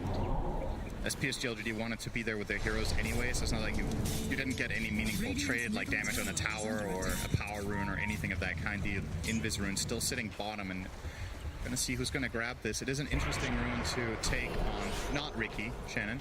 You could take it on But the voice line is so rare. That's true. It is a good voice line. Trying to walk away here. Onslaught. Oh, he does see him, but gets gusted. But the glimpse back, that was just enough into the Static Storm. Trample is low, but Ori pops the BKB, gets the LSA to be able to cancel it. They do get the kill onto the Primal Beast, but there's a disruption to save Monet, but not for long enough. Down goes the Drow again. Demonic Person has Nothing to Say, and his Remnant's going to be really slow as a result, but he has the cover of his teammates. Shadow Demon dead. Ori basically out of mana, and that means they can now initiate, but the Moonlight Shadow giving him cover. It's running out now from XXS. Nice blink onto 2 heroes. Here comes a nice Starstorm as well. Nothing to Say. Gets stunned again. Do they have enough? They do. Big kill for Aster. Need to get more out of this, though. Swashbuckle on the Y, but now they're going to control XXS as he is within arm's reach of the Ricky and the smoke screen. And down he goes. So it ends up being a 4 for 2, and the Age is still intact. And in the meantime, off to the side, Ame did kill off Ori in the trees. Ori tried to stick to get the mana for a stun, but immediately got smokescreen defusal burned. And there was just no way out of that. So it's kind of interesting that LGD's gold lead is barely growing from that fight, but I guess the Ember kill was just worth that much. He was 6-0 after all. Maybe if Mane pikes the Primal Beast instead of forcing himself, perhaps this goes a little bit better. And I think he could have maybe killed the Primal from behind the tower before he got glimpsed, and Lina doesn't have to expend spells on this, but it's so easy to say. Like, you're obviously going to go off a gut reaction there on what you can do. We got the trample out of Invis from Jin Q, but Hurricane Pike back to the glimpse and the Static Storm as well, but I don't think Nothing to Say can go any further as the pressure is being applied onto Y. As XXS wants to finish him off, and they will be able to do so. Nothing to Say has to pop the BKB now in retreat. By the way, I wanted to talk about Jin Q's build. He's going for Halberd on Primal Beast, which, I mean, normally we would see BKB. Is this a little, that doesn't feel like he needs it? Or is this because they feel like they're really far ahead right now? Tower is under attack. Yeah, I kind of agree that BKB looks very strong. Because you do have some quite limited freedom against a hero like Pango. Maybe part of the logic is Demonic Purge just ruins you after you've gone in. So maybe he wants to have that extra utility instead to control the Drow with the disarm. In a way, or maybe he just wants to go in and tank, right? If the goal here is that he makes space for his teammates, if you go BKB on Primal, what happens a lot of the time is that the enemy team is not going to go on you because they can't kill you. With this, he has way more EHP because he has the evasion and he has that active disarm that he can maybe force a BKB with, or rather not force a BKB with, but keep himself alive if he charges the Drow and just halberds her, or the Lina, and then just soak damage while his team just cleans house. It's a different approach. They also I think have almost everyone else would take, but I kind of like it here, actually. And even if you BKB pulverize somebody, there's always the disruption possibility to save the teammate anyway. So absolutely, it's an interesting kind of. I mean, we joke all the time about Primal Beast and his build being basically like the first two items exactly the same every single game, and BKB is almost always one of them. But not to be. He's going to be going Halberd into Shivas, it looks like. So we now have Moonlight Shadow by Aster. It's also worth keeping in mind you have the luxury of thinking about the game entirely differently when you're a 4, right? The BKB is almost always a thing on the 3 Primal because you have a bigger responsibility to deal damage. But Jinkyu's role in this game is more of a controlling nature than a killing one. So he's just going to charge in, mess up the fight, make space. Oh, LSA connects. Laguna Blade as well. Static Storm just for defensive measure, but it's not enough. Nothing to say is dead. Does have the buyback. Not sure if he wants to use it in this engagement. It looks like they're going to lose their Primal Beast as well. Okay. Nice setup there by Aster, baiting the rune. That ward, value for them, getting that Ember kill, and the Primal Beast trying to help out. Gives them a little bit of a bonus kill, and that's also going to be a mid-tier 1 tower. The good news for them is Roche cannot be up yet, so LGD will not be losing that, but they lose quite a bit of ground. This is the start of a potential comeback for Aster into this game. Do they get a meaningful item out of this? So Lina's going to finish Silver Edge, so they have that break now. Monet and BKB about to come as well. Yeah, Monet BKB. That was a very important moment for Aster because of what it leads to now in terms of just a little bit of downtime and getting these 2 specific items now. Opens up a possibility for them to maybe make more out of this. The prize is mine. Amit closing in on his BKB. I was wondering if he was going to go for that or something else, but has opted to go that route. This is the kind of game where you could maybe justify not getting that magic immunity, but getting more in the way of like Basher, or I don't know if you want to be cute and buy Ags on the and jump into Ember or something like that. I mean, it's pretty good. It is pretty good, but I think you need more damage before that becomes meaningful. I think you want the Basher first most of the time before you do that. So is that enough?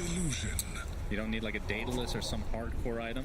Not, I mean, it depends on the target, right? It feels really good because Ember offers you the immunity of the BKB, right? So you don't really need to worry about the protection when you go in. So you Mindbreaker, though, pretty freaking good on Ricky. Yeah. Instant Blink Strike silence, so you don't have to smoke screen immediately. You have a little bit extra time. He kills Shadow Demon in a heartbeat, basically. Yeah. He doesn't have a Force Staff, so if he just jumps in, he's dead. Interesting, by the way, to see that from Aster. Nobody bought one except the Drow. About what? The Force? Yeah, so they're eyeing it up now on the Mirana. Like, he opted to go for the Wraith Pack first, which is understandable. Like, that item is, of course, very, very powerful in this meta and the way teams are playing. But Siamese Cat's game is just that bad that he's not even close. He's got the poor man's Force Staff, which is the Tumbler's toy, which gets deactivated when you take damage. Yep. Not so helpful, maybe. Q instantly silenced and deleted off the map. Oh, they found it, but he pops the BKB. But obviously, for the first BKB, not the type of usage that he would have wanted. What is it with this game and LGD getting BKBs off with like no time before that would connect again? Am I missing something about that change where you can BKB between Pango rolls? Is it just me overhyping something that doesn't exist here? Because you remember that, right? I do, and I'm forgetting the details as well. So Rolling Thunder used to be a permastun if you stayed on top of the targets, right? So the internal cooldown was low enough. I think with level 2 Rolling Thunder, the stun is long enough because it scales up and there's no status resistance on the Ricky. So I want to say that Ricky and Ember can get chain stunned by a roll level 2, but you're the Pango player, so you can definitely tell me. Yeah, moving on. I can't remember. I do think it needs to be level 2 before Cameron. I mean, that was mostly for the change, for the shard, right? When you're rolling Thunder and then you just shard on top of them. Oh, speaking of which. Yeah, that's going to be the deletion of XXS. LGD want to fight immediately. Shadow Demon's going to get... Oh, nice disruption on self, so he's going to cancel the glimpse, but he still will have to cancel his own life, and this could lead to Roche. Aster just got a great comeback, and now they get caught off in the middle on their Pango, and this is just a free Roshan. I don't see what's stopping LGD from doing this well. They're going to T-ward first. That ward looks pretty juicy. Cover the area. AC on Visage should make this a lot easier, and you know, whenever Ricky is with any sort of teammates doing the Roche, he's actually not the worst Roche killer in the world, because you get backstab on every attack until Roche randomly decides to target you for some reason. Yeah, it feels like Roche really hates Ricky, that's for sure. Just like the shard is going to go on Ricky, so now we'll get that sleeping dart. Very, very good shard. I mean, the primary reason that for Ricky was actually even a thing after shards came out, because it used to be a thing before shard even existed, and then it just faded away from existence for like 2 or 3 years. Well, the main build was sleep dart into Meteor Hammer, right? Yeah. I don't think we're going to be seeing that just going out. Yeah, I don't think so here. Oh, the Gust coming out. XXS gets the Blink Dagger off. Visage is taking a lot of damage. It's going to be enough to actually get beautiful rolls coming out from XXS. They take him out 2 for nothing to start this fight. But Ori, stuck inside of no man's land, he gets brought down to his knees. Buyback coming out on the Disruptor now, but look, the heroes from PSG LGD are very low. They're going to lose the Aegis pretty much right off the bat as well. Now he's surrounded, pops the BKB, trying to focus down the Shadow Demon. The Disruptor comes out, but nope, not going to be enough. Nothing to say with the Sleight of Fist. Double kill for Ame. So PSG LGD, I mean, I don't even know who won that fight. There was a buyback coming out. They lose the Aegis. It would have been really bad if they didn't have Aegis. I think given the fact that there was an Aegis on the other team, I think Aster should be happy with this. And I love the way they executed it. They chain stunned and killed Visage 100-0. They recognize that there's no defensive tools to keep him alive for LGD, and he's the aura carrier. They get the Wraith Pact and the AC out of the fight by killing this guy. So choosing that as your primary target here, very, very good. So look at this. So Pango roll stun is going to turn there with the shard, stun again. And he's trying now to use the shard on Visage, but does just barely get killed. If that shard goes off and he gets Stone Farm cast there, I think Aster loses this fight horribly, because then the AC's in play. Yeah. And the Vlad's while he's immune there. So very, very important that they find that finish. Not too shabby. As Ame now working on the Eye of Scotty. And actually not that far away. This is a moment that Aster could be looking to do something with. They used Moonlight Shadow and have a bottled ED. Man, there's a lot of inches. There's a Ricky, there's Moonlight Shadow, there's Silver Edge, and I believe Aghanim Scepter soon for Visage. Sentries are going to be kind of game winning, I feel like. I wonder if Axe is the right choice on Visage, if that's the best item he can buy here. Does feel like something like Hex would be valuable, or like does he have that much responsibility to do damage here is my question. Like when you're offering these 2 auras to your team already, maybe you can get more in the way of utility or survivability. I guess Axe is like a little bit of survivability, but I don't know. I'm not sure if Axe is the best choice. Well, Aster do have their first 4 staff now, outside of Monet, of course. They don't have Moonlight, so are they going to be spotted here? There's Glimpse. Yeah, the forcing back. Monet, he's going to get disrupted, so it doesn't need to pop it, but the Mirana is going to die for her sins. Monet pops the BKB inside that static zone. There's nothing to say. It's getting melted inside. Gets off the Sleight of Fist and able to remnant away, and now Ame trying to focus on Monet, but has to reset. Buyback coming out of the Shadow Demon, as it looks like Jin Q falls to XXS. And the fight ends up resetting here. 6K lead for PSG LGD. And in terms of the net worth swing, it's kind of even because of the buyback. Aster are doing a great job after being under the amount of pressure we talked about and the type of lineup they're playing into. I think it's very admirable how they've managed to kind of stabilize this game in a range that seems very winnable. I'm going to point out, we were talking about, at least, maybe I didn't get to say that, but Ricky was considering a nullifier before, but he changed his mind, so Ame's not going to go for the Eye of Scotty. He's going to have more tankability. He's going to have that reliable slow, which nullifier also offers, obviously, to an extent, but he's playing against these BKBs, so opting to get that Scotty so he can, maybe just for the sake of, I just want to stay on Drow. Like, literally just be on top of her, pressure her out of that marksmanship. Don't forget the Ring of Health. And he still has the Ring of Health, yes. Oh, he just sold it. Okay. It was an investment. Well, he bought it and used it, I want to say, for 10 minutes. Is that an exaggeration? Nope. That's about right. That Maybe we can get a little timer next time we see the Ricky pick. And I was paying attention to, like, okay, when he's farming jungle, is he getting a lot of value out of the Ring of Health? If he didn't have it, I think he was full health the whole time, basically. So might have been fine either way. Well, at the end of the day, the Ring of Health only costs half of what he paid, right? Because he gets the refund. So very true. XXS gets off a nice rolling thunder, trying to control the disruptor. Only gets the one stun though. As Monet pops the BKB, but there's nothing to say. He's all alone here on the high ground. Gets off the slide attack, and the Remnant's able to find enough distance to live. And a rolling thunder continuing to go for XXS. Ame able to get the tricks of the trade-off onto the low ground with the blink strike. They've lost their primal beast. Aster stands so strong in this position. This is like the dream spot to play Drow Shadow Demon. You have the hill. Shadow Demon gets to play keep away in the back and get a good disruption out. You just need to outlast this BKB on the Ricky and on the Ember, and they can't fight you anymore. So LGD really trying to put that pressure onto Aster and get control of another area of the map, but Aster are just ready for it. They have good formation. Another great rolling thunder once again from XXS just took Disruptor out of the fight from the beginning. Ori trying to delete the Disruptor, one right click away. They will find him. It looks like the force at the end. The Shadow Demon gets to the Disruption just in time, and nothing to say melts. Ame gets the blink strike off. Make it 2 now as Faith Beyond kind of stuck. I believe he used the shard here to keep himself alive for the time being. That's going to set up a potential stun from the LSA. Now the right clicks come, and that should be more than enough damage for Aster to eat through 2 cores for PSG LGD. And the tier 2 tower will fall as well. This game, minute 22, Gaben gave Radiant 88% chance of winning. And then Ricky started fighting, and suddenly he sold his Ring of Health, and it's been downhill ever since. We're down to technically true 67% chance now for Aster. Not that the graphs are gospel, but it is looking very good for them. Ember no buyback. Visage half a minute. Aster going to try to squeeze as much out of this as they can. And this is what Drow lineups do when they win a team fight. Indeed. Bye-bye barracks. 5-second push to take both of those out after the tower falls.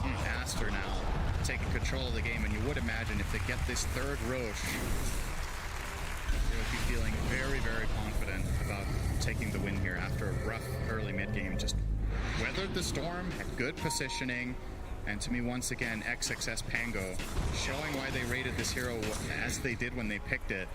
Yeah, once he got the Blink Dagger, he has been on point with these Rolling Thunders, no doubt. And he has a full Shivas. Yeah, where did that come from? Very tanky. Gracious me. Yep. At this point, what does PSG LGD need to do? Because it feels like they're trying to force these fights, and like you said, the positioning from Aster has just been on point. They've been ready, it feels like, for every little engagement. I think LGD needs to be wiser about the areas that they fight in. I think the last 2 or 3 team fights they've lost have been on Aster high grounds, where they have tried to get in and get superior vision, but the Pango's just been ready every time and canceled out the Disruptor from the fight. Maybe you chill. Maybe you farm out this Ags on Y, and you try to use that to set up a fight later. You just need to cool down. If you start forcing now, like brute forcing more aggressive plays, I think it's just going to backfire even harder. He is only 500 away from Ags. It's close. Faith Beyond, by the way, went for a force step. He changed his mind away from that Axe himself because he's realizing, well, when they get on top of me, I'm kind of screwed. With this item, he can reposition away from the Drow and the Lina and try to stay alive. And arguably, this should have been on one of the supports, right? I feel like it's something I've been harping on a bit in this playoff. I think teams are buying force step too little. One of the teams that's been doing it very successfully a lot of the time, I want to say, is Tundra. They've been buying quite a lot of force steps in their games, if I'm not mistaken, and really take advantage of that positioning. Oh, we got a smoke here from Aster. And you can see Ricky has the double damage. Static Storm immediately used, but again, the Rolling Thunder from XXX, but no, the BKB comes out from Ame, not able to get the double stun off here. So Aster might be wanting to retreat, as Baboka will live through this. We're getting some D-ward action down. Not sure if either team wants to fight again. Another Shadow Blade. Man, so much invis in this game. And Roche. This could be game deciding on either side, really. Imagine getting an Ags on, like, Ricky, for example. After going for this, looks like nothing to say went for the Daedalus, or is going for it now. Do you think they'll give it to Ricky or to Ember? Is my question. Probably Ember. The Ember one is also really valuable. I think nothing to say is running out of remnants. It matters not. It's a refresher shard. That was good talk. Yep. keep talking about it if you want, though. No problem. Only 20 minutes and 30 seconds away from tier 5 neutral items, Shannon. Better prepare. Oh, one of these days. I'm gonna get it. There's nothing you want more in Dota. That's true. And for pro games to go 60 minutes so you can talk about your items. And I think in all the time we've cast together, it's happened once. Moonlight Shadow. Faith Beyond. Another good rolling thunder. Final on the LSC. And the Laguna Blade. He's dead. No buyback at all as Ori. His right clicks are not something you can ignore. They are able to find the Marana, though, so it's a 1-for-1. But again, much more value kill coming out from Aster. And now Roche, they're going to see he's up. He's scouted out. Just another amazing rolling thunder from XXS, and that time around gets connected on a max duration arrow onto Ricky. Did not get force staffed by Faith Beyond out of that stun chain. And as we covered, no defensive tools really aside from that. Glimpse will send XXS away, but he's just playing zone control, getting that refresher over to Lina, and they would be like, you know what, XXS, your rolling thunders have been pretty good, so you can have a second one. Yeah. Give him the shard. They don't really have the best refresher shard heroes, other than obviously the BKBs. Which It's pretty decent on Lina, but I guess she can't support it yet with her item build. She doesn't have enough mana with the right-click build. Yeah, nowhere near. So. Maybe she had like a Shiva's or something. But now the MKB online for Ori, so even if the BKB is down, smoke screen, you can just kind of ignore it for the most part. In terms of just right-clicking at least. Tier 1 tower is dead now, so Aster flipping this game completely around. What does LGD need to do? High ground defense time? They're going to be forced into that position more than likely, right? The problem is their lineup is largely built around playing from ahead, right? You have Primal Beast who wants to charge in and take command of the fight and then glimpse heroes back, but once you're on defense, your heroes don't have the same kind of teamfight impact, right? It's a lot harder for Disruptor to find the place that he wants without using an offensive glimpse. And as we've seen time and time again, he's been struggling to even get to play his hero. Maybe in the base, and with the axe, they can... Okay, they're going to sleep into the storm.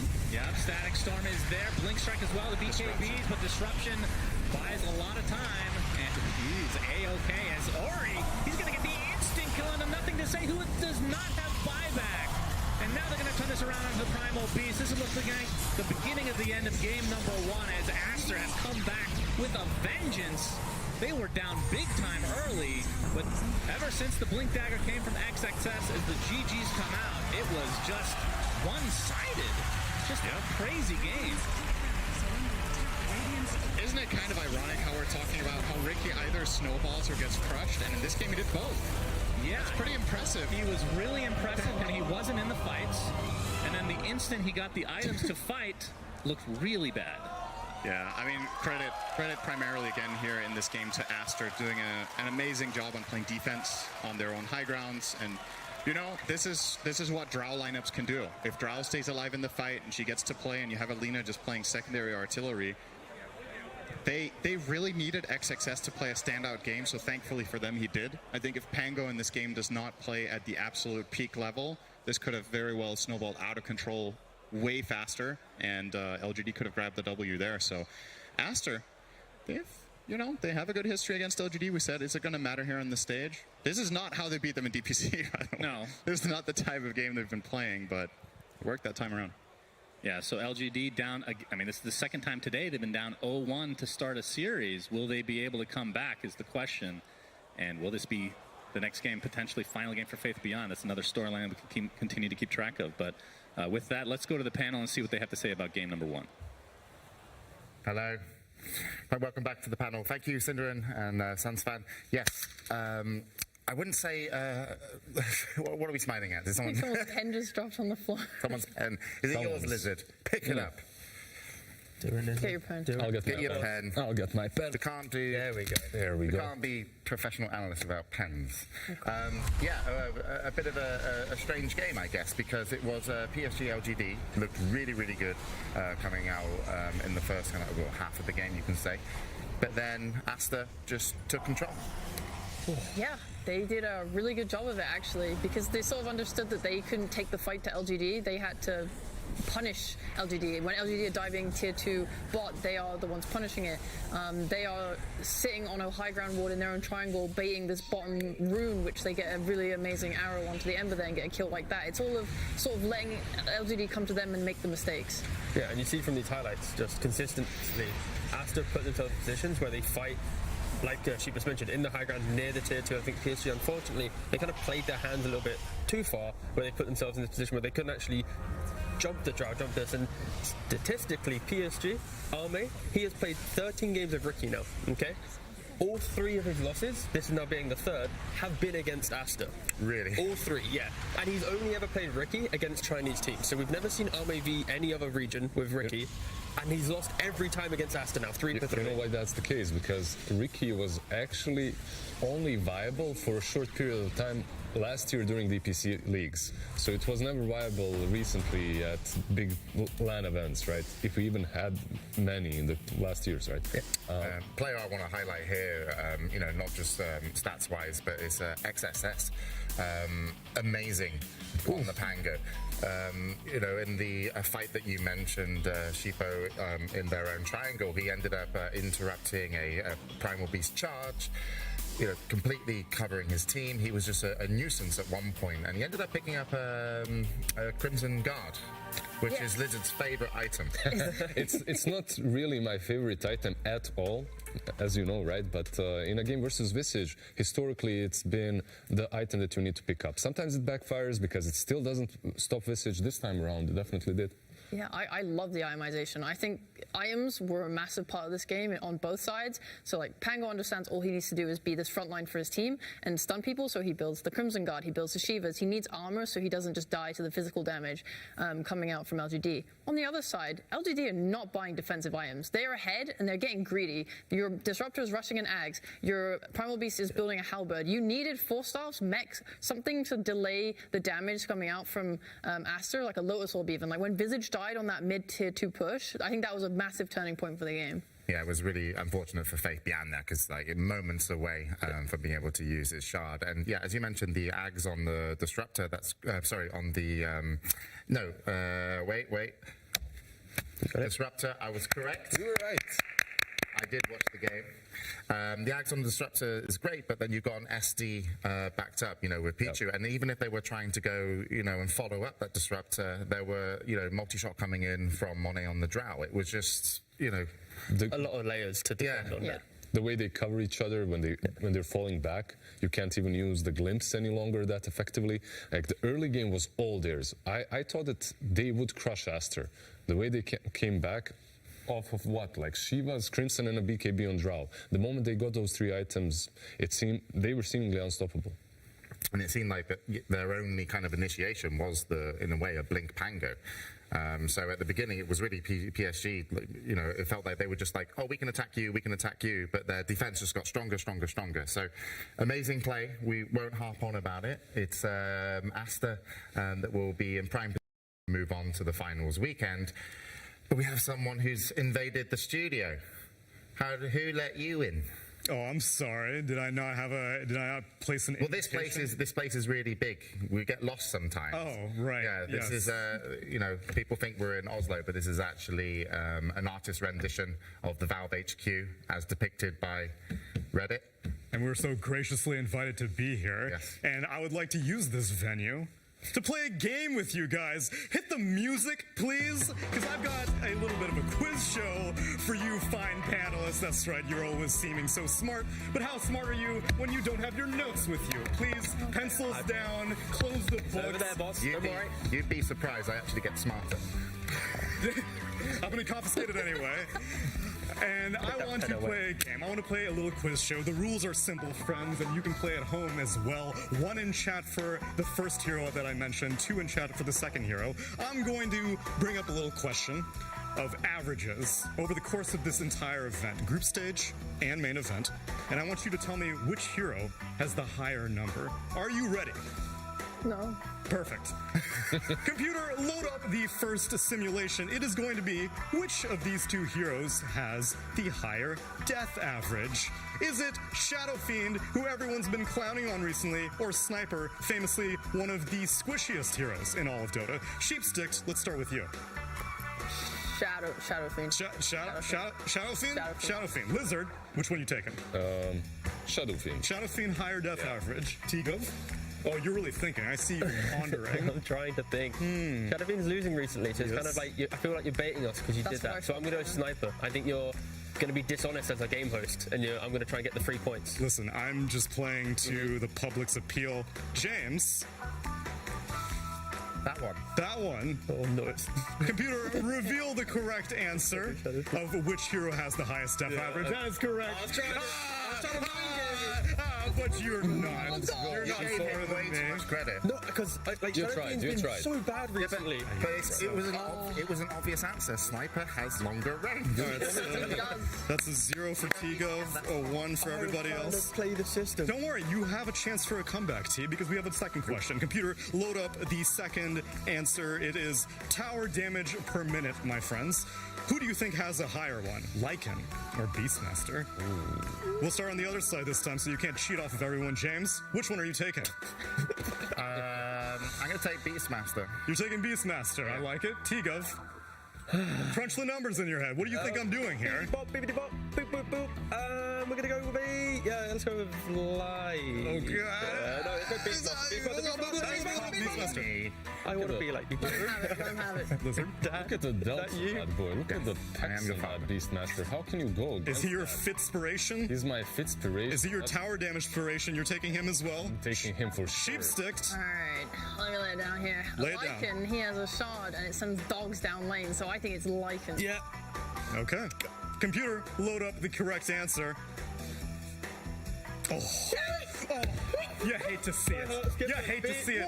It's okay. We have comeback mechanics in this game. You got one more question. I did Beastmaster too. Can I get a fist bump? Guys, I suggested. It's in the eyes. Hi, Lizard. We're on the same team. Can I get a thank, James? This isn't fair. It's okay. One more question. Okay, it's just a game.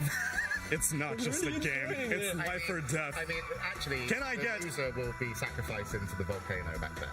I like that rule addition. Can I get the last question, please? Which hero has the highest average stuns per second? Is it Kunkka or is it Mars? We'll start in the middle this time, T. Which one? Mars. We don't really see Kunkka anymore. Lizard. I'm gonna go with Mars as well.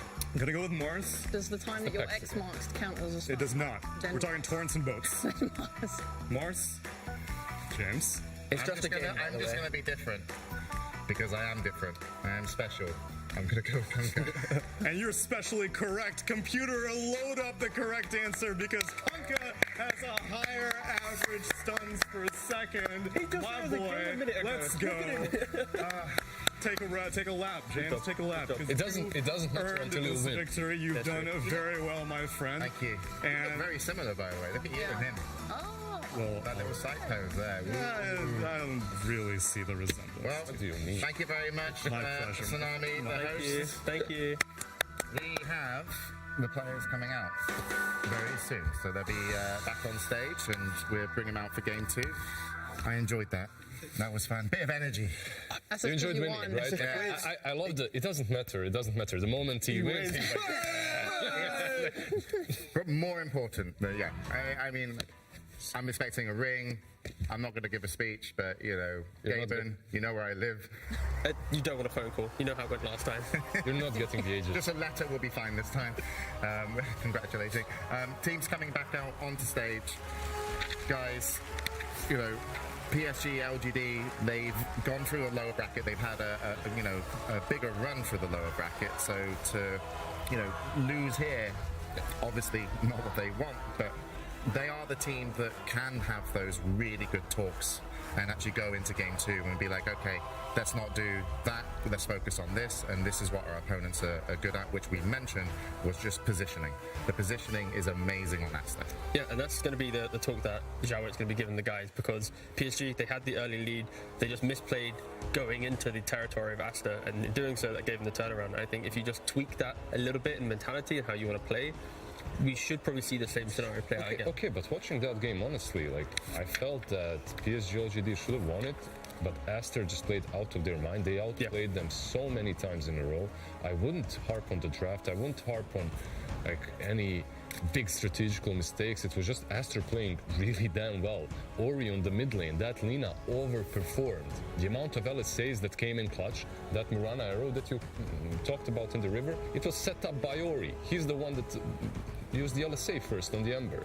And a couple of other things that he did, like he usually feels like the true carry of the team if he's on the Lina.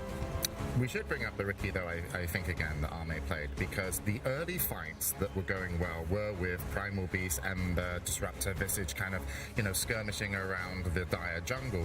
PSG LGD were looking great.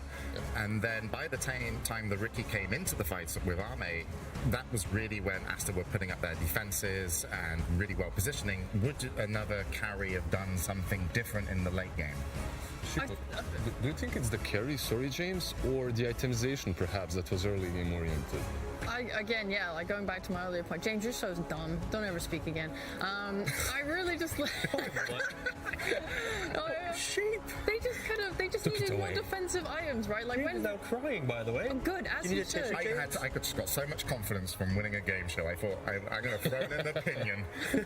Little did this host know. He's only going to draft. Yes, tell us about it. It's the items. But I like the Riki, and I like how they worked around the Riki with like the Desolator on Ember Spirit, knowing that they were fully physical damage. I think everything kind of came together in their cohesion. It was just, when your Visage gets gone on mid, he needs that extra second. If you had built a mech on your support instead of these greedier items, then maybe he does survive and you're able to push your advantage.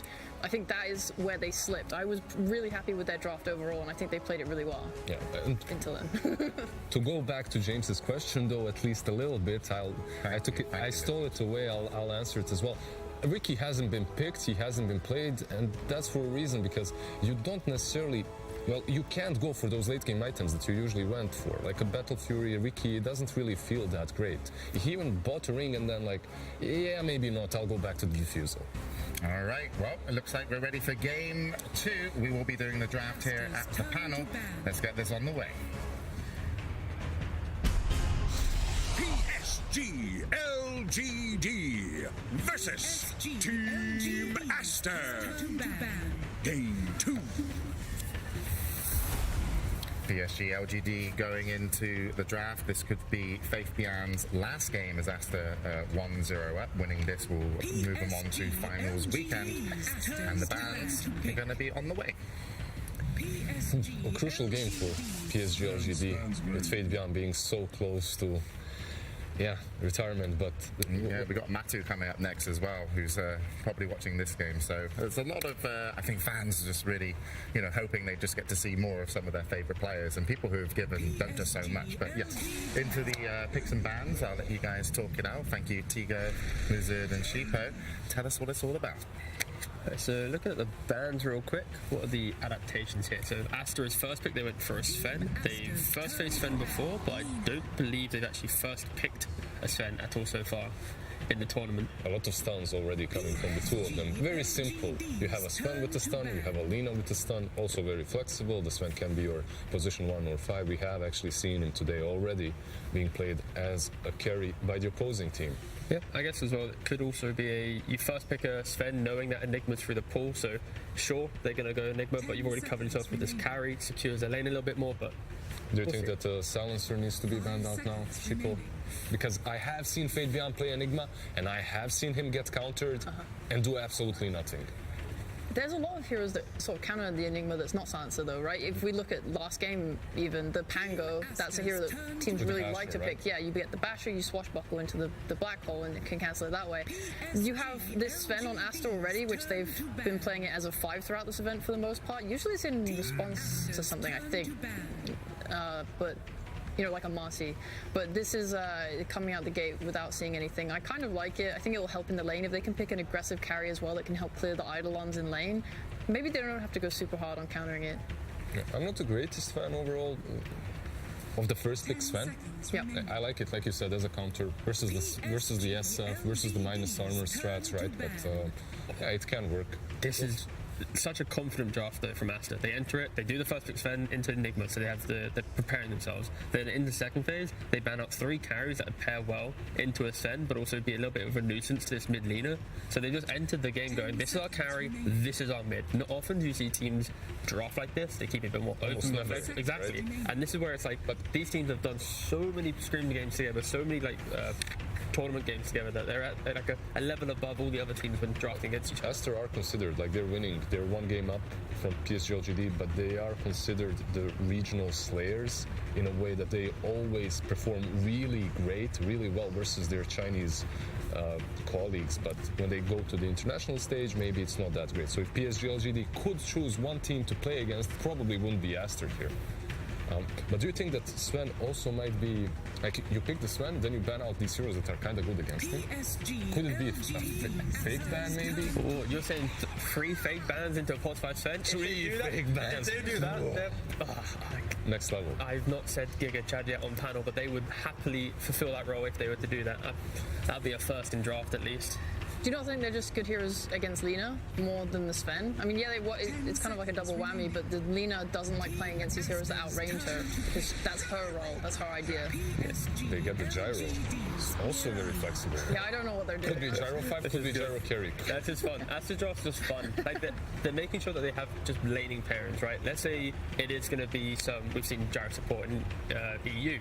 They would Sven carry, stun with damage. If you flip it around, same lane, still with damage. So yeah, Aster just being a little bit more creative coming into this game too. I actually think gyro started as a 5 in China as well, like a long time ago, like during I think last year's season 1. They're speedrunning this draft. They could be going back all the way to that, but yeah, TB.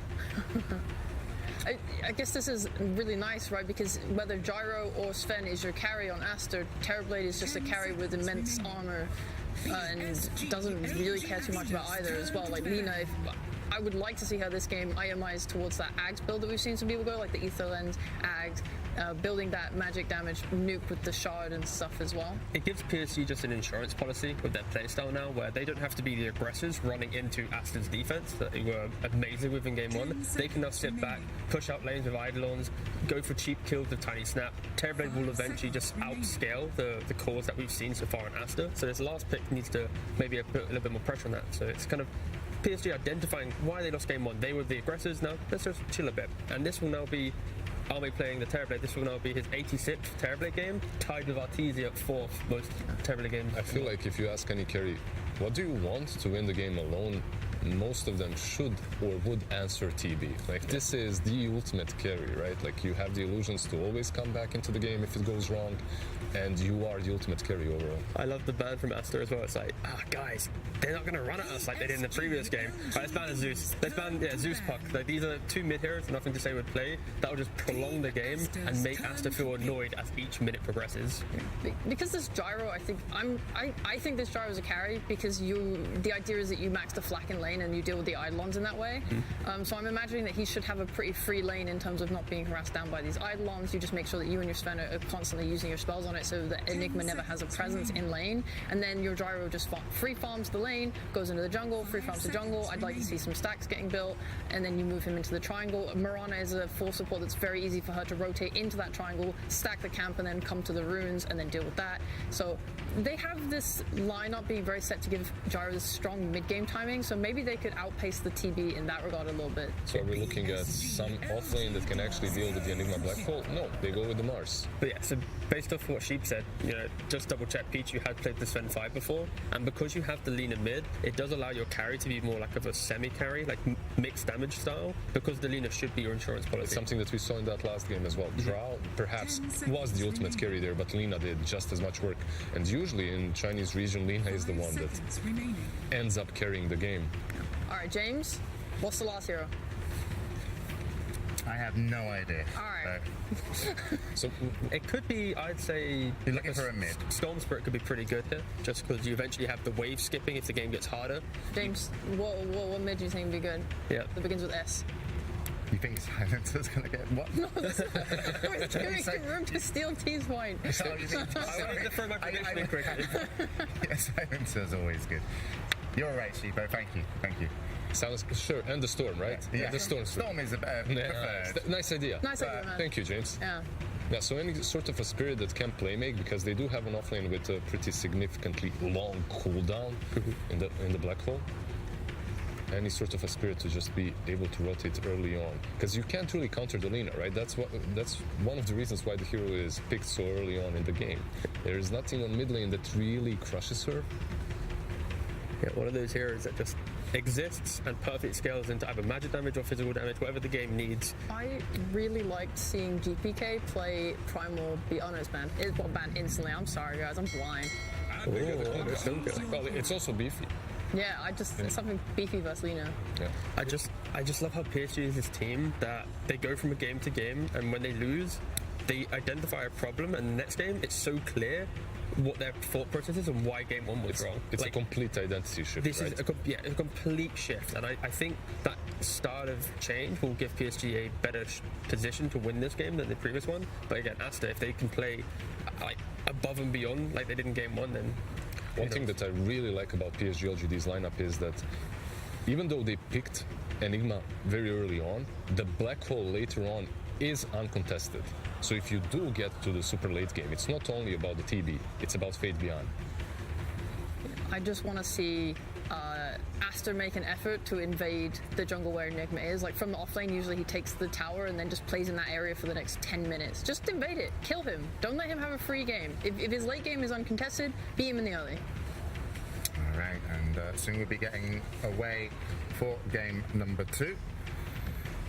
Aster can go in to the finals off this one, but PSG LGD can come back, and someone who's helping that maybe happen is Zhao 8, and we have an interview.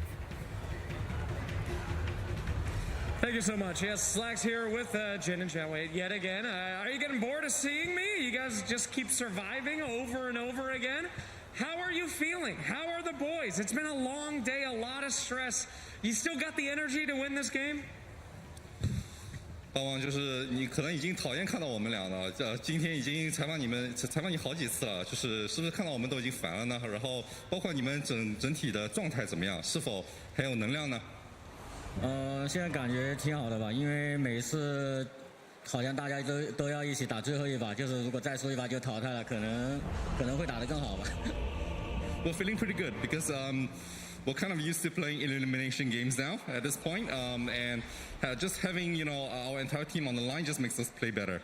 Oh, well, that's good to hear. They were very surprised by your draft last time. Now you have a kind of surprising draft, they do at least, with the gyrocopter and other things like that. Were you taken by surprise personally, or were you ready to roll on this one? 上一把你们选了一个比较出乎意料的一个阵容嘛，然后这把他们也算是选了一个比较冷门的一个直升机，然后就想问一下你对这个 BP 有什么看法？就是这个直升机对你来说算是比较意外的吗？我觉得是意料之中，因为现在那个矮人直升飞机用来打谜团这个英雄就比较好用嘛，其实已经想到他们会选这个英雄。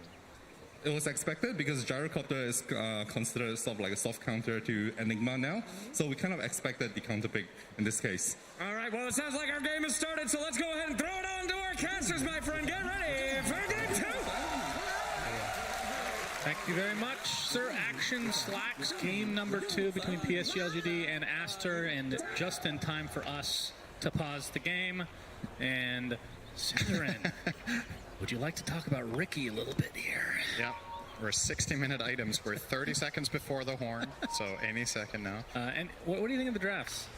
Anything surprising? Yeah, so I think the panel kind of hit the nail on the head with LGD making quite a shift, right? So in the last game, I think their lineup was more mid-game momentum-centric with the Ricky carry. In this game, they're taking the approach that, okay, Aster are very good at playing defense. They're good at holding their triangle area. They're good at preventing us from taking full control of the game, even though we have a lead. So this time we're going to make sure that, well, if their Achilles heel is the early mid game, that they're going to fall behind against us. What if we just have amazing scaling? So instead of a Visage off lane, they now have the Enigma, and now they have a Terrorblade safe lane instead of the Riki. So a lot stronger late game, I think, is fair to say in terms of the obvious scaling parts of it.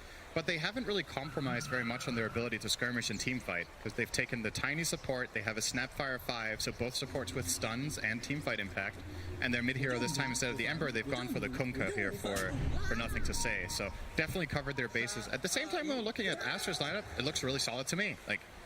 This is what again, I'm going to refer quite a lot to Tundra and Secret. They're the teams in the bracket final for a reason. This is the kind of style, not necessarily the exact heroes, but the style that they have been drafting a lot. So many strong pairings with stuns and skirmishing potential and teamfight that I feel like Astra definitely have their bases covered as well. Yeah, and I think we probably learned this a long time ago, but Aster in the last game not rattled very easily. Obviously off to a bit of a rough start against a Riki, no less, which probably feels even worse than usual, right? I mean, the stat that Teague gave was really interesting, that LGD are 10-3 with Riki, and the 3 losses are against Aster. It's literally the only team that they can't seem to beat with this. I mean, it's understandable that they like drafting it, but yeah, maybe it's a thorn in their side. Maybe if we get a game 3, they'll pick it again, because they're it can't be, we can't beat this team. Fool me once.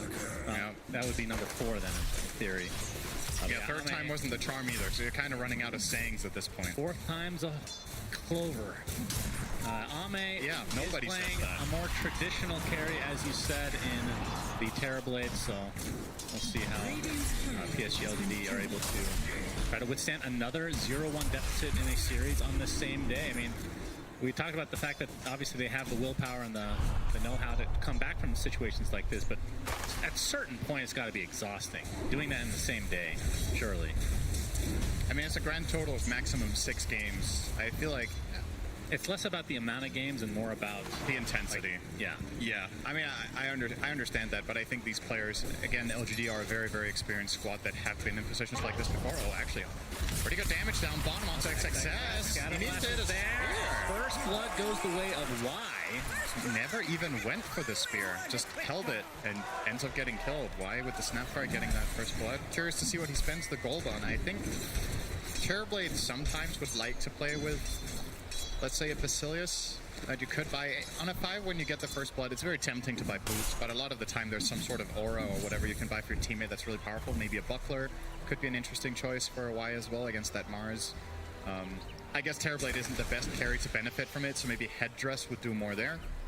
Looks like Y will buy neither and he will go boots. So that was a good monologue for no reason. He's going to buy boots. That's your career in a nutshell. There they go. Yeah, it's a very good monologue. Very nothing burger, as it were. Okay, that's a bit toxic. Sorry about that. Well, I'm just kidding. Full of yourself? But not really. But mid lane, Ori playing the Lina, and nothing to say on the Kunkka. How does this matchup typically go? Because normally Kunkka is like a bully against melee heroes, but it is Lina with the very nice attack range and a lot of spam. I think this matchup has gone through different variations. I think there was a time that it was Kunkka favored, and then there was a time that it was clearly Lina favored, and I think now I would still give the edge to Lina. I just think maybe level 5 is where Kunkka can start taking more control with the Tidebringer. Also credit to Ori, he's done a very good job mid-dodging those Tidebringers. Is the way Kunkka usually beats ranged heroes, is by getting consistent Tidebringer hits in to get that win. And maybe there's also something to be said about this matchup in terms of the tower change that we got a while back, right? Where the tower gives regen and armor. I think that helps Lina more than it helps Kunkka here. Just getting that little bit of extra line of defense against Tidebringer spam. Ori will try here to see if he can get the bottom rune as Tiny ensures top, so no bounty for nothing to say, but it does have a full bottle and almost full health, so didn't lose out on too much value as he already X-marked TP to base. Yeah, I mean, that's the one big value of having Kunkka in the mid lane, or Kunkka in the game in general. Yeah. The TP out and just refill whoever. Just TP back as Boca. Will be TPing himself as the cookie, just a little bit late, as Ame in his meta form at the moment. But looking at the CS between him and the opposing team, 18-6 for Ame this time around, and Monet sitting at 19-12. So a lot of denies in Aster's safe lane. Yeah, and Aster's lane in this case is just going to float, right? They're not trying to kill with the lane they have. Gyro is maxing flat cannon. When you do that, your lane doesn't really kill. It's a 5 Sven. He's going to offer 1 stun and 1 attack, so minimal damage. But what you're doing here is you're making life miserable for the Enigma to the extent that you can. He will find something nice, of course, Faith Beyond with the conversion, but Monet also doing a very good job finding the farm. TP's mid. DQ. Could go for a toss. Careful, the top back into the tower. Avalanche to fall. Nothing to say. Does have to be careful himself, though, as Jinkyu complete out of mana now. Everything on cooldown. Ori looks like he'll be fine. More TP's coming in, this time via Y. Interesting interaction there with the Cookie and the Stormhammer, but it leads to nobody actually dying. Although lots of damage being applied to Siamese Cat on the old Sven. Yeah, that TP from Sven mid using Warcry immediately on Ori, giving the 6 armor might have been the difference maker there for whether they could pursue that kill or not. And you can see both teams really putting so much emphasis on mid. This is effectively 6 heroes mid, minute 5. Both supports from each team made that rotation. That feels really nice, by the way. Just did their arrowing siege creeps. For sure. You're going to see Avalanche top lane, but the toss back not within tower range, so Monet is going to be A-okay. But what are your thoughts on Sven as a support? Because we've seen a lot from other teams, like EG was running the crap out of this. Rip to them, obviously. But the amount of armor that you get from this hero, especially once you get the shard, it's just the passive entity, it's kind of unreal. Like, when we were reading, like when the patch came out, we're like, is this a typo? Is that real? It is pretty crazy. Sven's downside as a support obviously is that is pretty much it, right? He gives armor and he has 1 stun. His other 2 spells are pretty bad when you're playing support. So effectively you're compromising. You're like giving up the great cleave aspect entirely. Your ult can be sometimes somewhat useful, right? If you're like, maybe it can be the difference between a kill or not, but yeah, for the most part that's what you offer. So if armor is very good in the game, I think it's incredible, obviously.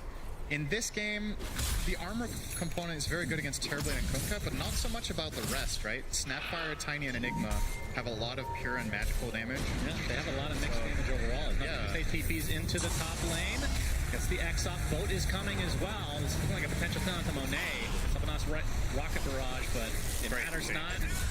As Jinkyu gets credit for the kill onto Monet. So 2-0 start here for LGD. Good spell casting there. Wasted absolutely nothing, got full value out of Boat, full value out of the Torrent follow-up, and the toss for the killing blow there, going the way of Jinkyu. Currently, quick buying energy booster for mana boots on Tiny. We've seen phase boots, we've seen Tranquil Soaring in the past, I don't think we've really seen Dagger Rush this tournament on 4 Tinies. It's kind of hard to pull off after some of the economy changes that we've had. Energy booster here is definitely one of the more, it's one of the more expensive routes. Kind of costs the same as phase boots, but the idea of phase is that you buy it in smaller portion and... Oh, Laguna Blade mid lane. All right. Y takes a tumble. So that's the first kill going the way of Aster in this game, and it's the solo for Ori. And, I mean, when you look at the net worth discrepancy between him and Nothing to Say, it was relatively even, and that kill gives him a little extra boost now. Yep. Say looking for this room, but it's going to be Ori's to take. It's only an illusion though. And Jinkyu, I mean, that's the power of the Tiny. The toss back into the tower, we've seen it a couple times, but not seeing that much core Tiny as much. We see the Agnum Scepter occasionally on the... Yeah, what position is that? With the 3? I mean, if Kataomi is playing it, it's a 4 item. True. But most of the time, I would say mid-Tiny is the one to buy Ags more than the others in this tournament. Yeah, I guess the team playing the most core Tiny has probably been Thunder Awakened. They play it on every... Looking for the X, but not going to find it on XXS, which is what their target they would have wanted it to be. Instead, it's going to be Baboka. Can he time it? No. So it leads to a kill. Nothing to Say. Relatively happy with the TP, but obviously the Mars would have been the real prize there. Just to do a natural rotation here, though. Now that he's bottom, he can farm the wave, and the other heroes can just move off. Terrorblade more than happy to go into the jungle. Now Y is going to find that ward. Took you away. Does not get arena trapped and killed. I think that was a potential kill there from XXS, but would have been... maybe not. 7 sticks and a Fairy Fire and Snap, and she's a strength hero, so probably not enough in the tank there, and would have needed 1 hero on backup, so didn't go for it. I think it's the right call. We haven't talked about Faith Beyond too much this game, but on the Enigma, how good of an Enigma game is this? Because in the interview they were saying that gyro feels like a bit of a soft counter of sorts, but a lot of that is timing based, and obviously BKB is going to essentially nullify, depending on the timing, I suppose. But yeah, so Gyro's strength against this hero comes from flat cannon killing Eidolons in lane. Some of the other heroes that can also kill Eidolons don't have the luxury that Gyro does of having insane reach while doing it. Like, let's say you're comparing it to a hero like maybe Monkey King with a Boundless Strike or whatever. Sure, it has the reach, but it doesn't one-shot them. But a full flat cannon volley will get the job done. What Enigma usually does to try to counteract it is he buys an early buckler and tries to tank up. But that stage is kind of over, and I think that's the soft counterpart kind of done, unless you want to consider side gunner while you're black hold. That's also, it actually matters when you have Satanic and stuff later. If you do pop your Satanic before you get black hold and the side gunner is healing you up, it can be a difference maker between life or death. But I wouldn't say, I think soft counter is a pretty good way of explaining it for that reason. It's not like later on that, oh, we have Gyro, we're not worried about Enigma. I think this is a really good Enigma game later. Yeah, I was going to say, like, later on, what do they do? They have to kill him from range with mainly the Lina, I guess, as an option. If he gets BKB Black Hole off on the Gyro, I think damage is lacking on Aster's side to really deal with him.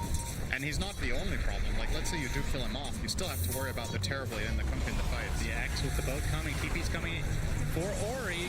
Boat's going to connect, though, toss on top of the cookie, and Ori looks like he's going to live through this, and here comes the arena from XXX. Great rotation as Y is going to take the first damage here, and it looks like the Tiny will be next. Double kill for Baboka.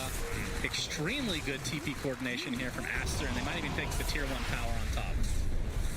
There is a glyph, though, and no siege creep, and I think Kunkka is going to be able to stall this out, perhaps. Xing himself, pulling himself back. Interesting. Just making sure it works. Yeah, makes sense. Yeah, it is a functional X mark. Looks like you're right. There's nobody risk. Now they're taking it too late for the tower, and yeah, Jin not really going to provide too much. I guess if Faith Beyond had a point in Midnight Pulse, he would have maybe TP'd, but he offers like nothing for that defense with this build, right? They can't really do anything. In TP in and convert what exactly? You're just putting yourself at risk of dying. No black hole play available there, so really a really nice punish from Aster there in the mid. I thought they were going to get that Lina kill for sure, but felt like the spell casting from LGD was not completely perfect that time around, and it really dragged out. And that meant Mars could connect and get the two counter kills instead. Now 1k lead for Aster. All three of their cores very happy, by the way, in this game, which is a recipe for success a lot of the time in this patch, is having all three cores on board. A lot of the time when you see two cores faring very well at the expense of the third, I don't think that's as good as it used to be. Right. Like Faith Beyond is lagging a bit behind. A bit. It's not terrible, but absolutely on the lower end. A lot of Eidolons to form up here as just giving them over here to Baboka, essentially. Yeah, why not? Just hit back into the mid lane. Does have his... Oh, he's baiting. Ori. He was baiting it for Shadow. Nothing to say, but quick enough to leap away there. They could try to re-aggress here, potentially. Especially with that haste rune in tow, but Ori looking for a potential snipe here on the other side of the river, but he's going to go into the enemy triangle. His mana is really low, though. Yeah, that is the issue. He does have the Arcane Ring. We'll be popping the haste anyway. And that's one of those, just looking for a support maybe, because you're so close to your BKB at this point, you don't really risk it. Yeah. Just a couple hundred away now for him. And if nothing else, you gather information, right? You check, is there stacks? Alright, am I fortunate that Terrorblade's farming on half health maybe? But not the case. It's not really a big expense compared to the information that he got. Bottom lane. 2k lead for Aster, so it's growing slowly as Monet is taking out some ancient stacks now. He is 1,500 away from Aghanim Scepter. And what do people typically go after an Axe these days? The Gyros. With hold that thought, the spear coming in, the boat not going to connect as a result. Arrow connects on top, LSA and the Laguna Blade, but nothing to say is still alive. That Rum is very powerful indeed. The Starstorm coming, he's still staying alive, finally drops after seemingly forever, and Ori limping away with just a sliver of HP, still the BKB available, but looks like he's going to be fine. His Faith Beyond obviously not with any kind of mobility as of yet, so Ori just getting protected here by Siamese Cat. What a good save for Aster to get Lina out of that situation. That looked very dangerous, but they managed to reset and trade 1-for-1, losing Kunkka for the Mirana. I think Aster are happy with that. So you're going to see the replay here. Gets that spear connection onto the tree. Boat going out here, obviously crucial for nothing to say even having a chance here. He would have been dead twice over almost there. Alright, it's not that good, but would have been dead. Very dead, Shannon. Yeah. LGD fight back immediately. They go and push out mid. Yeah, Jin Q, he's going to be taking most of the damage here. The tier 1 tower is going to fall, but it's at the trade of Jin Q. Dire's middle tower has fallen. Aster, I didn't know who that benefits. I mean, you're Jin happy Q with is, that as LGD. pretty poor, I guess. You want to get that tower. The fact that they could just run down there and get that done is a really... It looks easy. I think that's a pretty difficult play call to make. There's nothing obvious about that. You don't have the siege creep. The enemy team, sure, they don't have Arena and the Lina BKB, but they still have a pretty strong defensive lineup. You can get, like, arrowed from the flank. You can get caught by a Mars Blink Spear. Yeah, but they do make the right read there that it is playable there. The X-Bow combo again. Moonlight Shadow, though. Art does connect. Are they doing this invisibly? No, they have the sentry there. Great play. A good pickoff. Kind of punish there for PSG LGD, but while this is happening, Monet was continuing to take out Ancients, and he is 3 gold from the Ags. Yeah, so you ask what you get after this. Sometimes you get Daedalus, sometimes you get BKB. In rare cases, I think Maelstrom has been the thing. Against Terrorblade, I think Maelstrom is an interesting idea, because... That used to be the old school, Maelstrom in the Ags or vice versa, yeah, pretty much every game. Because he has so much armor, right, that you get a lot of value out of having your side gunner proc Maelstrom instead for the magic damage component, but I feel like BKB is probably the right choice. This is also what he's covering here. He needs to be able to fight at that time of the game. Dire's top tower Gyro is a very susceptible carry when he doesn't have BKB, and he does. This is going to be an easy setup for XXS and company, and going to give the kill to Monet. Like, all right, I'm done farming for a bit now. Looks like BKB is next on the menu for him to answer our question. But I mean, after that, you likely will go some sort of hard damage and then lifesteal with the Satanic. Yeah, I guess when you go the BKB route, you probably don't go back for a Maelstrom, right? Even against Terrorblade, I think we're probably going to see... Because you can try... I think a mistake that a lot of players make is that they think too much about the carry versus carry matchup and how they itemize. I think a lot of the time it's better to just itemize against the enemy team in general, right? And then someone else is going to help you win the Terrorblade battle. Whether it's Lina with the magic damage, all the stuns you have, kiting, just BKB, whatever it is. No, they're being scanned in the pit, so Aster knows, but it's too late. Ame with the Aegis, a very early sneak here for PSG LGD. I say 17 minutes in. That is very early, yeah. So I'll be feeling good about that. GQ back to bottom again. We'll be closing in on an eventual Blink Dagger. Considering he's died 3 times and had a couple of rough ones, this is still a pretty acceptable timing, sub 20 with mana boots. What kind of an Aegis does this need to be for PSG LGD? Like, do they need to get some outer towers? Is this just to buy enough time for Ame to farm a little bit more? Are they looking for some maybe some fighting? Tier 2 is possible with this. I guess you wait for Sanjin Yasha to be completed. I mean, once you start waiting for these items, then Monet is going to be getting closer to his BKB, and he'll be probably okay to fight as well. What item is Ame actually buying? He's buying like every item. Has half a pike, half a manta, half a Sanjin Yasha. Is the manta recipe not on the way, I guess? I don't think so. I mean, then he wouldn't be still having the Sanjin in his quick buy, right? Yeah. I guess he does commit for the Sanjin Yasha, and then he's going to turn the ultimate orb into Scotty, which is fine. Okay. But usually when you go this, you would see the Sanjin Yasha before the ultimate orb, right? I think it looks like he kind of changed his mind halfway. Yeah. And wants that status resistance coverage for perhaps, again... They do have a lot of stuff. They do. Which is where many players would go BKB, right? But he does have some protection. He has Cookie, he has the Ghost Ship, and Defensive Toss. So there are ways of getting him out of trouble if it does happen. Can you toss out of Arena anymore? You remember there was that patch where Arena got... Like, you can't get out with the same escapes that you used to. Like, jumping out of it, yeah. I don't know if you escape with Toss, actually. I'm gonna say you... I would say yes, but... Can, but it might just be my old... My old interpretation of it, or my memories telling me that it works, and maybe it doesn't anymore. We might see that play later and learn something new. Siamese Cat, if he would tank this gank, I think Aster would be very fine with this exchange. He's going to have to use the War Cry. X coming out, though. Avalanche not really going to connect, but still, this is for a support Sven. Spear coming out, does connect onto Jin Q in the meantime. Wraith Pact is popped as Monet. Looks like they're going to get the kill onto Jin Q first. And now a nice Arena coming out. Do they have the follow-up? Black Hole is used only on the Mars for now, but the right clicks from Ori are starting to do a fierce amount of damage. Nothing to say, has to BKB TP. Doesn't even want to bother finishing off the support Sven. Now Ame being chased, homing missile on the way, but the buyback from Snapfire. Looks like that'll be enough for Aster to retreat, but Great fight for them. absolutely. They get the Sven caught out, but he doesn't even die. I think the Avalanche was too short range there from Jinkyu. They got the X mark off, but again, the spellcasting from LGD leaves a little bit to be desired, so you're going to see it here. He finds the X mark now out of the Torrent vision, but Avalanche completely wasted. They then pull him into the boat, and now they're going to just toss a creep onto him instead of tossing the Sven back. Yeah. And Jinkyu dies anyway, so and even by the end of it, they never got the Sven. Yeah, he just support ended up not dying and getting Warcry value out. The Black Hole, not great either. As you said, only catches the Mars, and he already has the Arena out. Terrorblade without BKB can't really go and deal damage to the Black Hole target. Just overall, a bit of a mess there from LGD and Aster. Great counterplay. We have the Avatos, and will they? Okay, this time Siamese Cat dies. It's just about a minute later than anticipated. His first death of the game on 5 Sven, 20 minutes in. That is impressive. Feels pretty good. Yeah. That is. We will say, I asked you what kind of ages this was going to be for Ame. It has been the not very good kind. Oh, he went at the very least, you take it away from Aster, but I don't think they were going to go for a Roche that early anyway. So no true value coming out. Yeah, that's true.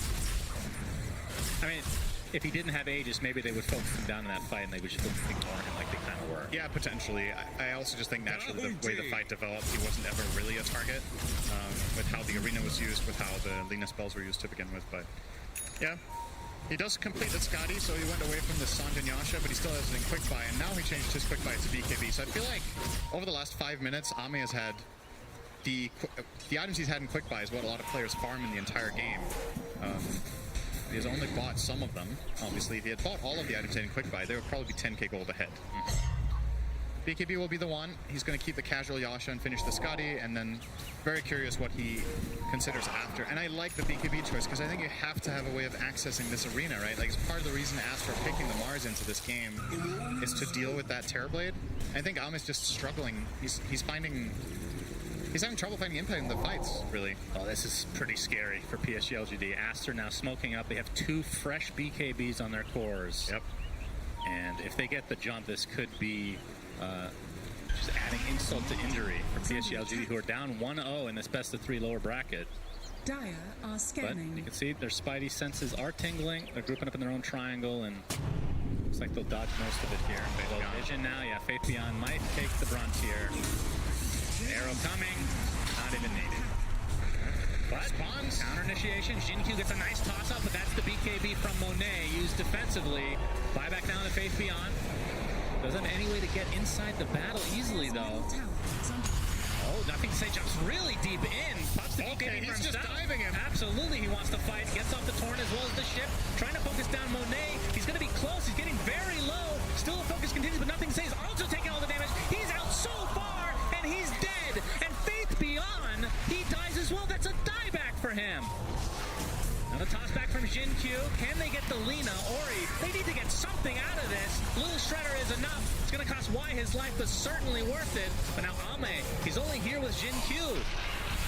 And they do enough to take him out here. He's trying to get Kaiden here, but there's the Avatos from Jinkyu. Spear out. Ame with a sliver of HP. They find the gyro finally, as XXS has to BKB teleport away.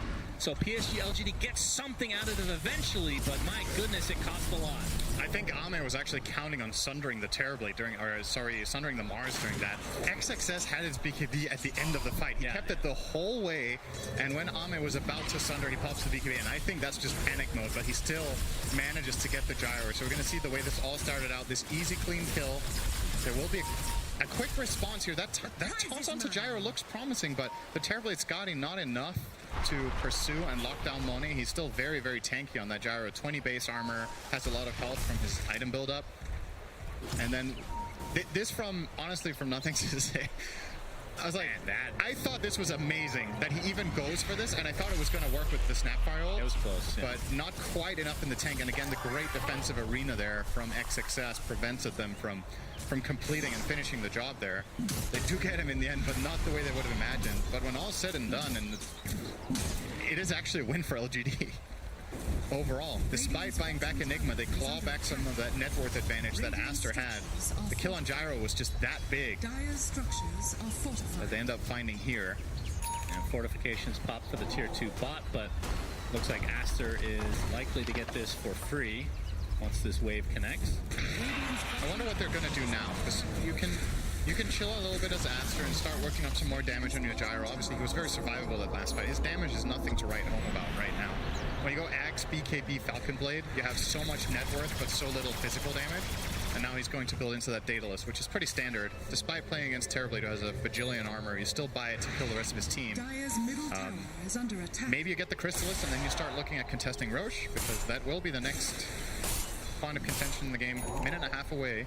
Players obviously do not know this, but it's pretty close to the max spawn time, so they kind of do know that that will be the very latest that they have to be ready. Ami now with the BKB on Terrorblade. It's working on Silver Edge. Can break, kill off the Mars pretty quickly if he gets stunned by something. Does it break Side Gunner? I actually don't remember this. That's a good question. If it does, I'm gonna say no, but I don't know. Yeah. I feel like we knew this before. We've talked about this, but you know, we don't listen to each other, so... No, so the thing about Dota is that there's things that you take for granted and you remember because they were a specific way for either for a very long time or for a specific time that you remember very clearly. And then there's, like since that time there's been 3 or 4 patches that just affect different heroes in different ways, and it's very hard to remember everything and keep doing it. This conversation is a great example. I will not remember this even by tomorrow. Yeah. The tier 2 tower now. What did you have for breakfast? Omelette. Okay. You don't even remember, I bet. I don't actually. There you go. That's part of getting old. There's Monet. Tower trade. Enemy triangle, yeah. Trades of towers. But obviously the tier 2 top, very important to help gain a little bit of extra control for the Roche pit. I'm just going to force them back here. This Roche takes... Okay. First of all, it's not up, but even if it was, they kind of have to come back. Okay, Glyph will do for now. So maybe nobody rotates back. They keep this iron grip on the on this stronghold in the Radiant top side of the jungle, but obviously very important area to control for that Roche. They got straight from the position. 5 stand into the pink they go. Roche already at half HP, and you can see in the mini-map, PSGLG not remotely close, but yeah, they're not going to get here in time. So that's Aegis and Shard, the way of Aster. And Monet, he gets the Shard himself. Interesting. Really thought that I thought that LGD were going to be more successful with this bottom push from Terrorblade and bait at least 1 TP back, but Aster keep their cool. They don't fall for it. They lose half a tier 3, but well worth it for that Roche. They made the conscious call of, okay, if they don't commit really hard, we can let them have a bit of chip damage there. As long as we stand strong here, we know Roche is about to spawn, and that's a bigger objective. I think if they were given the choice, they would still have lost the entire tower for this. Like, this is just too important to have this Aegis right now, even if you open up a laned potential Terrorblade push. Guess what? You just start playing this side of the map, and it doesn't really matter whether this tower is there or not. You just keep pushing out bottom, controlling that. Now that there's no Roche spread. They want to get aggressive. They want to use this Aegis in full form. Monet did take the Shard, and I looked, and it's because a couple of his teammates already have Shards purchased. Yep. As he's going to run right into Y, and Y is like, oh, I'm dead. Sorry, guys. Outpost, they had it for about 6 seconds total. Well, they did have it at minute 28, right? True. So, very good. Very good. Double damage denied here. The way more important thing that happened on the map. Arguably more important than Snapfire's death, to be honest. That's really sad. Denying that double damage away from Aster with an illusion. If that goes on the gyro in a bottle, stuff could get really, really scary. Because even if he's Black Hole, the side gunner is still running, and a double damage side gunner gyro hits really hard. So, don't have to worry about that, but yeah, interesting they gave the shot over to the gyro. What were the alternative choices? You could have given it to Lina or Mirana, right? They're the 2 others that don't have it. So the Mirana one has not exactly been very favored. No. And the Lina one, the Fiery Soul, you're playing right click, so again, maybe not. I mean, it's damage, right? It is, but it's only on your spells. And I'm not sure how strong that one is. I really, hard to gauge, honestly. The gyro one's pretty nice. Gyro one's pretty good. Obviously, we see it a lot as support gyros, not on position 1, but if it's free, it's free. Meta pop just to defend. And Jin Q trying to get up the toss combo, not able to find it though, as the Moonlight Shadow gives them cover. And Aster can just reset and wait for the meta if they want, or they can just have high ground control right now. You see this Ops ward that they snuck up here from PSGLGD down on the lower half is not in range of Sentry, but the better ward's still on Aster's side. They have the one on the high ground, so they have very good information in the area, and LGD know this, and they're not willing to pursue. And like you said, wait out the meta. What are you going to do next? I think Ame was really, really hoping for a fight to break out there. He was in a great defensive position in the tree line, but Xingqiu was not able to find anyone for him to start on.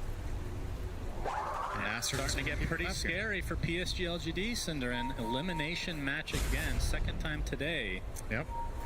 And we obviously know the storyline behind Faith Beyond saying he will not be playing again after this tournament. Of course, we'll see if that ends up being true. I think take the over-under on that in terms of pros that have said they're retiring. Yeah, we have the good old meme of Chinese retirement, right? I think there's the ratio of actual retirement there from Dota is probably lower than in other regions where people say they're retiring, where more times they have actually stayed retired, but the track record in general, nobody really leaves Dota, right? One way or the other, for sure. And of course, maybe he means when he's done with the tournament, he will retire from the tournament and go home. That is possible. But his English is actually really good now, so... It's pretty good media bait, though. That's it. He's got so good English now that he... Yeah, the clickbait is just built in now. Monet still with a minute and a half on the Aegis. Cookie's not going to hit. And obviously they have really good map control and 8K lead, which isn't insurmountable by any means. I mean, it's 31 minutes in, so... Definitely a way to come back for PSG-LG. Obviously, when you see an Enigma, that is the hero you look at for late game. Faith Beyond has the Blink Dagger, just no BKB yet. But once he gets the BKB, what do you do against it if you're able to get a good black hole BKB? Just don't get black hole. That's it? Yeah. You don't go for like some weird basher build on Gyro or something? And that is... It is a possibility, but with Side Gunner is reliable in the sense that it always attacks the farthest unit away, right? So if Enigma is close to you and black holing you, he's probably not going to be the target that you get the Side Gunner bash on, right? True. So it's not really going to work, I think. Yeah. Like, traditionally, in some games, you would go like, oh, hang on, that's no time for that. Have a toss from Xingqiu. Monet already at half HP, but he's certainly fine for now. He's going to get torrented. Controlled a bit, trying to reset though. XXS getting kited by Ame, but Monet wants to go really deep. He just wants to use his Aegis. Please kill me, 10 seconds left. There's the black hole from Faith Beyond, only on one, but it's a very important one in Ori, who dies inside BKB. The right clicks are there from Ame. That's a double kill for him, and the arena comes out. Nice spear as well, trying to focus down Ame before he can get the Sunder off. He gets tossed away. It's not going to be enough though. Double kill for Monet, as he is just demolishing PSG LGD with his Aghanim Scepter and right-click build. They were literally playing volleyball with it terribly. They cookied him in, and then they tossed him out, and he couldn't control himself. Volleyball with the demon, huh? I mean, I think they were hoping to get that cookie at a different angle, but Ame was facing forward. He gets cookie tossed into the wall of the arena, and then they try to toss him back the other way. Also goes wrong. Never gets it off. That looked very promising for LGD as soon as Ame stopped going on the gyro. There was a very clear play call. Guys, the Aegis is expiring in 10 seconds. Don't kill him. And then they try to snapfire ult him after. But what Monet does there is great. He BKBs immediately when the Aegis runs out. So the regen keeps ticking in instead of taking damage from that snapfire ult. And it gives him the resources to take this fight. So pay attention here. He's going to go in. And now the call's made. Wait, why don't we just not kill him here? So Ame's just going to move over, start killing the Lina, which is definitely a better target here. It gets the Mirana as well. And now you're going to see the Aegis pop here. And as soon as the snapfire comes out, BKB now from on. Actually, he's dodging it in the start. He dodged the first 2 or 3 globs there from Y. And then BKB comes in with full health, full mana. Gets these kills. And yeah, Ame. So close. Ame has not spent a lot of his time being a ball. He has mainly played Dota, so didn't really know what to do in that instance. I don't know how to segue out of that. I'm just going to start casting the game normally and pretend you didn't say it. 12K lead for Aster now. Next Roche, won't know for another minute 20. And, I mean, that second Roche, obviously very important. It doubled the lead, essentially, I believe, for Aster. And it's continuing to grow here. But that third one, every next Roche is more important than the last, it seems. It could have the Ags or the Refresher Shard, which both would be very good for Aster in this case. I find it really fascinating how just looking at Ame's quick buy during this game kind of tells a story of his whole thought process, right? He's gone through so many different items before he's made his decision. Now he was eyeing up the MKB to deal with Gyro, but now he's opting up settling for a Silver Edge so he gets critical strike and gets the break for Mars, who's turning out to be a really big problem for him as well. Like, it's just a lot of issues that Terrorblade needs to solve in this game. And I think a lot of people can kind of empathize with this position when they're playing carry in a game where you're behind. It feels like every item purchase you make is so important, and you feel like all of them are not the right one, right? Like eventually you just have to pick one and go with it, and it will be the Silver Edge here, and this has to pay off in a big way. Obviously, we didn't get to cover it, but Gyro with the butterfly was very tanky in that last engagement. They have no True Strike for him yet, with Terrorblade going this route, and even eyeing up Satan, I guess, his next choice currently. Ame might never buy True Strike against it. Well, we'll see how the next fight goes and see if he changes his mind. As Monet is 3,700 into a Satanic. And actually, I didn't even realize he didn't bother finishing the Daedalus. It's just a casual Crystallis. And went for Butterfly after it. That order, I think, was really a cool choice in this game instead of finishing the Daedalus. He will get it eventually, but the Satanic is a little bit more surprising. Siamese Cat runs into Y. There's the arena, number 1 from XXS because he has the Refresher Orb. Is they're going to delete Jin Q to start. And they find the Snapfire as well, so 2 very important supports down for PSG LGD. Ame, he's waiting in the wings, but they see him thanks to the Sentry. There's the Refresher Orb, has the arena, but doesn't want to use it because of the BKB. They're actually kiting him pretty well. Feels like a wasted BKB from Ame in the end, but there's the arena, not quite in range, but nothing to say, forced to pop his BKB. Look out for the black hole here! But there's the tidal wave, bringing Monet into the black hole! Are you serious? What a combo! And Monet trying to right-click a bit, but his right-click from Ame are too much. Double kills for Ame, but Ori going to town on Faith Beyond. Ends up being a 3-for-1, but now the buybacks onto Siamese Cat. Ame has to try to reset. He's going to get the double spear with the shard. Triple kill on Ori. Nothing to say is dead. Will he get the Sunder? No. Ultra kill Ori and into the Roche Pit, which doesn't have anybody in it for the next 10 seconds. Gyro's the carry? Wow. I think Lina's the carry. Wow, that tidal wave was disgusting. But it didn't matter. Wow, what an insane fight. I think LGD's choice there, they lose both supports and they still stick around and choose to take that fight with the buyback on Tiny and Enigma waiting off to the side. I love the way Aster approached that. Sure, in the end you do get the 2-man black hole, but they really had to work for it. And Lina had a totally free fight because of how much of a threat the other heroes were posing. That he just ends up cleaning house. Ori now with his back-to-back Lina games has really made work with this hero, and this will be the first lane of Barracks most likely. Unless this Snapfire will... Mortimer's kisses. Maybe it's like Siamese Cat. He's burning, but got the good glimmer. Try to get away. Satanic now online for Ori. You know, this kind of reminds me of the quiz you get in the game when you're queuing. It's like, which hero won a game 2 hours ago with this build? Right. And you see Brown Boots, Glimmer Cape, Drum, and you see that 2 years ago, and the answer is Sven. You're like, which bracket was that? You know? I mean, it could have been position 1. That's pro Sven right now. And we're going to see a replay of what happened. But XXS with some great plays, obviously taking out the support right away. The fact that he didn't use the arena because of the BKB from Ame here very shortly. You can see he's just waiting there, waiting to start the fight. And then shortly, I believe we're going to see the tidal wave, which... I'm trying to remember if the black hole was up already when he tidal wave. We'll see. So there's the ghost ship. There's the tidal wave up to there. And that was, oh man, that was nice. Ame's even pretty big on Monet, but they still were able to recover. As now Aster into the pit, and Roche number 3 with Aghanim Scepter. Who the hell takes this? Actually, now that I look at it, it's a little awkward. Maybe the Marana, Mars Bulwark, Lina is for the piercing. Oh no, it's a new one. Lina's is pretty good. Flame Cloak. I think Flame Cloak's nice. Wait, who did? Where are they giving it to? All right, Gyro wants to hold it for now. I mean, why not? Why not have 2 Ags? You're gonna pass it over or what? Is he holding it? He's still holding it, right? Are you sure that's not the one he bought? Am I tripping? Wait, where is it? Marana. There we go. They gave it to Marana over Lina.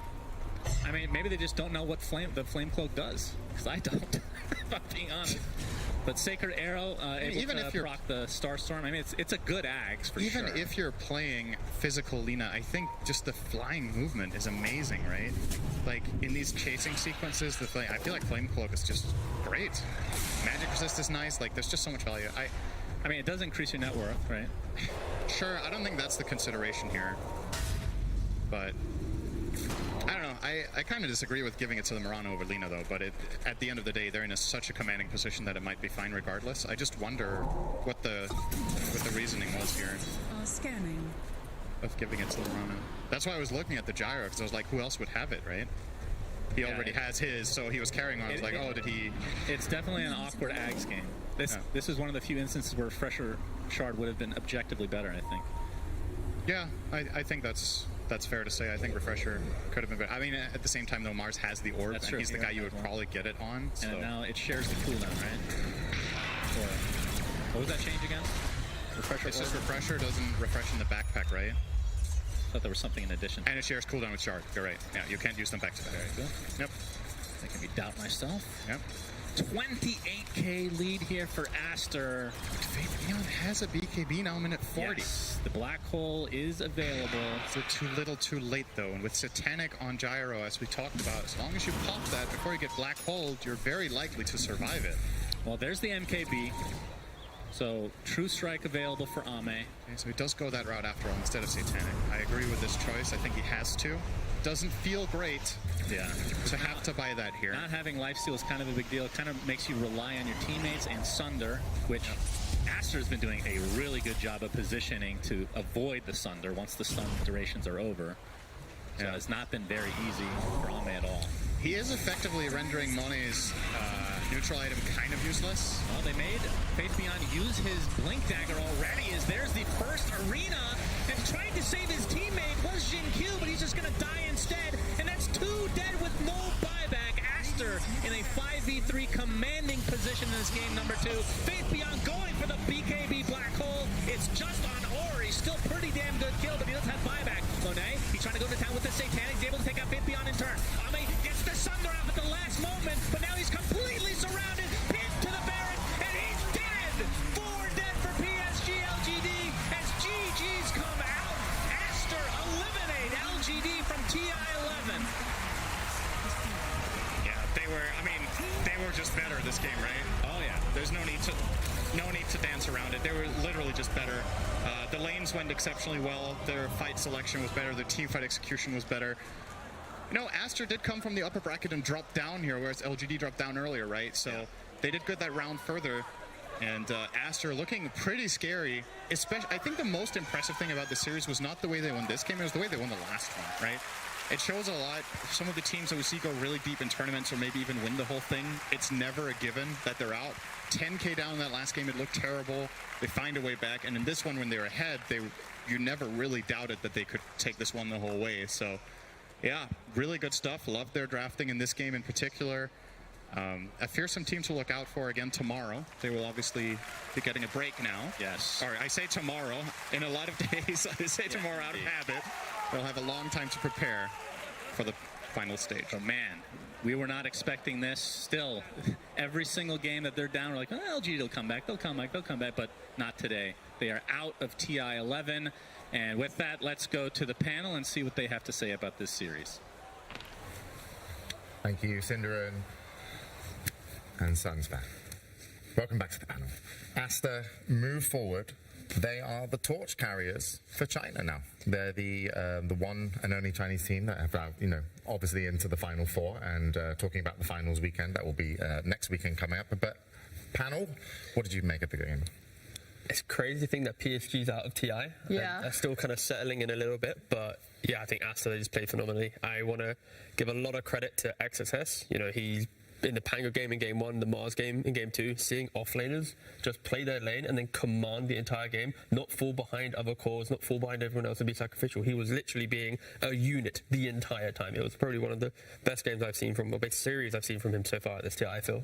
Yeah, I completely agree. I was just blown away by him every single fight. The way that he broke the LGD apart from each other during these fights with his arenas was like phenomenal, and it helps in so many different ways. It's keeping people away from saving others. It's keeping, like, he's getting black holed within his own arena and no one can save his life, you know? Yeah, this is the black hole in the arena, and actually XSS comes out alive at the end of this one. Yeah, this is the black hole in the arena. Later on, there's going to be a legendary arena in which he blocks just on the stairs to the left. He he blocks the Terror Blade from ever attacking you or getting closer to Gyro. We won't see it sadly, but I feel like this is probably the first big black hole that I saw from Fate Beyond in the game. Like, even though it didn't feel like the hero was necessarily that countered by any global silences or BKB piercing abilities, they really played around him amazingly well around that black hole. They didn't allow him to get any proper pickoffs. They didn't allow him to even have the items because they forced a couple of buybacks. Like he went for a great pack, then he bought back afterwards. There's no blink, there's no BKB on time, and because of that, there's no big threat coming from Fate Beyond. Yeah, and to highlight XSS again, you know, a 4-1-14, phenomenal performance there in both of the matches, this time on Mars, but also Ori, 2 times Lina, and just turned into a monster of a carry. I think in this game ended up picking up MKB. So, you know, with the space that XSS was kind of creating, really enabled, almost felt like 2 carries just wailing on you, so to speak. In the first game, it was the Lina and the Drow, and then in this game, it was the Lina and the Gyro. It really felt like they had the free movement to do what they wanted in fights. Like I talked earlier about the Mars arena. It's just everyone's able to kind of get away and get to where they want to be in fights. So you have this Mirana ult on you. So TB, who's trying to stick on one person, he's split apart from his supports. The supports with dust. So he starts hitting someone, they go invis. He's like, I can't do anything here. Like I think they did a really good job of just picking apart LGD and finding the right kills in the fights that they wanted. Yeah. I harped on this before as well, right? Like you have a carry, but he's not really a carry. He's just there. He's just. I believe Cinderin said it as well. It's truly the Lina that's dishing out most of the damage in the end.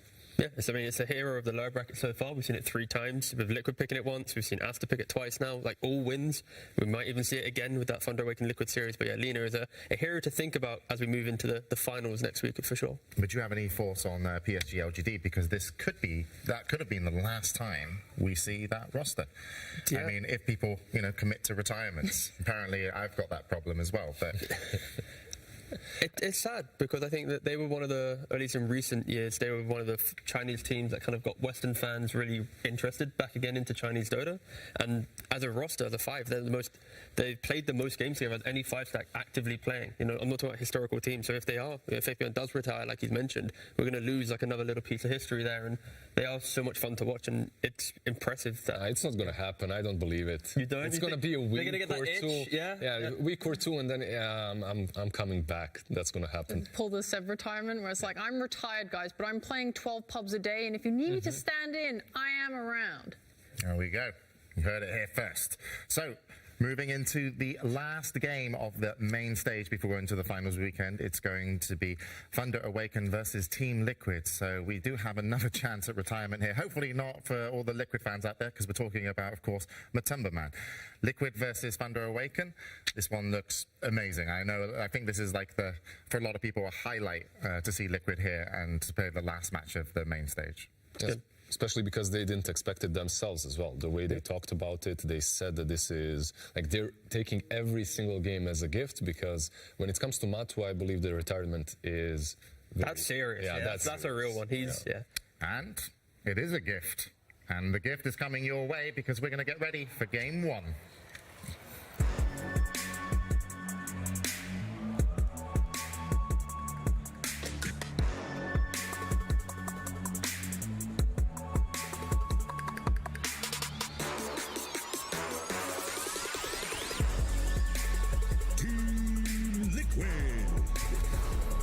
Team Liquid representing Europe, Matumba Man, Nikkei, Zai, Boxy and Insania. A wonderful tournament so far. And let's see if they can keep it up and move on to the final stage, because they're up against Thunder Awakened.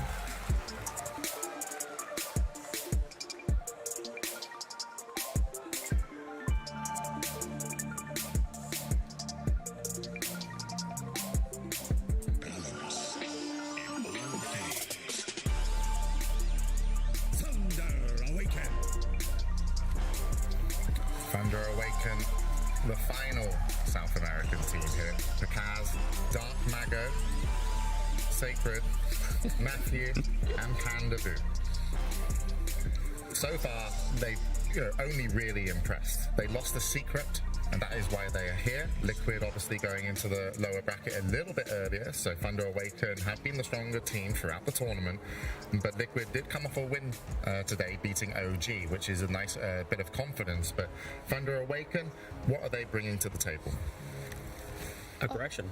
Yeah. One word, simple answer, it's aggression. And they are just ruthless in regards to when they have the heroes that they want to play. If they get a lead in laning phase, they utilize that lead and they always have numbers advantage in every fight. If they see an opportunity, they're going to bring 3, 4, even 5 heroes to an early engagement, and just that momentum can offset opponents. I guess the flip side is Liquid, they're kind of like the European version of that. They're equally as aggressive. They want to look for early towers. They want to look for early fights. So we've got 2 very aggressive teams coming up into this series. And they're definitely carrying the momentum coming from the first series versus OG.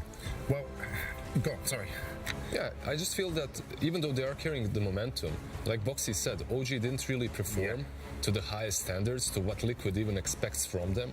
So we can't look at that game as a litmus test of Liquid's strength at the moment. Certainly not a warm-up when you're in the, the final 8 of the international. But yeah, you're right. OG unfortunately did lead today's stage of the international in what wasn't, what they would consider their best fashion. I think PSG, LGD, Aster were just, putting on a performance. So not sure, they're obviously going to be disappointed. But one of these 2 teams could be leaving us, and we are, with Thunder Awaken here. But they both like to fight, as you mentioned, and that was something that Liquid said. It's like, yeah, we're looking forward to fighting OG, and then OG did really, weren't in a position where they could have that fight. So, but yeah, sure, they're warmed up, they've got a little bit of momentum, but how much is it really?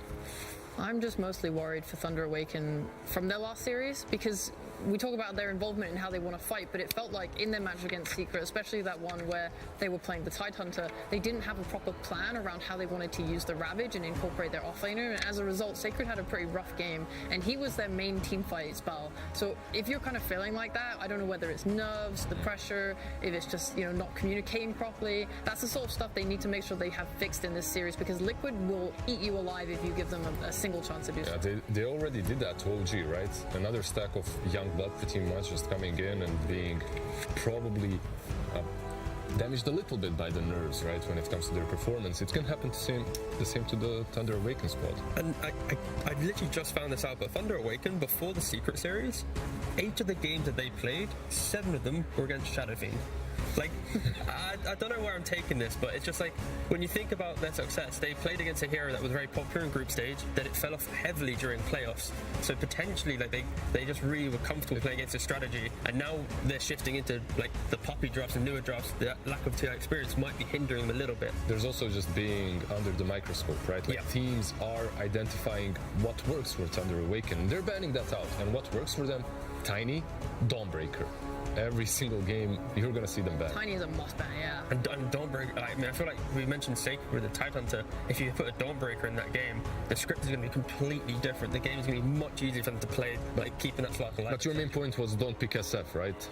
If you're Liquid, yeah, you just stay away from SF, stay away from and you're fine. Yeah, they are way too understanding of how to play against this hero.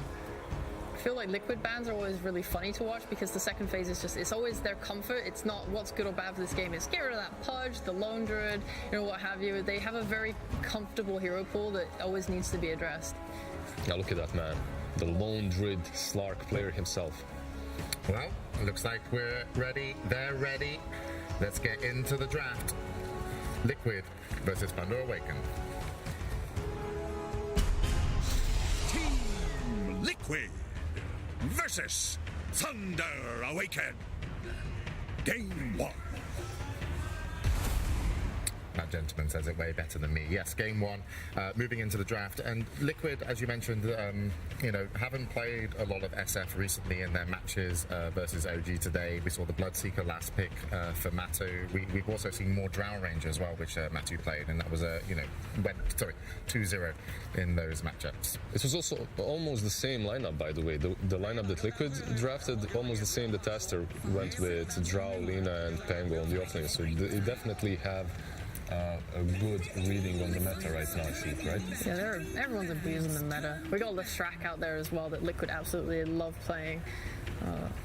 So I guess it all comes down to looking at these bans, what people are going to want. Like, does Primal get through? Man of the hour? I'm sorry, look at that man. I'm looking. Not only is he buff, Yeah. but the suit as well. Yeah. I think the suit, the jacket is only there to cover up the biceps, right? Like he's just. Is that why you never wear a suit? Yeah, I'm the opposite of that. He does it for game 1, they take it off for game 2. It's like, I was just grabbing food and had to run over, but yeah, that's it. Ooh, interesting bans though from Liquid. So they banned the Dawnbreaker, they banned the Nyx, but because their first pick, they're now offering up Thunder Awaken. Are you banning Tiny yourselves, or are we going to pick it up? Okay. Or they might even just be giving Thunder Awaken a Tiny. They're taking the Tiny away, I would right? assume so. Surely you do not give Thunder Awaken a Tiny in this best of 3 lower bracket. You know, it's been too instrumental in their success. I mean, there are other options for Boxy would be a Clockwork or a Tusk if they really like. There's also Undying in the pool that Insania has been playing very well this tournament. Whoa, where's that going? It's a Juggernaut cosplay, just quickly went for a spin. Yeah, there's a ton of heroes that are still very popular, that are left in the pool. So It's Tiny, it's Enigma, it's. I think we're getting in-game comms there for a moment. I wasn't sure. I thought I heard voice line. Is this new thing in the game, James? You know, I've never actually used a voice line. Really? And I still play Dota. And I don't know how. Yeah, so there's one from Seb. By Liz's voice line. I'm really grateful because what happened last year, right, with voice lines, the OG had a voice line with Seb about, I think you're wrong, I think you're really, really wrong. And during the draft, all you'd hear would be like, yes, I think they're going to first pick Tiny, like Liquid here. And the player would spam it. And all we hear on the panel would just be Seb going, I think you're wrong, I think you're really, really wrong. And it still gives me PTSD to this day. But yeah, luckily in this time, we were correct, yeah. Did you ever play pubs with Seb? I've had a couple of times. 10 or 15. That's right. So we're playing into a Tiny right now, and I would like to see Thunder make sure that they have heroes that can deal with the repositioning of it, because whenever you don't have any sort of mobility or ways to itemize yourself to catch up with that, it kind of sucks. That's no repositioning. That's literally just being sent to the fountain every single time he jumps on you. Yeah, but you how many times have we seen teams this tournament? They just abuse this stupid toss. They throw someone back, and then instantly your whole team fight is just lost because you're one man down. Is it some CM Tusk? Some icy combo once again from Thunder Awaken? They were pretty banging. Yeah. I wouldn't mind something aggressive. They just need to be thoughtful that there's that potential Enigma on 8 right now for Liquid.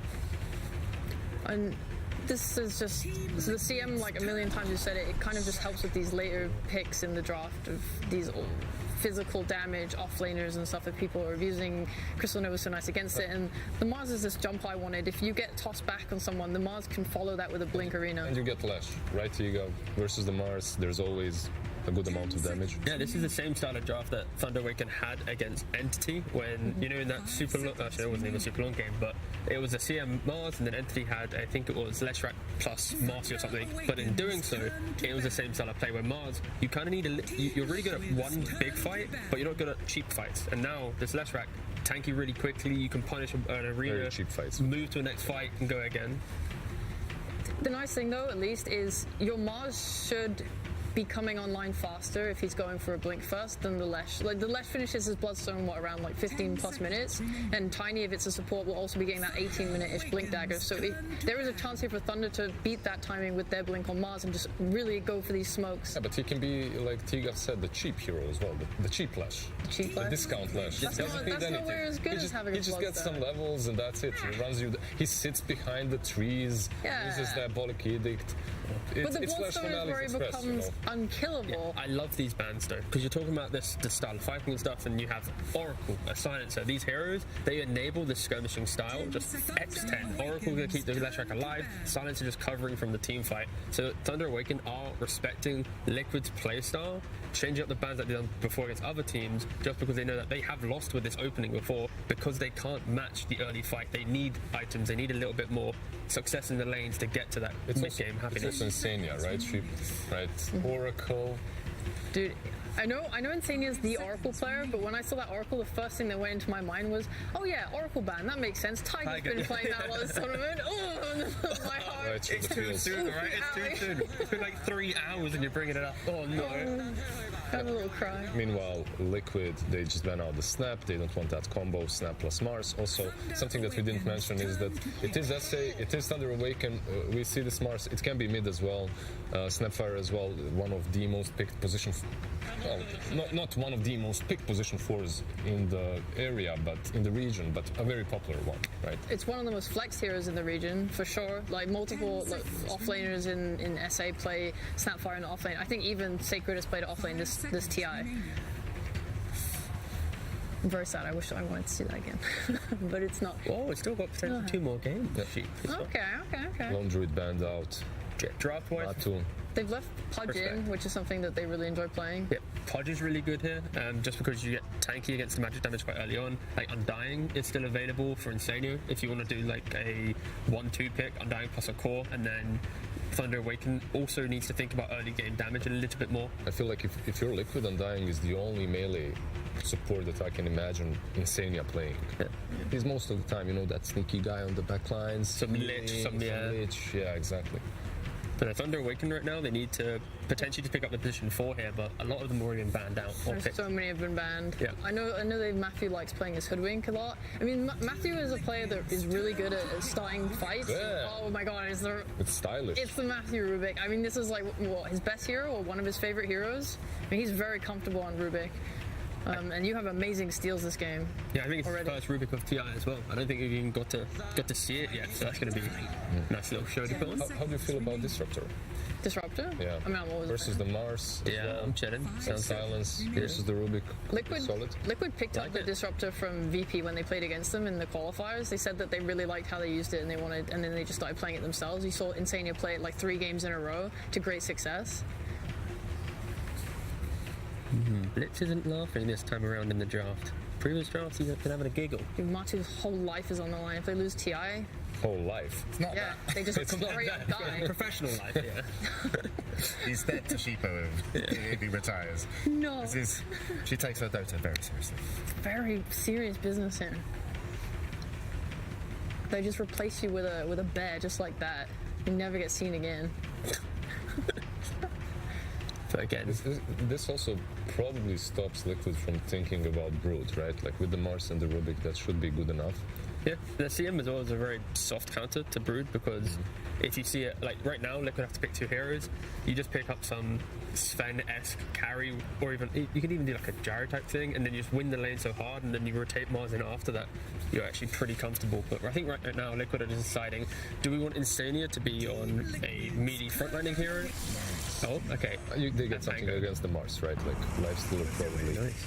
Together with the Pango, both heroes that deal with Mars extremely well. Like when Mars came into the meta, instant answers from the offlane came in the form of Pangolier and a couple of other heroes. Pango with his Rolling Thunder, he can go straight through the arena, always is able to fight. It ruins skirmishing lineups. It's very strong. It enables it immensely. So a quick defusal and go.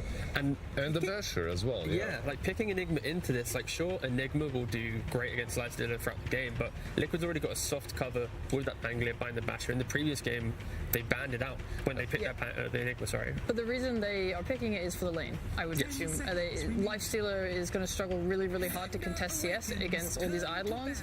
So alongside laning with, I'm assuming, Rubik, you're doing a lot of damage reduction. You should absolutely annihilate this lane. I'm a little bit afraid for Thunder Awaken in regards to, sure, Enigma can deal with Lifestealer, but what is their way of repelling Liquid from invading their jungle, from contesting stacks and fighting? Like, if Arena's not up, sure, you've got some small spells from Rubik and CM, but there could be a little bit of disparity on how aggressive teams can be. Those small spells that you're mentioning need to be really big, from Rubik at least. Yeah. Like he needs to find some good steals and utilize them in that mid game, because I'm looking at Mars, I'm looking at Enigma, I'm not seeing a ton of damage coming from, a ton of skirmishing power coming from Thunder Awaken, and the heroes that are up against them do not care about the arena. You have Pango, you have Lifestealer with Rage, and you have Lash that's able to dish out damage through it, so the setup from Team Liquid looks really solid versus the Mars. I actually like their skirmishing. I don't like their massive team fight. Like if everyone brings a 5v5, then I think the problems you guys talk about are like valid. But if you're able to just sustain yourselves long enough, for Rage to run out, or you're smoking and making these small moves, I definitely think they have really good early game spells to do that. And I think another thing that's really nice to consider is because Rubik is a threat in the game for Pango, he has to use his shield crash at the very beginning of his role, which doesn't necessarily mean he's going to get that damage onto heroes. So he might just level up way more his swashbuckle and focus on that damage, and then you don't get the crash damage in the role. The question for Liquid right now is, are they putting the Leshrac into the offlane like Secret demonstrated yesterday, or are they Pango going mid? I guess the main thing here is it's Insania has last pick right now in the draft. Sometimes Liquid they get to the very end, it's like, oh, Insania, you still got to pick a hero here, boss. But it seems like, obviously we're waiting on Pakaz's carry hero. Are we kind of thinking like something like Slark, then you can play something melee, or is that a little bit too dangerous for him? Because of the Leshrac, it does put a little bit of a sour into it, but into everything else, there's some AoE from him from Pango as well. Yeah, exactly. But it is possible. Like James, so far you've been on 100%. Well, I'm going to say it's TD or Slark. There you go. I think something like a Terrorblade would fare nicer for them, just because they have so much teamfight that if they just pick a hero that can push out waves, prolong the game, and then they get their items, the BKB on Enigma, they have a free game. If and Lesh isn't really a counter, right? To the TB. You should be completely fine in that matchup. Yeah, not so much. I'm just thinking about, I like the Terrorblade, I like the Faceless Void, I think the idea about pushing waves is pretty lovely, but as well, I just want to see something that scales into a really like those big circles, the Chronos, the Black Holes, the Mars Arenas. It could just be like a Bloodseeker, right? CM Bloodseeker lane, oh, there we go. Nice one. Nailed it. I just thought it got banned, because why wouldn't it? Into two teams that love Bloodseeker. Ooh. But yeah, it's now just a strong lane. It also has the wave clear, obviously Bloodseeker into Pango. It forces Leshrac to stand still in that early aggression. Like, they needed something to just prevent Liquid being confident in these earlier jungle invasions. And Bloodseeker, he can poke his head over, take a spell, take a rupture, and we'll go back to farming, boys, until we're I've really seen him strong. go mid at like 8 minutes. Please, I want to see it. Thank you very much, guys. We're getting ready. We're going to go over for a pre-game interview with Slacks, who's with Blitz. Absolutely. We are here yet again with Blitz. I'm sure you are getting very used to this, but should everything go according to plan, you won't see me again. Now, last time we saw Matumba Man be put onto that Bloodseeker, he did exceptionally well, but I feel like he kind of stole that strat from another team. Now they have it. Pakaz Bloodseeker. Pretty terrifying stuff. Are you ready? I have no idea. He's a really good player. Like, everybody at this level, at this point, is just top of the top, so I'm sure it's going to be a struggle, but I'm sure my team can also end up on top. I see most of your time in the drafting with Matumba Man kind of by his side, a very stoic and stone-faced stuff. Is he doing most of the talking? Is it just between you two, or is Insania still doing a lot of feedback on this? Aiden gives us a ton of feedback. Most of the time, we kind of ask for a little bit of silence so we have some time to think, but yeah, I mean, doing it with Matu is a dream. He's one of my best friends, and being able to be on this stage in front of all these people, working together, just like a dream come true. Oh, wow, fantastic. You know what my dream is? Watching this game, my friends. Let's get into game one right now between Thunder and Liquid, and throw it to the cast. Well, we heard about Team Liquid, but what about South America? No SA team is placed higher than top 6 at a Valve Major or TI, and Thunder Awaken is looking to change that. But they're probably experiencing a little bit of deja vu, Avery, because Stockholm Major, they themselves set the record at top 6 at a Valve Major by being able to get to the upper bracket semifinal, where they unfortunately ran into Tundra and got 2-0. Then they get knocked down to lower bracket, run into OG, another Western European team, and get 2-0. Now, here at TI, they get to the upper bracket sign-up semifinal. Who do they run into? Team Secret, another Western European team. They get 2-0'd. Now they're in the lower bracket. Now is the chance, now is your time to change the cycle, to change the narrative, and beat all of your previous records. You guys know there's other regions in the game, right? You know, they don't have to play Europe every time around. That said, I think Liquid is very comfortable playing other European teams. I think they're less comfortable playing a team like Thunder. That is more unpredictable. They haven't played them through the year. They are more unfamiliar with how they're going to play the map, just the run-at-you style. And I think compared to yesterday, this draft is a lot more fast-paced for Thunder than especially that Game 2 versus Secret, where it felt very slow and clunky. Sure, you have Enigma, but they got this Mars in the first phase. They love to flex this hero. They get a good matchup with Enigma versus Lifestealer. Bloodseeker last pick to deal with the Pango.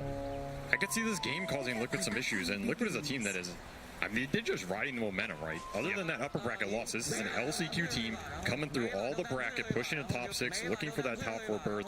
You have a huge amount of experience on their side. Matu and Zai go back many, many TIs. You have a lot of veteranship versus a lot of fresh blood. Makes for a good Bloodseeker. Makes for a spicy game, that's for certain. I love that you pointed that out because, I mean, Blitz himself said that they were surprised that EG took Thunder because they thought that Thunder was a very scary team to face up against, particularly at a TI. He said, you know, these guys, they're going to run at you, and that is hard to deal with under the TI pressure. Now, you're in an elimination game. That's even more pressure. So we'll see how Liquid manages to deal with that as we take a look at our lanes here. We've got the Zyboxy duo of Pango Tiny up against Matthew and Bakaz. The Bakaz Bloodseeker, well, you heard about it from Slacks and Blitz on stage. Got to watch out for this guy. And they got the lane matchups. Like, this is something Thunder, Liquid trying to dodge. Thunder will match them. They will get the Enigma versus the Lifestealer. Like you said, it's going to force this Bloodseeker into the off lane, so I don't think it's the ideal setup for Enigma. He never really wants to play in a safe lane. I think if he can get away with it, he'd rather pull the lane back top, but Thunder will still be happy to get the matchups, and perhaps the bigger one is this mid. How much is Mickey going to own this range versus melee scenario where we've also seen him just go ham in some of these matchups this tournament? Yeah. He gets off to a good start here. You know, maybe Insania drags him another wave like he did earlier today. Yeah. Get some extra CS. You never know. This is a matchup I could see him abusing pretty well. And he should have a very good start on this Leshrac. Of course, he also has the Lich Armor to back him up. This is a combo we've seen power through some of these lineups that are very physical oriented. You have Bloodseeker, you have Mars, you have to man up through this Lich Frost Shield. Helps Mickey just run in frontline. He has Infest as well to tank him up even more. And of course, you're probably going to get a Wraith Pact on this Pango. So Thunder need to think about the damage in the mid game, not overextending and making sure they can deal with the front line from Liquid, which is going to get quite tanky at a certain point. Yeah, expect to see some Wraith Packs on both sides.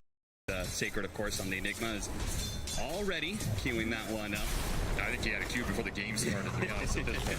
Yeah, it doesn't matter what hero, really, right? Yeah. What are you playing today? I don't think I'm playing Wraith Pack. Sounds good. Because a little bit awkward, gets tossed back into a position, takes a little bit of damage, but he's a Bloodseeker. Infinite sustain as long as you get those last hits, so shouldn't really be a problem. I also think it's the reason we've seen this off-lane Pango come back. Like, this is a hero that Zai actually excels on. I'm sure he's very happy to have it back in the meta. And he's been destroying lanes with it. This is a tough one, but they're still not doing too bad for double melee versus Seeker, who already at 440 MS. You gotta think about the other lanes whenever you have this hero. Do not power him up too much. He'll run you down. Yeah, seriously. But this Pango, he's a great Wraith Pack buyer himself. Uses the Vlads very well, and I feel like any of these weird heroes, that's what Zai excels on. You know, put him on something that gets in the back line, disrupts you, makes you feel awkward. He's always going to find the right positioning, and it's very cool to see him back on this hero. That said, he has to play into Rupture and Black Hole. Yeah, it's not a fun game for him whatsoever. So, cautious optimism. In that case, I mean, we talked about how important the Wraith Pact is, but do you think there's a chance of like an earlier Blink Dagger in order to deal with all of these counters and just try and get the initiation first? Or do you think it's a mute affair? It's like, you're going to get countered, might as well just focus on the team fight. Could be first blood here, lift back. Yeah, lift back into the blood, right? It's going to be a lot of damage, and he knows he's dead. Boxy is going to fall, and Bakaz picks up the first blood. Just a little too over anxious with the skirmishing there. Bakaz will heal up off the kill, already into the boots, having a pretty good start in this off lane. I mean, Zai's itemization is going to be crucial for Liquid. Like, does he go this more utility route? Does he try and go a Lincoln's or Lotus to deal with the Rupture? Does he just try and get a Basher at some point to help deal with the Black Hole? There's a lot of weird itemizations he could go into this game down the road, depending on how hard he wants to scale. He still has 2 other damage cores. It's going to be Sling to look out for in the Eidolons. That is going to be kill now in both of the side lanes for Thunder. Very good start for them. And with the spear that we saw earlier from Dark Mago, looks like he secured the water rune, so he was able to get a refill on his bottle. He's doing pretty well for himself, and not able to keep up with Mickey when it comes to the CS, but, I mean, this is well worth it. Oh, this is a battle to the duel, because barely able to get away, and now he's going to get some last hits to heal himself up. And Zai, he's going to be pushed away, and he's got a lift coming up. He's got the shield crash as well. He's actually going to get to the other side of Matthew. Box is going to make an appearance here. Zai, is he just committing? He's going to try and get a trade. He is going to die here, and the Faithful finishes him off. Now Boxy shows up in this 1v2. Now both of them are quite low. Boxy, is he going to throw out the tree? He's not. And now the question is he just dead? Is he just going to be run down by Bacaz all the way back to the tower? The Blood Right's going to do a ton of damage. I think he's just done for. Thunder off to a huge start here in this laning phase. 4-0 against Team Liquid. And you can't ask for it on a better hero either, right? This team is playing around their one position the whole tournament. Bacaz is the deadliest carry at this event. Give him a star like this, he will take it and ride it all the way to your Ancient.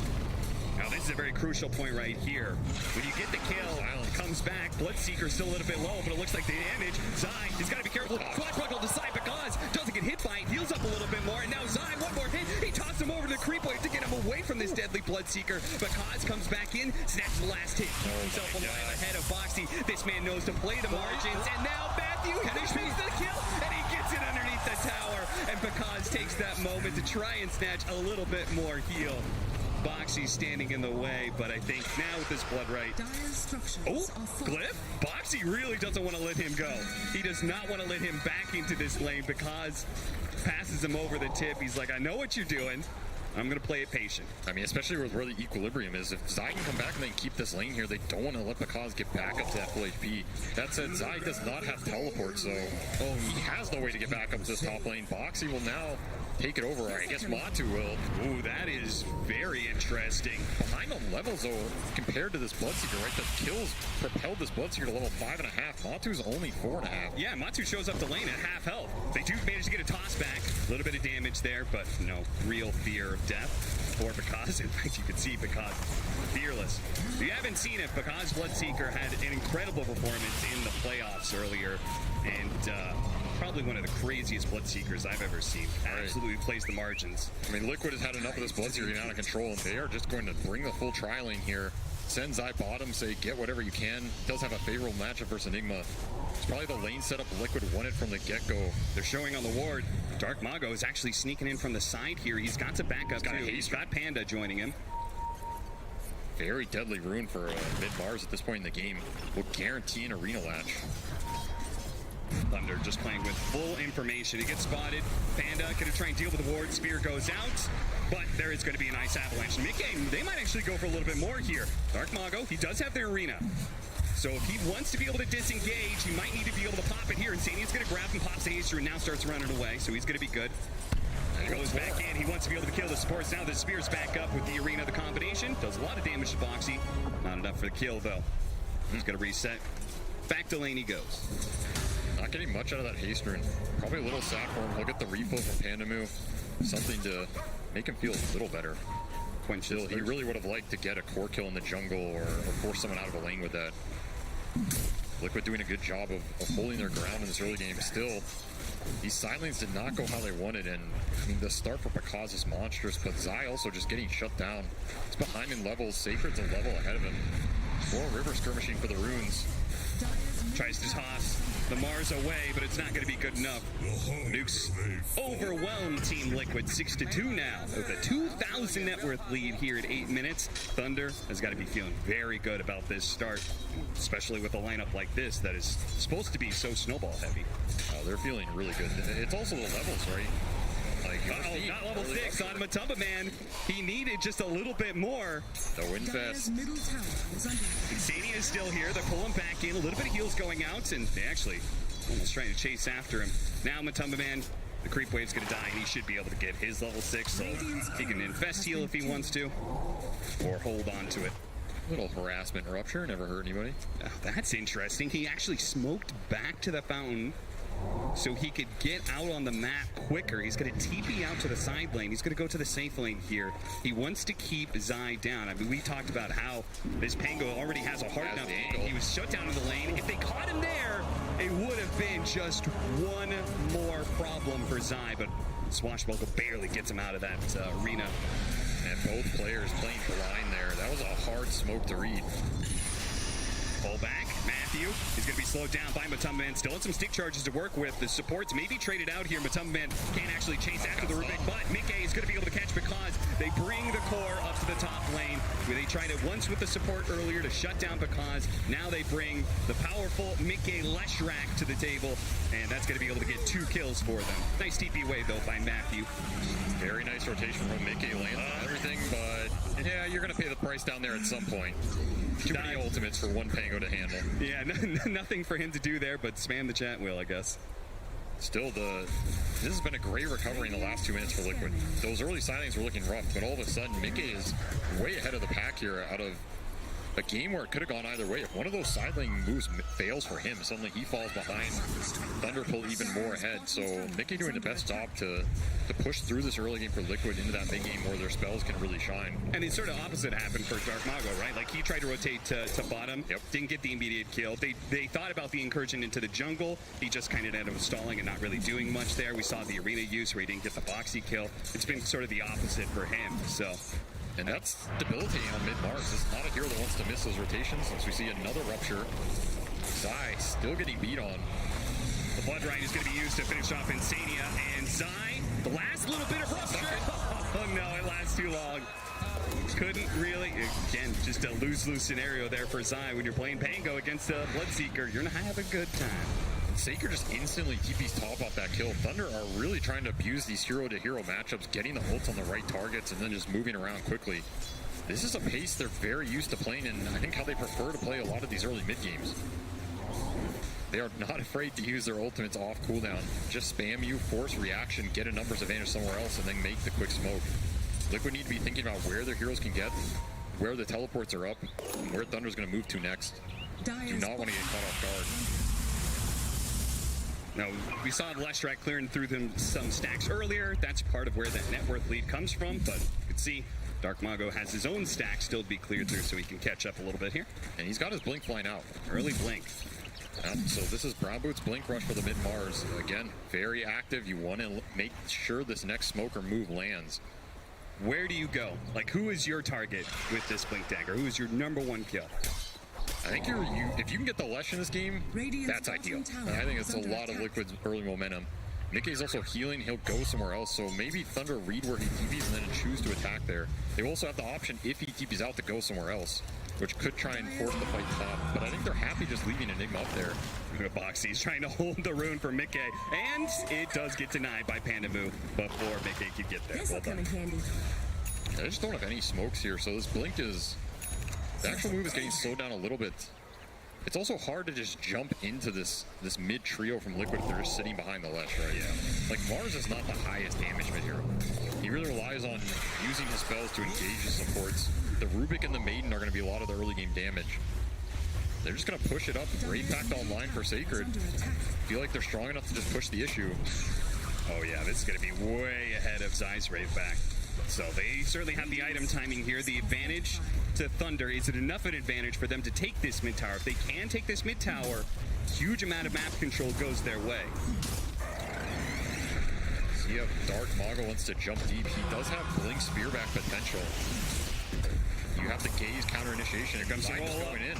He's going to slow down Dark Mago. They're going to blow everything they can on this Mars right away. They just 100% all in him. They get that kill, but it was a lot of spells used for it. And now the Bloodseeker's going to join in the fight. Nice toss over. Still inside the Blood Rite, though. And they have the Rupture and the Black Hole, apparently. They have a nice swashbuckle on the side. And then also the Avalanche hit on 3, so a lot of damage returned back from Team Liquid. Saker gets a little bit low. Because on the front line is super healthy, though. They have to jump over to the side. Matthew gets caught with a swashbuckle, but it's going to be Matumbaman in trouble by Because. He dodges the stun, though. Because lets Pandamu finish up the kill on Matumbaman instead. Tiny Airline's not enough to bail out his carry. Because happy to join a type of fight like that. Still, it's a very awkward engagement. This Mars just walking up into all of their spells, dying for free. Not really what you want with this itemization and the start he had. Yeah, it's like you picked up this fresh Blink Dagger and you're the one frontlining. That's it's an interesting choice. I mean, you either gotta go and jump and start it, or you're just tanking it for the boys. I guess that's one way to do it. Yeah. But that's a very nice engagement for Zai. Like, he gets out of there, he's not tanking the Rupture. Your Life Stealer pays the price, but he's going to go carry items this game. Like, he's queuing up Blink, he's queuing up Defusal. This is not Wraithpack Pango. This is, I want to be able to deal with the Enigma and the Bloodseeker in the late game. Okay. Or now the question, I mean, Wraithpack feels like a must-have, so who is going to go it on the side of Team Liquid? Or is it necessary, you think? Maybe it's not necessary. Pulling an item audible here. Insania will get it at 60 minutes, you know. the 5-position dream. Oh, that's a swing and a miss there on the Swashbuckle. Not that they were really going to be able to get that kill anyway without a Blink Dagger, so... I mean, maybe Liquid just feel the way Thunder's damage works is just too overwhelming. You have this Enigma Midnight Pulse, you have Black Hole, you have Rupture. It can be displaced with Lift, it can be displaced with Spear. Like, dropping a Wraith Pact and all these types of spells and how they interact doesn't really sound that amazing to me, right? You might just want to have the better offensive potential and just be able to run into it and kill them faster. Okay. Like, if you can jump the Enigma this game, if you can jump the Rubik, those are your best targets for Liquid. Just getting on the back line, killing them fast, and then Thunder's Force can't take the fight in the 3-on-5. And that's kind of the narrative of Pango versus Bloodseeker in general, right? It's like, that guy counters you, so you kind of have to get the initiation on that Bloodseeker first to have any impact. Yeah, you either jump him or, you know, take a page out of Collapse's book and buy 5 Lincolns. It's one or the other. You can see Cam stacked, Thunder up by 2K right now, and probably a decent part of that is not just the kills, but also the fact that they've been able to stack a little bit more than Team Liquid. A wraparound through the side here, smoke that's going to break on Panda Boo. Certainly not the target that they want from this. Something small they're going to get. Support. A little bit of help there from Boxy, and it secures the kill, but in the river, Zai spawning. Biggeroon, DD for Mars. Helps us damage a lot. Oh, yeah. I mean, this move was designed to secure bottom tower. They're only going to get the Maiden on top while Enigma is pushing for the trade top and will get it. They really wanted to use this Leshrac Bloodstone timing, fight with it. Of course, you have Insania maxing that Frost Shield, so Bloodstone Leshrac going in with the level 4 Frost Shield. It's going to pose some issues for Thunder in this early game. Because thinking about a little cheeky play there. Yeah, couldn't quite get the Rupture off, or chose not to, one or the other. I mean, I think he's happy farming for BKB. Oh, yeah. You look at this Liquid lineup, they do not do anything to him in BKB. So you're talking way late game, depending on bash or situations. It's pretty much just reset, stall the fight, make him overextend, and then re-engage, but... So surely Liquid just can't be strong. They just can't stall and just let that BKB happen, right? Especially since they have this Blink Dagger pickup from Zai. It's probably time to make some sort of move here. I mean, they've been trying. They've had aggressive smokes. They're trying to invade this jungle. Spotted him. Knocks him down to low ground, though. That's a little awkward. He's going to have to use the Arena Spear to finish him off. And now they can deward the high ground if they want to. Just hard to run in. A lot of counter initiation in this Thunder lineup. On top of that early Wraith Pack, like the Wraith Pack for Thunder is going to do a lot for Liquid's early damage. Until Lifestealer has more items here, then he can cut through the low armor cores on Thunder. Yeah. But he's trying to get to that death zone. It's going to be a bit before Matu gets there. His start was a lot slower. He had to swap those lanes. He had to deal with the higher level Bloodseeker in that matchup. So he's trying to get there, but it's going to be a little slow. It sounds like to me, Thunder, not only do they feel pretty strong right now, but it feels like that's not going to change for another like 10-15 minutes from what you're describing. Nope, it's pretty much just waiting for Picas's items, don't feed away any bad kills, try and get to the BKBs, and they know they're strong with BKBs. This is a triple BKB lineup. All 3 of the cores are itemizing forward. It's going to be a very difficult time for Liquid to deal with if Thunder can hit their spells. That is going to be the big question, right? Maybe you try and bait the fights out if you're Liquid. Put someone in front, use your buybacks, take your fights on your vision and your outpost. This is not a Thunder lineup that can just force the Roche super fast. You can do it with the Vlads built into the pack. Bloodseeker can take it moderately fast, but I don't think Thunder just want to force objectives straight up. I think we saw that earlier. You put your Mars up there, it doesn't end well. Yeah. This'll come in handy. So we're going to have a brief respite in this game while Thunder try and reach that BKB timing, and like you said, Liquid doesn't want to let them get there for free. Just on side to try and find something with this Blink. But so far, all the rotations have been a miss. There's an illusion. They're going to jump forward, Zai. Ooh, Blink's just ahead of the spear. Now Insania's going to be able to grab Dark Mago with Matama Man coming in from the side as well. They're going to try and get some change. But what a black hole for Sacred. A 3-man in the back line with the roll on through from Matthew as well. A stolen rolling Thunder. It's picture perfect for Thunder. They're going to wipe everyone on the side of Liquid unless Zai can somehow carry Matama Man to safety. No chance in hell. Underneath the tier 2, Liquid will be dragged down to hell. 16 9-7 now as Thunder take a dominant lead. Man, I mean, we're talking about the counter initiation here. You overextend those aggressive moves. They're hard. You feel the pressure from Liquid. They want to punish before these BKB come out, but that is just not the fight. You don't have the vision. You don't have the control. I don't know what Picaz is dropping on the ground, but maybe some victory items. Small items coming out of his pocket. I mean, just beautiful setup here for Thunder. The illusion doing no work for Liquid either. They do get the arena baited out. This looks decent for a moment, but of course, Zai's just rolling in here. He's going to get ruptured. He gets ruptured. The black hole hits the backline with vision from the illusions, and I mean, that's a done fight. Picaz is, I think, 900 MS plus at that point. Yeah. You're not escaping that Ferrari. And just in general, the fact, I mean, I feel like this is a mistake. I usually say you can only make that mistake once on TI stage. Maybe you never need to make that mistake. It's the Rolling Thunder and not popping Shield Crash immediately, right? He gave away the Rolling Thunder to Matthew, and Matthew off that black hole did a huge amount of damage. Because forced to use his BKB here from a bit of aggression off of the Tumba Man. Seems like he's trying to make use of that early shard pickup and get a little aggressive. Ooh, second Rolling Thunder. Still off cooldown. Yeah. ED rune as well. Easy cleanup. Zai wants to try and turn it around. Yeah. Go on Pango action. Balling on through is going to bump into Sacred here. Mickey's going to just run in, but look at that. The BKB, Dark Mago, he's not afraid of a fight. Immediately spears up the last strike, who pops the Bloodstone, so he's not taking any damage for now. With a freezing field, really well placed by Manamu. They're trying to rip through him, and the Disco Pony is down, and so goes Zai. Another big team fight win as Thunder. They got the momentum early. We said they're a team that is going to run at you, and right now they're running through Liquid. I mean, Liquid's trying to run at the back to a degree too. I feel like they feel as though they're on timings this game and they're falling behind. They want to take the fight. It's somewhat hard to disagree with them if you just give these triple BKBs into the Roshan. The map is going to get nasty real fast. I just think it's hard to engage like that, right? When Pango is just rolling in first, you're giving a lot.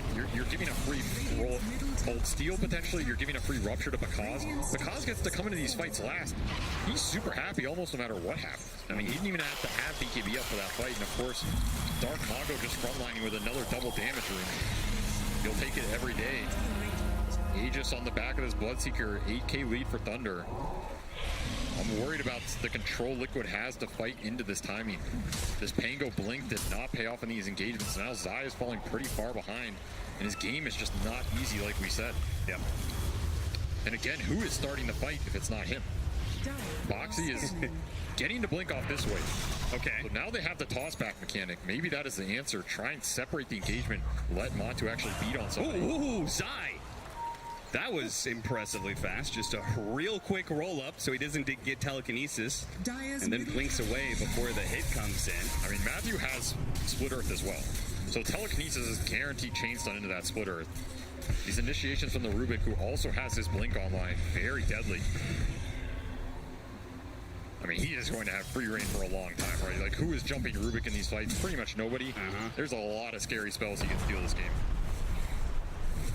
We saw Sacred. He's about halfway through to his BKB. So it just gets worse and worse for Liquid.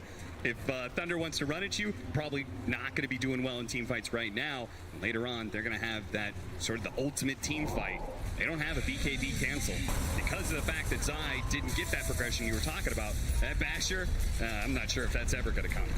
No, I don't think the Diffu is either. He's swapping it up to Yule's Wraith back, so going back for the utility.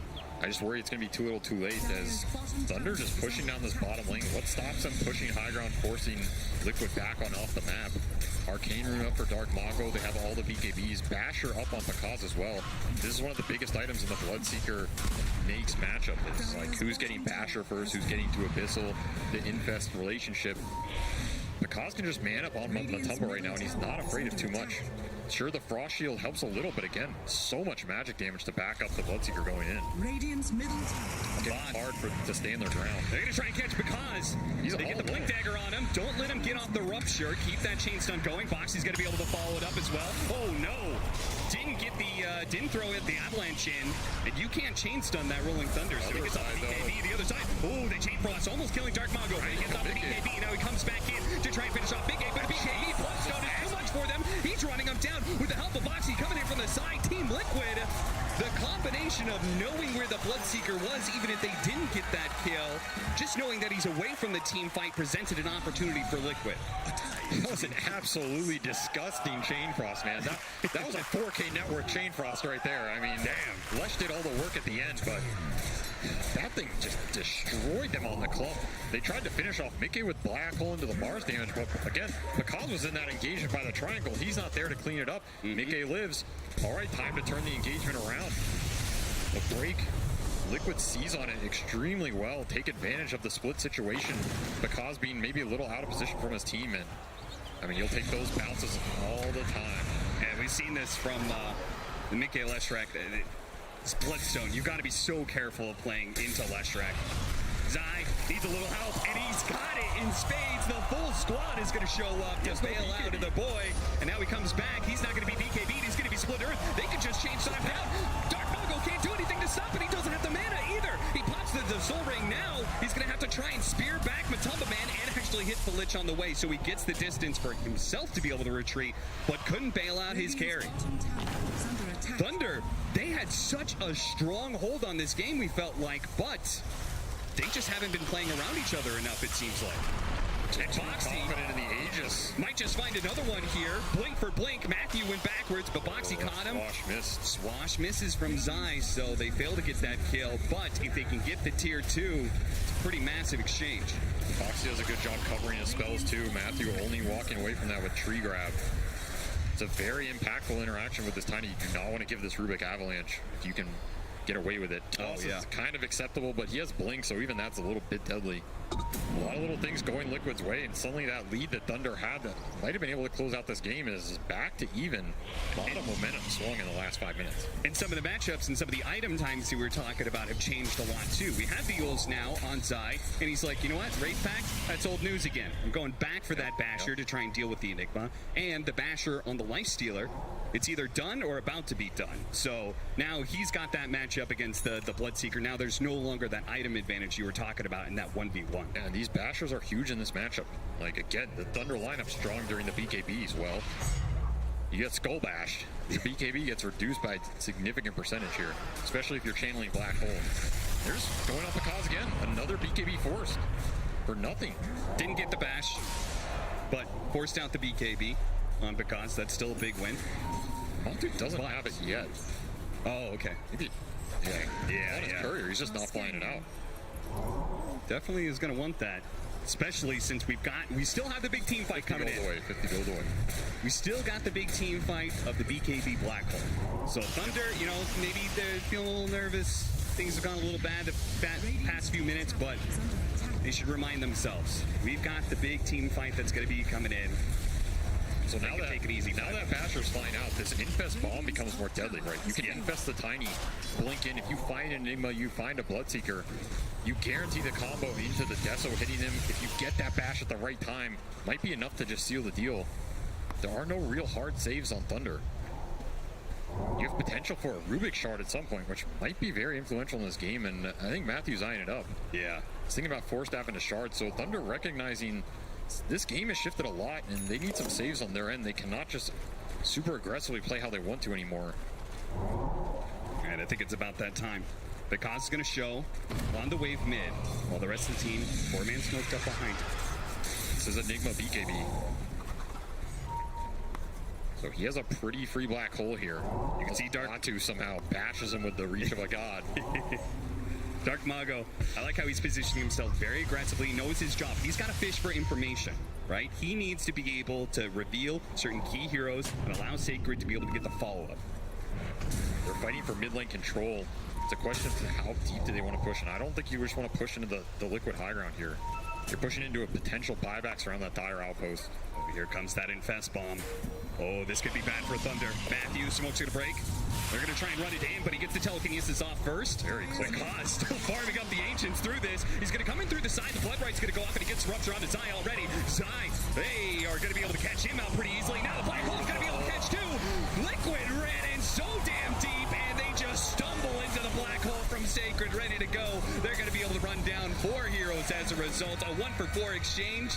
Liquid, they just tried too hard for that one. That was just too forced. Like, if you get the jump there, sure, you feel great. But once Matthew lifts and throws you back, all those sirens are going off for Thunder, right? They're just going to put everybody in position. You're going to have to play around some super deep ward. Unfortunate for Liquid was that dire ward on the upper side of that triangle just missed seeing Pakaz. Otherwise, I think they just jump him there. Oh, yeah. And instead, Pakaz gets the free flight coming in the back, takes Zai out immediately. And of course, if you're this deep into Thunder and you haven't seen that Enigma, he is going to destroy you. No way to cancel that. Easy fight for Thunder. Mickey trying to strike back here. What a kill! Gets that ward value after all. Mickey, how did he set that one up? An incredible pick off that. We'll see whether or not he gets out here. Oh, he's still got his BKB, so nothing really Thunder can do to stop him from walking away. That's an absolutely huge pickup. Like, now that ward goes down, but that was the type of jump they wanted the first time. Yeah. And we can see when these BKBs are down for Thunder, Mickey just becomes a god. The Bloodstone becomes way better. This Frost Shield, all the tiny spells become better. If they can ever force the BKBs re-engage after they're down, they're going to have a much better time in these engagements as well. And of course, Black Hole on cooldown for 90. Thunder have to play a little bit defensive here. But we do have the really deadly combination, the refreshers coming in for the Mars, right? We've seen how that can certainly turn things quite a bit. It can be very nasty. He has a shard as well, so you're looking at quad spear coming out here. And we saw in those other games, Dark Mago is not afraid to play super aggressive and just start spearing you back. He just blink stunned him, man. Damn. The power of vision. Yeah. Knowing that the BKB was still on cooldown from the previous fight that they had. He'll have a little giggle about that one for sure. He knows he got away with quite literally murder there. 24-14, 3,000 net worth lead. It's been a game that Thunder has led most of the time, but they once had an 8,000 net worth lead. They've kind of let that advantage slip away quite a bit, and Team Liquid now have some of the items and tools that they kind of desperately needed to be able to win some fights, but it still comes down to the initiation, right? We get the right kind of black hole, team fight's over. We get the right kind of, I don't know, what I mean, Liquid, you said the biggest power is through that Infest bomb, right? I still think it's their best initiation tool. That said, maybe you don't want to just be the ones jumping into Thunder, right? And I feel like every time they try to do it, it creates a very weird concave situation where you're not going to find this Enigma. If you find the Enigma, okay, that fight becomes immensely more free for Matoma. But if you don't find him, that initiation can be your worst enemy. So how do we switch that up? I think you play for Roche. You want to force Thunder into you. Okay. Again, what's their initiation? It's going to be Dark Mago trying to hit the spears. You have a decent time to react there, and you have the saves on Liquid. You have Frost Shield, you have Infest.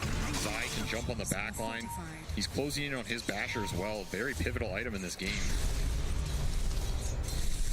This game's about Roshan, which has spawned, and the next set of items all these fours trying to get to right here. Thunder does have full control over the area. They might just force it here, especially if Liquid shows Heroes bottom.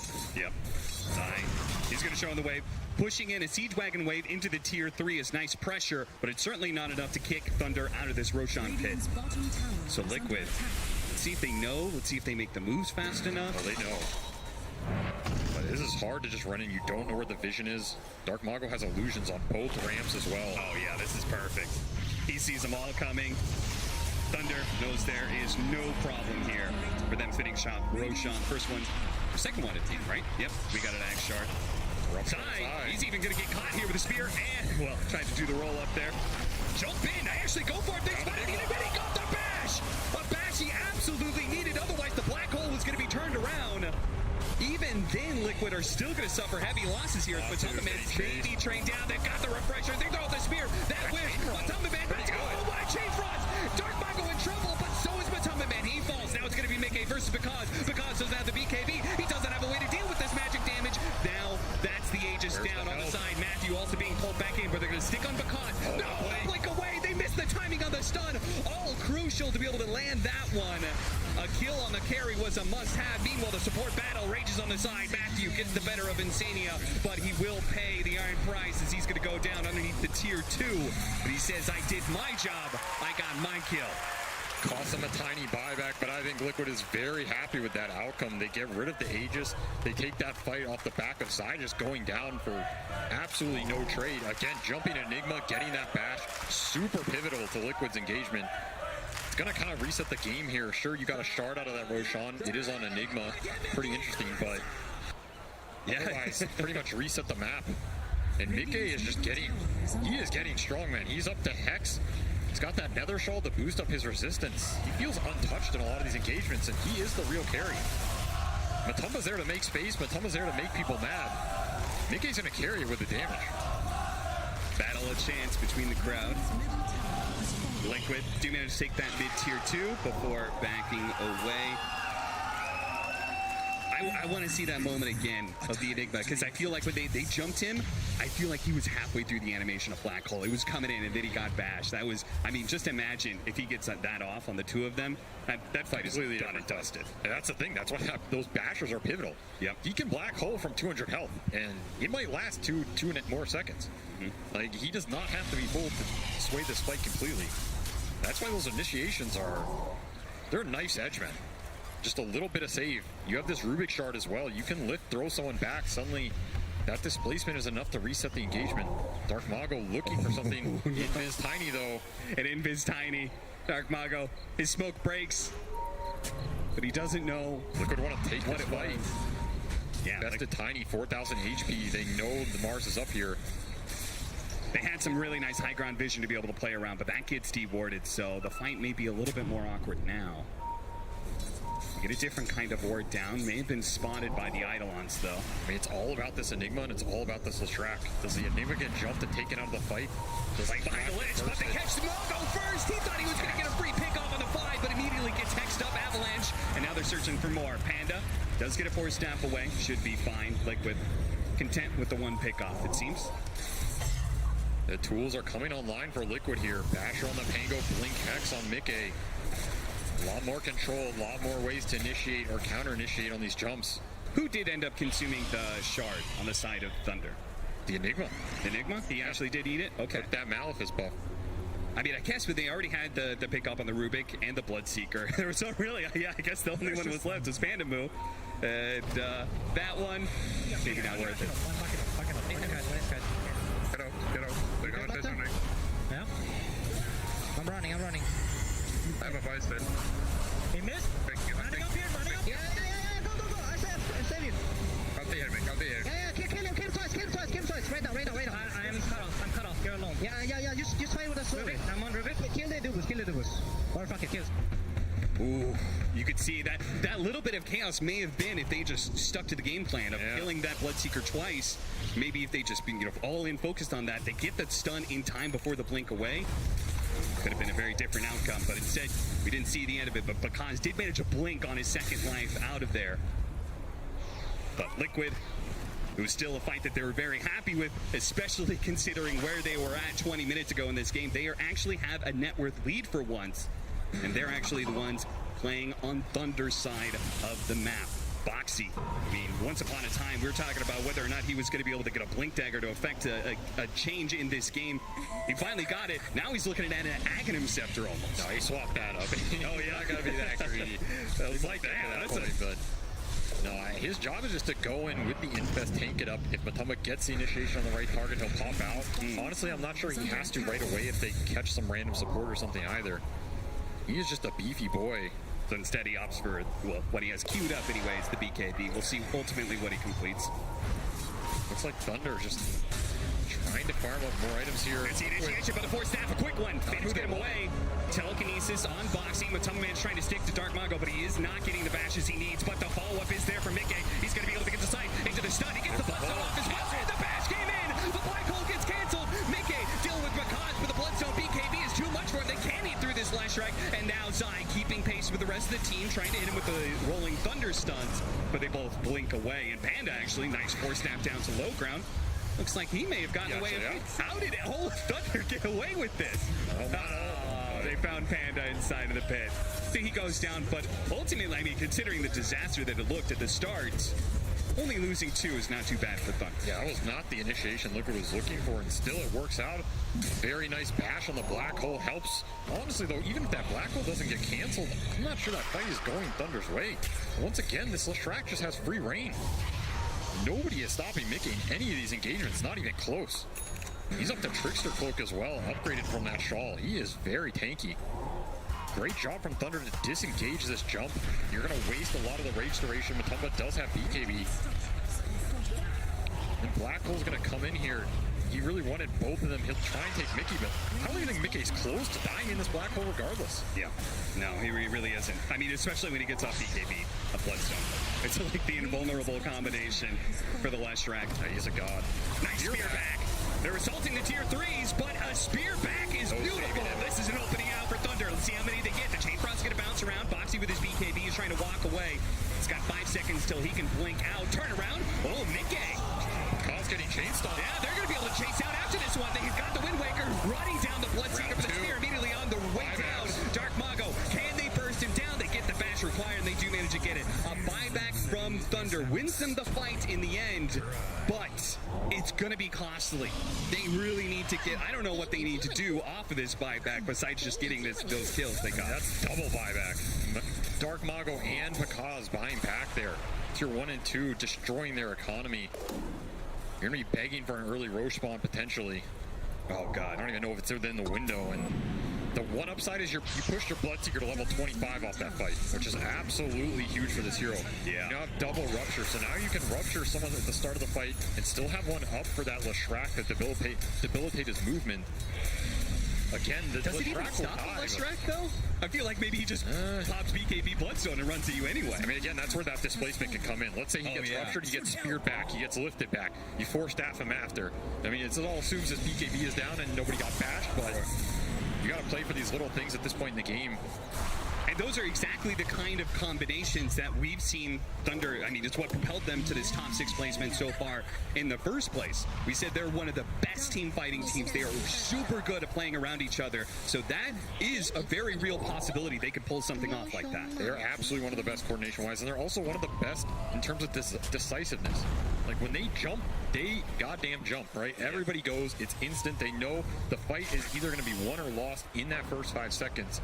Especially with no buybacks on your 1 and 2. They are trying to finish up this Roche fast. Oh, they've been giving up these Roshans, but Liquid, this is the one they're going to contest. This is I don't think they can get there in time. Boxy's not running in the right direction. He's not going to get there. Roshan's going to fall. Thunder going to take the spoils of war. But are they going to get out? Zai actually went for it. He's got the Aeon Disc. He actually managed to pick up the still at the edges on the Bloodseeker. What a black hole. There it is for Taken. Locking down the 2.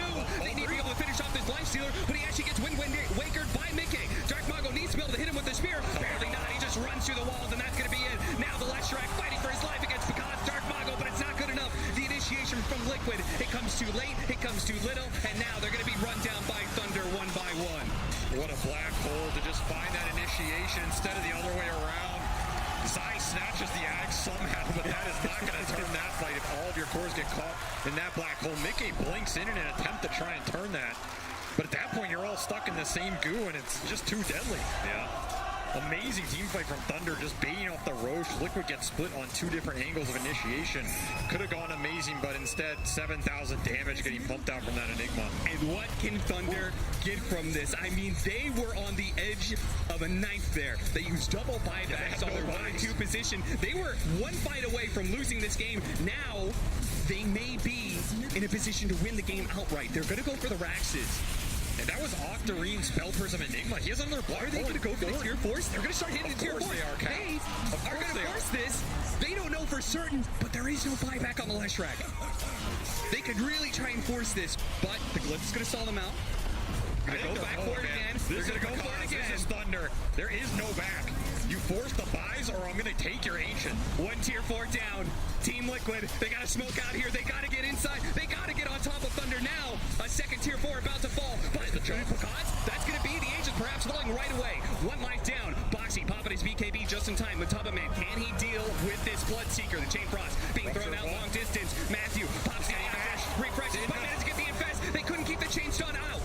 Pakaz has to be able to reset here, but he's going to be caught by Boxy. A 2-man avalanche. Looks to be able to get the force half away. Zai chasing after him. Will take a pit stop, finish off Rubik if possible, but they want more from this. They slow down the Rubik. They want it to Panda move. Zai's trying to catch up to the cores with Mickey inside. They've got a bash going out. Dark Mago going to be stunned up. Pakaz on the run, blinks away. Same goes with blink out of Dark Mago. Sacred goes to the BKB. TP out. Are they all going to be able to get away? No, Mickey's going to deny that. He catches up. Lightning, stun. Dark Mago. The spear away on 2, but Zai's there on the side to finish him off. That is is 2 minutes on the clock for Dark Mago. Now it's Team Liquid's opportunity. How much are they going to get out of this? How much do they want to try and end the game right here, right now? Are they going to run it back the other way and try their own throne race here? I mean, 2 minutes, no Mars. That is a big window. Because lost his Aegis, he still has cheese. This is pretty exposable. I don't know if you can fight without the Mars. You're going to need to land a crazy black hole. I just don't know if Liquid feels super confident to push it that hard. One black hole. Damage coming out from these multiple ruptures now. Swift Blink on top of it. Titan Sliver. This Bloodseeker is massive. With the Stolen Split Earth on the Rubik, the right black hole is a game-ending combination potentially. Oh, Matthew is just chain stunning them all right now. Yep. Tossing them back into the same splitters. Those are not Leshrac splitters, and that's going to be it. It sets up the 2-minute black hole. Go, that toss. He stomps Zai. And Zai doesn't get the bash, but Mickey's somehow still alive. He's got the Wind Waker now. The Bloodstone healing up, and he's going to be able to take down Picard. Boxy moves forward. He smells the blood, the water. He tosses back Matthew. Finish these heroes off now while you can. Don't let him get back to the fountain. Matthew dies. Panda with freezing field to save the game, but it's not good enough. He gets bashed up. Mickey right in front of the fountain, jumping back into it. The Wind Waker again. It saves Mickey. Back to the fountain. Oh, toss back over to the side. Sacred pull back in. Zai, he's going to be able to follow it up with the Rolling Thunder as well. The chain stuns are there. He's got a buyback, but he doesn't have the black hole. He doesn't have any allies. Team Liquid, they can play this slow, they can play this steady, and they can go for the end of the game. But Boxy's been dragged back into the fountain. What is this? Tanked it.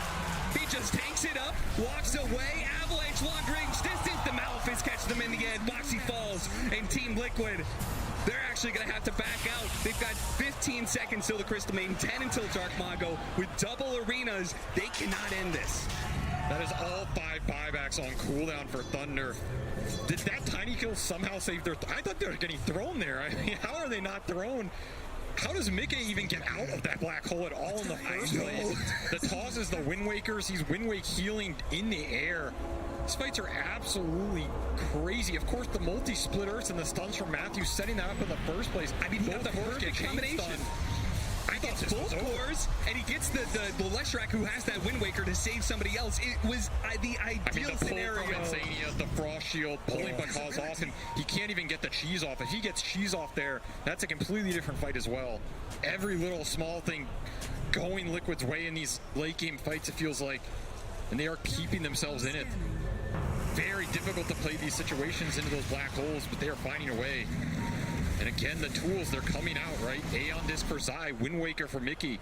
Some of the saves are there now. It's not so straightforward. And of course, all of the buyback pressure is on Thunder right now. Yeah, I mean, with this moment right here, you see 2 heroes, 30 seconds on the clock. You see 1 hero, 90 seconds. We knew there was a buyback on Sacred, but just an Enigma and Rubik to try and hold that, it seemed unlikely, but Thunder still managed to do it. I mean, we say just the Rubik. This man's got a timeless relic. I mean, Matthew was MVP of that base defense. He is just chain stunning everybody, stealing everything, staying alive, fighting to the last minute. The veteran of the squad of Thunder Awaken, the only man on that roster who has been here in this position before at a TI. And that matters. When you're in these types of situations at TI, experience counts for a lot. The nerves start getting to you. These players are feeling the intensity. You're playing the Grand Vegas. Show up or go home, right? There's not a more stylish hero in the game. He is making it work. Ignore that 5% difference. This is a dead even game. 38-31, 12,000 net worth lead for Liquid, but it doesn't mean anything. It's all about the initiation. It's all about whether or not we hit the right black hole, whether we get the right kind of blink infest initiation. Who's got buyback, who doesn't right now? Well, it's most of Thunder without a buyback. This is about Roshan at this point. Aegis is huge for Liquid, dealing with the black holes, and of course getting the second life when you don't have buyback, huge for Thunder. There's a gem in the pit. I assume it's Liquid's by the vision it's giving. There's a DD3 for the taking. Anybody know? Rolling Thunder forward, Zai trying to fish. Oh, Bakaz was real scared of getting caught. Understandably so. He cannot afford, I mean, he's so close to getting the buyback gold that he needs. I mean, he's running a static cap. So he is very worried about getting jumped. This is not the ideal item for, neutral backpack carry at 50 minutes, but if it saves him in the jump and he gets cheese off, that's the idea. And it might be able to turn it around. He just needs to survive long enough for Black Hole to come in, pray for no bashes. That's how Thunder can turn these engagements around. I think Liquid is feeling pretty good right now. They still have 4 minutes, no buyback on Enigma, no buyback on Rubik. The other ones have come up for Thunder, but Liquid have all the vision control, control of the pit, control of the runes. Strength will link up on Mickey, pushing level 28 here. See the gem dropped in the Roshan pit. They want to know the moment that Roshan is up. Oh yeah. We'll see in a second here whether or not it's going to be an early one or a late one. I feel like a late one maybe favors Thunder Awaken, gives them a little bit more time to farm up their buybacks or get into a position where those cooldowns are in place. So they still have 3.5 minutes and 4 minutes left on the Enigma and the Rubik respectively. Man, it feels like so long ago we were talking about is Zai going to get to items. And somehow he's here. And not only that, he's level 25, which means low cooldown on this swashbuckle. And he can finish up the Octarine if he wants, so even lower. You go down to that 4-second swashbuckle with the basher. Even if you miss one or you throw one, Enigma goes in, suddenly he's getting bashed up again. Just becomes way too obnoxious to play the fights for these Thunder cores. And Thunder, 2 buybacks for 3 minutes. They don't care. Time to smoke out and make something happen. Yeah, they don't know when Roshan is going to spawn, so they can't afford to just wait inside their base. They kind of do need to get out there, get active. It's all about the vision, all about the jump. Matthew leading the way with 1 observer ward, Aeon, Disc, and Lincoln's. See what he finds. He's going to throw a ward up on the high ground. Spotted. He sees Zai. They go for the initiation. They try and grab him. They get the telekinesis at the same time. They went for Insanity, but Insanity gets the Sinister Gaze onto Dark Mago. They get out the BKB, the 2-man spear, the 2-man supports. They're both going to fall in this initiation. It's Mickey stuck on the high ground, not able to do a whole lot. Matumban playing up. They have the black hole. Zai, can he stop it? No, Swashbuckle not enough. Now he's been pulled in. He gets caught. He gets speared. Thunder getting the combination to be able to bring down Liquid. But they haven't dealt with Mickey just yet. He gets another Wind Waker. He blinks forward. He wants to take this. Sacred on the side. Maleficent. They're trying to keep this Flash Strike at bay, but he just continues to go for it. This Zai, he's rolling through and stopping all of these cores from dealing the damage, allowing Matumban to follow it up and get the kill onto the bars. Now he gets on top of Sacred as well. Sacred, he's going to be caught by the bashes. But God's coming back in. He's cleaning up. He's cleaning up. He's trying to finish off Boxy, but it infests. A little bit of heal. Now the chain stuff the site. The Split Earth is going to come in, and it's not enough because he falls. 2 dead on the side of Thunder without buyback. The buybacks from Liquid with on the Dire Outpost, just way too powerful. Did they use all of them there? That was every single buyback. Thunder, I mean, they basically won that fight. They won the first part of that fight. The problem is they're playing. That's a problem, right? When you win these late game fights, you're almost at a disadvantage because they're going to get to use their buybacks and finish off the fight. Thunder knew that though, and I still think it's the correct decision. You have to take that fight at some point. Start to wear through these buybacks. It's a Dire Outpost Penta buyback situation of 5v10. There's nothing you can do about it. I mean, they played this fight amazing. Double spears, the black hole, trying to finish this Leshrac, but I mean, Mickey is just an absolute beast in these engagements. He lives so long. They're trying to save him for last, stall him up with some control. But Kaz is just going ham. He got cheese off in that fight at the perfect time as well. But again, 5v10. Too much manpower in the bank for Liquid, and now they're going to take it to Thunder's base here, push the issue, no buyback on for 1 minute on Enigma. Now, what do you do here? I mean, Thunder, they don't want to use this buyback on the Bloodseeker. Are they willing to give up Megas? It looks like it. They say Megas, not a big deal. Buybacks are what is going to put us in a position to win this game if we win one fight against Liquid. I would agree with that sentiment. When there's no buybacks on Liquid's side, you win one fight, you win the game. The problem is in the Megas, Liquid doesn't have to take that fight. Yeah, they can wait out the buybacks if they really want to. I don't think it's an incorrect play here. Let the creeps do the work. It's almost impossible for Thunder to make a move in the next 5 minutes while you wait for those cooldowns. I don't think you have to rush this if you're Liquid. You have 20k, you have the whole map, you're going to see everybody in their base for Thunder. Their lane shove is okay, but it's nothing crazy to write home about. Tough position for Thunder to be in, especially for players who are not TI veterans. This game is winnable. It's not going to be easy. What does Thunder do here? Some interesting decisions to be made. Do they try and push out the lanes as much as they can and force an engagement even into an Aegis Cheese and Refresher Shard, knowing that Liquid doesn't have buybacks and they do? But if you're pushed that aggressively, even if you have buybacks, how do you use them correctly? You need like boots of travels and stuff, which a Bloodseeker doesn't have. So they may just be locked into a situation where they're just going to hold the Ancient. They're just going to sit inside their base and wait for 60 minutes and see if Liquid are going to be patient enough to wait for their buybacks, or whether they're going to try and get greedy and find a pickoff somewhere and end the game. You know, Cap, if there's one team in Dota and one player I think about that's been in a lot of mega creep type situation, probably Insania with Liquid. I already knew where you're going I with feel that like one. there's a lot of games this guy has played, especially with this team, where he's been in these situations. I think Liquid's going to wait for the buybacks. I think that all that experience is going to catch up to you? I don't think they're in a rush here. I think this game is going to go on a little bit longer, especially in Dota nowadays. You hit that 60-minute marker, the neutrals are your friends, right? Sure. Thunder stuck in their base. They're going to lose a neutral item advantage here. It just becomes monumental. You get the next Aegis, you have all your buybacks up. Thunder's going to have their buybacks in. Honestly, their heroes are quite good in a base defense situation. You have Enigma pushing towards his refresher, trying to get the double black hole. It's going to be a long way away. Yeah, I mean, Thunder choosing to forego that base defense and try and look for something here. I respect this play, but this is like an impossible smoke to hit. I don't have a stats man to confirm this, but I'll just say it. I'm pretty sure Insania has lost the most mega creep games. Sounds like you're trying to cast a person right player, here. you know? So they're going to play it safe right now. Thunder actually are the ones going to go for a smoke out. See if we can find something here. See if Liquid are going to slip up at all, but there's no way. There's no way you give anything to him here. Not finding anything just yet. Now, if Thunder is out of their base like this, you're happy to take that fight if you're Liquid. Yeah.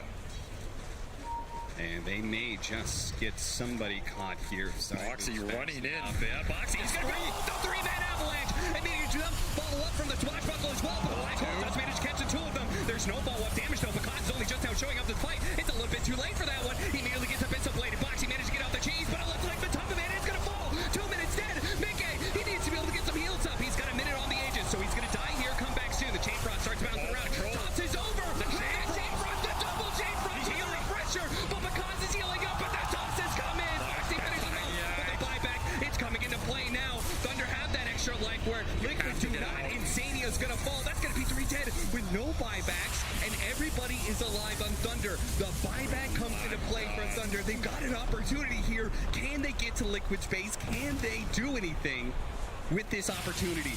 Remember, long time ago, they went for the throne. They're no tier 4s. If they get to that base, that throne is very exposed. They have Glyph, and that's it.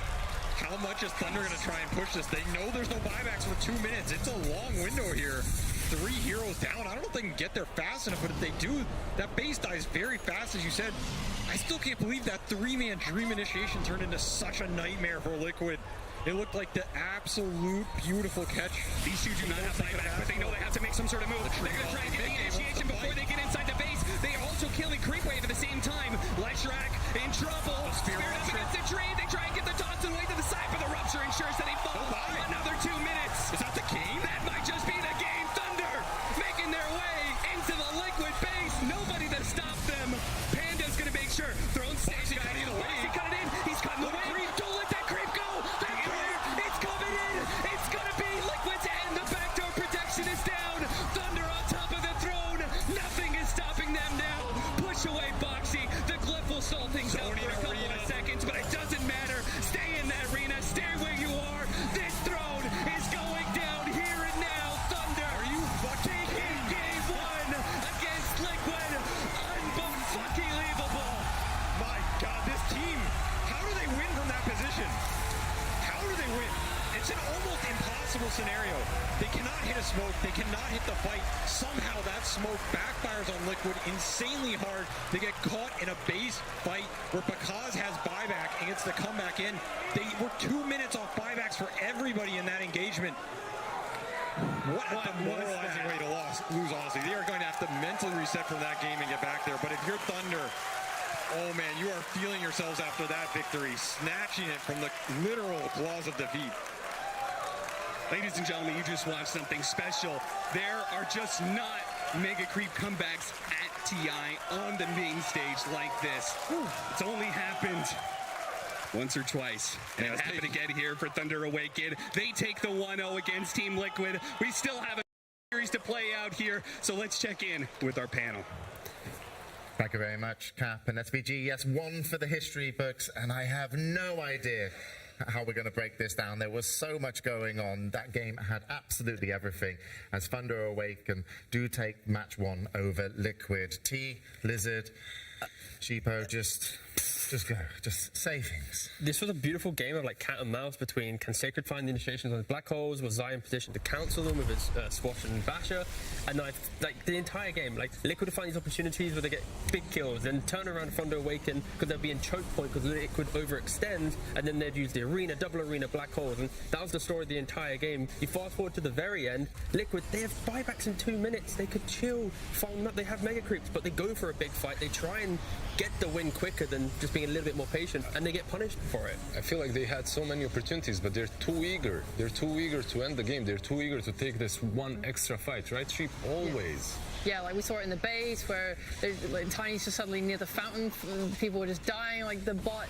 I think maybe they took that fight on the idea that, yes, we can definitely cancel this black hole with our Pango, but he missed the Swash, and it's really hard because like the angle is so weird when you're trying to dodge the extra range of this black hole as well.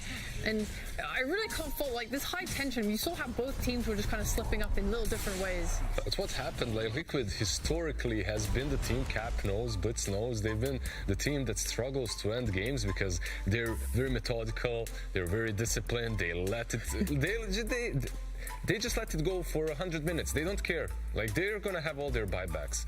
But this time around, when it's so important, they go in, they take that one fight, and everything goes wrong. Yeah, unfortunately, I mean, Zai, so much was on his shoulders there just because he didn't have the best start. He was itemizing away from the Basher, eventually got the Basher, and then it was kind of him versus Sacred, and Zai had to hit and interrupt, and he was doing a great job, and that's how Liquid obviously got their lead. But we have to give a lot of props to Sacred as well, because we saw him actually, go into the lower bracket. He didn't have a great game on Tide, but this looks like, Sacred's here to play because his timings were phenomenal on the Enigma. Yeah, 100%. And also the rest of Thunder Awaken, right? The fact that you have them buying, multiple blinks, just playing around these longer drawn-out fights, and when Liquid would be super aggressive, they were quick to react and be able to punish when Liquid's like, wait, you're not meant to be here. Like, when you're against Mega Creeps, some teams there would be like, guys, just retreat, they're too aggressive. Like, no, they know that they're strong there. They know that they can just capitalize on it. They're timing buybacks, they're doing it. So immense props at this team at TI, their first TI for some of them, have the mental strength to be able to keep themselves mentally in the game the entire time. Yeah, and talking about mental strength, a lot of these teams really do look for their coaches to kind of, pep them up. And I think Blitz now will be having to talk to his team between match 1 going into match 2. But Blitz, the coach, actually did have a little pep talk before game 1. Let's see what he had to say. I really believe in our lineup, guys. I didn't come all this way from fucking lower last chance qualifiers to all of this to lose here like this, guys. Please, really fucking feel it right now. Energy and focus. Give Lasse everything that you have, yeah? Let's empower each other's ideas and let's do stuff together. Let's finish! Yes. Let's finish! For the Konami or whatever. Well, yeah, it didn't come here all the way from the lower bracket to lose this way, but unfortunately the way they lost was just not waiting 2 more minutes. It can't be like that. And I have to be a little bit... it's high pressure, right? In the moment, like, you see an opportunity, you try and go for it. Like, Dota's a game where one little difference in a spell you can change everything, right? So guess we can't lean on that for too much, but yeah, it's what's changing everything. Do you not feel that if they just waited the 2 minutes, the game was secure? I would feel not secure. Not secured, but it was definitely... Wouldn't have lost like that. Right. It was favored for them. Like, I mean, they had the outpost. Yeah. They could have had buybacks. They were farming. Yeah. Sure, the team fight's going to be hard, and there was a very low cooldown on the Enigma with the black hole, if I'm like correct. 80 seconds or something. Yeah, so... But still. But Thunder Awaken, I mean, they played so well. They were bold, they were brave, they took the right fights. Like, the fact that they got those 5 buybacks from Liquid in the first place was because they were able to seek out the right engagement, and they didn't have to use their buybacks in that fight either, right? So one of the main reasons they won the game there at the end is because Picasso had his buyback. Yeah. Well, this has been an adrenaline match, and to calm us down, we need a soothing voice. So let's head over to Purge. Thank you, James. Appreciate it. Start things up. We have a little bit of an update from the Doppler radar at the moment. We have huge, powerful Western European drafts that are washing over the region, really dominating everything. Consider taking shelter, limit exposure, maybe get on some airplanes if things go really bad. This is really tough timing because residents are still reeling from the previous cold front. It's resulted in a handful of false starts and countless disappointments across the region. We can also jump over to the 5-team forecast here. First off, we're going to have Aster overperforming expectations. They're doing great, but unless they win TI, there's going to be clouds in the sky, and that's going to really take a lot away from their accomplishments. On the other hand, Liquid having an amazing run. I think they're doing great, but they've had to keep eliminating their friends. Big downers there. Tundra Esports in their element. Everyone else is having a really rough time, but it's great for them. They're ready for this. They're ready, doing well. Everything's going great. And Thunder Awaken, off to a great start. Sunny, perfect day. Even if they lose here, they're already exceeding expectations. So until now, let's jump over to our reporter. He is on site right now. Let's check in with him. Neil? Yeah. Thank you very much, Purge. Well, I'm here at the foot of Mount Velusius. It's a damn shame. You know that in years past, we often faded banners here at TI of all the teams that were eliminated. Here, unfortunately, we are now sacrificing them to the gods. As you can see, Entity has already fallen. OG off to the side. Boom off in the distance. It is a damn shame what happens to all these teams. I'm hot. I'm cold. I'm sad. It's heartbreak. It's just sadness all across the globe. LGD has fallen also, and dare I say I might see a Liquid off in the sky. I have to go, my friend, I have to go, but good luck back in the studio. Incredible reporting from the ground by Neil Tsunami. We'll get an update from him later. Hopefully he makes it through. Back to you, James.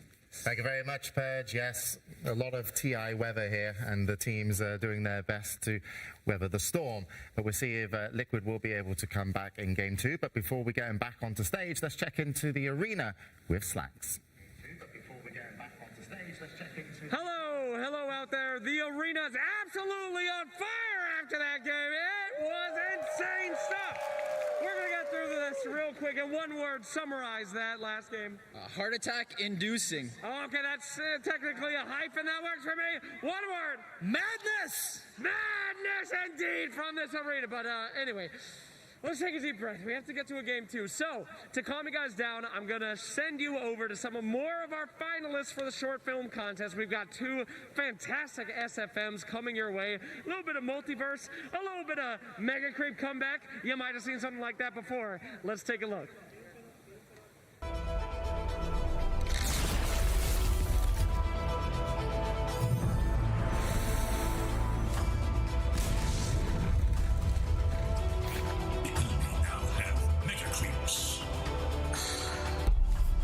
It's in the bag. Stand and fight.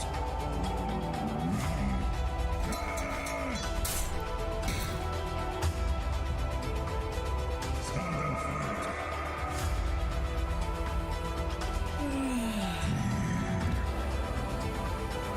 Feel the burn. The battle resumes.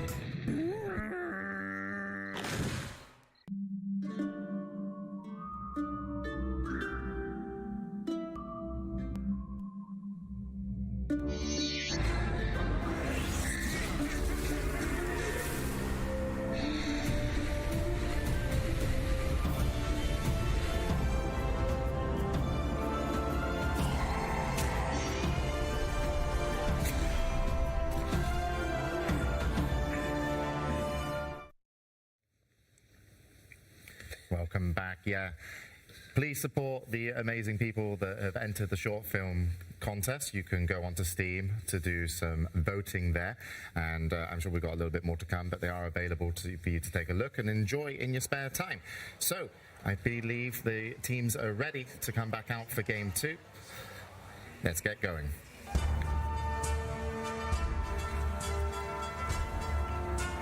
Panel, they're back. Thunder Awaken returning to the stage. They've already done what no South American team has yet done before. They've made it to the top 6. They could be moving on in the top 4, 1 game away. 1 game. They are just an amazing example of what giving South America more slots will do. The region has developed, the players have gotten stronger, you're seeing all this representation, they're doing amazing. I'm so happy for them, legitimately, just so happy. They definitely did need some time, same like SCA, right, for these veterans to become those strong position 5s and 4s that can captain the teams. Matthew, a perfect example. They needed a little bit of time, but once they got it, I believe they'll just become unstoppable. SCA and SA together. T-Governor, Team Liquid had to go backstage. Blitz was watching the whole thing. Now, he's not that big, but he gives damn good pep talks. Yeah, he's got a good aura to him. Yeah, this is a game for Liquid at least that losing it, you can shrug it off as that was a bit of a blunder, right? But you can also then go, we just need to reset ourselves mentally. That it's not about Dota anymore right now, in this best of 3, for Liquid at least. It's about getting yourselves back into a position where you can think about the game logically. You're not playing with the heart and the passion and the kind of the dismay of what happened in that first game. Like, a lot of teams, after losing that type of game, they'd rip themselves to shreds going into a game 2. But I feel like Liquid, when you have Blitz and the support staff, Jarek's Jab, the entire team around them, they'll be able to recover and just reset themselves psychologically so that this game 2 isn't going to be some Thunder Awakened masterclass on early game aggression. And it wasn't, as you say, they didn't really throw something away that was guaranteed, because it didn't always look like Liquid were going to win that match at times. Well, definitely. They had a ton of clutch moments. If you even think about it, 5 minutes prior to that, they had that amazing Shrine fight where they had all 5 buybacks used. That's not something that you usually do when you're in a full controlling position. I believe that Thunder Awakened, they should be happy about the way that game went, and if they have lost, it might have broken them, but obviously they didn't lose, and the comeback might make them even stronger for game 2. Sheepo, what do you think these two teams feel about each other in terms of their team fight ability? Do we feel stronger here against our opponent, or do they feel stronger there? I have always felt much better about the Thunder Awakened early game, and last game was no exception. I think the way that they played around Zai was fantastic. They used their lane swaps. They have this Bloodseeker versus the Pango that ends up happening anyway in the other lanes. They crush him there. He TP's bot. They black hole him, kill him again. He goes back bot. Now they've brought Bloodseeker down there. They rupture him. Like, his game got so gimped, and it's like taking advantage of that, pressuring someone, putting them out of comfort is really effective, and kind of halted Liquid's game a little bit until they were able to get those kind of clutch mid-game fights. All right, and Lizard, do you see any kind of just glaring differences between the two teams and their play styles? Well, for me, Liquid was, we might disagree on this, but for me, Liquid was never like that early super skirmishy type of a lineup, type of a team. Later on, they can have amazing team fights. Early on, they can have these skirmishes if they have nasty brood mothers and whatnot. Maybe that's a little bit of a difference. Thunder Awakened definitely striking as a little bit more precise in these early engagements. Also, Bloodseeker, by the way, we mentioned that the hero is great versus Pango, right? In a game such as that one versus Nyx. But just the fact that they got their Bloodseeker was even better. It's full comfort zone for Thunder Awakened. No, for sure. It's a complete comfort zone, and it's always Bakaz who really gets the last, pick. They really focus around, is he comfortable? He's a record breaker. Like, he's literally like most average kills in games, highest GPMs. Like, you'd want to give this player those just kind of priority in the draft, at least. Yeah, I think we might even have some information on Bakaz. We'll have to see. We were a little bit more suspenseful with getting into game 2, even though the players were back on stage. I do believe there was a headset change, so it gives everyone a little bit more time to kind of relax and come down. So quite happy about that. But it looks like we are going to be heading over and ready to go into game 2. We'll head over to the Voice of God, and then we're coming back. Liquid versus Thunder Awaken. Game 2. Have they reset? Have they calmed down? I saw Blitz As you giggling. mentioned. Sorry, go on. No, I saw Blitz giggling. He looked happy. Really? All right. But I think, was it T or Lizard, one of you mentioned they just have to just go in and be logical again. You know, get rid of the emotions and just focus on the bans and picks. Yeah, that's kind of the thing when in tournaments, a lot of people, when they're watching at home, they just assume that every game is just about, oh, you lost this game, let's just blame the draft. You know, go to game 2, changes. Like, Dota is such a game about the people you're playing it with and how you approach it. I think, of course, OG just clearly showed that in previous TIs and Spirit as well in their TI run. Like, TI as a tournament is so different to anything else, and of course Liquid, because they've played the last chance, the groups, and they get here. A loss like this, surely it's something that you can laugh about, as you see Blitz being a bit more casual. He's taken off the jacket. Taken off the jacket. It just got serious. Yeah, the guns are out. The guns are out, yeah. And Tiny is out as well. Dawnbreaker plus Tiny. This time around, Liquid do not want to snatch that hero. Instead, they just completely eliminated two of the most important heroes to eliminate against Thunder Awaken. But you do let the Marcy go through Lashrak, however. Mickey, he literally single-handedly brought that last game back into... Yeah, the mid-game was all about... Mid-game was all about him. The Lashrak, it was way too much of a problem, in my opinion, and I'm so on board with this ban. I now just want to see how Liquid respond to this Marcy, because other teams have played around with the Lich, some have played around with the Crystal Maiden. We've also seen the Sven with his Warcry giving armor. Like, these are 3 supports are the ones that I see the most in response to Marcy. I like the Enigma pickup though. I just think it's so reliable in lane and Tusk, yeah, Tusk. I mean, it's not a defensive way of playing against Marcy, but it's definitely a very offensive lane and a good way to rotate. It's also big comfort heroes, right? This is Zai on Enigma, Boxy on Tusk. Yeah, completely comfort. Yeah, Boxy's Tusk, actually, we talk about the early game from Thunder Awaken, but Boxy's Tusk has destroyed some teams' early games. Think about the Entity series the other day. Even though Liquid lost that game, the Clockwork Sniper lane of Entity, it had like 4, 5, if not 6 deaths in laning phase just because of how Boxy was calculating his charge, doing the maths, getting the damage in. Think about this morning's game versus OG. Pururagi went to the jungle 5 minutes in because of Boxy and Broodmother, right? So overall, definitely can have a ton of impact early on. We see the Gyro coming out here on the main stage for the second time today. So taking a page out of Asta's book. Another answer to the Enigma in the laning stage, right? But I'm wondering, like, we did witness a Rubik in that last game. Is that something that's possible here? Because Tusk can be a little bit scary, right? Like, he gets on top of you, eliminates you, but you are playing into an Enigma. Stealing that black hole could come in handy. Yeah, I think it's one of those things where Rubik's still prevalent, Silence is still decent. The bans right now from Liquid, they're respecting the big picture of Thunder Awaken, but they might have to consider some type of ban to potentially cover this. I think Matthew is the one that prefers playing Marcy on their team. Otherwise, we could have seen something like a Nyx as well, which it didn't get banned this game. But looking at Panda's hero pool, he has really enjoyed the Crystal Maiden. It might just be that they pull that out again because he plays, we've talked about it in previous panels, he loves save heroes, and if he's not playing save this tournament, he's been playing Crystal Maiden. Yeah, one hero that got banned out versus the Enigma last game, it was because of Insania, but Winter Wyvern got banned out. Is that something that Panda can play as well?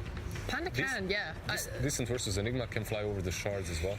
He actually has a very long relationship with Winter Wyvern. He used to play it, but like the pressure of getting the good ults off, it was too much, so he actually just completely stopped playing it for a really long time. That pressure gets to all of us. And he's not played it at TI, but this is a decent game for it. I was going to say, he finally got over that and started playing it again back towards the later end of this year, and it is something in his repertoire now. Very toxic relationship. I mean, my God, my boy. I mean, I want him to play to his comfort, though. I think if it's something like, I don't want that doubt to kind of creep in of like, can I play this here? It's okay, so they're switching things up a little bit here. Enigma, I was thinking about this. We saw Tusk and Brood in the morning. We were gonna see it again. And what is this? Enigma 5, right? Like, do you rotate it to a 5? That's the reason why. Gyrocopter earlier today, we saw the Enigma into the Gyrocopter into Enigma lane because of course, the flat cannon killing off the Eidolons. Pakaz is the player that's played it the most time. This is now his 3rd Gyrocopter game and 6 so far at this TI. He's the one that popularized this hero for other teams to copy. And yeah, Liquid, they're like, okay, let's put the Enigma down a couple slots, pick Brood. Maybe if you're Thunder Awaken, this Gyrocopter also gets potentially demoted a little bit in regards to support. That's what worries me, right? Fighting the flexibility. I want Panda to be on his comfort. I don't want him to be shoved on a Gyrocopter that he doesn't feel good on. Do you actually think that it needs to be relegated? Can't you just go the same way OG did it, but maybe a little bit more precise with the Snapfire here? You pick it up. You have a way to get over the shards with the gyro, and you actually are strong enough to match up in that lane. As long as that position 5 provides kill threat on the spiders when Brood hits 6, so then Gyro plus this 5 can just hold hands the entire time throughout laning phase, and then that kind of post-laning phase window where Brood tries to take your tower, I think they'll be in a pretty decent spot to take a fight with this Brood. Hold hands as in IO? Probably not happening, right? They go with the Disruptor instead. It's going to be an aggressive lane. Like, this is going to be, when they enter this, we Thunder Strikes, missiles, just really trying to get this Brood a little bit out of lane early on. Yeah, we just spam her right in the lane.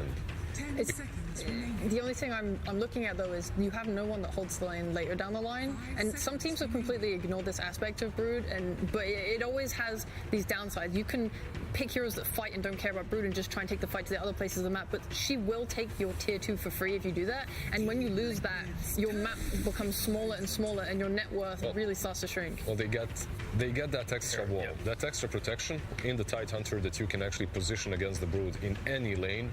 Post-laning stage, he's just going to sit his watermelon ass in front of the Brood and defend the tower forever. Amen to that. 10 seconds. There is obviously slight problems with that he's also your key team fight component, and you want to be able to bring him to your fights. So if he leaves that lane at all to go for a smoke move, Brood's just going to pressure tier 2 tower, and he can't defend every tower, everything, and do all the fights at the same time. So it is a lot of burden on his shoulders. And you as well, like, Tide, it gives you stun, but he's not a lot of damage. Right now, like, Gyro needs a lot of items to have a lot of damage as well, and Broodmother is going to rush this Wraith pack that she's going to have around 13 to 15 minutes, and that's going to reduce everything. Yeah, Ursa was an option, an obvious one as well, right? Like a hero that can get on top of the Gyro later on, but also a hero that can deal with Tidehunter. Secret's response as well, when Sacred played the Tidehunter in the upper bracket, it was against his Ursa lane. It didn't do too well in regards to the game, and this is going to be Liquid's response. When you have Broodmother in one lane forcing heroes to rotate there, Enigma sacrificing top lane to keep Ursa at a healthy position, the farm will naturally come to Liquid's side. So it's more on Thunder Awaken, how are they going to make these early game shifts in their hero placement to be able to offset what should be a very kind of playing itself style of laning setup that Liquid have right now. And when it comes to the last picks, we're looking at the mid laners, right? Yeah, super active requirement for Thunder Awaken's last pick.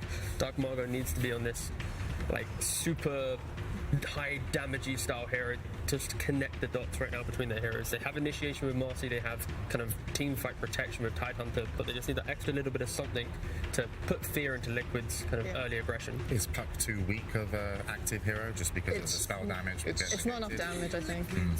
It's still solid a bit with the Gyro, right? Like, it could work, but also teams do like to get on top of Brood easily, and Storm Spirits are... I'd say Batrider might need to be considered a little bit here. Damn, yeah. Some Batrider Thunder Awaken BKB, you just rotate to side lanes, and it just could complicate the game. With the quad being banned out, that's probably what's on Blitz's mind as well, right? Like, quad being banned out, Batrider instantly comes into one of the possibilities. But if Bat gets picked up, then you can go with the Storm perhaps for Liquid. That's an option. One of the ways to deal with the Bat in the laning stage and later on as well. I don't need a team, like, I don't need someone that makes plays on Thunder's lineup right now. I just need someone that can hold the tower fight. Like, if Liquid want to come mid and push, for example, I want them to be able to fight around it. I just need damage. Like, I'm so concerned about this Wraith pack timing on Brood. That is bad. That's the Batrider. I mean, maybe they could opt for like a Kunkka or something, and he goes for this physical damage, but it's really the options are much less because Thunder also banned out a lot of the heroes that just go with the Spirits. I feel like Spirits are always your safest choice. Like, they give you a little bit of everything, and you can defend the towers perhaps with the Tidehunter standing in front of them, and then Ember is the one that will bring the damage and also gives you that ability to breach the backlines, get on top of Brood. I'm trying to think of the Liquid last pick now. 5 seconds remaining. Well, they have Ursa, who's going to match up well into Gyro. deal with Titan lane. Ember, I guess they're lacking lockdown outside of the black hole, so maybe just something with a little extra catch. They could go Who for do like you guys prefer draft-wise? So far, I know it's not finished, but like, do you feel comfortable for Team Liquid going into, their elimination match? I feel like their draft is a little wonkier, just off of that Enigma being a position 5, most likely being the position 5. They go with the puck. Choose your hero. Nice. They have a lot of lockdown now. They needed a way to Thunder Awaken, they picked this Ember Spirit because if Tide has a bad lane, you need an extra core to help poke in these earlier fights, and they want to bring numbers. Ursa needs more time to come online. So. No, sorry to interrupt you. Oh, no worries. No, it's okay. The players are ready. This could be Team Liquid eliminated. Let's check in with Thunder Awaken as we go to Avo for a pre-match interview. I'm here with the coach from Thunder, Vintage. Vintage, sé que anteriormente ustedes confiaban mucho en el Morphling de Pacas. ¿El Gyrocopter está al mismo nivel? ¿Hay pura fe en ese Gyrocopter? Actualmente tenemos 100% win rate con Gyro, así que esperamos no perder la racha hoy. He says, actually, right now we have 100% win rate with Gyrocopter, so it's going to be good for our streak today. Now, one final scream for the Thunder Boys. How can people in the audience support you? Perdón. Un grito final para los chicos. Un grito final para los chicos. ¿Cómo te pueden apoyar la gente del público, amigo? Respeten SA, mierda. Respect SA, you shits. That's what he said.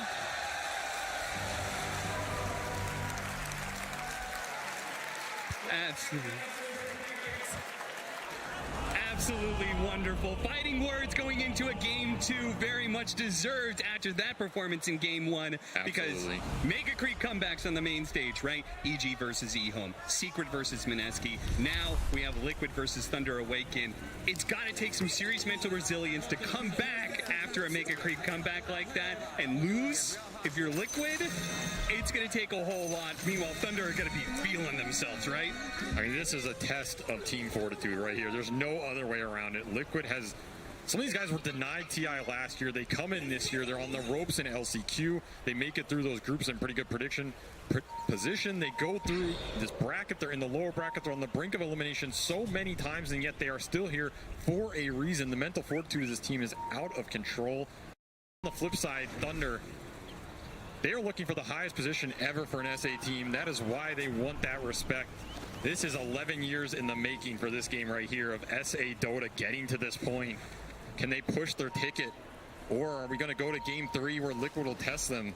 30 seconds. Looks like more teamfight is in store because once again, Tide Hunter Enigma would not be a TI game without the big boys. We're going to have the big team fight spells blown around in this game.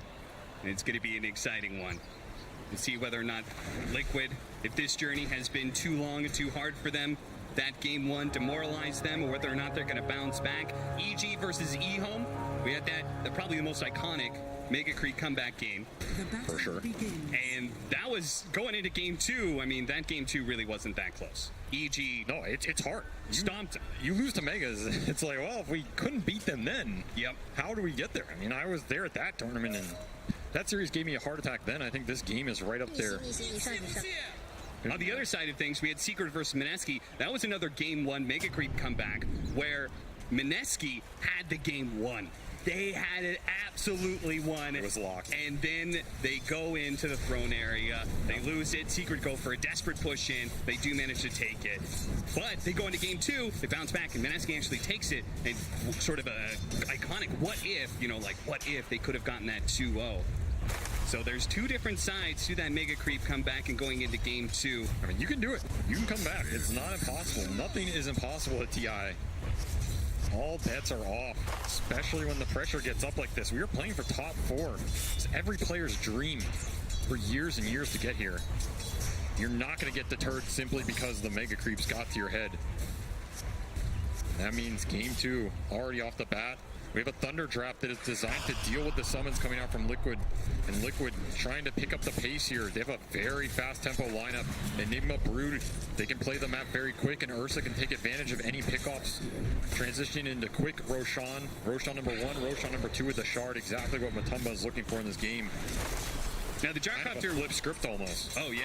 Absolutely. The gyrocopter that we've been seeing outside of today, we've seen a lot of times being picked up, counterpicked to try and deal with the offlane Enigma. It's one of the better carries to address that hero. Instead, the Enigma switched over to the support position. Zai as a Broodmother, do you feel like that gyrocopter addresses Broodmother as well as it does the Enigma? I mean, also, this was a matchup I thought we would have seen a bit more this tournament. I know it used to be very good back in the day. Like, the missile gives you vision. You can hunt them down in the trees. The flak to deal with the spiderlings. I imagine this matchup still has to be good for those same reasons. But, of course, Brood is building utility nowadays. You're going for the auras. You're going pipe, right back, AC type build.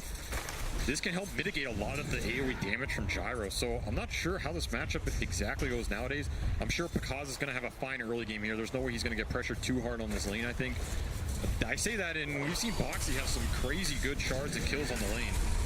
Oh, first blood still open. Matumba Man really wants it here, but the damage coming out from the Disruptor dissuades him from going for it, and he's going to have to play underneath his tower here. We're currently looking at a situation where I think Thunder is walking away with 2 lane wins, right? We already talked about the Gyrocopter. We've got the Ember Spirit versus Puck matchup in mid. Dark Mago's doing very, very well, 14-4 right now. And it means Liquid kind of needs to get a big W out of that top lane, right? They kind of need to shut down that Titan. I mean, they need to make sure that Matumba keeps farming on this lane. There's a lot of harassment come out of this lane. Disruptor tied with the Gush build. They did this on one of the earlier series versus Secret where they put the Maiden up here just to guarantee that this tied Ursa matchup does not go poorly for them. The shard, it landed. You said Boxy's been on point with this one, and it almost brings him down here, but Zai actually stumbles a little bit too far forward. Marcy uses her dirty advantage to toss him into the tower. Matumba Man, though, he's having a hard time dealing with this. The Gush and Thunder strikes. They spot him in the trees. They're going to be able to get one more round of Gush, and the last hit comes in. Pandamoo takes the first blood. Better to go to the Disruptor than the Tide, who had to use a lot of his resources to get it. Oh, what a stun from Matthew on the other side of things. They actually throw out the shard. They're going to try and lock in Matthew. Zai, though, he's not going to survive. Oh, he does! That final shot did not come out from Pakaz in time, and Zai lives through it, so they kill the support. And Pakaz is actually a little bit low, too. Boxy, oh, is he going to cut the creep wave, or are they going to try and keep Pakaz under the gun here? Yeah, it looks like they're going to pull it back, reset the equilibrium, make this lane even more awkward for Pakaz. I don't think Pakaz is too sad about getting all that solo XP, but it's definitely setting Marcy back quite a bit. Yeah. Liquid support's having the better exchanges here. Sani also just denying farming up with that Basilius. As long as you don't die early on this support Enigma, you're going to be pretty happy going into the mid game. You can farm a decent amount, scale, perhaps the That gets some damage. Matumba Man is going to have to hop out here. Yeah, this is the downside. Enigma is not helping you much in these trade situations. Matumba's feeling it right now. Yeah. He's going to live for now. The Gush. It's up. He can pop it. He's going to be able to take away the salve. That is just as good as killing him, honestly. Yeah, even better. Now Matumba has to tank all these waves into the tower, too. He's missing range creeps. Rough CS start for him. Meanwhile, Dark Mago, he has been owning mid in this matchup. Yeah. He's up almost 400 net worth, decent amount of CS. So this Ember favorite for the lane, and of course, once you get into that mid game, the Coil has a really big window where you can punish this Ember Spirit. That's what Liquid's going to look to do. Big question to me is, do they have the damage follow-up with the Coil? Like, Enigma is not going to provide much for it, and it kind of comes down to Boxy, which is why this start is super important for him. And on top of Pakaz, they're going to try and disrupt some of the damage coming out from that battery with the snowball. Zai life-stealing a decent amount. They got to keep their distance from this barrage. That's level 2. He's putting the points into the magic damage, not going the flak, because, of course, no spiders till later This on. rotation, this is going to maybe catch him out. He's not level 6. They want the kill at his eye. Did he get the chain on the Brood? No, he didn't. It said they're just going to have to be content with the kill on Boxy. Not what they wanted, but at least they get something. And he does get him to level 6. Zai still has full wand up as well. I'm not sure he would have gone down anyway. Look at it. He's going to stick around. He's going to leave a remnant. Yeah. Wonder if Zai has spotted that remnant. This is an interesting move. He TP'd to mid, so he's not going to base to refill. He is trying to bait out the overextension bottom so he can go back and flank them again. Very interesting move from Dark Mago, especially kill the mid catapult first too. Yeah. He'll sacrifice the rune for this. Regen into Mikkei's hands, but Liquid has to think about this bottom. I also wonder if it's just a backup plan. I don't think Thunder want to get... They don't want to feed more kills to this Brood Tusk lane. It's a very dangerous duo.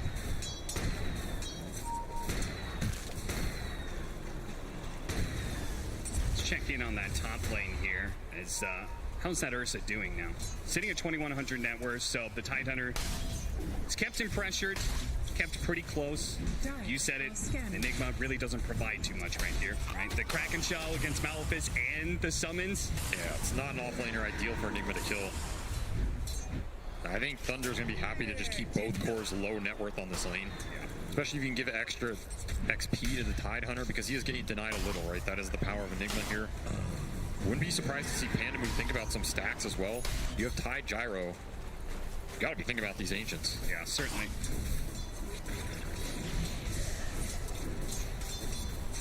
Trying to take as many of the hard camp creeps as possible.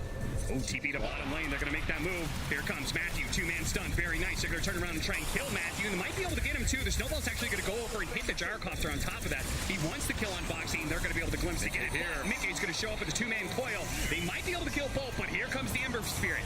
Can they finish off Bakaz in time, or is Dark Mago going to be able to shoo him away? Doesn't get the chains. Only lands on creeps there. And he's going to be able to protect his gyrocopter. The all-important Bakaz carry will be saved. Now you can see how much Thunder's thinking about these turnaround bottom. They do not want to let this Brood get out of control too early. They don't want to let him abuse Bakaz, who doesn't want to have to buy too much regen. Missed the stun, but they get the slight chain. With the damage on the rocket barrage, they got him. Mickey was going to be able to come back in eventually, but it's Thunder who struck first. The gyrocopter still dies, though, so a one-for-one trade-off. Mago, they have got it glimpse. No snowballs, so Boxy is going to be repositioned to a bad spot. They are getting some decent orb damage in, wearing on him. Boxy with the raindrops, staying alive, getting back to the tower. One more slight should be able to finish him off. He actually gets silenced. He's going to have to dive in. This is a snowball dodge. It goes off. He goes back in, throws out the shard. Boxy will eventually die, but now Dark Mago has been put into a position where he may be chased down. His Zai's going to try and run him down. He has no more mana. Dark Mago, the orb's going to catch up to him, and he's going to fall underneath the tower. Bakaz is now here, though, and Mickey has already used his jump. He's already used his phase shift as well. An orb is coming up in a second. He's going to throw it over to the side. Phase shift out. Double kill there. Insania now showing up with a Malefice on top of the coil. They get on top of the gyrocopter. Bakaz thought he was showing up to clean up on the team fight, but instead it's going to be Zai with the ultra kill. Liquid putting him to sleep in this bottom lane. 4 dead. Absolute beautiful skirmishing from them in the early game. Insania turning up is just the cherry on top. Extra XP for this Enigma. You'll take it every time.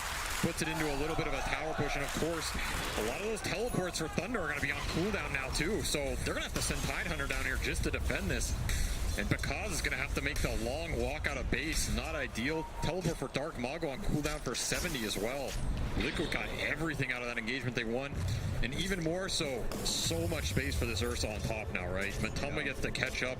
He gets free solo XP because Enigma went bottom. A dream scenario in this early game for Liquid. Oh, they got to be careful here. This is Broodmother territory. You're crazy to come out here. Matthew, he's going to be chased down by the spiders. He will eventually become one. If Zai gets his way, the last web, the chase underneath the tier 2s, the armor in the regen is not enough to protect him. Mother comes indeed, and this game it's accelerating fast. Remember, this Liquid draft, it can convert on the kills very easily. But once Matumba gets lifesteal. He's routed Pandamu. Matumba Man there on the side is going to be able to easily clean up. Glimpse to help Matumba farm. Yeah. It's early game not going Thunder's way at all. Liquid striking back. Mega Creep comeback be damned. I'm gonna take it to you. I think this is exactly the kind of thing you need to be able to wash the taste of that loss in game 1 out of your mouth. You got to be able to take an early advantage today. Guys, we got this. They're up by 2K right now, but we still have some answers, right? Thunder, we talked about how the Gyrocopter and the Tidehunter are good at being able to address the Broodmother. They're going to be able to hold this safe lane tower for a while, it looks like. Yeah, Sacred is going to be a rock in this game. It's hard for them to run into him. They have Black Hole to kill him. That's your best tool. The Tusk can do some serious damage with tag team shards. And of course, at some point, Matumba will deal with him through the Kraken. But for right now, he is pretty formidable. Zai's just going to trade farm with him, pull the waves, be happy getting super fat down here, which he is. Full hood coming out. It's going to be an early pipe for this Brood. Coil mid, this is your chance to abuse Ember. Easy. Big pickup. Ooh, Shard barely off the mark. And Sacred is here as well. Don't want to dive into tier 1 tower with that Ravage ready to go. In fact, they're going to reposition Insania underneath the tower. They're going to pull that Ravage now to ensure 1 kill. Can they get any more? Panda move. Zai in the pack, looking for the supports. Maybe? Or maybe the tower, I don't know. Yeah, he doesn't want to fight that Tide. Yeah. No spiders for you. So he could just go back. I mean, this is all a positioning game, right? Between the Tidebender and the Broodmother. Wherever the Tide goes, Broodmother can go somewhere else. And maybe it leaves that bottom lane objective open for the taking. Thunder, though, are going to get aggressive here. It's time to shut down Matumba Man. Foxy's read this play. Maybe he can bail him out. Foxy, he's going to snowball on through. Try and pick him up, but his age is going to be caught inside the Static Storm. A 2-for-1 special for Thunder. Ooh, weren't expecting everybody, maybe. I do think Liquid read that move, but Thunder's brought more people. Very nice conversion for them. This is pretty much the only place in the map they can feel confident fighting, especially when the Ravage is down, because Sacred is on Brood duty as much as he can be. Pull back in. Glimpse on him. Beautiful stun. Nice combination there from Thunder. Getting a third pickup here. They bounce back. I mean, it was a 3,000 net worth lead just moments ago for Liquid. Now down to less than 1K. Thunder finding the openings in the very few places they can find them. Huge kills coming out. Again, this Brood has free reign over this jungle. They don't have any catch for him at this point in time. Those spiders. Eventually, they're going to take this tower. You kill them as many times as you want. She'll be back with more. Nice little pinata right there. Yeah, that's true. Radiant's bottom tower is under attack. This game stabilized a lot in that last minute. I could have seen it getting out of control, but now Thunder's going to be able to defend this mid tower for a bit longer, standing on 160 HP. Zai will continue to try and send the spiders behind, backdoor it. This mid tier 1 is super vital to the Ancient control, which they want to keep up for Gyro. Gyro has very specific farming patterns. You cannot lose too much early map with this hero, or that flat cannon does not go to work. I think it's super interesting. Pushing it to him. Just now takes this tower, right? It almost seemed like he just left this safe. That tower's irrelevant, right? Because he's playing behind it anyway. It's just a free gold. And Sandy, big whip there on the black hole. Doesn't get it. Foxy gonna try and bail him out after that one. The Static Storm just land on 2. They may have gotten the kill on the Marcy, but now the rest of Thunder are here to be able to clean up. 1, 2, 3. Matumba Man with the enrage. He's gonna try and hop his way out of here, but I know there's no way out of this one. Matumba Man. He's gonna be chased down by Dark Mago. He turns around, throws a few swipes in the air, but a 1-for-3 exchange to the favor of Thunder. What a beautiful Static Storm. Liquid just overextending into that. Of course, the black hole missing doesn't do him any favors. Thunder, again, they're always going to bring their carry to these types of engagements. Pakaz will join every fight he feels like he can clean up. Gyro comes down on top. Beautiful chains to keep him in it. The exact fight Thunder won. Didn't even have to expend the Ravage. Didn't let him grab that one. Immediately going to be coiled up with Zai coming from behind. The Ravage to be able to help him out. The Snowball's going to keep that chain stun and a Walrus Punch to finish him off. Now Sacred, well, he's tanky, but he doesn't really have any help. They're just going to run him down here, perhaps. The Glimpse is going to be able to buy him a little bit of space. Zai's having a hard time. Another round of spells coming in from Mickey, though, and the orb should be enough to get that kill, and maybe even a little bit more. Matt tasted. He's a god. Yeah. Beautiful play by Mickey, baiting that one out with the Invis rune he already had in play. I mean, he's been a monster this series. That first game, he played out of his mind. This one, he has kept them in this early game by a huge degree, finding the coils on this Ember. And, of course, the kills lead to Roshan. Matumba claiming it early here while they're skirmishing. Zai, he wants to be able to get over here. I don't think they have the webs to be able to fight in this area. And Sania's going to pop over. Doesn't have the black hole. Just throws out the Malphus, but he's dead. They created the space to get the Roshan. It cost them their captain. But for now, Liquid will be able to retreat with the spoils and Aegis now on the Ursa. You can see Liquid's idea about this game. If they ever break that triangle, Brood has the other side of the map. There is nowhere for Gyro to go. If that happens, Thunder has absolutely no map, and their heroes are not mobile enough to get to the other side or split push this game too heavily yet till Ember's online. So Thunder are always going to bring everybody to defend that triangle. Once they defend it, they can make a move. They're trying to find something down here, but Brood is a stealthy hero. Good luck, my friends. And that idea of like how they want to be able to close out the map is why it was so important for Thunder to have those little moments where they clawed back that net worth advantage that Liquid built up. Now they have to do it again, though. Yeah, imagine they didn't get those skirmishes. This game could be over by now. Yeah. This is how explosive this Liquid draft is. You lose one skirmish, you lose one fight. You're going to lose 3 to 4K off every one. Strategy. Looking for the coil. Clean play, and Dark Mago shows just that. Breaks the aggression of Liquid, jumps to the other side, looking for the power rune. Sadly, it's not there. It's going to be a free pickup for Liquid. Mickey gets an illusion rune. I mean, look at how clump Thunder's playing. Like, they expect Liquid to fight them. Dark Mago's not in this top lane. He's not split pushing, trying to draw Liquid away from the center of the map. Very defensive formation from Thunder here, just trying to protect the Gyro's farm and get him to that Ags where he will really accelerate. Do you agree with this concept? Do you think it's better to just be playing super conservatively right now? I mean, he's worried about this coil. This coil setup is just so scary for him. He has no defensive capabilities against it. Ravage on cooldown finally up. But you're giving Liquid an opportunity to invade here with force. Everything up, and of course Pipe just online for Zai. This might be the signal. No more Ancients for you, Mr. Gyrocopter. They're testing it. You go lead the spiders in the ancient area. Oh, that's nice too. Block it out. Don't let him get any more stacks up. They're going to try and deal with them, and they actually do manage to kill it, but Marcy's still in the area. So the hard camp spawns, but not the Ancients, and that's the more important one. Don't have to invade it if there's nothing there to invade. Yeah, exactly. Smart play from Liquid, and now they're going to find Bakaz top. Big pickup if they can get it. Chain stun, while response. Yeah, he's completely surrounded. Thunder have been so worried about dealing and trying to open up this triangle that there was no one to help out Bakaz. Oh, a rupture into a static storm? That's exactly what they're going to gun for here. But they've got to be careful of the lifesteal. He also has the Aegis, so they don't want to overcommit for this too much. But Tumman's going to fight back. The slow and Dark Mago, he's not able to get very far away with that Remnant, but they will manage to finish out. Oh, he got off the enrage. He's out of mana. He's being burned out. The coil is well on top. Dark Mago falls. There goes the first life of the Ursa. The coil about to finish up. They're going to run down Matthew pretty easily here. The Tidehunter is also very low, and they're going to just use the black hole for it. Commit, get the kill. They have to run away from this tier 2 tower with the glyph going out, but everyone does survive. Unlike Blink revealed to cement the kill. Of course, Gyro dead that whole time, cannot sway that fight. And Liquid just abusing the map control right now. That kill on Gyro top at the start of all of that, that's because he has nowhere to go. His Ancients get blocked, his jungle's taken over by Brood.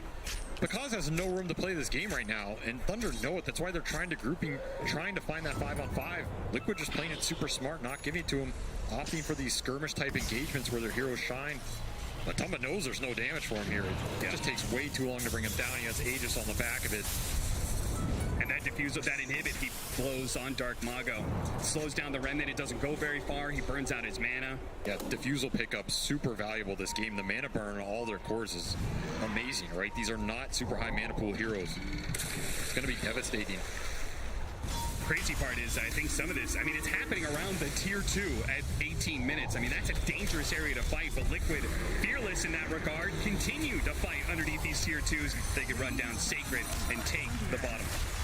Again, one fight, every kill, leading to objectives for this Liquid lineup. Every one of these little mistakes that Thunder makes, and they're hard not to make at this point.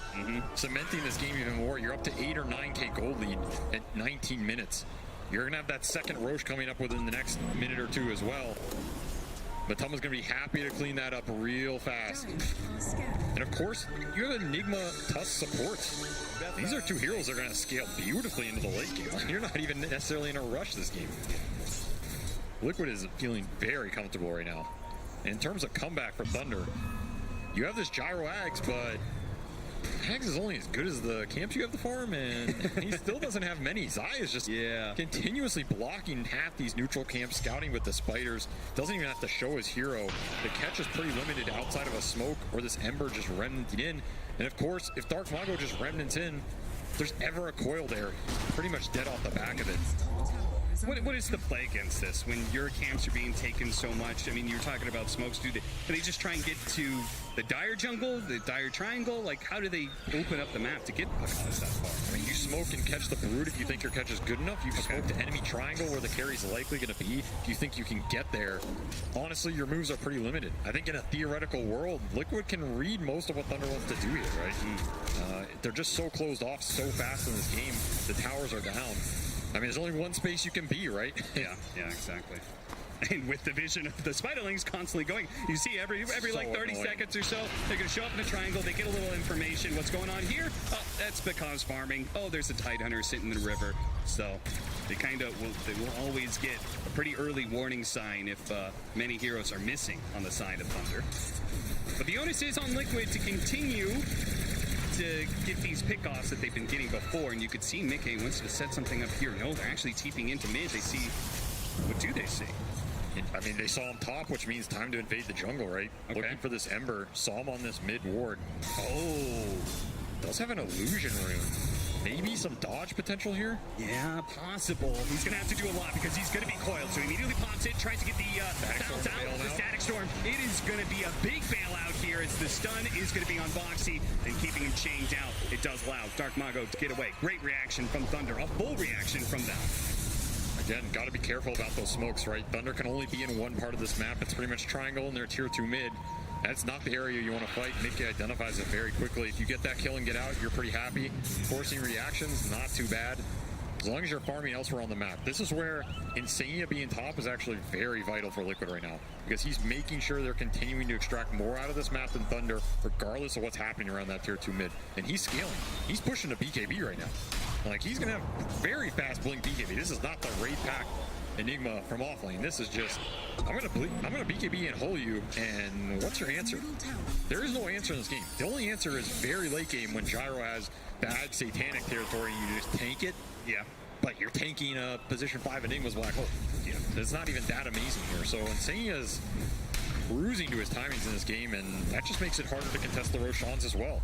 Like, if he gets to BKB before this Rosh spawns, which looks super likely, can you even take that fight if you're Thunder? And if you don't take that fight, I don't know if you're winning this game. It becomes very difficult. Yeah, it certainly sounds like no matter what's kind of happening here in these small little skirmishes, these little moves that are being countered and stuff, it feels like Thunder may win some small little battles, but they're losing the war. I mean, I think theoretically Dark Mago maybe has to just start playing more aggressive on the map, try and push these side lanes a little deeper and get away before Puck finds him, before Enigma can black hole him. So otherwise you're just losing so much net worth here now. 11k, you've been clumped for so long, and he's not even close to BKB. Like, this Ember is basically farming nothing right now, right? Yeah. And that is a sentence as good as death.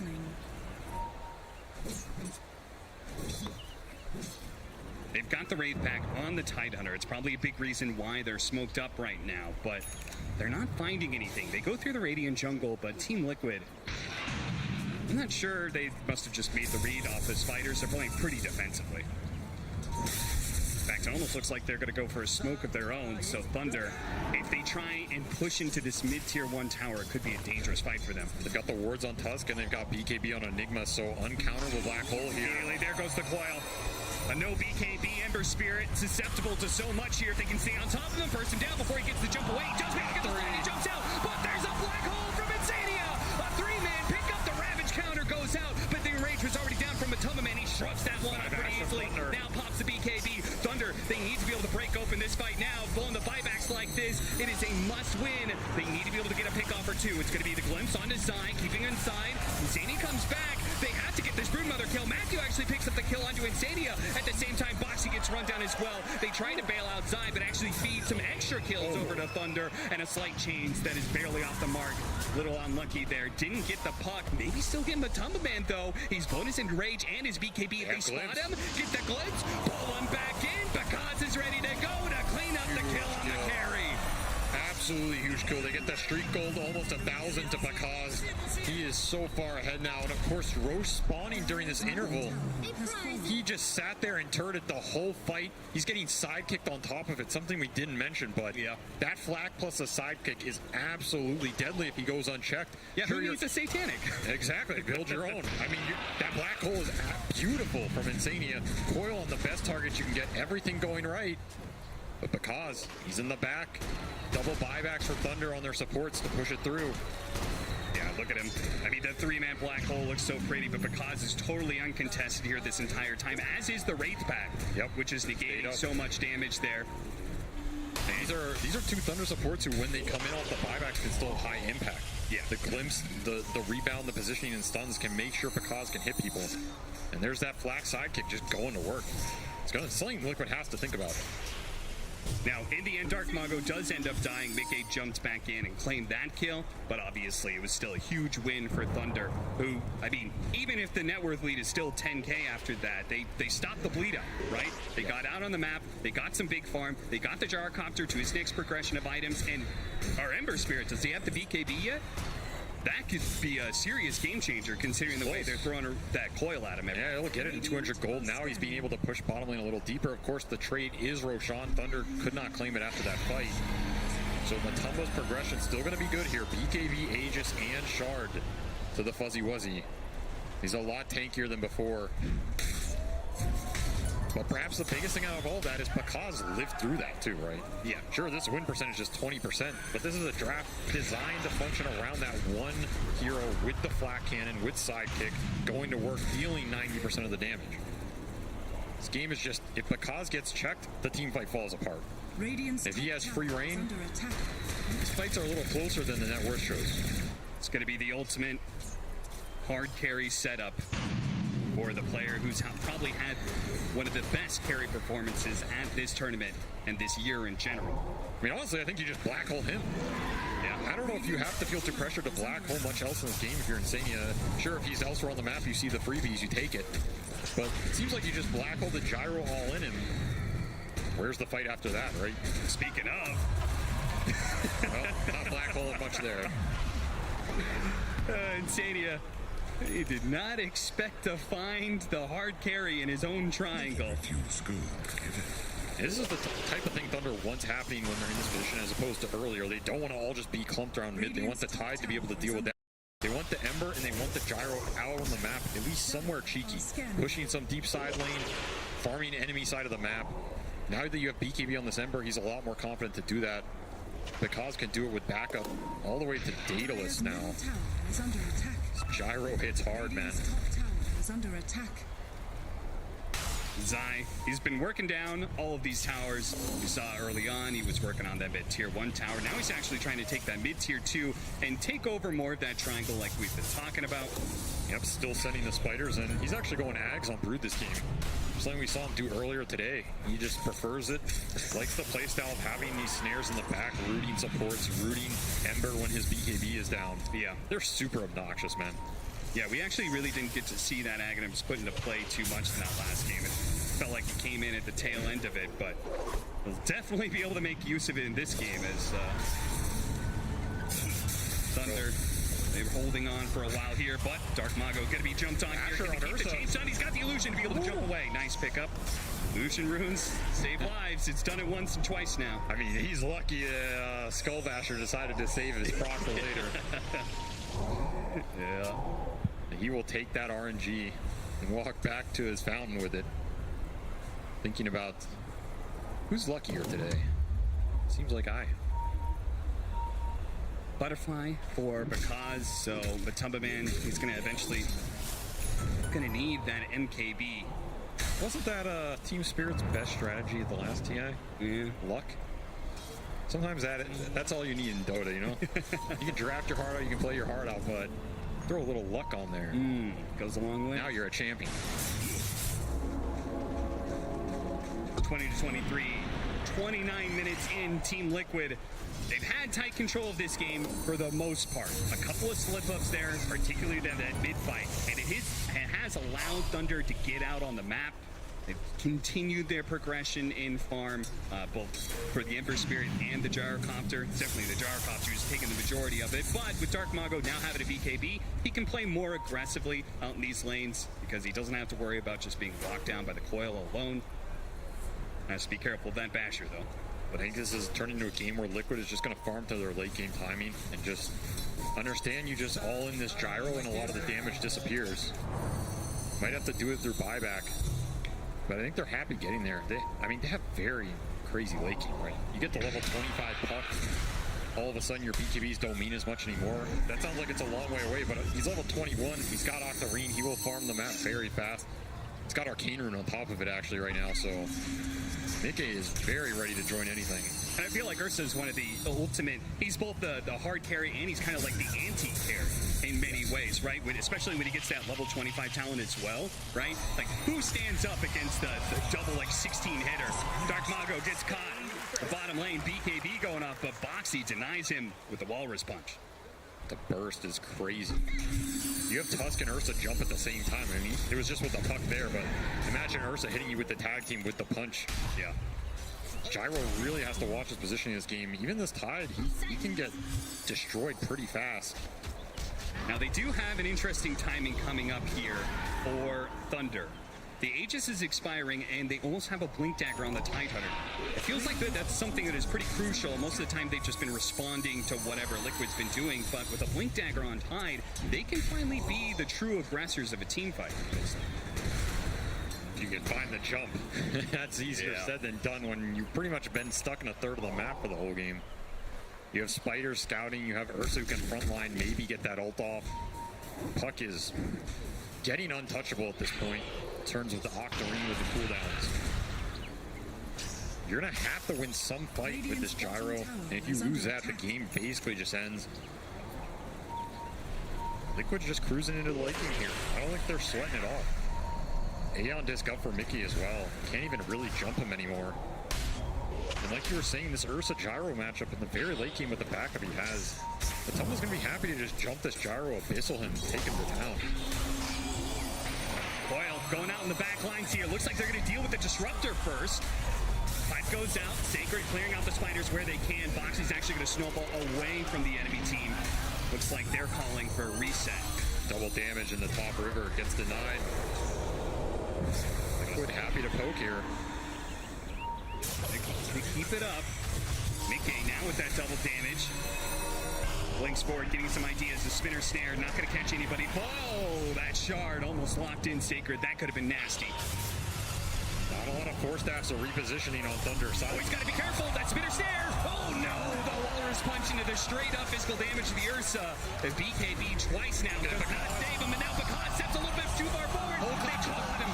The Black Hole pulls him back to his doom. Mickey's going to jump forward. There's just not enough heroes alive. He's going to try and chase him all the way back down to the mountain. There is going to be a buyback immediately from Mago. See if they can kill this puck. It's so important. Boxy, he's trying to hang around, see if he can bail out his buddy. Mickey's going to use the coil to ensure that Dark Mago can't pursue. He TP's out successfully. Bye-bye. Not today, Thunder. You're going to have to be a little faster next time. Mickey just putting on a show in this backline with the puck. Late game puck, pushing to that strength link. Good luck catching this man. Whereas on the flip side, Dark Mago's game is just so hard. Random spinner snares. This Black Hole can come out on the coil and come out of him. Boxy can punch him into the nether realm. Yeah. That was his buyback as well. Oh no! And the dieback as well. Absolute disaster. Mago cannot be feeling good about that. 70 seconds down. Team Liquid, I don't think they're necessarily going to go high ground in anything. Third Roshan is coming up, but it just further cements what was seemingly already like an insurmountable lead. Now, 25K. I don't know, you're going to need, I mean, they already had one miracle in game one. You're going to need a second one if Thunder wants to close this out 2-0. Radiant's top tower is under attack. That was a miracle win. I don't know what this one would be. I don't think there is a term that applies to it. This game is pretty solidified for Liquid right now. You wait for the next Roshan, you get Aegis on Ursa, and you take the jump fight into the base. As long as you check Gyro in the fight, there's not a lot of turnaround damage that comes out at this point. Now, we talk about luck. It's a fast Roshan, too, so Team Liquid, they have any vision inside the pit, which they've got spiders and stuff. You should know about it pretty quickly. I mean, you can't even get there, these spinner snares. Just slowing Bakaz down. They jump with Bakaz. BKB goes off. The bashes, though. The shard, it's blocking him in. He needs some help. The lifesteal isn't keeping him alive well enough. But he threat now. The Black Hole goes down. But he cancels. He stops it. Insania walks away. Bakaz will similarly limp on outside. Looks to chase him down, but he couldn't quite finish him off with the nukes. And it's Matumba Man who always dies. The enrage goes off. Dark Mago, he needs this kill. The blink away from Matumba Man. He's just outside of the slide. Won't be able to catch him there. Mago, now with the BKB on cooldown, is in some trouble here. He knocks his way back. Sleight of Fist trying to dodge his spells, but here comes Matumba Man. He's back into play. Mickey on the front lines as well. Spinner snare after spinner snare. Matumba Man now pouncing in, life stealing up a little bit more. There it goes. Double kill, running him down underneath the tier 3 because he needs some help. The buyback from Random will not be able to help him. The help is game 3, I believe. Puck pushing level 25 now. No, Panda Boo. Leave him alone. He's just support 5 position. He gets knocked out. What a recovery here from Liquid, man. After that game 1. GG, that's it. Thunder tap out. They say, we'll give this one to you, Liquid. We'll see you on the battlefield for game 3. What a game 3 it's going to be. that was just the complete turnaround. Everything that game was in terms of closeness, this was not. That was Liquid domination from minute 5 onwards. They closed the map out, brewed strategy, executed to perfection, forced Thunder to one area, don't overextend into it, slowly squeeze every camp out of that map. Half of them were blocked by broodlings the whole time. Sure, you have a hyper farmer carrying Gyro who can get buffed up by sidekick, but he has nothing to hit. All that firepower, no targets. Good luck. Liquid, step 2. Well, maybe just step 1. Bouncing back from that mega creep game. They got the mental resiliency to be able to get a game 2 and tie it out. But can they finish out this series? We'll have to wait and see. It's Thunder versus Liquid will continue to game 3 after this. Team Liquid tie it up 1-1. Thunder Awaken will now need their speech to go into the next game, from this match. This is kind of what we expect at the International, I guess. It's, nothing less than this. We've had, megas to some, a reverse mega win. Now we've got it pushing to game 3. Liquid fans on their seat, the whole of South America on their seat, on the edge of their seat, But what do you make of the match? This match is what we needed. Like, we needed the game 3, we needed Liquid to come back, and we needed a draft such as this one. We needed Zio on that brood. We needed him to just show off, to just send the spiders constantly across the map, to be blocking the Ancients, to be preventing the Gyro from actually ever being a true threat. I was worried for them a little bit. At times, Liquid seemed like they just didn't have enough firepower. Like, they didn't have enough items to actually match up. In the damage department, at least. And it felt like this entire time, like, Mickey just popping off on this puck. Because every single time on the sidelines, at least, he's there, kiting in and out the fights, punishing Thunder Awaken, not having, like, a super clean form lockdown. And in doing so, it baited them to, like, TP into mass engagements, come into these vulnerable positions, and then you had, like, the Ultra kill on the Brood on the bot lane. You've got, like, the Black Holes from Insania. Like, the fact that Boxy on his task, he had the most kills on his team, just because of how scrappy this game got and the speed in which Liquid ran around and just kind of picked apart. But yeah, the fact that you mentioned the Zai Broodmother, the most annoying brood I've seen throughout this entire TI. Just consistently blocking. I'm actually agitated just watching that game. I'm scared to go back to play pubs, to watch new brood players just consistently do it as well. Zai was so good. As soon as they picked that in the draft, it felt over for me because Thunder Awaken was suddenly just scrambling around trying to patch holes in their draft because Pakaz is their star player. You can't put it any other way. This guy is consistently such an amazing carry. His ability to poke and prod in and out, carry these games. You're picking his hero so early, and it's not a meta carry. It's not something super OP, right? You picked it for one purpose, and that purpose is taken away by this role swap. And I think that you drafting like that, it's risky, it's scary, and it didn't pay off here. It kind of did look all right to me at the beginning, looking at the draft. Okay, you have this Tidehunter, he will be able to defend all the time, but the problem is also the itemization. You go like 2 bracers into a raid band on the Tidehunter. They only person on their whole lineup that could initiate was the Ember. Meanwhile, on the side of Liquid, you have Insania with the Blink Dagger, you have Tusk, Boxy with the Blink Dagger as well. You're just waiting on your side for things to happen if you're Thunder Awaken.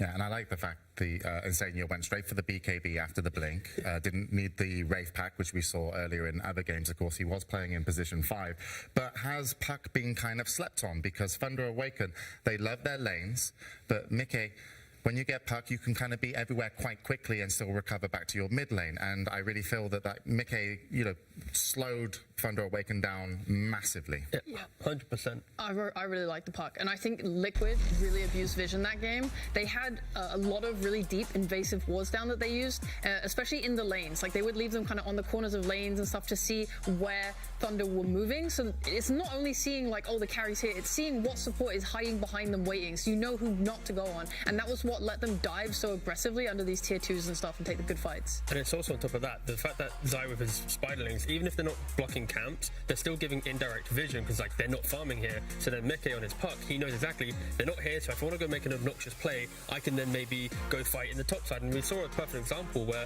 Zai would have his spiderlings in the triangle, which then forced Pakaz to go farm a lane, and by going to lane, instantly he TPs and gets the kill. So it's just these beautiful movements between cores indirectly just unlock Liquid to play a beautiful game too. It was sometimes direct vision as well, right? The spiders just following everyone about. You can't shake them off, you can't kill them fast enough for them to not give vision. Meanwhile, Puck, he was uncontested. Ember was going for an orchid, like they needed extra lockdown. Well, Team Liquid's players certainly played well, but that's not really the storyline that most of us care about. Because Blitz gave a speech in Game 1, and it was rubbish.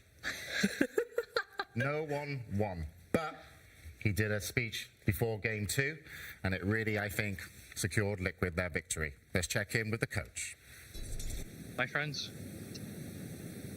this is not the end for us. Let's be really focused. Let's calm down, guys. If we weren't meant to win here, we weren't meant to win here. But at least let's play the Dota that we want to play, yeah? That means no stressing each other out. That means taking moves cleanly. Yeah, exactly. Our ninja way the entire time. Ninja way. Guys, I truly love each and every one of you. I'm super proud of everything that we've done so far. Let's not let it end here, though. Yeah. Trust in each other. Good, William. It's what got us this far.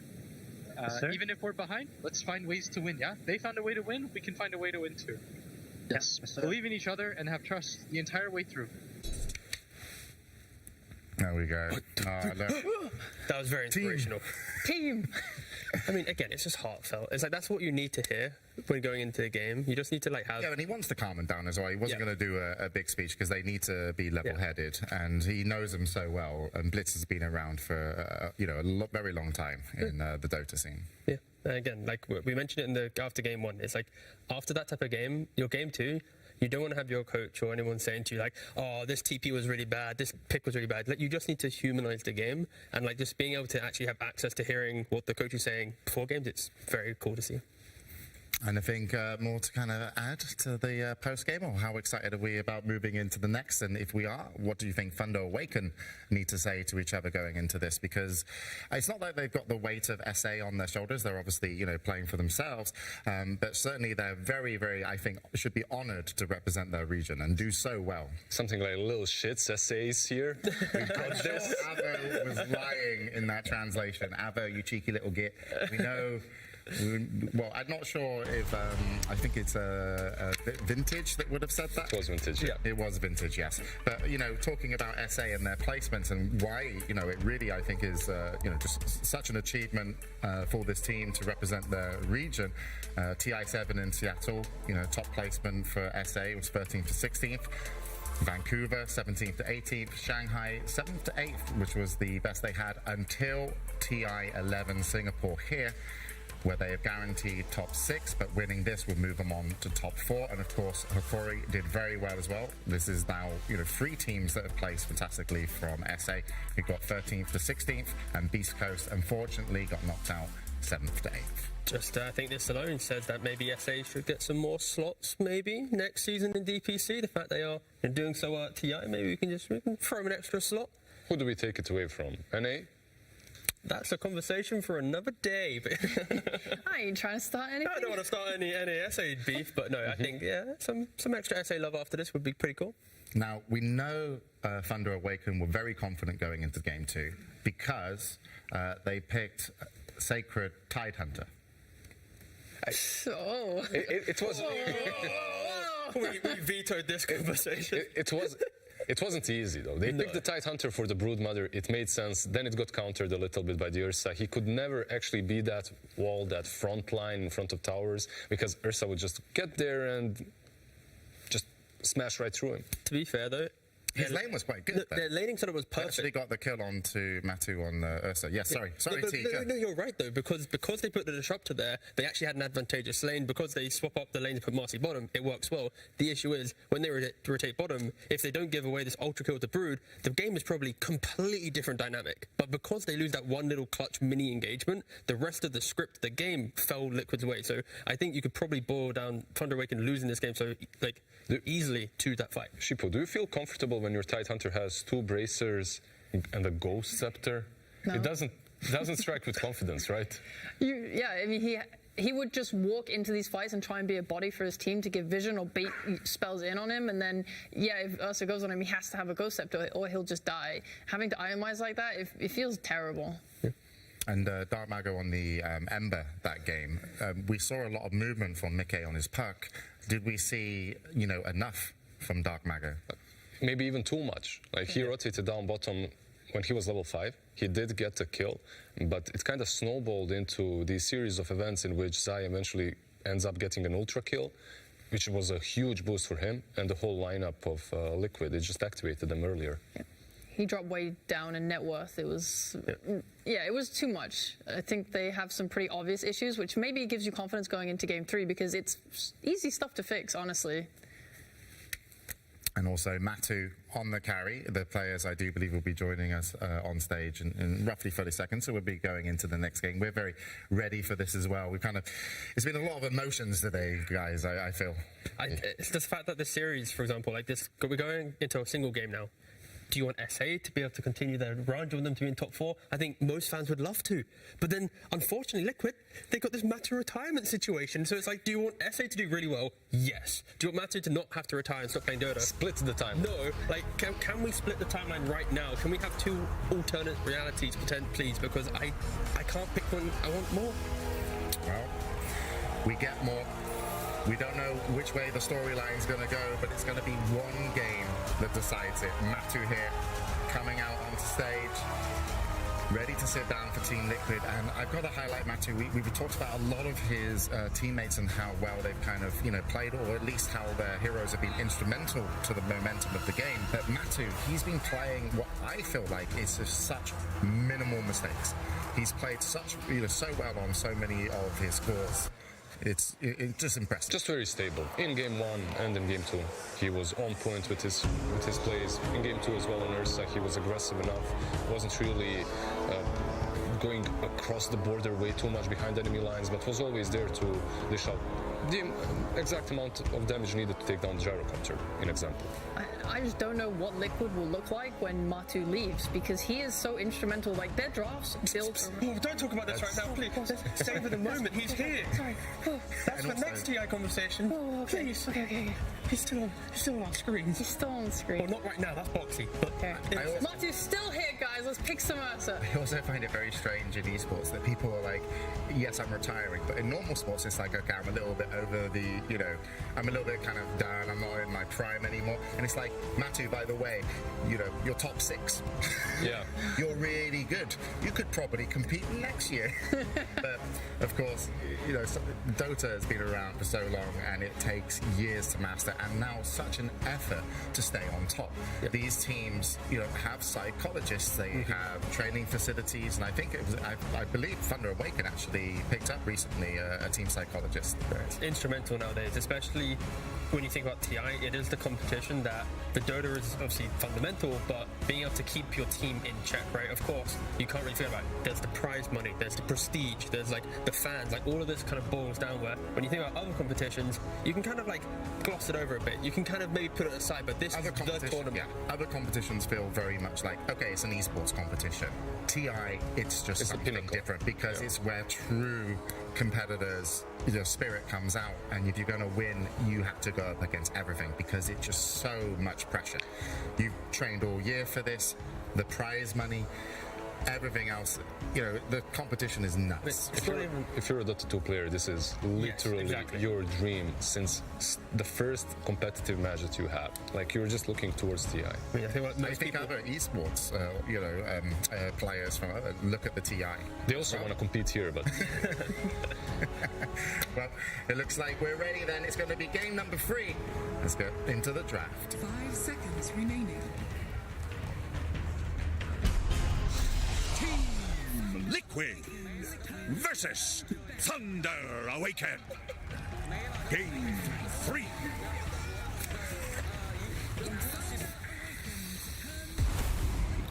Welcome back, and the teams are going to be ready to start drafting. So Blitz behind Team Liquid, and also Vintage will be behind Thunder Awaken. And one of the most important drafts, because this is the last game of this match during main stage. The winner of this will move into top 4, and they'll be playing next weekend in the finals, joining teams like Team Secret, Asta, and Tundra Esports. Who will it be? We instantly see some adjustments coming from Thunder Awaken. They ban out the Brood Mother. Don't want to have anything to do with that hero. Meanwhile, Liquid, Dawnbreaker Tiny. Nothing has changed here. Nyx Assassin did go through, and Lash did go through. Now Thunder Awaken might even have to consider picking up that Nyx very early on, if not the Lash. I think the nice thing, though, is because Thunder Awaken have first pick, it means that Liquid can't do what happened in game 1 where they took this Lesh on the last pick of first phase and just kind of catch them with that. So if they do want to force it on Liquid, at least Thunder have that pick to respond. And this time, yeah, I'm just hoping that they don't get caught out in that trap. Can't you nick Slash now if you're Liquid as well? Yeah, is that an option? You can nick Slash, you can CM Lesh, because of course we mentioned how the CM is the lane counter to Marcy. Lesh of course good in the game, CM then enables the Lesh rep the aura. I just feel like CM won't be removed later on. You'll be able to snatch her up. They can do, Lesh plus anything right now, I feel. Or, this is where, when it gets to a single game, you win it, you continue, you lose it, you're out. They might change After that. Mickey's first game performance, I think we will see Lesh. I was once just again offering a unlikely scenario. You know, this is my favorite thing about Dota is when it gets to TI, Blitz himself has like spoken on this as well as Puppy. It comes down to them as ideas. They're like, yeah, this team isn't got like strengths and weaknesses. This team isn't better or worse. Like everyone's come in with like ideas, and it's all comes down to who has the best ideas. Are they baiting the Knicks right now? Because not the strongest laner, and later on can be hunted down and killed off by the Tusk, right? Like if you poke yourself a little bit too far out where sentries are, Tusk can always catch you. I feel like it's near not impossible, but Thunder Awaken hasn't presented any flexibility. Actually, I guess they've done offlane Marcy, but then if they are, it's now offlane Marcy for Knicks. It just doesn't feel like a strong opening when you compare it to a Tusk and Leshrac. We've seen how Knicks back in the old days, sure, it was a big counter to Leshrac, but now with how quickly teams play around this Leshrac, we've seen him lose today even to a Leshrac. So I feel like if you're Thunder Awaken, you need to counter it in a different form just to keep your draft a bit more open. And we mentioned the same already. The likelihood of Thunder Awaken banning a Crystal Maiden out in the second phase is quite low, and it simplifies Liquid's opening to next phase because you can just go, CM, boom, please, draft into us. Yeah, last game I think it was Liquid that banned the CM versus Thunder. And they got the Enigma themselves. Is this... Okay, so last time we saw this, Winter Wyvern was banned out versus Insania. That's something that we might see once again. It's pretty neat with Clash as well, right? Love the crowd. I'm glad they didn't take the Knicks. I just don't think it fits into them as a team. Like, I want to see Matthew being the one playing the Marcy. I don't think they should throw Marcy into offlane. I think changing everything too much, especially in a game where your TI life is on the line, is just not their style. I just want them to just pick their comfort. I think that's something that LGD did in not the last series but the one before. They were saying, yeah, when it comes down to it, you just have to say, we don't care about losing. Play your comfort, play what makes you happy. They did play Knicks before on 4, but like you said, Matthew probably will be playing that. Sacred, I'm actually much happier with him playing the Enigma than the Tidehunter. I feel that he has had way more impact on the Enigma throughout the games that we have watched. I mean, it's the TI hero, right? If you get to Blink, you get to BKB. As long as there is that innate cancel, you're gonna be able to hit some of these clutch holes. Yeah. They didn't ban out everything though. They banned out the Silencer. There are still heroes that are pretty decent versus the Enigma and that can be picked on position 5. Yeah, you still got the Enchantress because you take over the island and can fight. You got the Winter Wyvern for the defending tower and then the Winter Curse throughout the game. You still got, again, you mentioned the Crystal. Pango! There's still Pango. 100%, like, Pango's not been banned. Like, I could easily see Pangolier being important for Liquid second phase, Crystal Maiden being important for the second phase, like this. We're just going to get the exact same game 1, drafts all over again. Game 1 was a little bit saved by the Lesh on Mickey, but I felt that was sometimes Thunder Awaken pushing a little bit too hard into the enemy jungle. So one of the differences we see, despite looking at game 1 and from game 2, is Mickey on Lesh. How does that play into the early game? I feel like now that the emotions have settled, if we do see a repeat of game 1, Mickey on Lesh will do even better.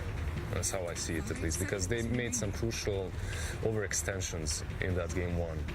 A couple of times, which did cost them the game eventually. And this is the same setup Liquid have done before. In game 2 of OG earlier today, they had Lesh, Tusk, CM, and then they rounded out the draft with the Bloodseeker and the Broodmother. Very much on their Awaken, they need to make sure that I think they just need to be ready to be defensive a little bit. Sure, their nature of style is to be strong in lanes and to be killing, but when Liquid's already presented this open, you need to just have layers of fighting at objectives. I don't know. I saw that last game. They were really, really defensive. Maybe a little bit too much. Do you double down on that in game 3? When I say defensive, I mean just have maybe in a different way. Yeah. In a way that works. In a better way. But like Undying's decent. You can fight around objectives. Oh, okay. We've not seen a lot of Pudge recently. Like, oh, there you go. Look at Panda Boo. He's getting excited for the Pudge pick. Again, Pudge is this hero that you can buy the Vanguard or a Hood, you get the Axe, you're super tanky. You can basically be what Leshrac is for Liquid, the Pudge becomes a Thunder Awaken. You throw them into the middle of the fight and you absorb that damage. Are you inviting a Lifestealer perhaps here? Yeah. I want to see a hero that either can kill the Tombstone or helps the team disengage in these fights. You either need to get away from the Tombstone or you need to be able to kill it and dictate where your fights are being taken, because Thunder Awaken, they just want to throw down a black hole with a tombstone on top or play around some cliff, hook you in. They have ways to displace you between hook and dispose on the Marcy. So is it going to be Pango, Lifestealer, you think, potentially? It's an option. I'm thinking Sniper is also in the pool still, right? Sniper's decent. Like Death Prophet offlane is pretty decent. You pair a mixture of I go with Lifestealer. James, you're on fire, man. Literally, he's on fire. Please, someone how many get times have we seen Matu Lifestealer hit Pudges? It's quite telegraphed, but it seems like Thunder Awaken are quite happy to go against it, right? Because now you're looking for an answer to the Enigma. Because you can still lock down a Lifestealer for a little bit. There will be time. They can lock down him a lot. Exactly, right? They have Dismember, as well, these late games, when it goes late, the Pudge gets a refresher too, and then you have 2 bites. So Liquid need an offlaner, or their Tusk needs to buy a Lotus Orb so that they can just put it on Matu and let him go wild in these fights. But also an answer now, I think, to the Enigma, because it's a backup lockdown for Matu in these fights. Yep. When you look at the statistics of Pudge versus Lifestealer in pro pubs, this is like 8k plus games, Pudge has like a 58% win rate against Lifestealer. Just the fact that you get so tanky so quickly and join the fights. Lifestealer's always playing a little bit of catch up in regards to what item you bring. Yeah, but that's also the nature of pubs, is that you're constantly hunting heroes, and Pudge early That's Thunder Awaken. Right? Yeah, definitely is. But they do also have a ton of BKB piercing lockdown, like Sheeple mentioned earlier. And I love the Slardar. Actually, they're the ones that ban out the Slardar. They just don't want to play against this old school ultra aggression with Lifestealer constantly being infested in the Slardar, jumping the backline, something that we haven't seen that much up to today and yesterday. 10 seconds remaining. Also the puck banned out, so they're literally getting rid of all these infestments. On Thunder Awaken side, I do want to see a little bit more kill threat coming out. Right now they don't have a playmaker outside of Marcy just leading, or they have to land a hook. Isn't Lina an option for them? You just get that mid, you're playing into a Lesh, it feels like such a natural counter to the Lesh in the lane. Might be a little bit difficult versus the Tusk, and it's banned out instantly. She would have been really nice for sure. Something with just kill threat on Lesh would be so nice, because your Marcy can just rotate at any moment with a TP or dies and then refills the bottle, and you just that jump onto Lesh. It's so easy to kind of displace him and kill him. And you have these really nice ways to fight around the runes. Like if they want to commit in on Liquid, you have that Tombstone that you can place if you bring both supports. I'm just assuming that they're going to want to do a lot of fights around mid because they have such aggressive supports on both sides. Are they just going to give Dark Knight or Spirits? Yeah, I think Spirits. It's like the Storm or the Ember, just something to cut into the backlines, and you need a hero that actually opens up the vision of the fight so that the Undying knows I need to Tombstone, or the Enigma has that black hole. Marcy has someone to play with as well, so yeah, Thunder Awaken going for the Spirits. And now, for Liquid, most likely the offlaner. Pango. I still kind of like Death Prophet. I don't know, we haven't seen it a lot, but just a Death Prophet into Undying Pudge should fare pretty well. It gets super tanky, and it's not a traditional enabler for Lifestealer, but it just gives... With the Siphon, it's always kind of nice. Versus the Undying, it's also really nice. With the Tusk, you're strong in the lane. But James said Pango, so I have to go with Pango. It has to be Pango, yeah, you're right. It won't be now. I mean, I love how they play Death Prophet, because Zai's really good as well around fighting the Roche Pit as DP, because he'll just use his body to sort of split up the enemy team and get in there to make space for the Roche to be taken, or for his team to find the right targets they want. He's great at being just like a you're a problem that needs to be answered. Like even solo black hole on you is... What about Clockwork? That's a little bit crazy, all right, relax. Okay, James, relax. Relax. James, right. James knows. You should have just... Don't doubt yourself, man. Don't doubt yourself. You guys made me doubt myself because No, we agreed with you. It was hard working. But anyway, who do you think's got to base off the draft? I kind of favour Liquid a little bit just because the Pango will now be the answer for the Enigma throughout the entire game, and they just have these heroes that they have excelled on immensely throughout TI so far. And even Blitzler, he's now going player to player, giving them the little motivational speeches and whatnot. Showing off the arms as well. Look at my muscles, I went to the gym this morning. Oh, what? Oh, everyone gets a handshake, but Zafai gets a fist bump. Don't read into it too much. He was upset with Game 1 performance. Yeah, don't miss a swashbuckle on this Black Ops. Yeah, that did happen a few times in Game 1.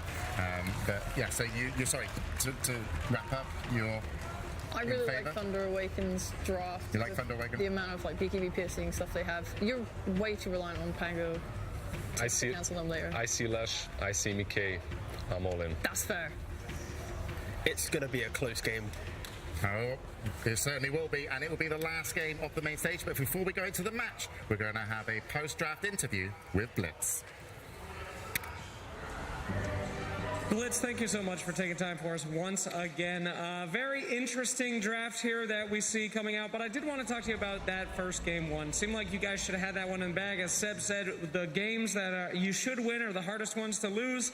How did you guys recover? How did the team talk to each other to have a fantastic game two? I mean, I don't think you should really win any game. They're a really, really good team. You got to close out games here at TI. I think it's pretty disrespectful to just imagine like, oh, we're supposed to win that. Like, they did all the right things. Full respect to them. They deserved it. Absolutely. Really good job by them. All right, fantastic. Such great sportsmanship that we've seen so many times. I wish you the best of luck in your last game of the day, and we will throw it straight to the game. Let's head to our casters. Thunder, they managed to take that game one in spectacular fashion. Lightning in the hands. Afterwards, word the pop-off from their coach. Respect SA, you shits. Thunder in the mouth. But it's easy to have that kind of pop-off after that game one. How do you do it after that game two, which was probably a demoralizing loss? Yeah, that one was maybe a rougher game to lose than the first one, because now you're going into a game three and you had all your momentum disrupted. You really got controlled on the map. It felt very clinical. I always thought those types of games can be, they're rough to come out of, and already Matthew. Somebody give him an out. He's going to be able to leap away. Ooh. Just Marcy things, everybody. That's a nice way to start this game off. Yeah, it's got to feel good. You know, almost certainly a first blood that was going to be given away, but Matthew gets away ever so barely. And it looks like Thunder, Liquid still want to have a clash here. Zai is spotted out because he's going to go for the hook onto the bounty rune. Is anybody going to take it? Yeah, they're going to just chase him away, make sure there is going to be no hook. So that is going to be 3 bounty runes minimum for Liquid. There's still an awkward one sitting there in the top river area, but Thunder, they may have not given away the first blood, but it is going to be a rough start for them. They're going to challenge Pandem here, try and keep him off the lane a little bit. Not the worst idea. Get some efficient trading out before Undying gets there and can zone the Tusk in the one-on-one. But of course, Matthew, never far. That was clean. Boxy, not even taking a moment to adjust. He's been landing some great shards all, well, I was going to say all day long, but really all tournament long. I remember in that game one, they tried to dodge this Enigma Lifestealer matchup, and obviously they had a better matchup to throw it into, but this time they could have done the same thing. They could have thrown Pango in the side lane, could have tried to go for that. Instead, they're just going to man up, take the matchup, because they want this Pango mid. They want the Ember Pango matchup. They do not want to put the Leshrac there, which will force Lesh to this 3 position on Zai. Perhaps a little farm parity. I say that, and every time I've seen an off-lane Lesh at this tournament, it doesn't seem like it gets any lower farm priority, so maybe not too much overthinking in terms for Liquid, but maybe just a comfort thing. Mickey just wanted this Pango mid. It's a nice melee on melee matchup, and Pango getting more farm in this game is pretty nice, right? There's not a lot to control him outside of that black hole, especially if he gets to like Basher Ag's territory. They're trying to secure range creeps, and nice bailout from Bakaz. So you watch that, they denied their own range creep, and then he had to hop in to secure the range creep for the side of Thunder, but it did put him in a little bit of danger, fortunately, because it's a nice hook to bail him out ultimately. I also want to say, like, I felt this draft picking this Pudge was pretty ballsy. Like, you're in a game 3 elimination, your whole year on the line, and you go to Pudge carry. This hero can show up in the biggest ways, but he can also flounder a bit. Especially when you have that Marcy, it's not a sidekick partner. So you're losing some value there. You can throw it on the Ember. Feel really great about that in the mid game, but it's not like last game where they had the Marcy gyro. You're just powering up a monster. On the flip side, if Bakaz is feeling it, you got to go with it, right? And I think on Dire, Matu was feeling this lifestealer. We've seen him pop off on this hero over and over this tournament. He's not afraid to play it into the Enigma here. Yeah, you had some suggestions. I called out lifestealer immediately. You said, I actually prefer the Ursa. What do you think the difference was there between those two carries? Because either one would have been a great choice against Pudge here. Aside from God, I don't know. He felt it in his heart. I think if you feel the hero, you can always pick 10 heroes in a position in a draft, and they can probably be executed. But if Matu's feeling the Lifestealer, it's one of his classic heroes from way back in the day. Could be his last game. Gotta go with what you feel is right. Over the splitter. It's only gonna be able to land on the Marcy, and they got the hook on his side. Because close range gets some serious damage onto that left rank. Both teams are gonna limp away. No first blood just yet. 3 minutes in. Gotta be careful of the sticks in this type of skirmish lane. Boxy up to 8 charges. Bakaz holding on to his 10. Do not want to get over baited into a tower, into the hook. Over. They're gonna round 2. Into Bakaz. Nice shot. Beautiful shards. My God. The turnaround blocked by the range creep, and they do manage to get the first blood as Marcy falls first, and with the hook on cooldown, Bakaz is gonna take a lot of damage. They're gonna go for it. The stick is gonna be used, but underneath the tower, they've got the creeps to be able to tank up. They get both the kills in this lane. Team Liquid, this is a huge victory, not just for those kills, but look how many creeps are dying without anybody to collect. Yeah, Matthew's going to try and collect Zai a little bit, but no aggro to bank on. Trying to get body blocks. Dodges the split. Awkward shard. By Matthew. Bakaz is going to come back in soon. Can he hit the hook? This is so important. Hit by the snowball. If he lands it, the mind games, which way is he going to go? Left or right? Around the tree. Bakaz throws. Bakaz! The biggest hook of his life. Honestly, it felt like that hook was so important just because this lane was going so poorly for them. A big W, I think, for just the emotional tie here of Thunder. Perhaps the biggest hook of the tournament, the morale boost that comes out from that. If you miss it too, you just feel demoralized. The Bakaz, Zai putting on his dancing shoes, but Bakaz a little bit better. That said, makes for a good Boxy's not done. This is not a dance at all. This is a weird do-si-do where it looks like Bakaz is going to be run down by Zai and Boxy with no help coming from the Marcy. And no teleport for 25, 10-second differential there. He cannot get back the lane. The lane's up super far as well. I don't even know if they can keep playing this. This is just a disaster of a safe lane for Thunder. Yeah. Especially for a hero like Pudge, who you do not want to lose early XP on. He's not some super flash farmer until he gets to the later point with the Ags, and you're in a rush to get there where you really accelerate. The pump fakes, there's so many of them. The mind games are extreme, and he gets Zai. Zai had a good laugh about that one. Yeah, he did. It's good to see that even under the pressure, a reminder, this is the last game before we head to the finals, before we secure our final 4 teams. One more is going there, and it's either Liquid or Thunder. All right, here's see the team still having some fun. Here's trialing now, just to try and keep the Pudge in the lane. They're going to bring the Undying. Barely off there. That would have been a great hook into a tombstone setup. Remember, Thunder, not too pressured by this. The Enigma can be a little self-sustaining. That said, Matthew will choose to go up here anyway. See if he can maybe pressure Matumba, try and harass him a little on an overextension, a missed rage. 6-minute power runes are coming up here, and looks like the mid lane matchup has gone pretty well for Dark Mago. He's up in the CS. We'll see whether or not he fares well in the rune battle and the luck of the draw. Though it actually may not be luck. The crystal securing it. Insania is here to secure it. He's going to grab the haste. That's a good one from Mago. No slight steal attempt, and very nice rune steal from Liquid. That would have been a huge rune for this Ember in the early game. Now he's going to transfer it into some aggressive potential. Does have the rebound away, so they're not going to chase after him. Meanwhile, Pandamu, Undying, very much dying down here. This lane has been an absolute train wreck for Thunder down here. Yeah, they tried to switch it up by having the Undying down there because I guess with the Marcy, they have better kill potential on just feasting on Insania and killing him over and over again. But that last step had to hurt for the Undying because he dropped the Tombstone as well. That's just an extra half a hero bounty. I mean, if you remember that first game, it was Bakaz getting the first blood, getting out to the huge lead. Zai shut down. Yeah. This is the flip script entirely. Zai is way out ahead in this game on an off-lane hero that maybe shouldn't be getting this much, but when he does, just takes huge advantage of it. Going the lightning build. This is a killer Leshrac here. He's not going to mow down the towers, but he's mowing down your life. Thunder already having some issues to address in this early game. Puts more weight on Dark Mago's shoulders to maybe make some rotations, try and get Bakaz back. Panda move. He hasn't even been laning. He's just been fighting for his life. Foxy's going in deep here, but there's going to be some reinforcements. Dark Mago's going to show up with the help of Matthew. A splitter to try and create some opening for Boxy to get away. Doesn't land, so Boxy should be chased down here. He's going to play a little game of Ring Around the Rosy, but it's not fair against that sleighted fist. Can't dodge that. I mean, these are necessary turnarounds. You cannot let your Undying get abused and pushed out of areas this much. Especially when you're going to try and contest runes here, which it looks hard for Thunder at this point. Usually you want to contest a 6 and 8 with Marcy. She's so strong in these early skirmish fights with sidekick and rebound. Especially with a hero like Ember. No spirit here wants to give up the runes. We're already seeing Boxy come back in mid for the repill. This is for the 8-minute. Or maybe more. Had the stick charges.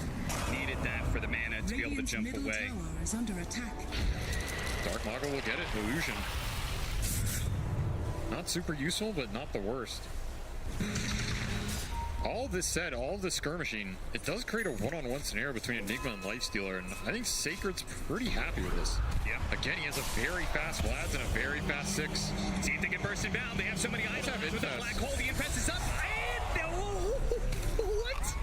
I thought I heard that Infest sound go off, but it looks like just a tiny little time was left. Really jump into that creep. I think he heard it too, but hearing it, not the same as getting it off. Yeah. And that's just a perfect rotation, perfect timing to use this black hole to extra Vlad's damage, maybe securing that kill. Sacred off to a very good start. And I feel like Enigma is one of his heroes this tournament, whereas that Tide is not. I mean, we're looking at the stats. I think they have a 0% win rate with that Tide, whereas this Enigma is way higher. So you're not in the same scenario as last game, where you're getting your map pressured super early and you have to react. Sacred is going to be able to take control of this game. Nice pull back into the Tombstone. Lock him down. And Zai will be having early grave here underneath the tier 1 tower. Dark Mago looks like he tried to come in, clean up, and does in fact get the Crystal Maiden. That hefty amount of damage with the Orb of Corrosion. That physical is chipping away at Liquid. Both Mickey and Boxy will have to retreat. They even TP'd the Enigma. I think this Enigma TP ended up being a mistake just because they thought they were going to overextend into a fight. Yeah. It doesn't end up being there. He doesn't even have Black Hole. I honestly think this was just a mystery by Sacred here. He would much rather be top, already taking that tier 1. He's going to have to make the long trek now. Part of that is the pressure of TI, right? We always say that teams are more likely to group up, stay together for team fights. Mickey already dropped it pretty low here as he got the bottle charges. Yes, nice hook over as the shard plays against Boxy here for the roll in from Mickey. It's trying to keep the chain stun onto the Ember Spirit, and they do manage to get it with a snowball afterwards from Boxy. A worthy trade-off because was not able to get that kill in the Tusk fast enough, it seems. Abusing that Tombstone cooldown. Again, this move is even more punishing because Enigma is still walking back top after that TP bottom. So you don't get all this top pressure. This tower would be far dead by now. Instead, you're going to have Bakaz go up here. Even more awkward in a way. You're just abandoning this bottom tower. Didn't get the fight you wanted. Liquid making some good fast moves. They were pretty low for that engagement. The slights. This is an Ember that can go to town this game. A lot of physical damage coming out versus the low armor. Yeah, certainly. He is playing down here. Scott Magic Wand charges. Dark Mago, is he going to go after it? He's going to go for the Remnant Slight. They need to be able to stop him. Boxy, he does just that. Okay. All right. Insania's dead, and now Boxy? No, let's not chase into that tower. That might be a little much. Thunder are winning both in that lane, and they're taking the top lane at the same time. So, yep, 10-minute catapult. We'll finally convert on it. Looks like Mickey wants to defend. No ult for 7. Tower's just dead. Yeah, it's going to die anyway. They didn't have the Rolling Thunder to roll out Boxy catch. Maybe they stick around. No, this was not the clean move that I think Liquid wanted it to be. I think they wanted to be able to catch them while they were taking that tower, but cooldowns and TPs not fast enough. Yeah, both teams overreacting a little bit for these safe lane towers. Not the team fight they were looking for on either side. Something to mention is, sure, this Leshrac had an amazing start. Zai's in a great position to go Bloodstone, try and carry this game. But so is Dark Mago, and this Ember is just going to shred the low armor of this Leshrac for a long time. It's going to be hard for Zai to just run in and assert his presence in this game. He doesn't have that Frost armor like from game 1 that was powering up the Mickey Leshrac to just run in and tank all the physical damage. There's a lot to run into. Tombstone, Black Hole, Pudge with his ult, the Ember Slights. This is a game, it's going to go the distance here. No team is going to get run over in this early game. Or skirmish fighting for 12 minutes. Locks him in. Panda doesn't have his level 6, but he does have a tombstone he can drop here. And they do have Matthew to be able to pull him over to the side here. And haste Dark Mago. He sees his opportunity. He really wants to pick up all of these kills. Unfortunately, they will not be able to get Mickey as he uses the Rolling Thunder to get out. But still, 2 support kills and Rolling Thunder on cooldown. That probably means mid is free for the taking. Extra gold for your Pudge. You get some flesh heaps. Yeah, pretty good value out of that haste rune. Not able to deny it that time. And he's even going back towards bottom. I think this tower will die. Zai does eventually get some points up in his edict. He's going to get caught though on his way out. He can't commit to it with the glyph. And he probably knows the rotation's coming over. Dark Mago is going to show up. But there's going to be a snowball turnaround here. They get the chain stun on out to see if they can kill the Undying fast enough. No other spells are going to go out. Dark Mago now has to retreat. Fortunately for him, Zai is out of mana. Not like they have the stuns either way to stop Ember Spirit. That tier 1 does go down, so Zai gets what he wants, gets to go back to base. Still extremely farm in this game. It's going to be a very fast Bloodstone. Not a lot of early DKPs for Thunder outside of this Ember one. So he's going to be healing. You can infest him too, power him up even more. Yeah. Downside between this Lifestealer and Ursa pick, which they were probably deciding, is unlike last game, 1 or 2 kills instantly led into that Roshan. Yeah. Matumba. The Lifestealer, a bit slower in that regard. He's got to farm up into this Armlet, into the Deso, whatever he wants to go. Matumba goes a Shard a lot of times too. Yeah. So you get the extra open wounds, which is going to be decent this game against the Pudge. Allows him to play a lot more active, right? Yep. And maybe that's also part of the reason of putting this Pango mid. Pango mid can scale a lot harder and a lot more reliably than that offlane Pango is playing more of a utility role. True. So already, Diffusal up for Mickey. Orbit Corrosion, he's pretty good to go. Nice window here for Liquid to try and hit this mid fight. Bloodstone online. And if his rune box, he wants to stop it, he picks it up. But they have the Sentry to be able to spot him out, but the Rolling Thunder is coming in through. They do manage to land off of the Sleight of Fist. He has to jump away to the Remnant, but he can come back in from the side here with the zombies chasing after Zai. Sacred, he did not feel it. He thought about going up there, I think, and throwing down the black hole, but ultimately calls it off. Oh, there's so much poke being played around by both lineups. The slight change that can put you in a position where you're stuck under Tombstone, maybe a hook comes out. On the Dire side, you have these Pango swashbuckles just burning everybody's mana on top of Crystal Maiden nukes. It's really a game of cat and mouse in these river fights. You overstep a little bit, you're going to get roped into a situation you don't want to be in very fast. The Cause now up to second in the network chart is closing in on that all-important Aghanim Scepter. Beginning of the Pudge carry that takes over the game. Will he be able to be strong enough, though, to deal with the lifesteal? I mean, another ballsy idea of going for this Pudge in the first place. Liquid was in this exact situation against Entity. They had to play up against a carry Pudge. They went for the lifesteal. The lifestealer proved to be a super good counter to the Pudge. It's in familiar territory. Yeah, absolutely. And if you remember that game, at a certain point, this Pudge just runs out of the physical damage to deal with him.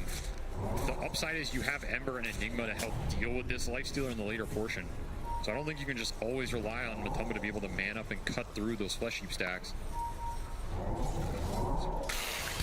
True 5v5 game. Wounds. Matthew should be able to jump away with the help. Mago's positioning. They try and get the shards on out here. They get some vision. Really good chains on the 2 supports. Mago, is he going to be mid for this one? He's going to be frostbitten though. Right to the snowball. This is kind of awkward with Matumba then right on top. He gets another slide out. But does he have a remnant to jump to? He does, but it's right next to wall rebound. A play for Matthew. Picks him up, takes him away from that split earth that surely would have been his death. Beautiful dispose, bailing his core out there. That was a strong commit from Dark Mago. He's still 1 point in his chains. And that makes the skirmishes easier for Liquid. I mean, imagine these chains are level 3, level 4. Suddenly those types of catches just become brutal. Yeah. So Liquid trying to up the tempo, push this mid tower. Double damage on Mickey as well. Ooh. Now you really have to watch out for these swashbuckles. They're going to get 2-shot on some of these backliners. Let Edict do the work. Really trying to push this one. Thunder, there's no way they're just going to give this one away for free, right? But because he still needs to heal, another round of Edicts is coming in soon. They really, I think, would love to be able to play with this Pudge as soon as he's healed up, but tower is going to fall. Thunder. Liquid slightly too fast. Link for Enigma is also flying out right now. Maybe if he has that, maybe if they have a glyph, they can take that fight. But nothing aligning at that exact moment for Thunder. It's actually the difference of even just 20 seconds. It could be that Thunder is able to take a fight around their tier 1. It's going to be very different with that Blink Dagger. I think they're going to look for it now, right? You have Max Tombstone, 2 smokes on Panda Moon, Blink on Sacred. This is a huge window for Thunder to try and hit. And if they win, outside. Mago, he can get his BKB as well. The hook is going to miss. The Shards catching 2 as well. There's going to be the roll in. Mago, he's being controlled up. Here comes the rolling Thunder. It's going to be able to hit Sacred. Try to round bounce back. James done it. Oh no! Thunder getting run over now by Liquid. As all of the heroes will surround this Pudge. Can they help out? And the supports want a rebound. Saw 2-man stun, but Tumbleman getting low. The Bakaz Pudge still is long enough to be able to get it 3, but the supports will be cleaned up in the end. Boxy even showing up off of a buyback to ensure that the fight is indeed done and dusted. Liquid will take it, but what a turnaround there. It could have been so much worse for Thunder. I mean, Mickey destroyed that fight with the Rolling Thunder. No black hole in sight. They also anchored the fight away from that cliff where high ground Tombstone got dropped. Yeah. Imagine they're all on top of that during that entire sequence. Just a little too far for Thunder, and of course the hook missing on side gives him a free fight. He's in the middle of everybody doing the most damage by far. I'm going to carry this damn game. Step aside.